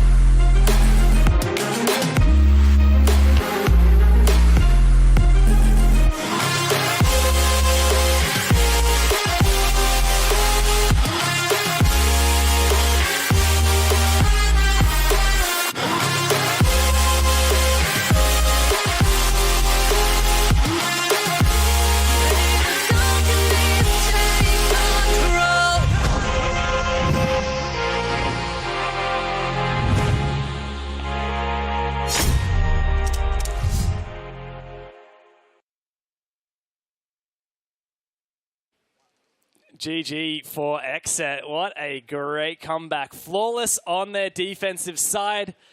And, well, they take a huge dub over NIP, who struggled in that second half. Look at that, 4 rounds in the row. And a big game from some of the players who wouldn't necessarily expect. Spirits at the top of the scoreboard. Yeah, I suppose the co-IGL on the side of Gomez able to take out such a wonderful game. Being very creative on that Azami, especially in that defending half, is something that I'm going to lean into for XSET. They played what was actually quite a simple defense all over. It felt like it was quite easy to understand, at least from the top-down view. I can imagine it's a little bit more difficult for NIP, who don't quite get the outlines that we do. But Spirits was a big enabler for that on that Azami, on top of that Yoga as well, with the Aruni to make any impromptu holes that they needed. It just felt very, very fluent. Yeah, it was a big game from XSET. At the halfway point, 3-3, we backed in NIP, thinking that on their attack they'd flourish, and they certainly didn't. So let's look at what the context is of this. XSET winning that means that now for the group standings, they've rocketed up above NIP. Have a look at that. Well, they're technically tied at the moment, but they have the head-to-head. Actually, I'll have to double-check whether it's head-to-head or round difference, because it looks like NIP is still winning on round difference, thanks to their dominant win over Damwon, but we'll check that for you later. What that means overall, though, Rogue sitting at the top, great for them. NIP and XSET both with 1 win, 1 loss, and Damwon, shocking day for them. Absolutely. I'm very impressed by all of these teams, bar Damwon KIA, unfortunately, that we've seen in this group so far. Each one of them has an identity that they've shown in this server. Rogue, we love the way they play. They are so fluent. They have chemistry. NIP, the way they play, incredible problem solving. XSET, simple strategies, but well thought out and also very fluent. Each one of these teams has an identity. Sometimes it has worked, but sometimes it hasn't, and that's how they've ended up in the positions that they are. It's called Group of Death for a reason, but let's look at Group B now as we round on over. FaZe, G2, Sandbox, and Sonics in that order. You can see we've still got quite a few games to go in this group. I believe they'll be on the B stream after whatever current game's going on the B stream. But not a good day for Sandbox. No, not looking too good for the Koreans on either of these groups so far. FaZe and G2 still on top. Two teams that, well, FaZe, I think we did expect them coming into it. They look in red-hot form, finishing first in Copa Elite 6. G2, though, they had a pretty impressive showing on Chalet against Sandbox, and I don't think that we can understate that. They look in very good form at the moment. Yeah, and good hope for NA with Sonics. They got 2 games on later this evening against G2 and FaZe, so make sure you stay tuned for that on the B stream. But let's have a look at Group C, and that'll be the next game up on the A stream. As it stands right now, Wolves 1 win, 1 loss. Gaimin Gladiators actually, 2 wins, 1 overtime win and 1 regulation win for Wolves. That overtime win for Wolves was an overtime loss for Gladiators, and that was honestly exemplary. Fantastic from the Gaimin Gladiators going into it. 1 point. They were so happy about it. We saw their manager tweeting about it. He went, oh my gosh, we're here. We've managed to secure a point. That is huge from the rookies at their very first international event. Yeah, and later on this A stream right now, you'll see W7M get their 2 games, first against Gaimin Gladiators and then against Oxygen. But let's round off the final group, Group D. And, of course, Furia, Elevate, Eminem, and Astralis. All of these games are done for the day. Seeing Furia and Elevate both undefeated, that's insane. Also insane, Astralis, the runners-up from the Charlotte Major, the #1 team out of NA. Where are they? We just can't believe how this group has gone. Back when we first came into this major, all of us were saying, okay, this is a pretty clear-cut group. Astralis, they're one of the favorites, yada-da-da-da. Well, the script is totally flipped. Elevate, Furia, they're on top. Astralis having a very slow start. They'll have to bring it back in the next 2 days if they want a chance at redemption. I can't wait to see that Furia Elevate game later on. That won't be today. These guys are all done for the rest of the day. But when Furia and Elevate end up playing, it'll be the battle of the undefeated teams. And then, of course, we'll get into the rematches. It's a double round robin, which means every team plays every other team once. So far, we actually haven't seen many overtimes. It's just the 1 overtime game, right? That Wolves Gaimin Gladiators game. Which means that a lot of these groups, I think, are going to be pretty well spread, right? You're seeing these teams on 3 or 6 points, teams on 0 points a lot of the time as well. Any particular teams that you're looking at? Any teams that you're sad for or hopeful for? Well, I can't call it yet because there are some teams that we haven't seen play at all. W7M, they're one of my favorites. I love the way that those guys play. We haven't seen a single game from them yet, and I want to see how much they shake up the standings. Same thing with the Sonics. This is Super's final, the last dance with this team, and those guys are looking in really great form as well coming out of NA, and just, I don't think that we can call it quite yet. We've got to wait to the end of the day. Well, you talking about W7M, you may not know it, but you set me up for the perfect segue. You can catch W7M playing Gaimin Gladiators right here on the A stream in just a moment, so stick around.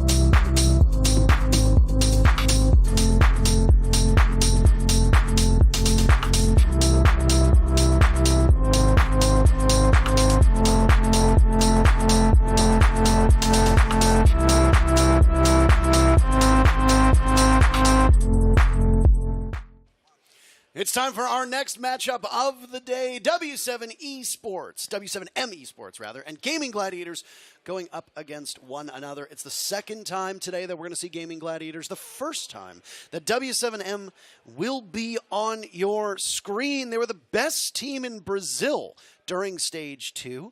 One of the best teams in Brazil all year. Yes. Finished second at Copa Elite 6, 2-phase clan, and they go up against the second best team in APAC South, who had a run-in against the Wolves earlier today.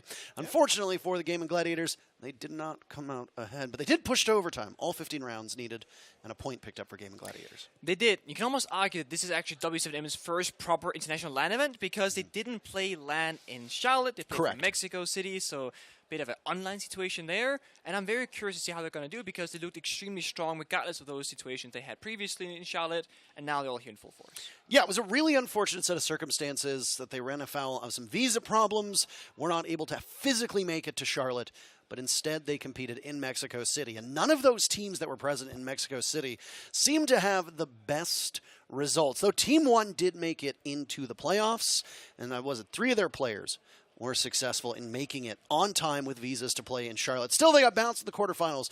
I've been very curious to see what W7M is capable of doing because they are such a strong team in their own region. But due to the issues in Charlotte, I don't think we got a really good look at how they stack up against international competition. Going up against the unparalleled aggression of APAC South teams is going to make for a fascinating first show. Gaming Gladiators got their very first international match underway and out of the way earlier in the day. W7M now getting their chance. So these two teams still don't have a ton of international LAN experience. That said, Nick, the maps are ready. Where are we going to go? Both the streams were just on border. We saw a bunch of Oregon earlier today, and as you can see, oh, look at that. We're going to Cafe Dostoevsky. There we are. Interesting choice because this is a map where you're kind of like stuck in compartmentalized in boxes and corners.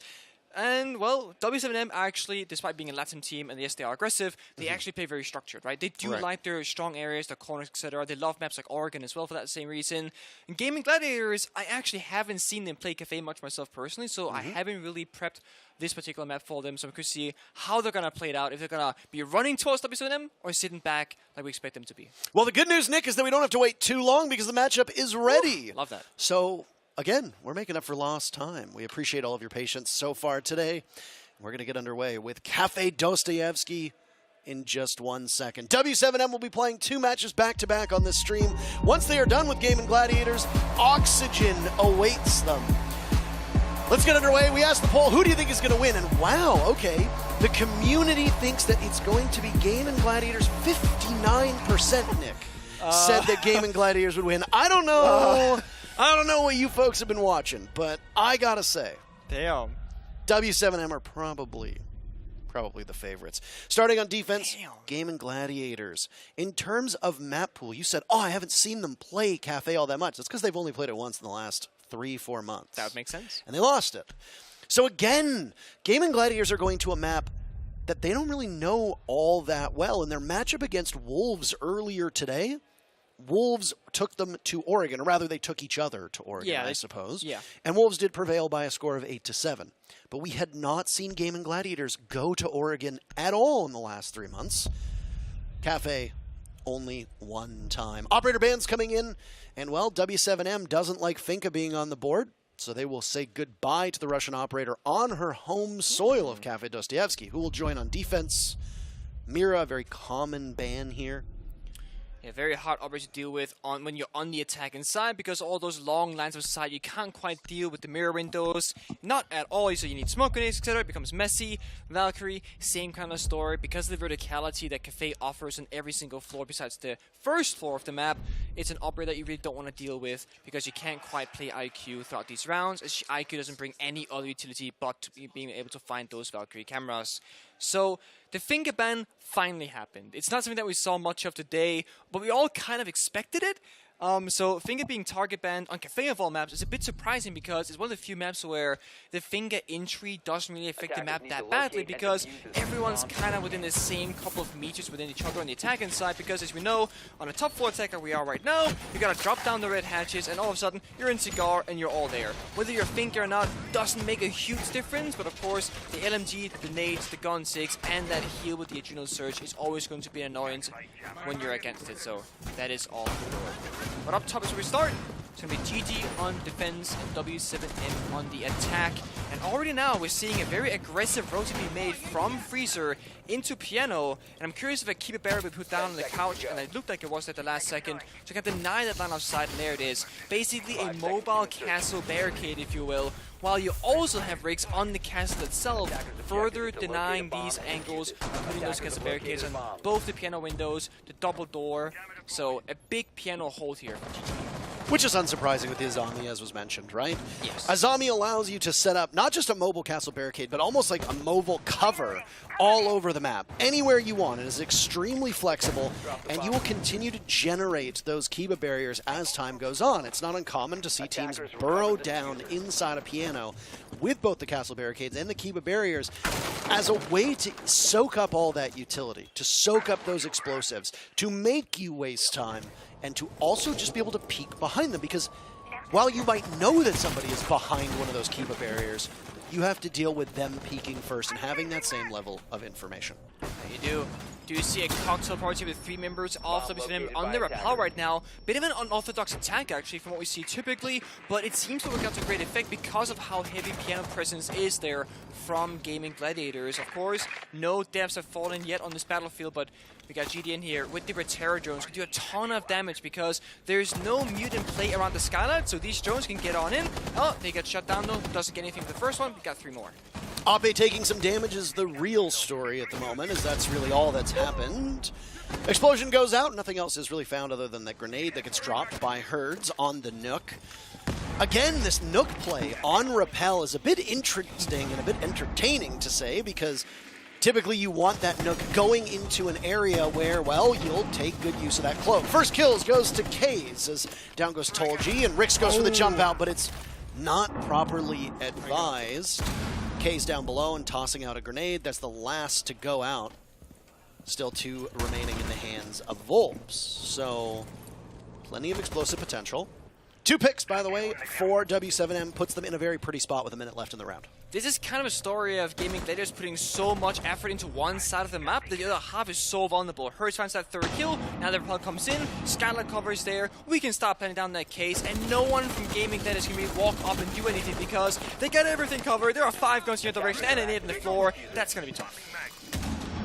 AP in a tough position, and he gets shut down by KZ.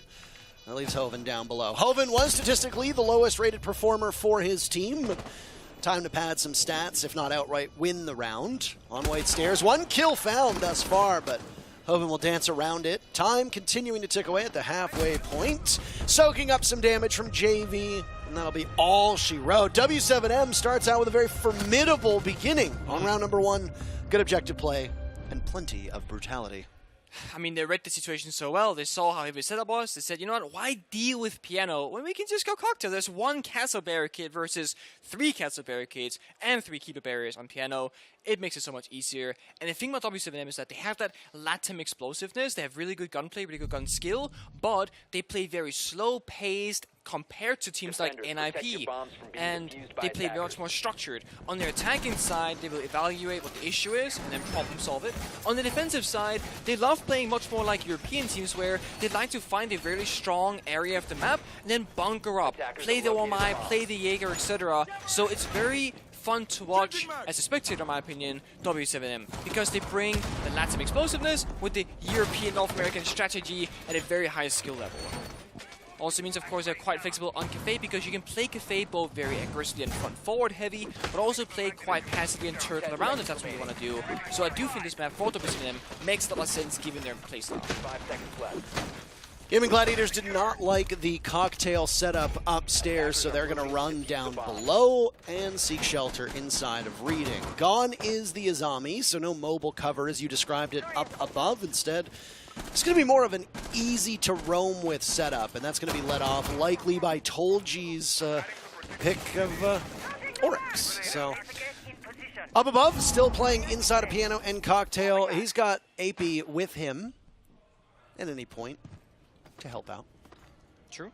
True. Sitting still for now. A pulse as well on the board. We haven't seen many pulse. I haven't been able to watch every moment of every game because we've been casting all of it. But I'm sure we have seen a pulse, but maybe we haven't. I don't know. I haven't seen every single game. We certainly haven't seen many. We certainly. Sure. I don't think you and I have seen a pulse in our games we yet have not. So far. So, an operator whose gadget is able to gain intel very effectively and is also mobile. Not with the greatest a gun in hand, but that can reach up to 9 meters, which from below can give some good information on where the attack might be coming from. Hoven could have used that information a second earlier as he's taken out by Herds. Still above. Hearing some gunfire. In go the smokes, in go the candelas. Down goes Joe, but AP is there. Volps is no more. KZ shuts down, and now suddenly it's a 4v2 with Rix and Tolji to hang on. Herds cooking a nade. And there it goes, maybe clearing out some barbed wire or something at the bottom of the stairs. Rix decides to tussle with the Nomad of JV, not exactly ideal. Would have won it if the fire rate on the UMP had been higher. Down goes Rix for the count. Tolji looking for his first kill. He'll find it. A second to be there, but no, JV says not this time. 2-0 for W7M.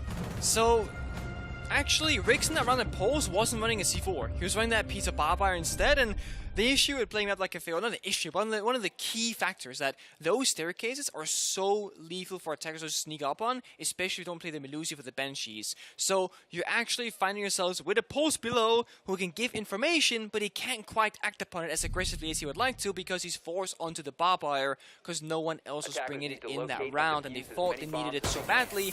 But the thing is, W7M again, utilizing the repels on the cocktail window as their entry point for both the kill and the actual entry way into the map itself, and because of the lack of C4 on Riggs, he couldn't respond back, couldn't get that trade, and the UMP itself as a weapon is so weak that when it came to the gunfight, he lost that as well. One of the downsides of playing Pulse is that you have to be on the scanner to gain value, and of course you gotta get off the scanner to either shoot or use your utility. That's why Valkyrie is usually preferred operator to play, but Gaimin Gladiators himself has spanned that operator out. You could of course bring the Echo, but in a similar fashion. You can't act upon your intel yourself because you're still going to be fighting that for your teammates. There's no real winning in this scenario. So we're gonna go blind this round instead. No info operators on the board for the defenders, but instead we have brought out Joe on the Melusi to shut down those staircase roamers if that were to be a problem. Round 3 so far, W7M looking very comfortable in the driver's seat. Absolutely comfortable is correct. 3 kills for Gaimin Gladiators through those first 2 rounds. That is not what you need. And after we had sung the praises of this GG team against Wolves, well, they're going to have to do a little bit more work, and maybe they find it. Joe with the MP5 in hand shuts down KZ. That's the first pick, and Joe trades out some of his HP for it. Down goes the Jackal.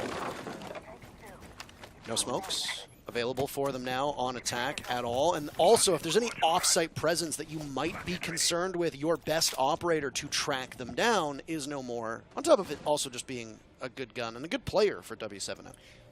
Also, maybe not worth mentioning right now, but it also is your secondary soft destruction, vertically speaking, because Jackal normally has a secondary shotgun in his pocket.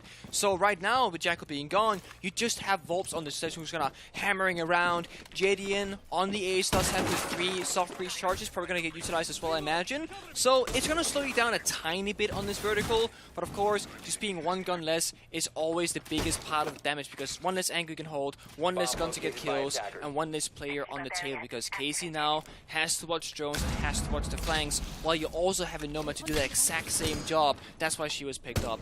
Volps does a bit of damage onto Riggs to Bakery from that prep vertical angle, and there we go, JDN using his secondary software utility, which is why you don't run 4 Claymores, by the way.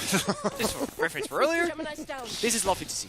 I mean, you can just call out Wolves and Oxygen as much as you'd like, but it still doesn't change the fact that it seemed to be an effective strategy, especially for cutting off some of those flanks. Keep in mind, before Nomad and Gridlock existed, Claymores were your best defense against flanks, other than your own set of eyes. W7M lost the first player, but they make up for it a minute later before AP takes down Herds. GDN still sitting inside a freezer, watching Hoven. They come back in. Down goes Rix.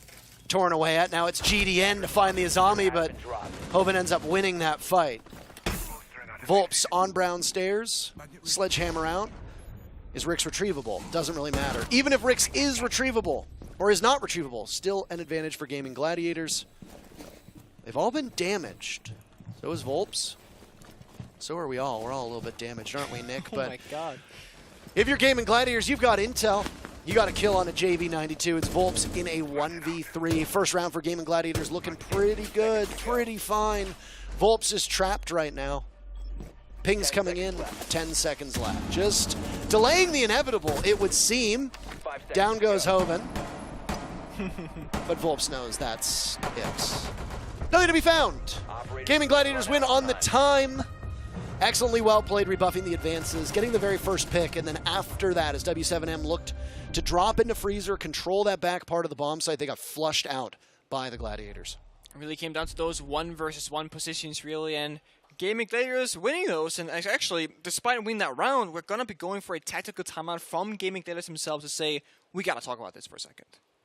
I think it makes sense, right? You want to call this tactical timeout earlier rather than later. Perhaps talk about your bomb side priority. Try and get at least 1 more defensive side round. Perhaps 2 ideally to go in a 3-3.5. And then perhaps you might discuss some of your attack going forward. But right now, they got to figure out the issues are.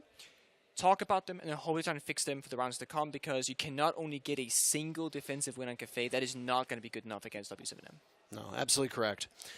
It's honestly been a rough and tumble Cafe so far. When you look at these two teams and the way that they've played it out, we called out Gaimin Gladiators for the fact that they were only able to get 3 kills through those first 2 rounds. They've changed it up for us now. A much better performance. So go back upstairs to Cocktail, by the way, for their 4th defense.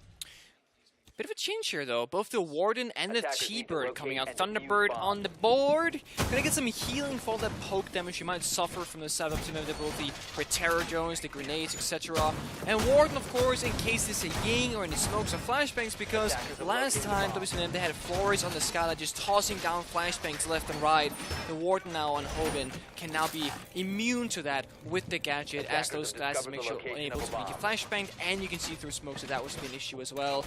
But W7M right now hovering a way different lineup than the first time they attacked this top 4 bomb side. They're not on the Flores, they're actually so far hovering the Hibana, which might be a direct counterplay to the Asami, as those X-Cairo pellets can indeed take out the keeper barriers, which might just be their answer if they were to go on the piano side. Trying to think of the similarities that we saw for W7M on the very first attack and how this is going to play out versus the way that Gaimin Gladiators will approach this. The Finkaban is going to be something that looms in the minds of both of these players, and both teams. It was banned out by W7M.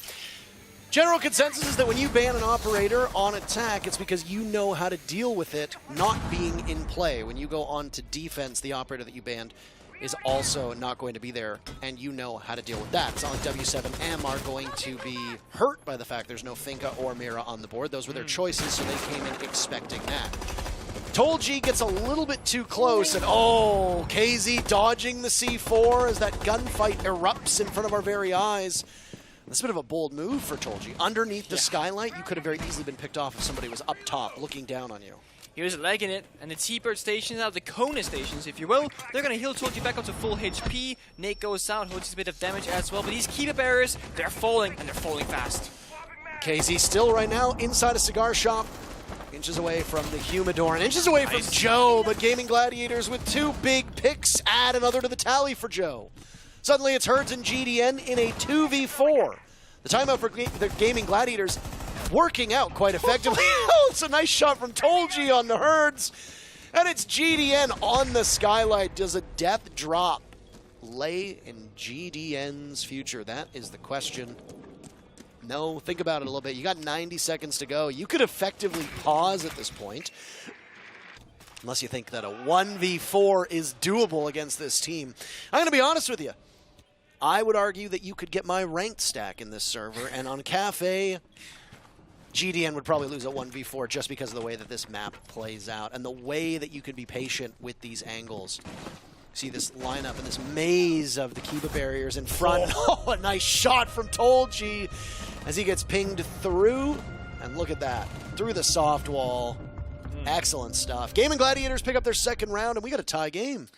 Could be a coincidence, of course, but it looks like after that timeout they said, let's just swing them. Just take the fight to them, because every single window repel, every single entry point, it was Gaimin Gladiators running forward and aggressing forward into W7M and just winning those ones. And that basically was the entire round over in the span of 10 seconds as 4 kills just went through. Attackers need to locate and defuse as many bombs Well, an as they impressive can. hold upstairs, and clearly whatever they discussed actually worked out for them. And now it'll be the same bomb site that was played in round number 2. So far, what we see from Gaimin Gladiators is the same site rotation through this second half of their defense. Yep. They went to Cocktail, they went to Reading, they went to Kitchen. They went to Cocktail again, now they're going back to Reading. Kitchen is the last bomb site for the perfect rotation to come in. If you recall, that was the bomb site that they won before the timeout was bombed. Wouldn't you almost argue that a perfect rotation would include all 4 bomb sites? No, I would never argue that. You would never argue that? Never, not in a million years. That's boring, Parker. I Perfect apologize. rotation I'm involves sorry all that bomb I'm sorry that sites. I'm not here for your amusement. You always amuse me, that's the thing. So we're all winners today. Oh. And so shall we be the next following 2 days. As you Oh, will okay. be with us for those days as well. Thank you so much. I'm glad. But thankfully you're gone after that, because you're not here for playoffs. Oh, thankfully. Thankfully, I'm gone. Thankfully he's gone. I just like to let you know that these words are hurtful. I'm sorry. Not really, though. We do see a bit of a defensive setup here as the kite claws have been brought out from below, and Riggs now is able to bring out the C4, and not just one. Look at the right-hand side. Hoven C4, Abe C4, Riggs C4. They have 4 C4s on the defensive half, clearly favoring the verticality. They want W7M to attack the top floor and then utilize those explosive C4s to get at least 1 or 2 kills, and that's going to be their entire win condition. Riggs getting very aggressive here with a risk of losing the pulse scanner that would really be bad for them. Rix has not been able to find a kill just yet. Herd's taking some damage earlier on, the first minute off the board. And what was a pretty ferocious tempo through these first 2 rounds has slowed down. We are in the mucky muck right now. It's a quagmire. Whatever you'd like to call it. Either way, both of these teams nowhere near showing the same level of energy and that same pace that we had seen previously. We noted this in the earlier Gaimin Gladiators game, that they're used to playing so aggressive, almost balls to the walls, I believe is the official definition. Sure. The clinical definition. But that's not been the case. They've been much more patient. And honestly, it stacks up really well against Wolves, and in this round, it rewards them with the very first kill. Hoven taking down Volps. That's with Herds at lower HP as well.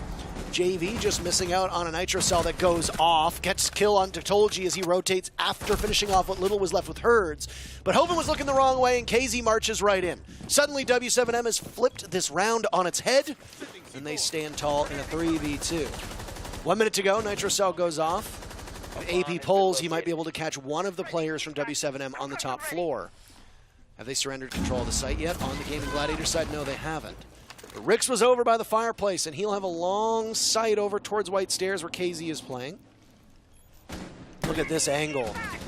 Out goes in the concussive blast, and Rix pitter-patters away, but you are going to lose that fight. You'll lose that fight 9 times out of 10. KZ dusted off. It's AP to clutch out in a 1v2 as a drop comes in by Reading Door, and Nomad wins it. AP is no more. JV92 gives the lead back to W7M. That it does. And again, the C4s didn't do anything that round, and not just that, but once W7M pushed that wide hallway on top floor, it all fell apart because no one was really covering from Gaimin Gladiators once their one member holding it down fell. That was Tolji on the White Stairs himself, and that really was the final nail in that coffin, because once you lose the top floor on Reading bomb side, you really don't have a leg to stand on as the bomb side is so vulnerable from all the angles above, the White Stairs walk down, etc. And then you just have significantly worse guns than your opponent as well to add insult to injury. But this, arguably, is a perfect bomb side rotation, because Gaimin Gladiator shows us all 4 bomb sides, and sure, they've only won 2 so far, can make it a 3rd, but they do show us every single possibility, every single option, which in my opinion, Parker, is the perfect rotation. Nick, doesn't a rotation technically involve all 4 bomb sites? Yes. Wow, and it looks like we have it. Yeah. Isn't that amazing? Isn't that crazy? I think it's great. Technically, it's a perfect rotation because it started on Kitchen all the way back around number 3. It's actually 4 different bomb sites, back to back to back to back.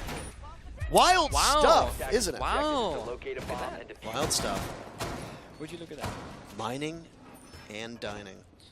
It can't be a wrong bomb site if it rhymes. I mean, technically, kitchen and kitchen also rhymes, but I think that I feel like that destroys the point entirely, right? Yeah. I don't think you can rhyme a word with its own word regardless. I think there's like a law that applies there. Tell that to Lil Wayne. Yeah, tell that to Lil Wayne. Lil Wayne rhymes the same word with the same word all the time. Okay? That is true. Kids love it. There are exceptions to every rule, of course. Slow start again on the 6th round. Both teams kind of minding their own business right now. And surveying the land. Nate does a bit of damage. Casey takes a bit as well in this gunfight here with the OSA shield on the new balcony. That's going to provide you some Overwatch here on this particular area of the map. And of course, you can always pick up that window again if you need it, a Talon shield, if you will, later on. Good drone work happening right now, but it's being shut down by Gaimin Gladiators. Half the drones off the board in just the first minute of this round, meaning W7M are not going to have as much information to work with as they would like to, and much less than they had in the previous rounds as well. They're all in very passive positions. Everyone's on the rappels or the sky up top, and they're waiting for Gaimin Gladiators to make the first move, but they do just that. He gets the first, he jumps out and gets the second, and that's going to be a great opening for them. The look on the faces of W7M tells the whole story as Joe gets in on the fun as well. A huge kill from Hoven. Remarkably well done, and all they sacrificed was Joe in the process. Information will now go in the hands of Dokkaebi as they capture that phone of the Azami from above.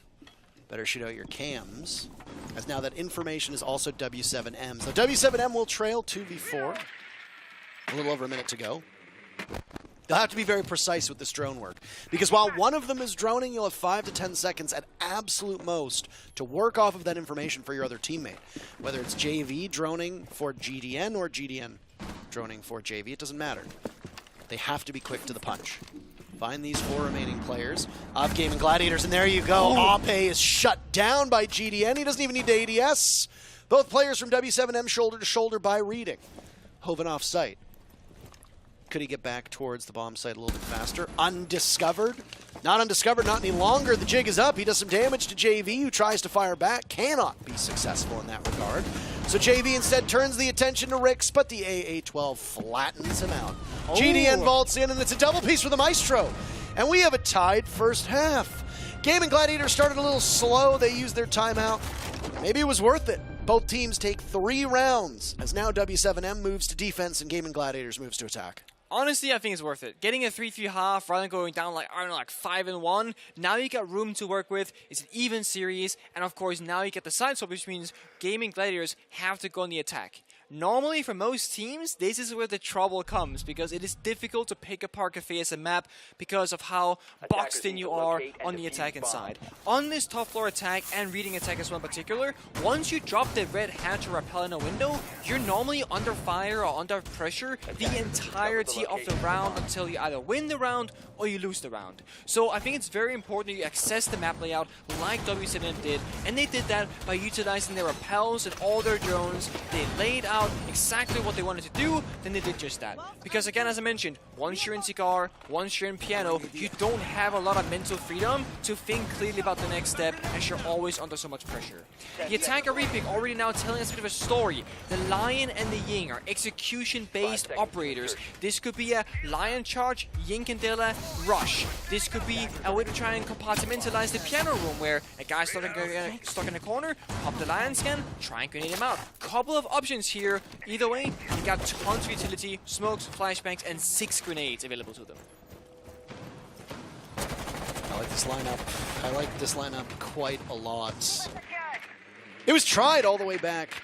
There's that Oregon match with the rush down in the basement, where you see mass chaos being brought on in. That's a mute jammer that had stopped Hoven's advance up White Stairs. Oh, it might catch him here.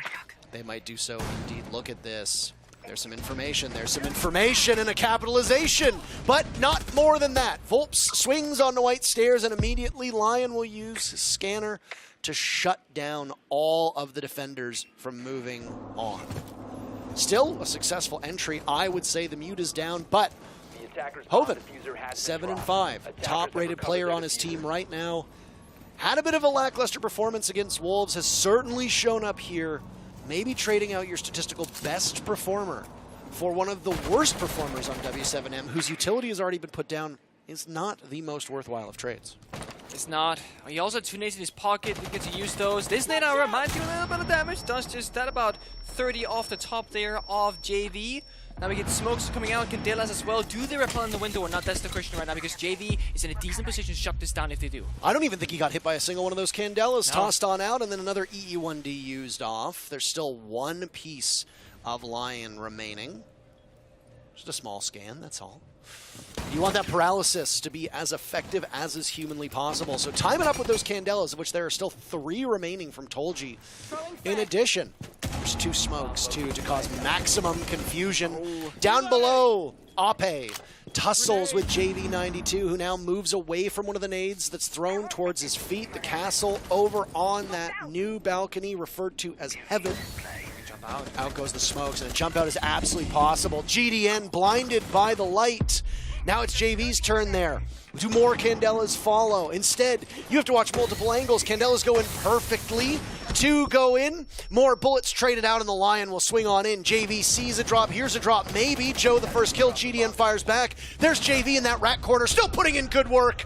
And suddenly the brawl that ends up working in favor of W7M is over very, very quickly.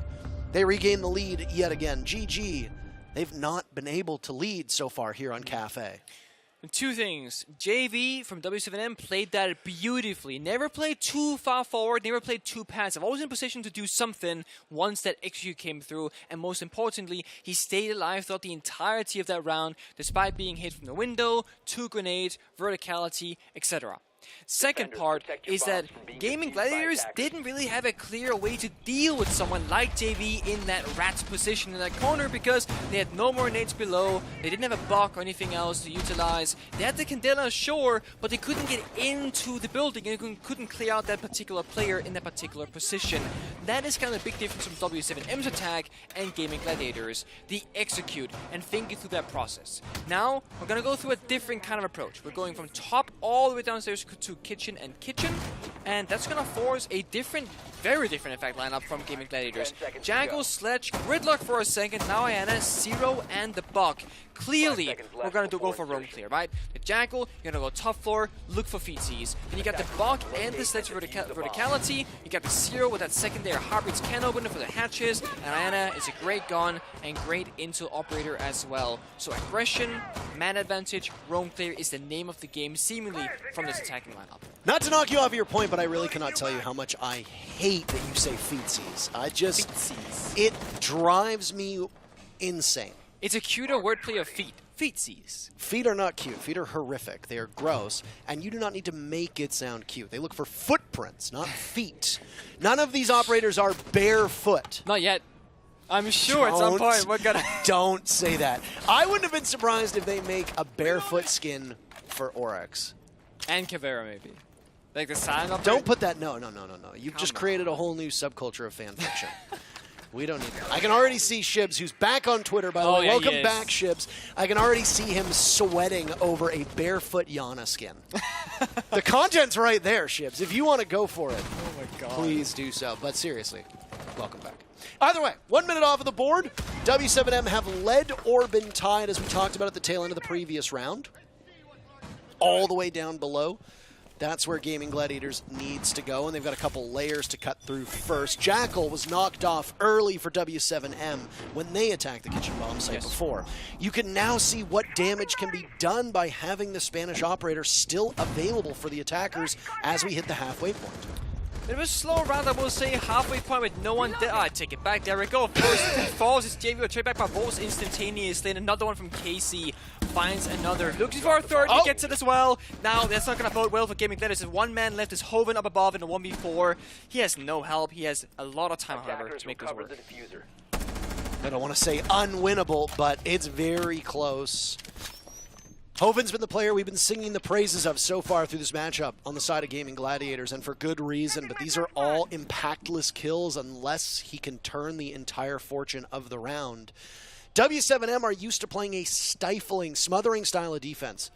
That doesn't really seem to be that present right now. They're playing more of a bunker style on this bomb site. Let the Jackal come to you. And that seems to be okay. It's working out. Oh no, Hoven is so close. He gets shot at from multiple angles, and it's Herds on the floor to be the final player to defeat any of the Gaming Gladiators in that round.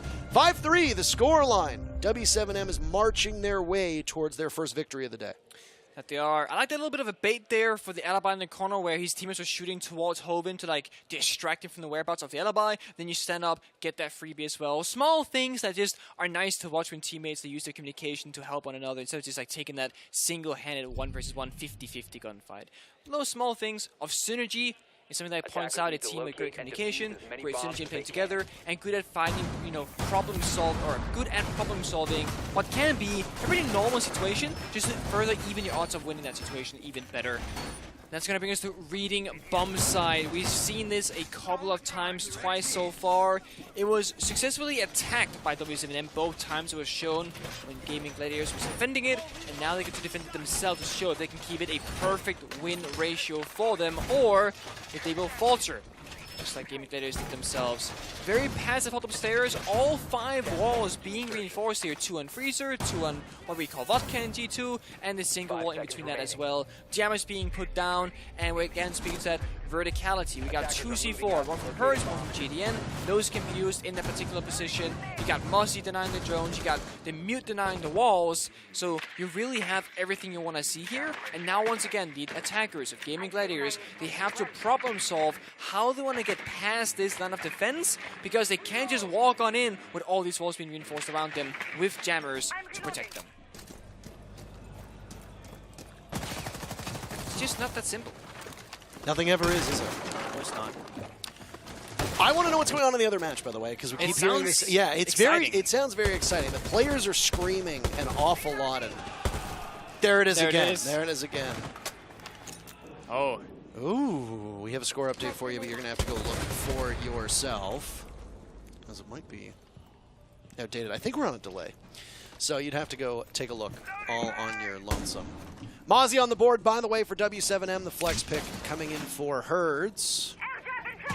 Be able to deny some of this information. With how we've seen Gaming Gladiators droning, that might be a bit of a problem. One of the drones that have been caught was used upstairs inside a piano. It will be known more as Gaming Gladiators destroy it. The sledge on the top floor is ripe for a nitro cell, and there's 2 of them. One exposed, or one expensed by the Mozzie, leaving GDN with yet the other. Could go up at any time. Now they've done a lot of soft destruction on the top floor. It looks like Gaming Gladiators have decided at the halfway point of the round to move somewhere else. And Gaming Gladiators swing on the 2 defenders at JV and Herds and win both of the duels. W7M wanting that match point, Nick, but it is eluding them for now. It is. There's a recall whiff from Hertz, and again, this 3 versus 5 heavily favors the attackers, but with these jammers in the walls, going to force out these grenades, going to take and soak up all that utility, and there's still a chance of W7M to bring it back into this round. They would need to find an isolated member here, like Diana, and win this individual gunfight, but right now, bit of a whiff from KC, doesn't find any damage on that side at all. With a minute to go, anything can still happen.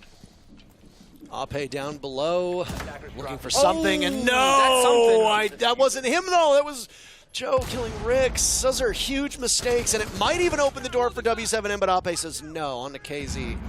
They are no more. GDN and Volps. GDN finding himself in these clutcher kick scenarios quite frequently because of the role that he plays on. Much more sheltered minutes. Playing a safer style. Could be the hero of this round. 25 seconds remaining, but GDN getting back to the bomb site, stopped by an air jab. Tolji taken out by Volps.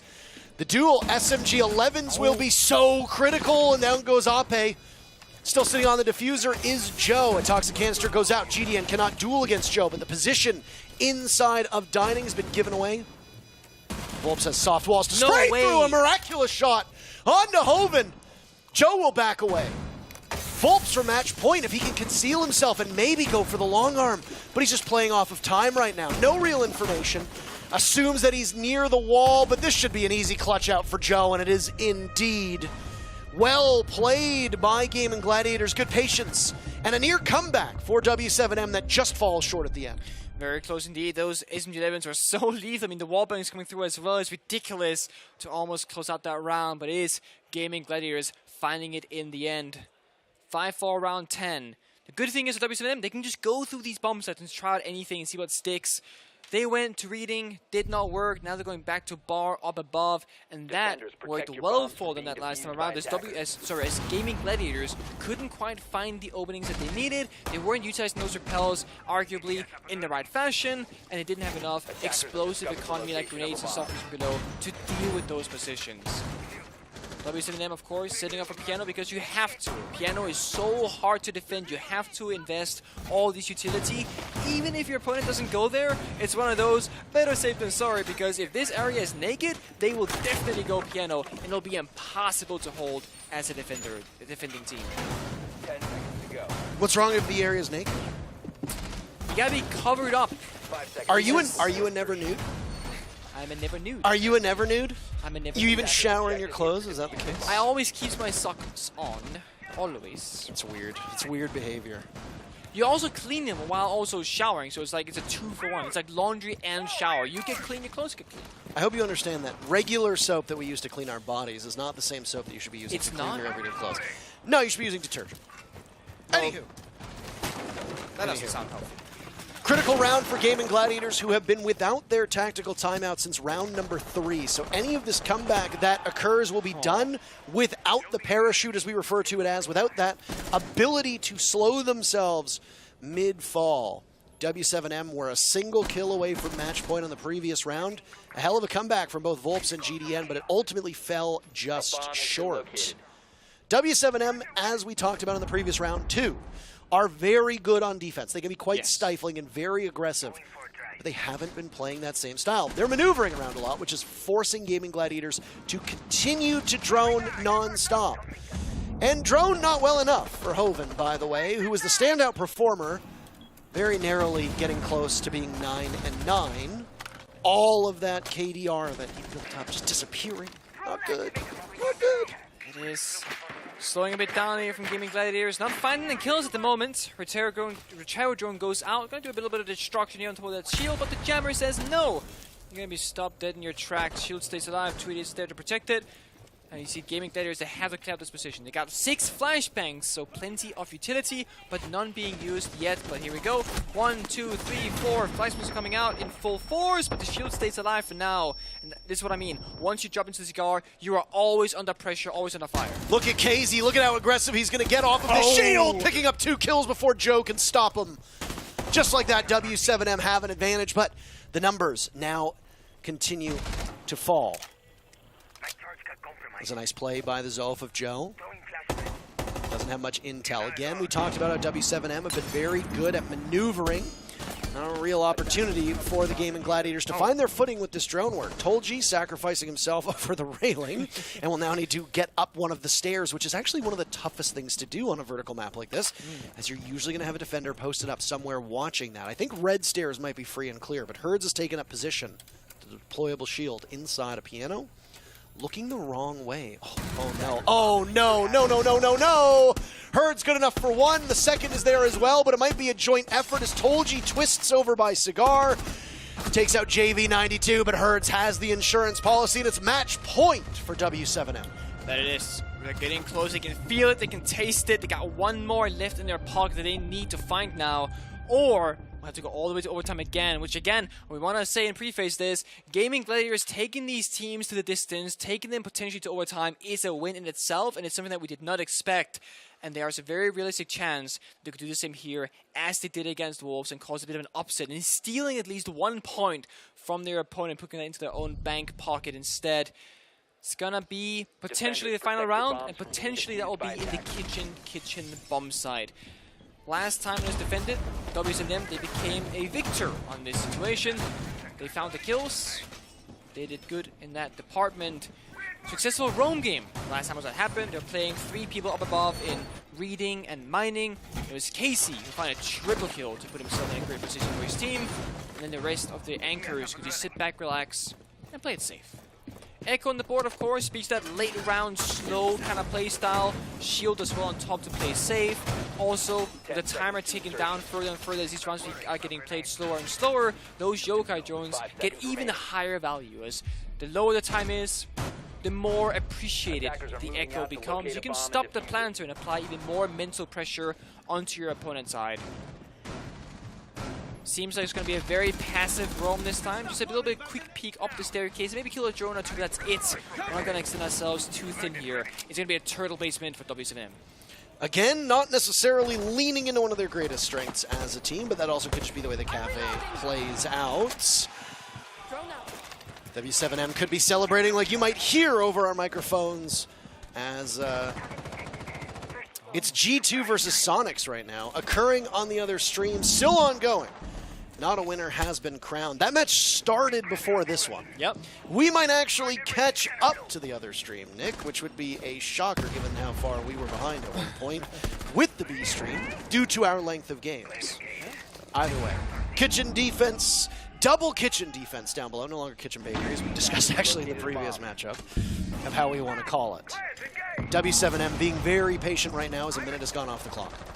Has cleared out Casey's shield, and of course his magnets are still available to him at his disposal as they recharge throughout the round, but they're not going to have as much value anymore. Sure, they'll protect him from a flashbang or grenade, but that shield is long gone, will not come back up on his feet. Exchanging gunfire, but no real target to be found. KZ coming so close to a kill. Two lined up. He's done damage before. Jiggle peeking across. There'll be a swing on in. Herds gets one. KZ not shaken off of this position. Holding right now. Holding true. Forcing Gaming Gladiators to reposition themselves. Both teams have lost 2 players apiece. Almost half of the server buried at this point. Ape is in the middle of the bomb site. Does not hold on to the diffuser. That's in the hands of the Nook of Joe. Not exactly. Oh, look at how close they are. Are you kidding me? You don't see him. The smoke posted up.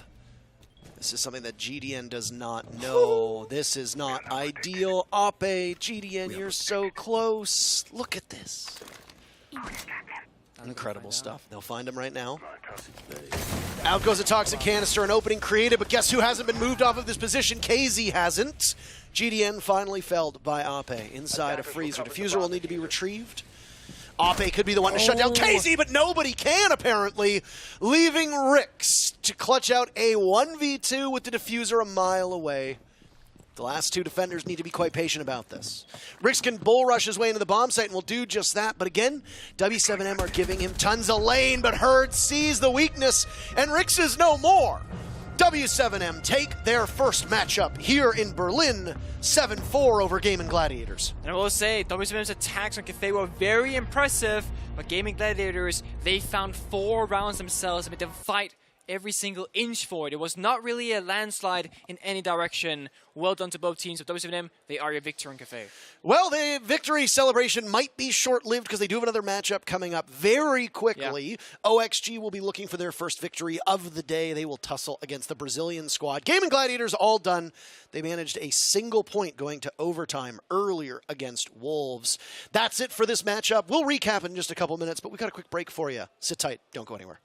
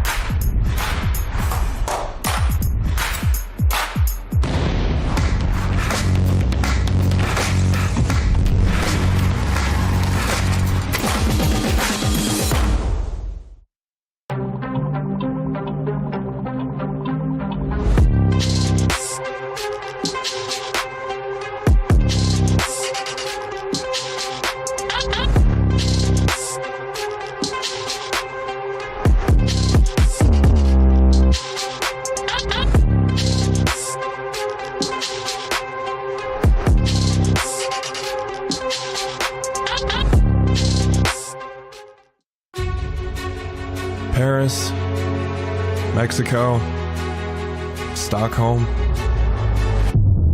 I have so many memories. I had a front row seat to see Goga qualify G2 Esports for the final after an unbelievable performance. On the best team in the world. I was there in Tokoname, where Nello won a legendary round all by himself. In the midst of a crossfire, gets one on the Diesel and a second one on Everett. Oh my God, are you kidding me? The 1v4. I was standing in that madding crowd at Montreal, stunned by the triumph of Space Station Gaming. But it's home once again. I was thrilled when Ninjas in Pyjamas got its revenge in Paris. Not bad. To Alamau in a 1v3 here. He makes the swing, he finds the headshot, and not just one. I witnessed LMAO's demonstration in Mexico when he led Team 1 to a consecration against all odds. I was fortunate to see DWG KIA making history in front of me in Yable. First Korean team who are progressing to the semi-finals! But did I tell you I even saw as a nobody TSM FTX became the new world champions in Stockholm? They have a rematch. This is it. This is my major story. And as an official hardware partner of Rainbow Six Esports, I feel blessed to witness them for such a long time.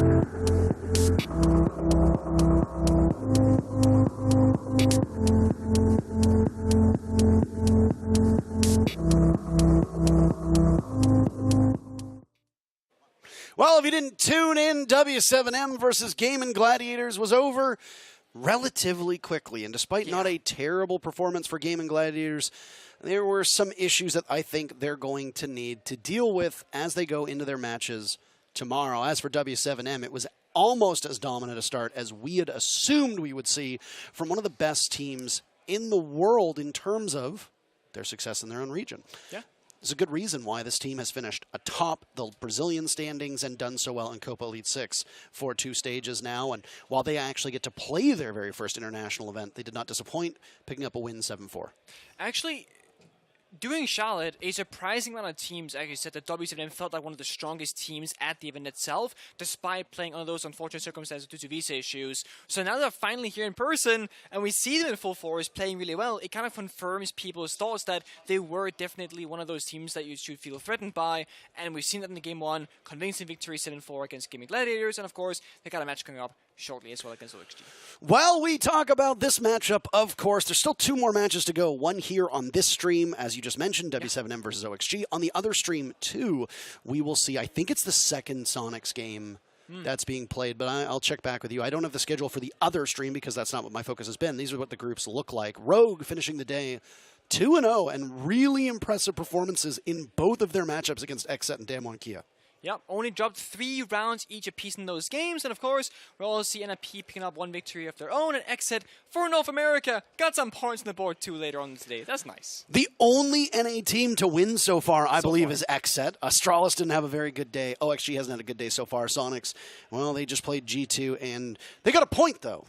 They did get a point, though, technically Sonics did. Yeah, true, actually. And this is what you're looking at. G2 Esports finishing the day with 5 of a possible 6 points. Not bad. They got a home field advantage, quite literally. We're on the same block, I think, as where their headquarters are, pretty close, too. It's like I said, you could literally crawl to their headquarters at this point, and despite that, they feel quite comfortable. FaZe Clan versus Sonics is coming up next, unfortunately, for the APAC fans, the APAC enjoyers. Sandbox Gaming having a bit of a rough start here to the groups. Also a bit of a tough group, right? You got Sonic's FaZe and G2. I mean, obviously, people will say Sandbox is going to be the underdog. Sure, there might be a dark horse, might cause some upsets, but realistically, I don't think most people expect them to make it out of their group. We'll see if they can turn up on day 2 or day 3 and get some points on the board. Group C is the group that we've been focusing on today, and if you haven't tuned in, all of the matches that we've been talking about have been right here. Wolves sitting atop the group for now. W7M has an opportunity to pass them if they prevail in their next match against OXG. If W7M wins in regulation against Oxygen, then W7M jumps up to first place overall. And then you'll really start to see the difference from the top to the bottom, because that would be W7M would have 6 points, Wolves 5, Gaimin Gladiators 1, OXG 0, which would not be ideal, but it was a close matchup between Wolves and OXG. This is Group D, Nick, unless there's something else you really want to talk No, I mean, we Group do C. Group D. So we haven't actually seen these games really besides like watching the other games while, you know, eating in between casts, etc. But Furia having a fantastic time, Elevate having a fantastic time, and this group in particular I thought would be super close. It's 6.6 points, 0.0 points. I'm very surprised by this. I mean, to most people who watch competitive international Rainbow Six, you look at how Astralis did in North America, you look at how Astralis did at the Charlotte Major, and you think, okay, this should be a team that makes it out of this group just based on their performance over the last 6 months. Absolutely. Not the case today. Only picking up 7 rounds in total, which is a pretty low number for the team that we expect to make a deep run here at this event. If they have a bad day tomorrow, they might not be officially eliminated, but as close to eliminated as you can get without it being statistically done. It's true. There's no excuse about time zone because Astralis were smart. They actually bootcamped in Denmark, as they, of course, work with the organization Astralis. So they were one step ahead, but today, one step behind, unfortunately. And most of the North American teams are having a great degree of difficulty. To borrow the quote of somebody else that I saw, I can't remember if it was in our group chat, I can't remember if it was on Twitter, but it seems like NA can't handle the heat, so they got to stay out of the kitchen, it would appear. A bit ironic for teams that play in the hot, hot desert of Las Vegas. Either way, that's it for this matchup. We've got one more remaining. To close out the day here on this stream, W7M will look for their second win of the day. OXG will look for their first win of the day and to redeem their performance earlier against Wolves. Sit tight. We have a break for you, and then we'll be back with our last matchup. See you soon.